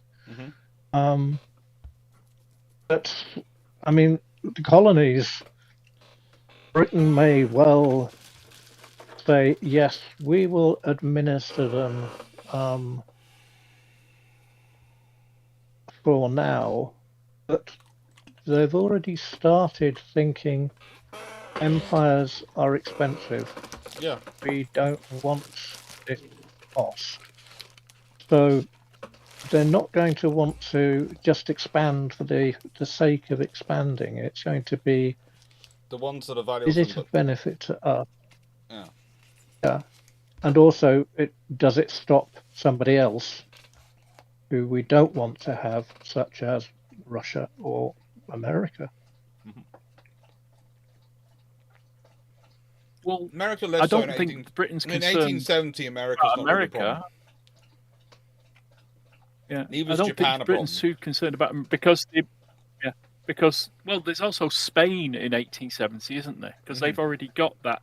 They've already got the Philippines, so they've already got a big colony in the Far East. Would they try and go and grab those French colonies, or are they just still too weak? They're still too weak, but they might grab the French North African colonies. That's a different matter. That's the thing. Spain might be interested in getting the Far Eastern colonies is a difficult thing for Spain. Getting the North African colonies, and also you have to remember Britain doesn't want an overmighty Prussia in Europe either. Actually, it's bad for them as an overmighty France. So Britain's going to be very careful. France and Prussia, they like to exist in balance. So they're probably going to go, well, actually, no, you can't break up France into multiple small nations. You can federate it. Become a federated state, that's fine, but it's not going to become small nations because it's got to be advancing. But you can also defenestrate it of all its colonies. So it loses all its colonies.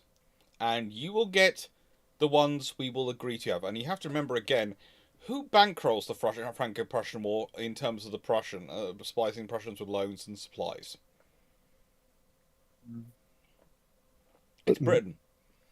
So in a nice way, how does Britain win a war versus Prussia? They don't bankroll it. Denies it resources. Yeah, deny it resources and trade. So Britain can go. Like we the did other with thing Napoleon. Yeah.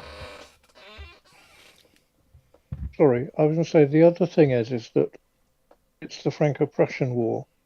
It's before the Prussians have united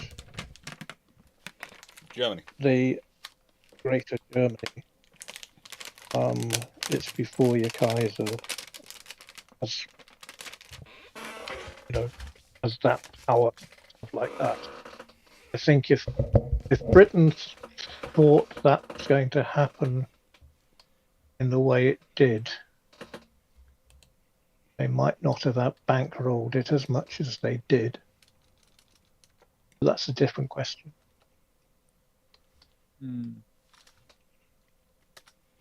Yeah, how much control did Britain have over Otto von Bismarck?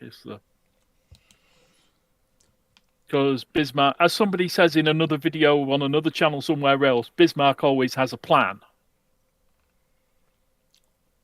Bismarck always has a plan, but the thing is, he always has contingencies, and he adjusts to how people enforce the contingencies.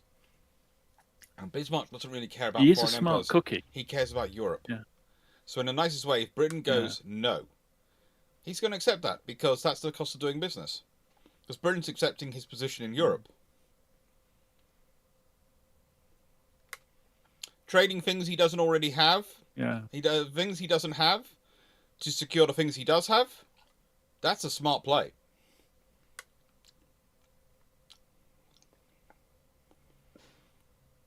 And he doesn't become the Chancellor, Chancellor of Germany until 1871. After the Franco-Prussian War, which is often pretty much the formation of Germany.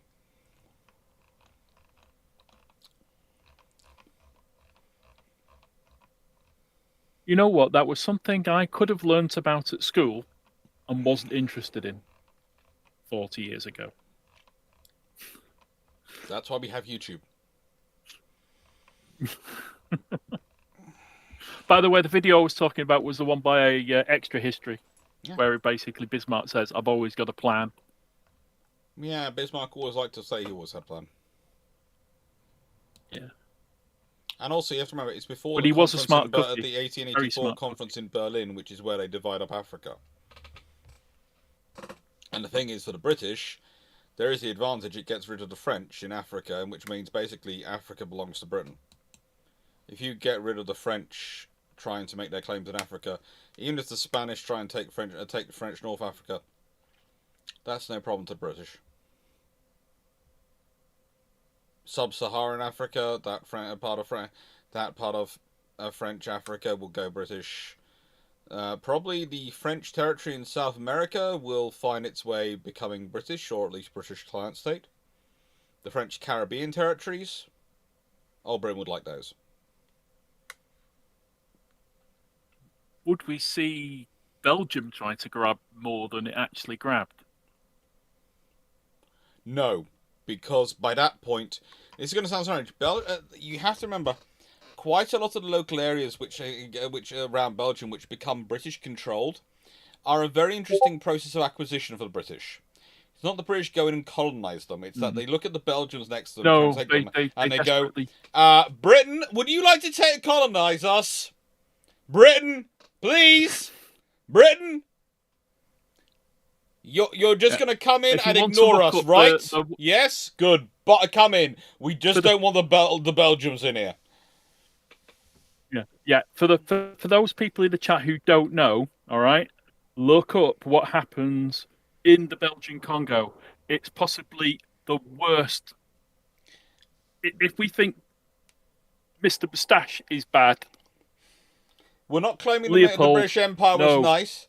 But compared to the Belgian Empire, if they had a choice, they really didn't think they were going to get away with it. There was going to be one or the other.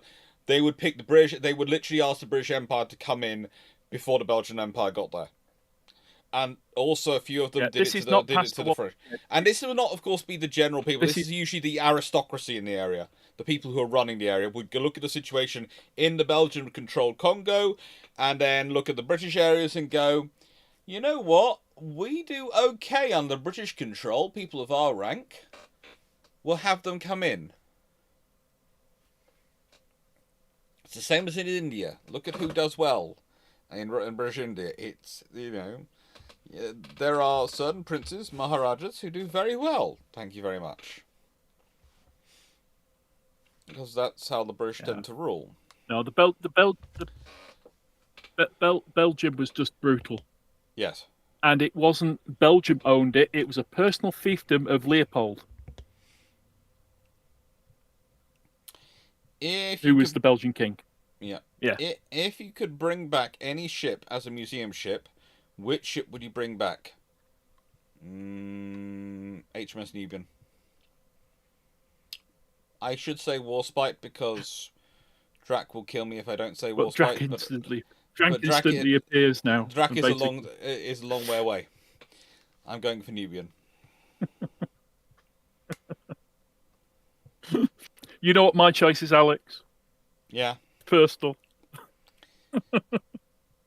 Dragon, Foxy? I do Paul? love Warspite, and probably be my first choice, but a weird one, actually. I wouldn't mind seeing one of the Nelrods. Mm-hmm. Like, or one of the carriers of the age. Like, one of the Illustrious or something. This is gonna sound strange, but Royal Sovereign, the ironclad battleship, Okay. It's a cool one to bring back. just because there's nothing like her on the planet anymore, is there? The closest is Mikasa. The closest is Mikasa. Yeah, That's who's like, what? and she's not. But she's the last generation of that sort of evolution. Whereas the Royal Sovereign was the first generation of that evolution. And it's like, you could bring back a battleship or a World War II era ship, but we've got a whole bunch of them nowadays surviving. Well, American ones, but yeah. Yeah, but at least there's some surviving. Yeah. You've got Victory, you've got Warrior, you've got a surprising number of sail warships still around. Alex has discussed this, the crime of basically sinking HMS Implacable. The last third-rate ship of the line. Honestly, Prometheus, She the was sunk torpedo post ram World would War be funny II. to keep around. Just. Yeah. Yeah. Paul? If I would, if I could have any ship,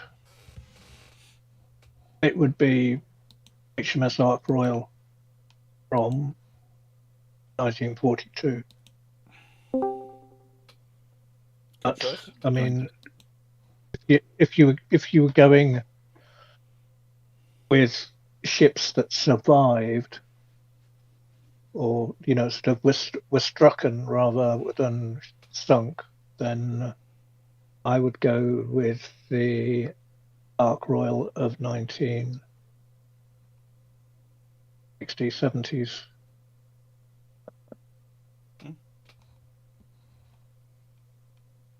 Hello, I Empress like Hood, the aircraft Eternal carriers. Boys. Okay, Montana 67. Since the USN was experimenting destroyers in 1946, why didn't they try a 4-turret layout on one of their gearings under construction?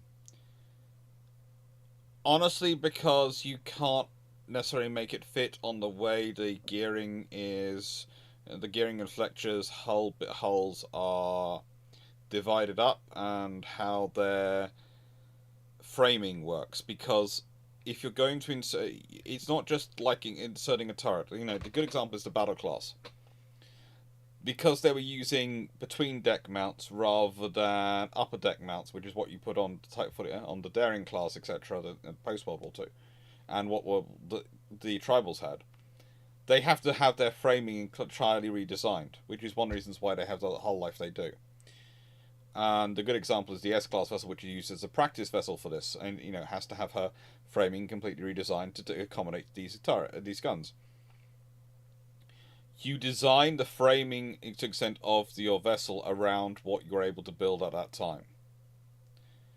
If you want to change that framing, if you want to change what you're fitting, you sometimes it's very easy. It's a light enough system, you can just pluck it in the top and fix it up. But sometimes you have to reframe the vessel. And reframing a destroyer, even one under construction, is very difficult versus, well, let's complete it as an ASW ship. Or let's complete it as is. Okay?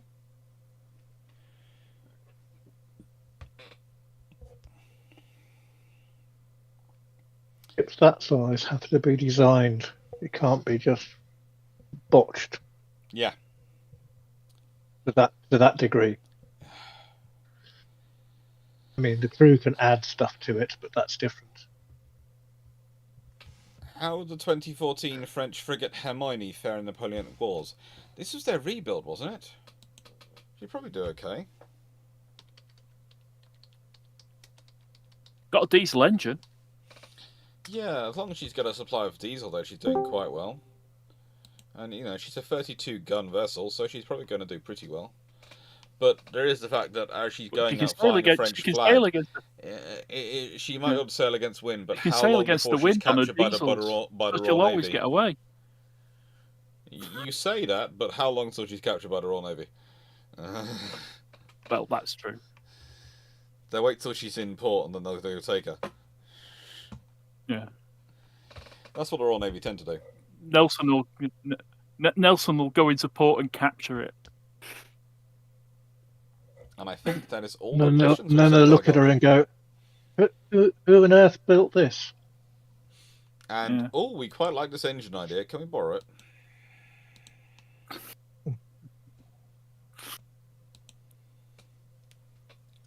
You'll have a little burst of industrial revolution of them trying to figure out how to make an engine that works. Yeah. Where do you put the coal? No, they probably have whale oil. Good time zone from the East Coast. They probably try whale oil first. Yeah. Sounds very dishonored of you. Well, you can make a diesel run on almost anything, as my dad said. He knew them as gas engines because that's how they were described in Britain in the 1930s. Diesels, they called them gas engines, and they can be made to run on almost anything. But a modern diesel is, something quite different.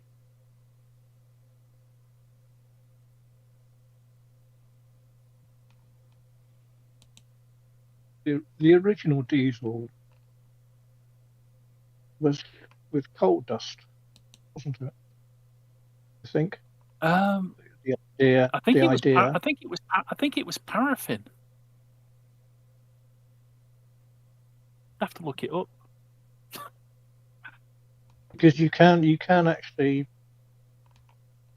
powdered coal dust will work in a diesel engine because when it's mixed with air and as in like talcum powder with coal dust, and it's compressed, it ignites. All a diesel engine is, isn't it? There we go. I've just looked it up. Rudolf Diesel considered his engine was a vegetable seed oil. Yes. So basically, he was using things like peanut oil or things like that.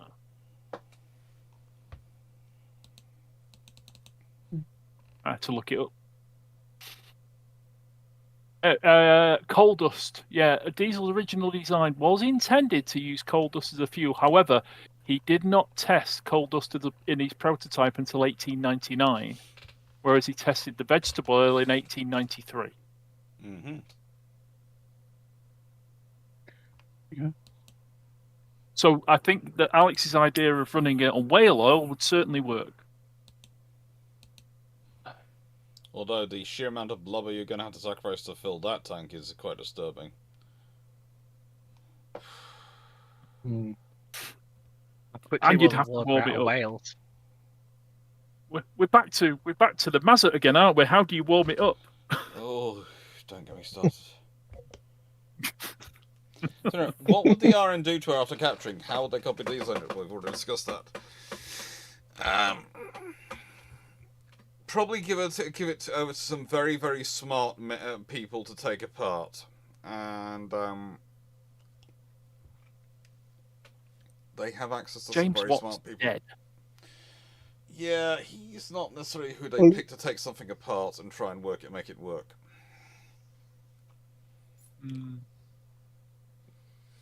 But it'd be dumped at the Royal Society, wouldn't it? No. You're going to say that they'd give it to the Royal Society members to look at and then discuss it with various engineers. Not going to do anything with it, just go like, oh, what does this do? I mean, they're going to be very careful because they want to make copies of it, don't they? It will probably find its way down to Cornwall. I think it would be Humphrey Davy. The reason I say it'll find its way down to Cornwall is it'll find its way down to the various engineers down in the Cornish mining engineers. Because Are you they're the thinking ones- Trevivic and his friends? that sort of group of people are probably who they're going to find too. Yeah. Harvey and Co. That sort of company, that sort of organisation, because they are very skilled, and it's definitely a form of engine. And if you consider if it goes back to the Napoleonic Wars, it's coming right into the peak of the 1890s, 1810s is when Trevivic is at his peak. Yeah. I mean, it could go to the northeast. Don't forget, we've got the Stevensons. Yeah, but the thing is, where are the Royal Navy bases? Yeah, that's true. You take Hermione into Plymouth. You take her into Falmouth. They've got bases and facilities there. Yeah. You can bring the engineers there. To take her up north, you have to take her along. You have to sail her further, and that's where you probably captured her off the coast of France. Yeah. No, my thought would be Humphrey Davy, because of the safety lamp and that sort of thing. Yes. Again, mining stuff. Yeah, but the Cornish, it's the big mining engines and the mining engines, and they're going to look similar to them. And he also did trains and all sorts of things.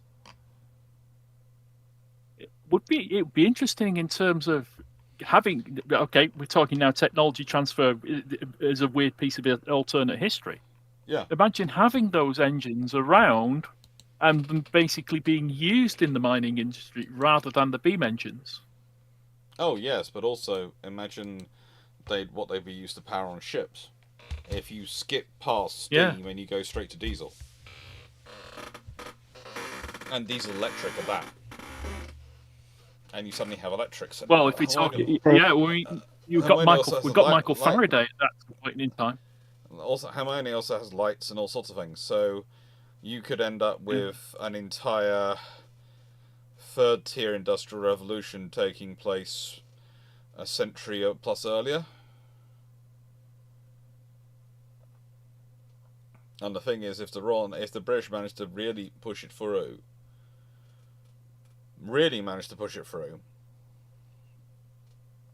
then, well, how do I put this politely? You could have a diesel-powered HMS Warrior. If they get it in 1890, you could have theoretically a diesel-powered HMS Warrior in service.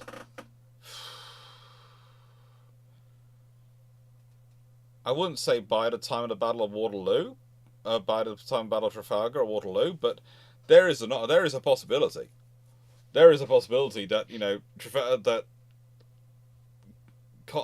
the Nelson and Collingwood's fleets are led by Warrior-like vessels, powered by diesel-powered ships, because they're not stupid. And a diesel engine, whilst you cannot get something as efficient, you won't get something to the same level of efficiency as the modern diesel engine that quickly. You could get something which is on a bigger scale, efficient enough to power such a ship as a Warrior or Black Prince, as they would want to be powered.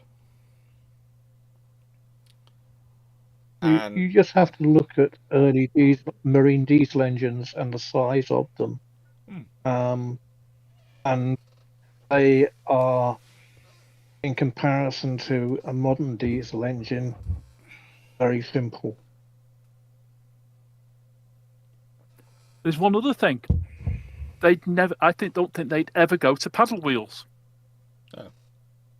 There'd be no paddle wheel powered ships at all, because they'll all see the propeller. There were paddle wheel powered ships already, but they were hand paddled. So the thing is, they would never mechanize the paddle wheel probably. There again, though, for riverine operations, the paddle wheel does offer some unique advantages. Shallower draft over the propellers, good power, and the ability to almost push yourself over a bank if you get caught. Yeah, okay. So I won't be surprised if the two things work together. But no, I mean, it'd be interesting with that level of technology transfer.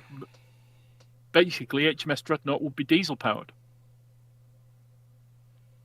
Yeah. Pretty much. Wouldn't be waiting for the steam turbine. The diesel engine's been invented 80 years earlier. And it's been refined Honest by good. that point. Yeah. And it's probably going to be diesel electric You might even drive. have modern. I'm not sure you'd have modern common rail diesels like we have now. They probably got to But, diesel electric drive. Yeah. Yeah. Well, like I say, what it- the other person that's the government concerned money. is Michael Faraday's around at the time as well, Yeah. and he's dealing with electromagnetism. Mhm. So yeah, you might have a that level of technology of the diesel electric. Steve, That's a really interesting Michael question. would like a running total of the I update, suppose- please. Oh. And Oh, I would say I'll also... do that now. Next question, why did ships get longer but start carrying Me- less firepower?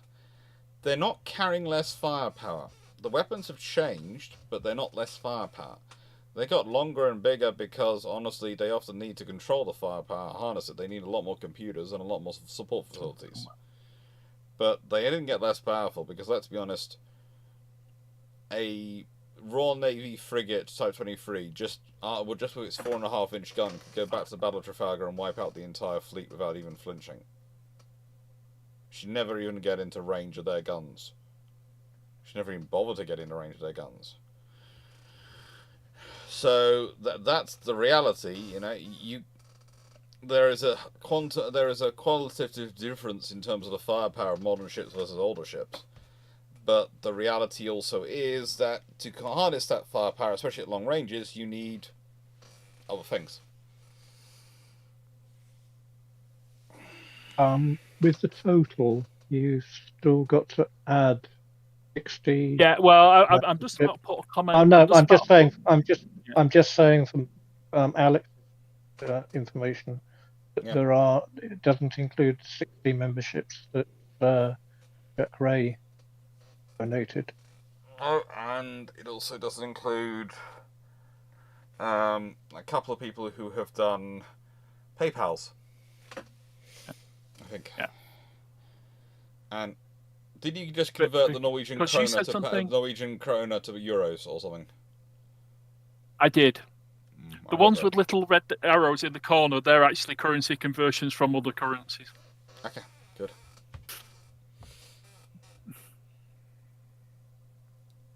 So the £52 and 8p is I converted Australian dollars into pounds because That's that good. was the one I had open at the time for the conversion.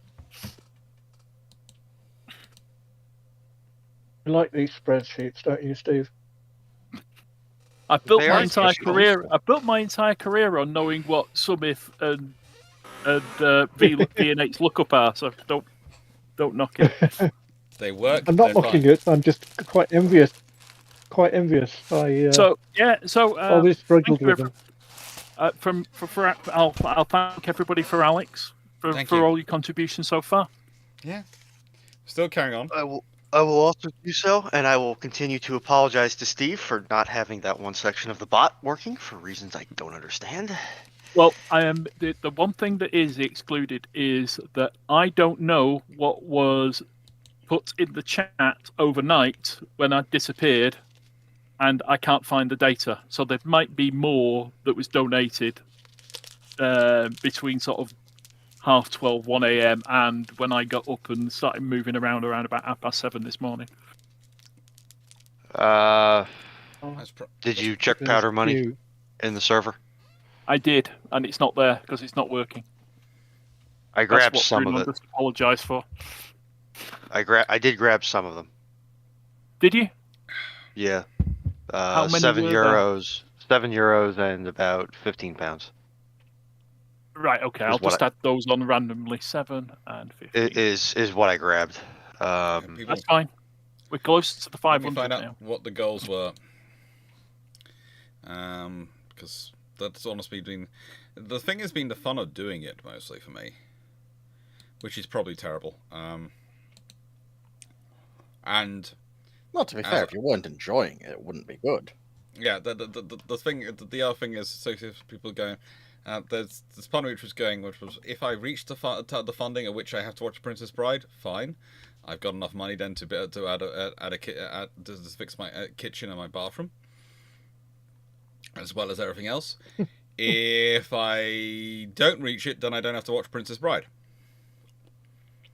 I decided that was a win-win. What I'm hearing is either way I win. Yes. A win-win situation. Yes, you do not want to watch Princess Bride. No.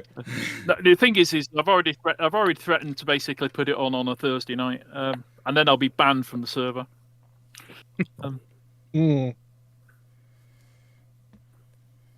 I was trying to find the comment that I believe JFK made about the Albany class cruisers, talking about the difference between modern and older ships.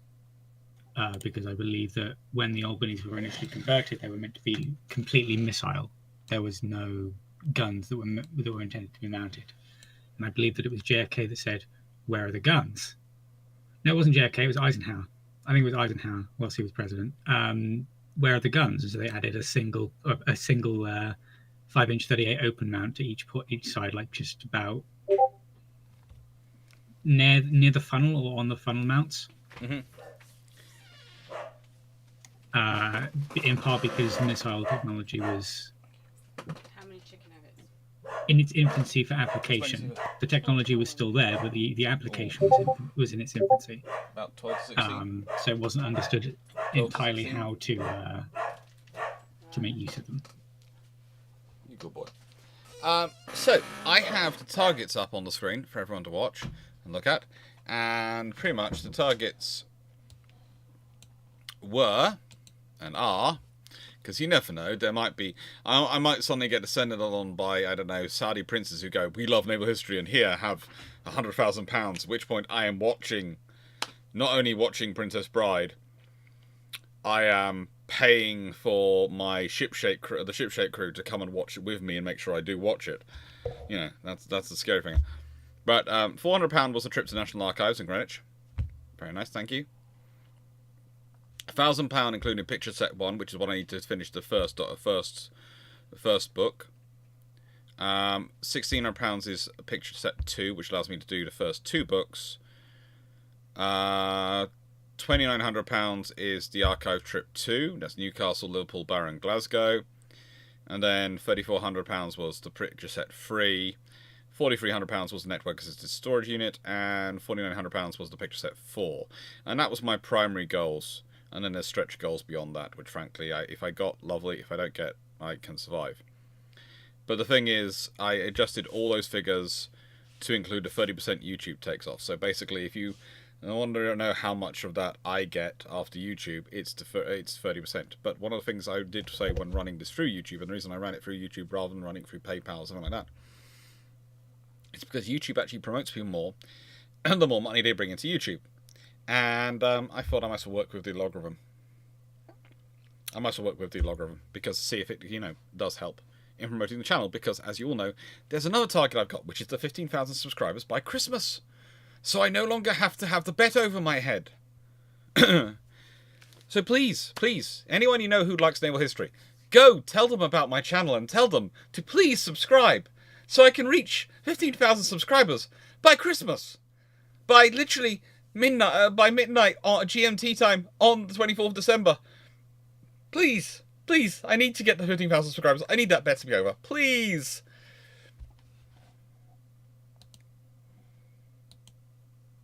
I would resort to bribery, but I'm an academic. I don't have enough money. Don't forget all the increase in ad revenue from both Twitch and YouTube. Yeah, that is helpful. But a long stream. Honestly. And hey, if nothing else, you hit at least one goal with what, about 2,000 people spread across 2 platforms. Yeah. Well, yeah, 15,000 people spread across 2 platforms, a little less. Yeah.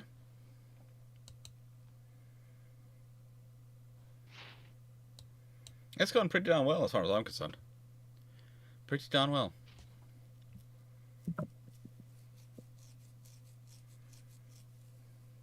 Yeah, 30. 30% take is pretty common for most platforms. No, it's Princess Bride, Leslie. I confused it the other day by saying Princess Diaries. You're not getting me on a technicality, and you're not getting me to watch that. I have managed to avoid both. I am happily avoiding both. Life is good. Yeah, the Princess Diaries, that might be a film too far. I know who's in it. That shows how bad the disastrous world I went into. We are talking about the Anne Hathaway movies, right? Yes, that's the Anne Hathaway movie. I mean, the first one I liked. The second one was meh. But the first one's really good. I'll be honest, I've never heard of them, so... It's got Julie Andrews in it. The first one's amazing. I love Julie Andrews. Foxer, you have allowed Dragon to go out watching the Princess Diaries? I'm sure all my cousins have made their significant others watch the Princess Diaries. Thank you, Jacob. Jacob, thank you very much. I'm not watching it myself, so he ain't watching it. Yeah, if I have to get tormented, movie night's going to be then. If I have to get tormented, she's getting tormented. You can always do what one did with the Notebook, which was they literally tied their significant other up, left them with the Notebook on, and then left them and went out the house to have a takeaway. The issue with Yeah, that but is Foxer can't be bothered to go out and do that. that requires me leaving the house. She's tired enough from her work as is. Yeah. Oh no. Vex was asking if this is the third or fifth, or is this the fourth or fifth year of this bet? It's been going pretty much going on for as long as I've been here. Yeah, it's been going on since pretty much the start of this. It started off at 2,000 or 5,000 subscribers or something like that, and it's grown, and it got to 10,000, and then it was made to 15,000.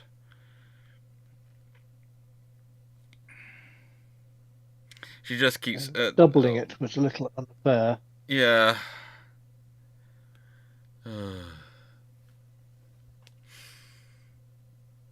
Hello, everyone. What is a target for you? Oh, yeah. Some nice people have just. I've also just sent more money. I've got to add on to my sheet. €50. €50. Thank you very much, Jacob. Steve likes to pretend he's complaining about it, but actually he loves it because he's more data for his spreadsheet, and he gets to have fun with his spreadsheet. I've got to convert the Norwegian krona now. Mm-hmm. The next session, of course, is going to start with the Barbie dollar if you want it. Oh, that's like Drac when he was going out. I'm going to give you $1 million. What? I've got Zimbabwe. No. I mean, if you give me pounds, if you give me British pounds to take it off your hands, I'll take the paper off your hands. But literally, all I'll do is burn it. Shalazeel, yes, Spike will have to do more bookkeeping. The more money also, that's yes, sent, all the more praise the late day biplane. Hail the Blackburn. The thing is I know who Shalazeel is, by the way. Good afternoon, Fraser. Steve, just automate it. Montana, that's a me problem. Genuinely, that's a me problem. And for some reason, I cannot figure out why Powder Monkey will not scrape Super Chat data. It refuses to do anything other than the username. Super chats, all those things. There's also been a $2 super chat, a super thank, I think, as well. Thanks as well, Steve. I'm not sure if you picked that up. I just got notified about it a couple minutes ago. You can also throw bits if you so desire to throw bits over on Twitch. But no one's been carrier pigeon. No one's been working out how to track. No one's worked out how to track those yet. And honestly, I logged into Twitch just to check the details, and they said your revenue for the last month has been $10. Yeah, you won't see your revenue until Tuesday, Wednesday for this. And by the way, in terms of bits devoted, that $10, $2 comes from bits. So, yay. I'm just so impressed. Thank you, Seneca Nero. Thank you. Yes.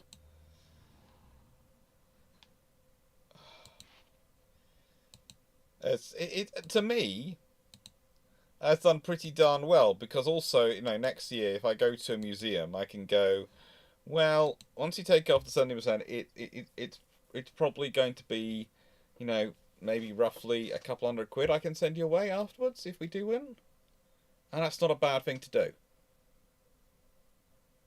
That's not a kick in the teeth for them, if that makes sense. But hopefully by next year I do have my kitchen. So my poor sister doesn't have to keep cooking for me. I can just put the food in myself. Also, then hopefully I won't be feeling so fat afterwards, because my sister's answer to every food scenario seems to be sausages and pizza, which are lovely and I do enjoy. Please don't get me wrong, they're lovely and I do enjoy them. But I never you thought can't just have an entire diet that's just that. 36 hours. With this. There are no flaws, but 36 hours of it, especially when you've spent the last few weeks not having pizza or bread or those things because you're supposed to be losing weight, and then suddenly you get 3 pizzas in a row, and you're going, I was not supposed to be having these. And the trouble is, then your body's sort of going, ooh, I've got carb. I'm going to a carb coma now, and I'm going, no. Yeah, I know how that feels. Thank you, Charlotte Hill. Thank you, Leslie. It's fun. It's all good. It's all good. You want a kebab? Okay, I've just thanked Fraser personally because, of course, he's a friend of mine. Discord, I basically just went over there and just thanked Fraser personally. So,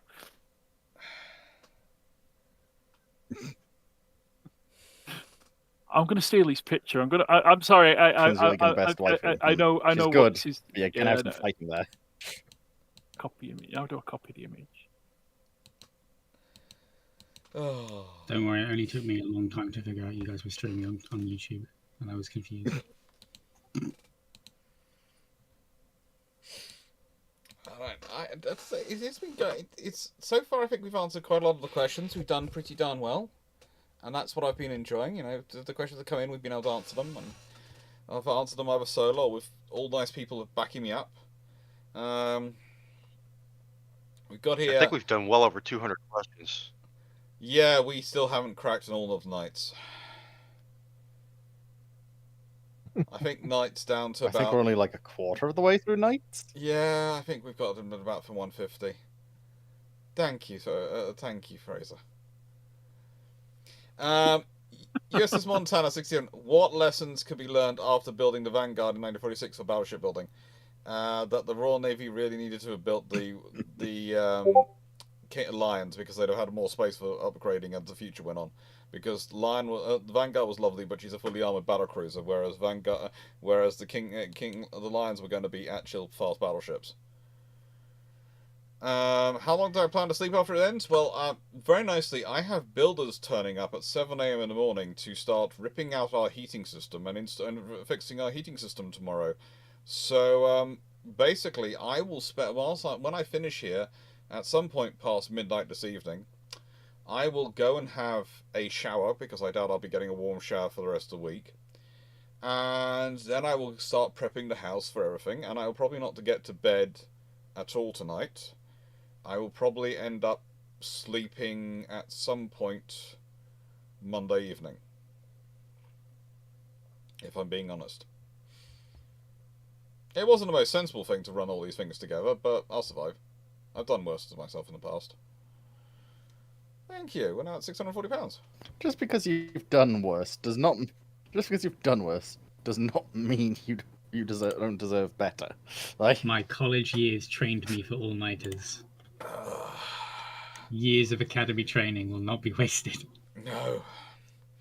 Bowman, what if all the magnetic fuse in World War II actually worked except for the Mark 14? Well, then the Germans might have actually sunk Warspite, and the British would have sunk the German fleet about 3 times over. judging by the number of times, especially in the early days, their torpedoes hit the Germans. And the thing is, the torpedoes, it wasn't due to magnetic interference our torpedoes didn't work. No, it's because we managed to try and make our torpedoes safe for loading and unloading on submarines. We managed to put such a protection in to stop them being set off accidentally that they weren't always being able to be set off when they were supposed to be. So we ended up having to weaken the protection on them, which is where the improvements in British torpedoes come from. So yeah, British torpedoes, and that was sorted out within... I think they noticed that they finally isolated the problem around February 1940, after war had been starting in September, and they fixed it by about May 1940. And when I say fixed it, I mean they'd fixed it in every single torpedo in the Royal Navy that was affected by it. They worked out a fix, worked out a way that the crews on the subs and the destroyers and the squadrons could do it themselves, the aircraft, and they promulgated that fix across the service and had it done. Because believe it or not, the armourers sort of fix came in, realised what it was about, and went, gents, sleep. By the way, that's an optional extra bonus, which is now being denied until we fix this. And probably some sub-commanders went, Leipzig, you only live because of this! I think about at least 3 British sub-commanders probably screamed versions of Leipzig, you only live because of this. There were many who tried to kill Leipzig. Many who managed to cause explosions near her. Few who managed to actually sink her.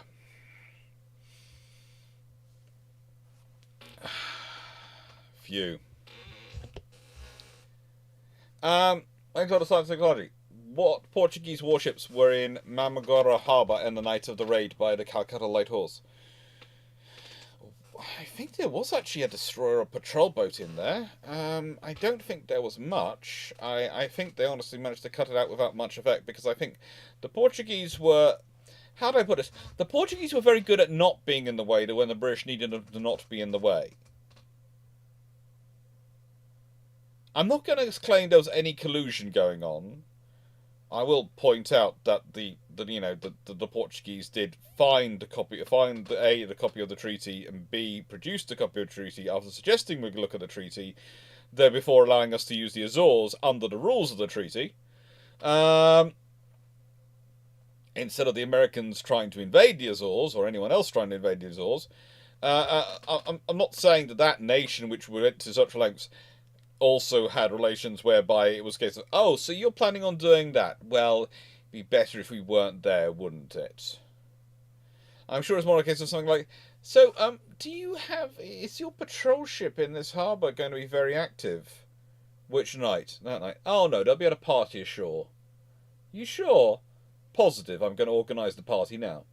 Oh, good. Oh, that's wonderful. Good for them. They'll have a lovely time.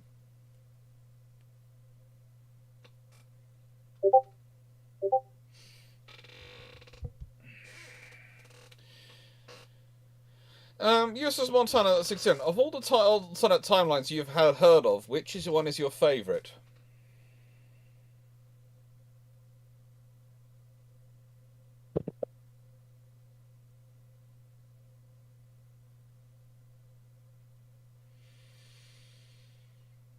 Probably the one where the Vickers triple turret, that's being experimented on in 1904. Gets adopted by the Royal Navy for the Lord Nelson class, along with the 14-inch gun from Ellsworth Ordnance Company, and that changes everything, because the only way you can get those guns enough guns firing forward under Jackie Fisher's idea is to have them super firing. So Dreadnought ends up having 15 14-inch guns. And 15 14-inch guns as the starting point for Dreadnought. Oh, good lord, does that change history? And it's a fun bit of history, and it's all pure engineering. And purely, it's the fact it doesn't happen is quite literally because The person who handles the meeting with the salesperson from Vickers talking about it is the director of naval construction, and Jackie Fisher doesn't get involved at all. And if he'd walked in there, Jackie Fisher, hearing the words of, "We can do this super firing, and oh, by the way, this can be a triple turret, and it can carry the 14-inch gun from Ellswick that you apparently don't have a turret that can carry," would have been enough to make him go,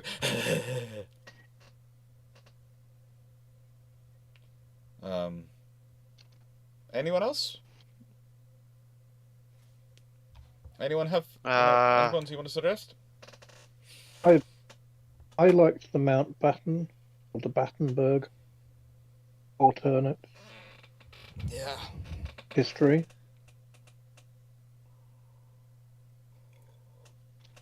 Let me take a better, closer looker at the question here, so I can. Of all the alternate timelines you have heard, of which one is your favourite? I'm still gonna go with Stalin's battleships. That to me is the single biggest, still affects us to the current day ripple. Yeah. That I think you've done. It does cause fun. Foxo?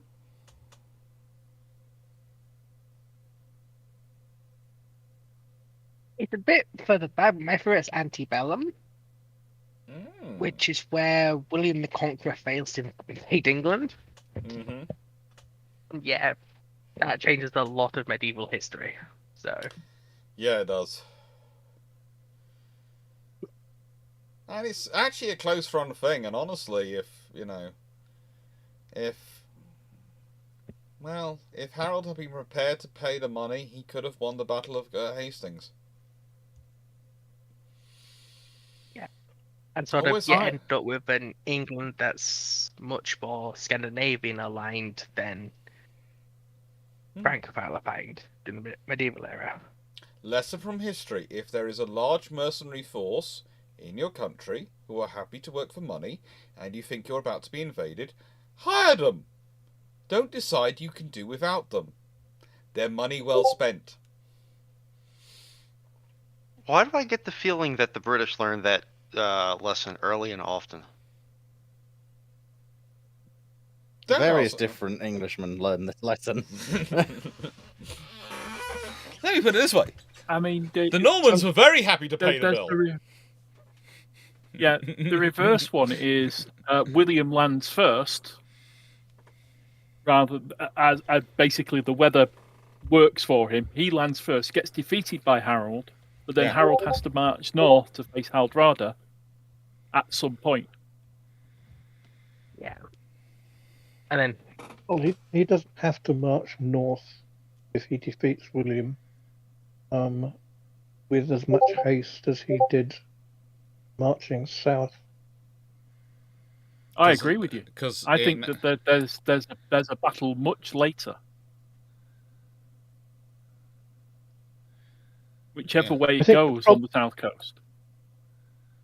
With alternate histories which go back too far, there are too many butterfly effects. You have to cut it off. As I said, this is this is the thing I do in alternate histories. I always cut them off. It goes haywire. If the Ottomans take Vienna, there's another big alternate history point that could change Europe. If the Ottomans take in Vienna, then the Poles are unleashed. Well, as somebody else says, the winged hussars arrived. Yeah. To save them. Yeah. So, but if that doesn't happen, and the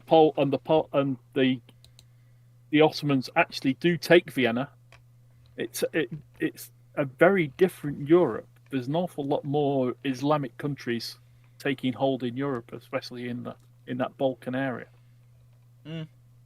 But you have to remember the thing about it is that even if they do take it, the Polish-Lithuanian army will come.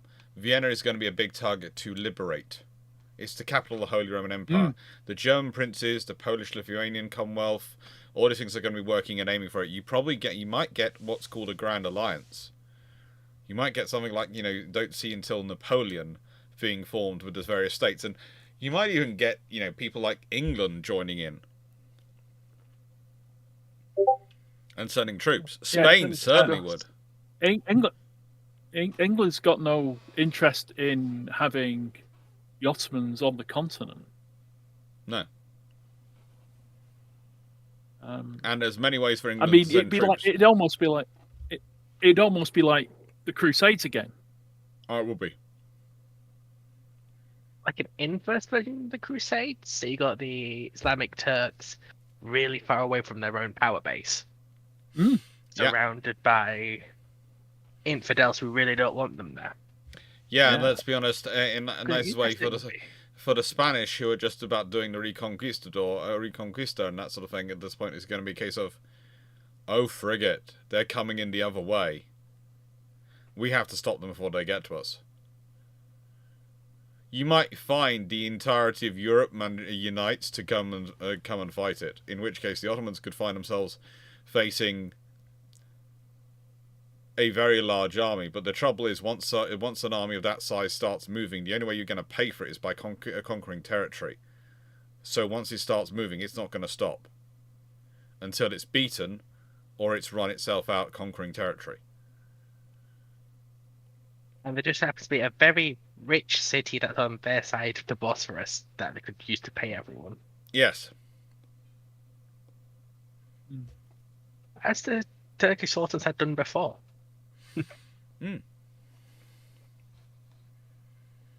And let's be honest. Yeah, there wouldn't be the push. There wouldn't be that push, because if they can control Constantinople, they can control Silk Road.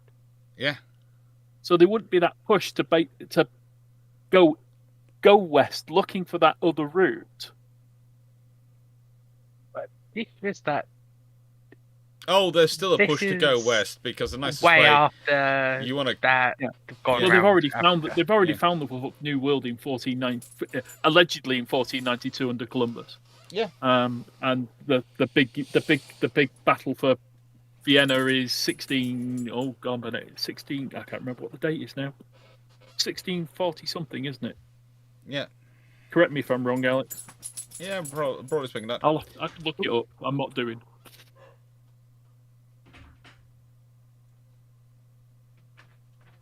Leslie's got some nice alternatives in chat. I'm just changing my reporting spreadsheet here. Oh, that's I a good post up because it's getting too big. Stream, have we lost audio? I've got one person. Tim O'Neill, lost sound, but no one else seems to have claimed we lost sound. Leslie still has sound. About the Silk Road thing. I would say though, it is now 3:15, and I'm supposed to go and start. I'm supposed to start the next one soon, so I'm going to quickly end this video, probably change my shirt, and be back live very shortly. And what questions? Okay. Yeah, we have still no alternate times questions, but I'll say thank you, everyone. I'm doing this because otherwise YouTube gets upset with me. If I do videos longer than 12 hours, they get upset with you. And if you go over 9 hours, it starts causing trouble. So I have to sort videos. So I'm going to end this video and start number 4. Thank you very much, everyone, and I will see you shortly. We will see you shortly, because we're still talking this, and then we're going into... I've got a presentation about Jellicoe to begin. At some point. Oh, fun. Yeah, it's going to be fun. I guess YouTube crashing at that point's a good time. You know, if I ever did, for whatever random, bizarre, completely incomprehensible reason, start a jam and jelly company, I think I would call it Jellicoe. I could see where that one was going. I really could. That's why I started giggling. No, on the Jellicoe thing, if you go on HMS Warrior, they have living history actors playing the parts of sailors, and one of the gunnery officer is Jellicoe. And trying to get him to break out a character, I couldn't do it. He was brilliant. It's a really entertaining thing, listening to how the different points of view of different members of the crew about various bits and pieces. Mm-hmm. And they say I couldn't get them to break out a character to actually talk about other things with the history, which was a bit of a shame.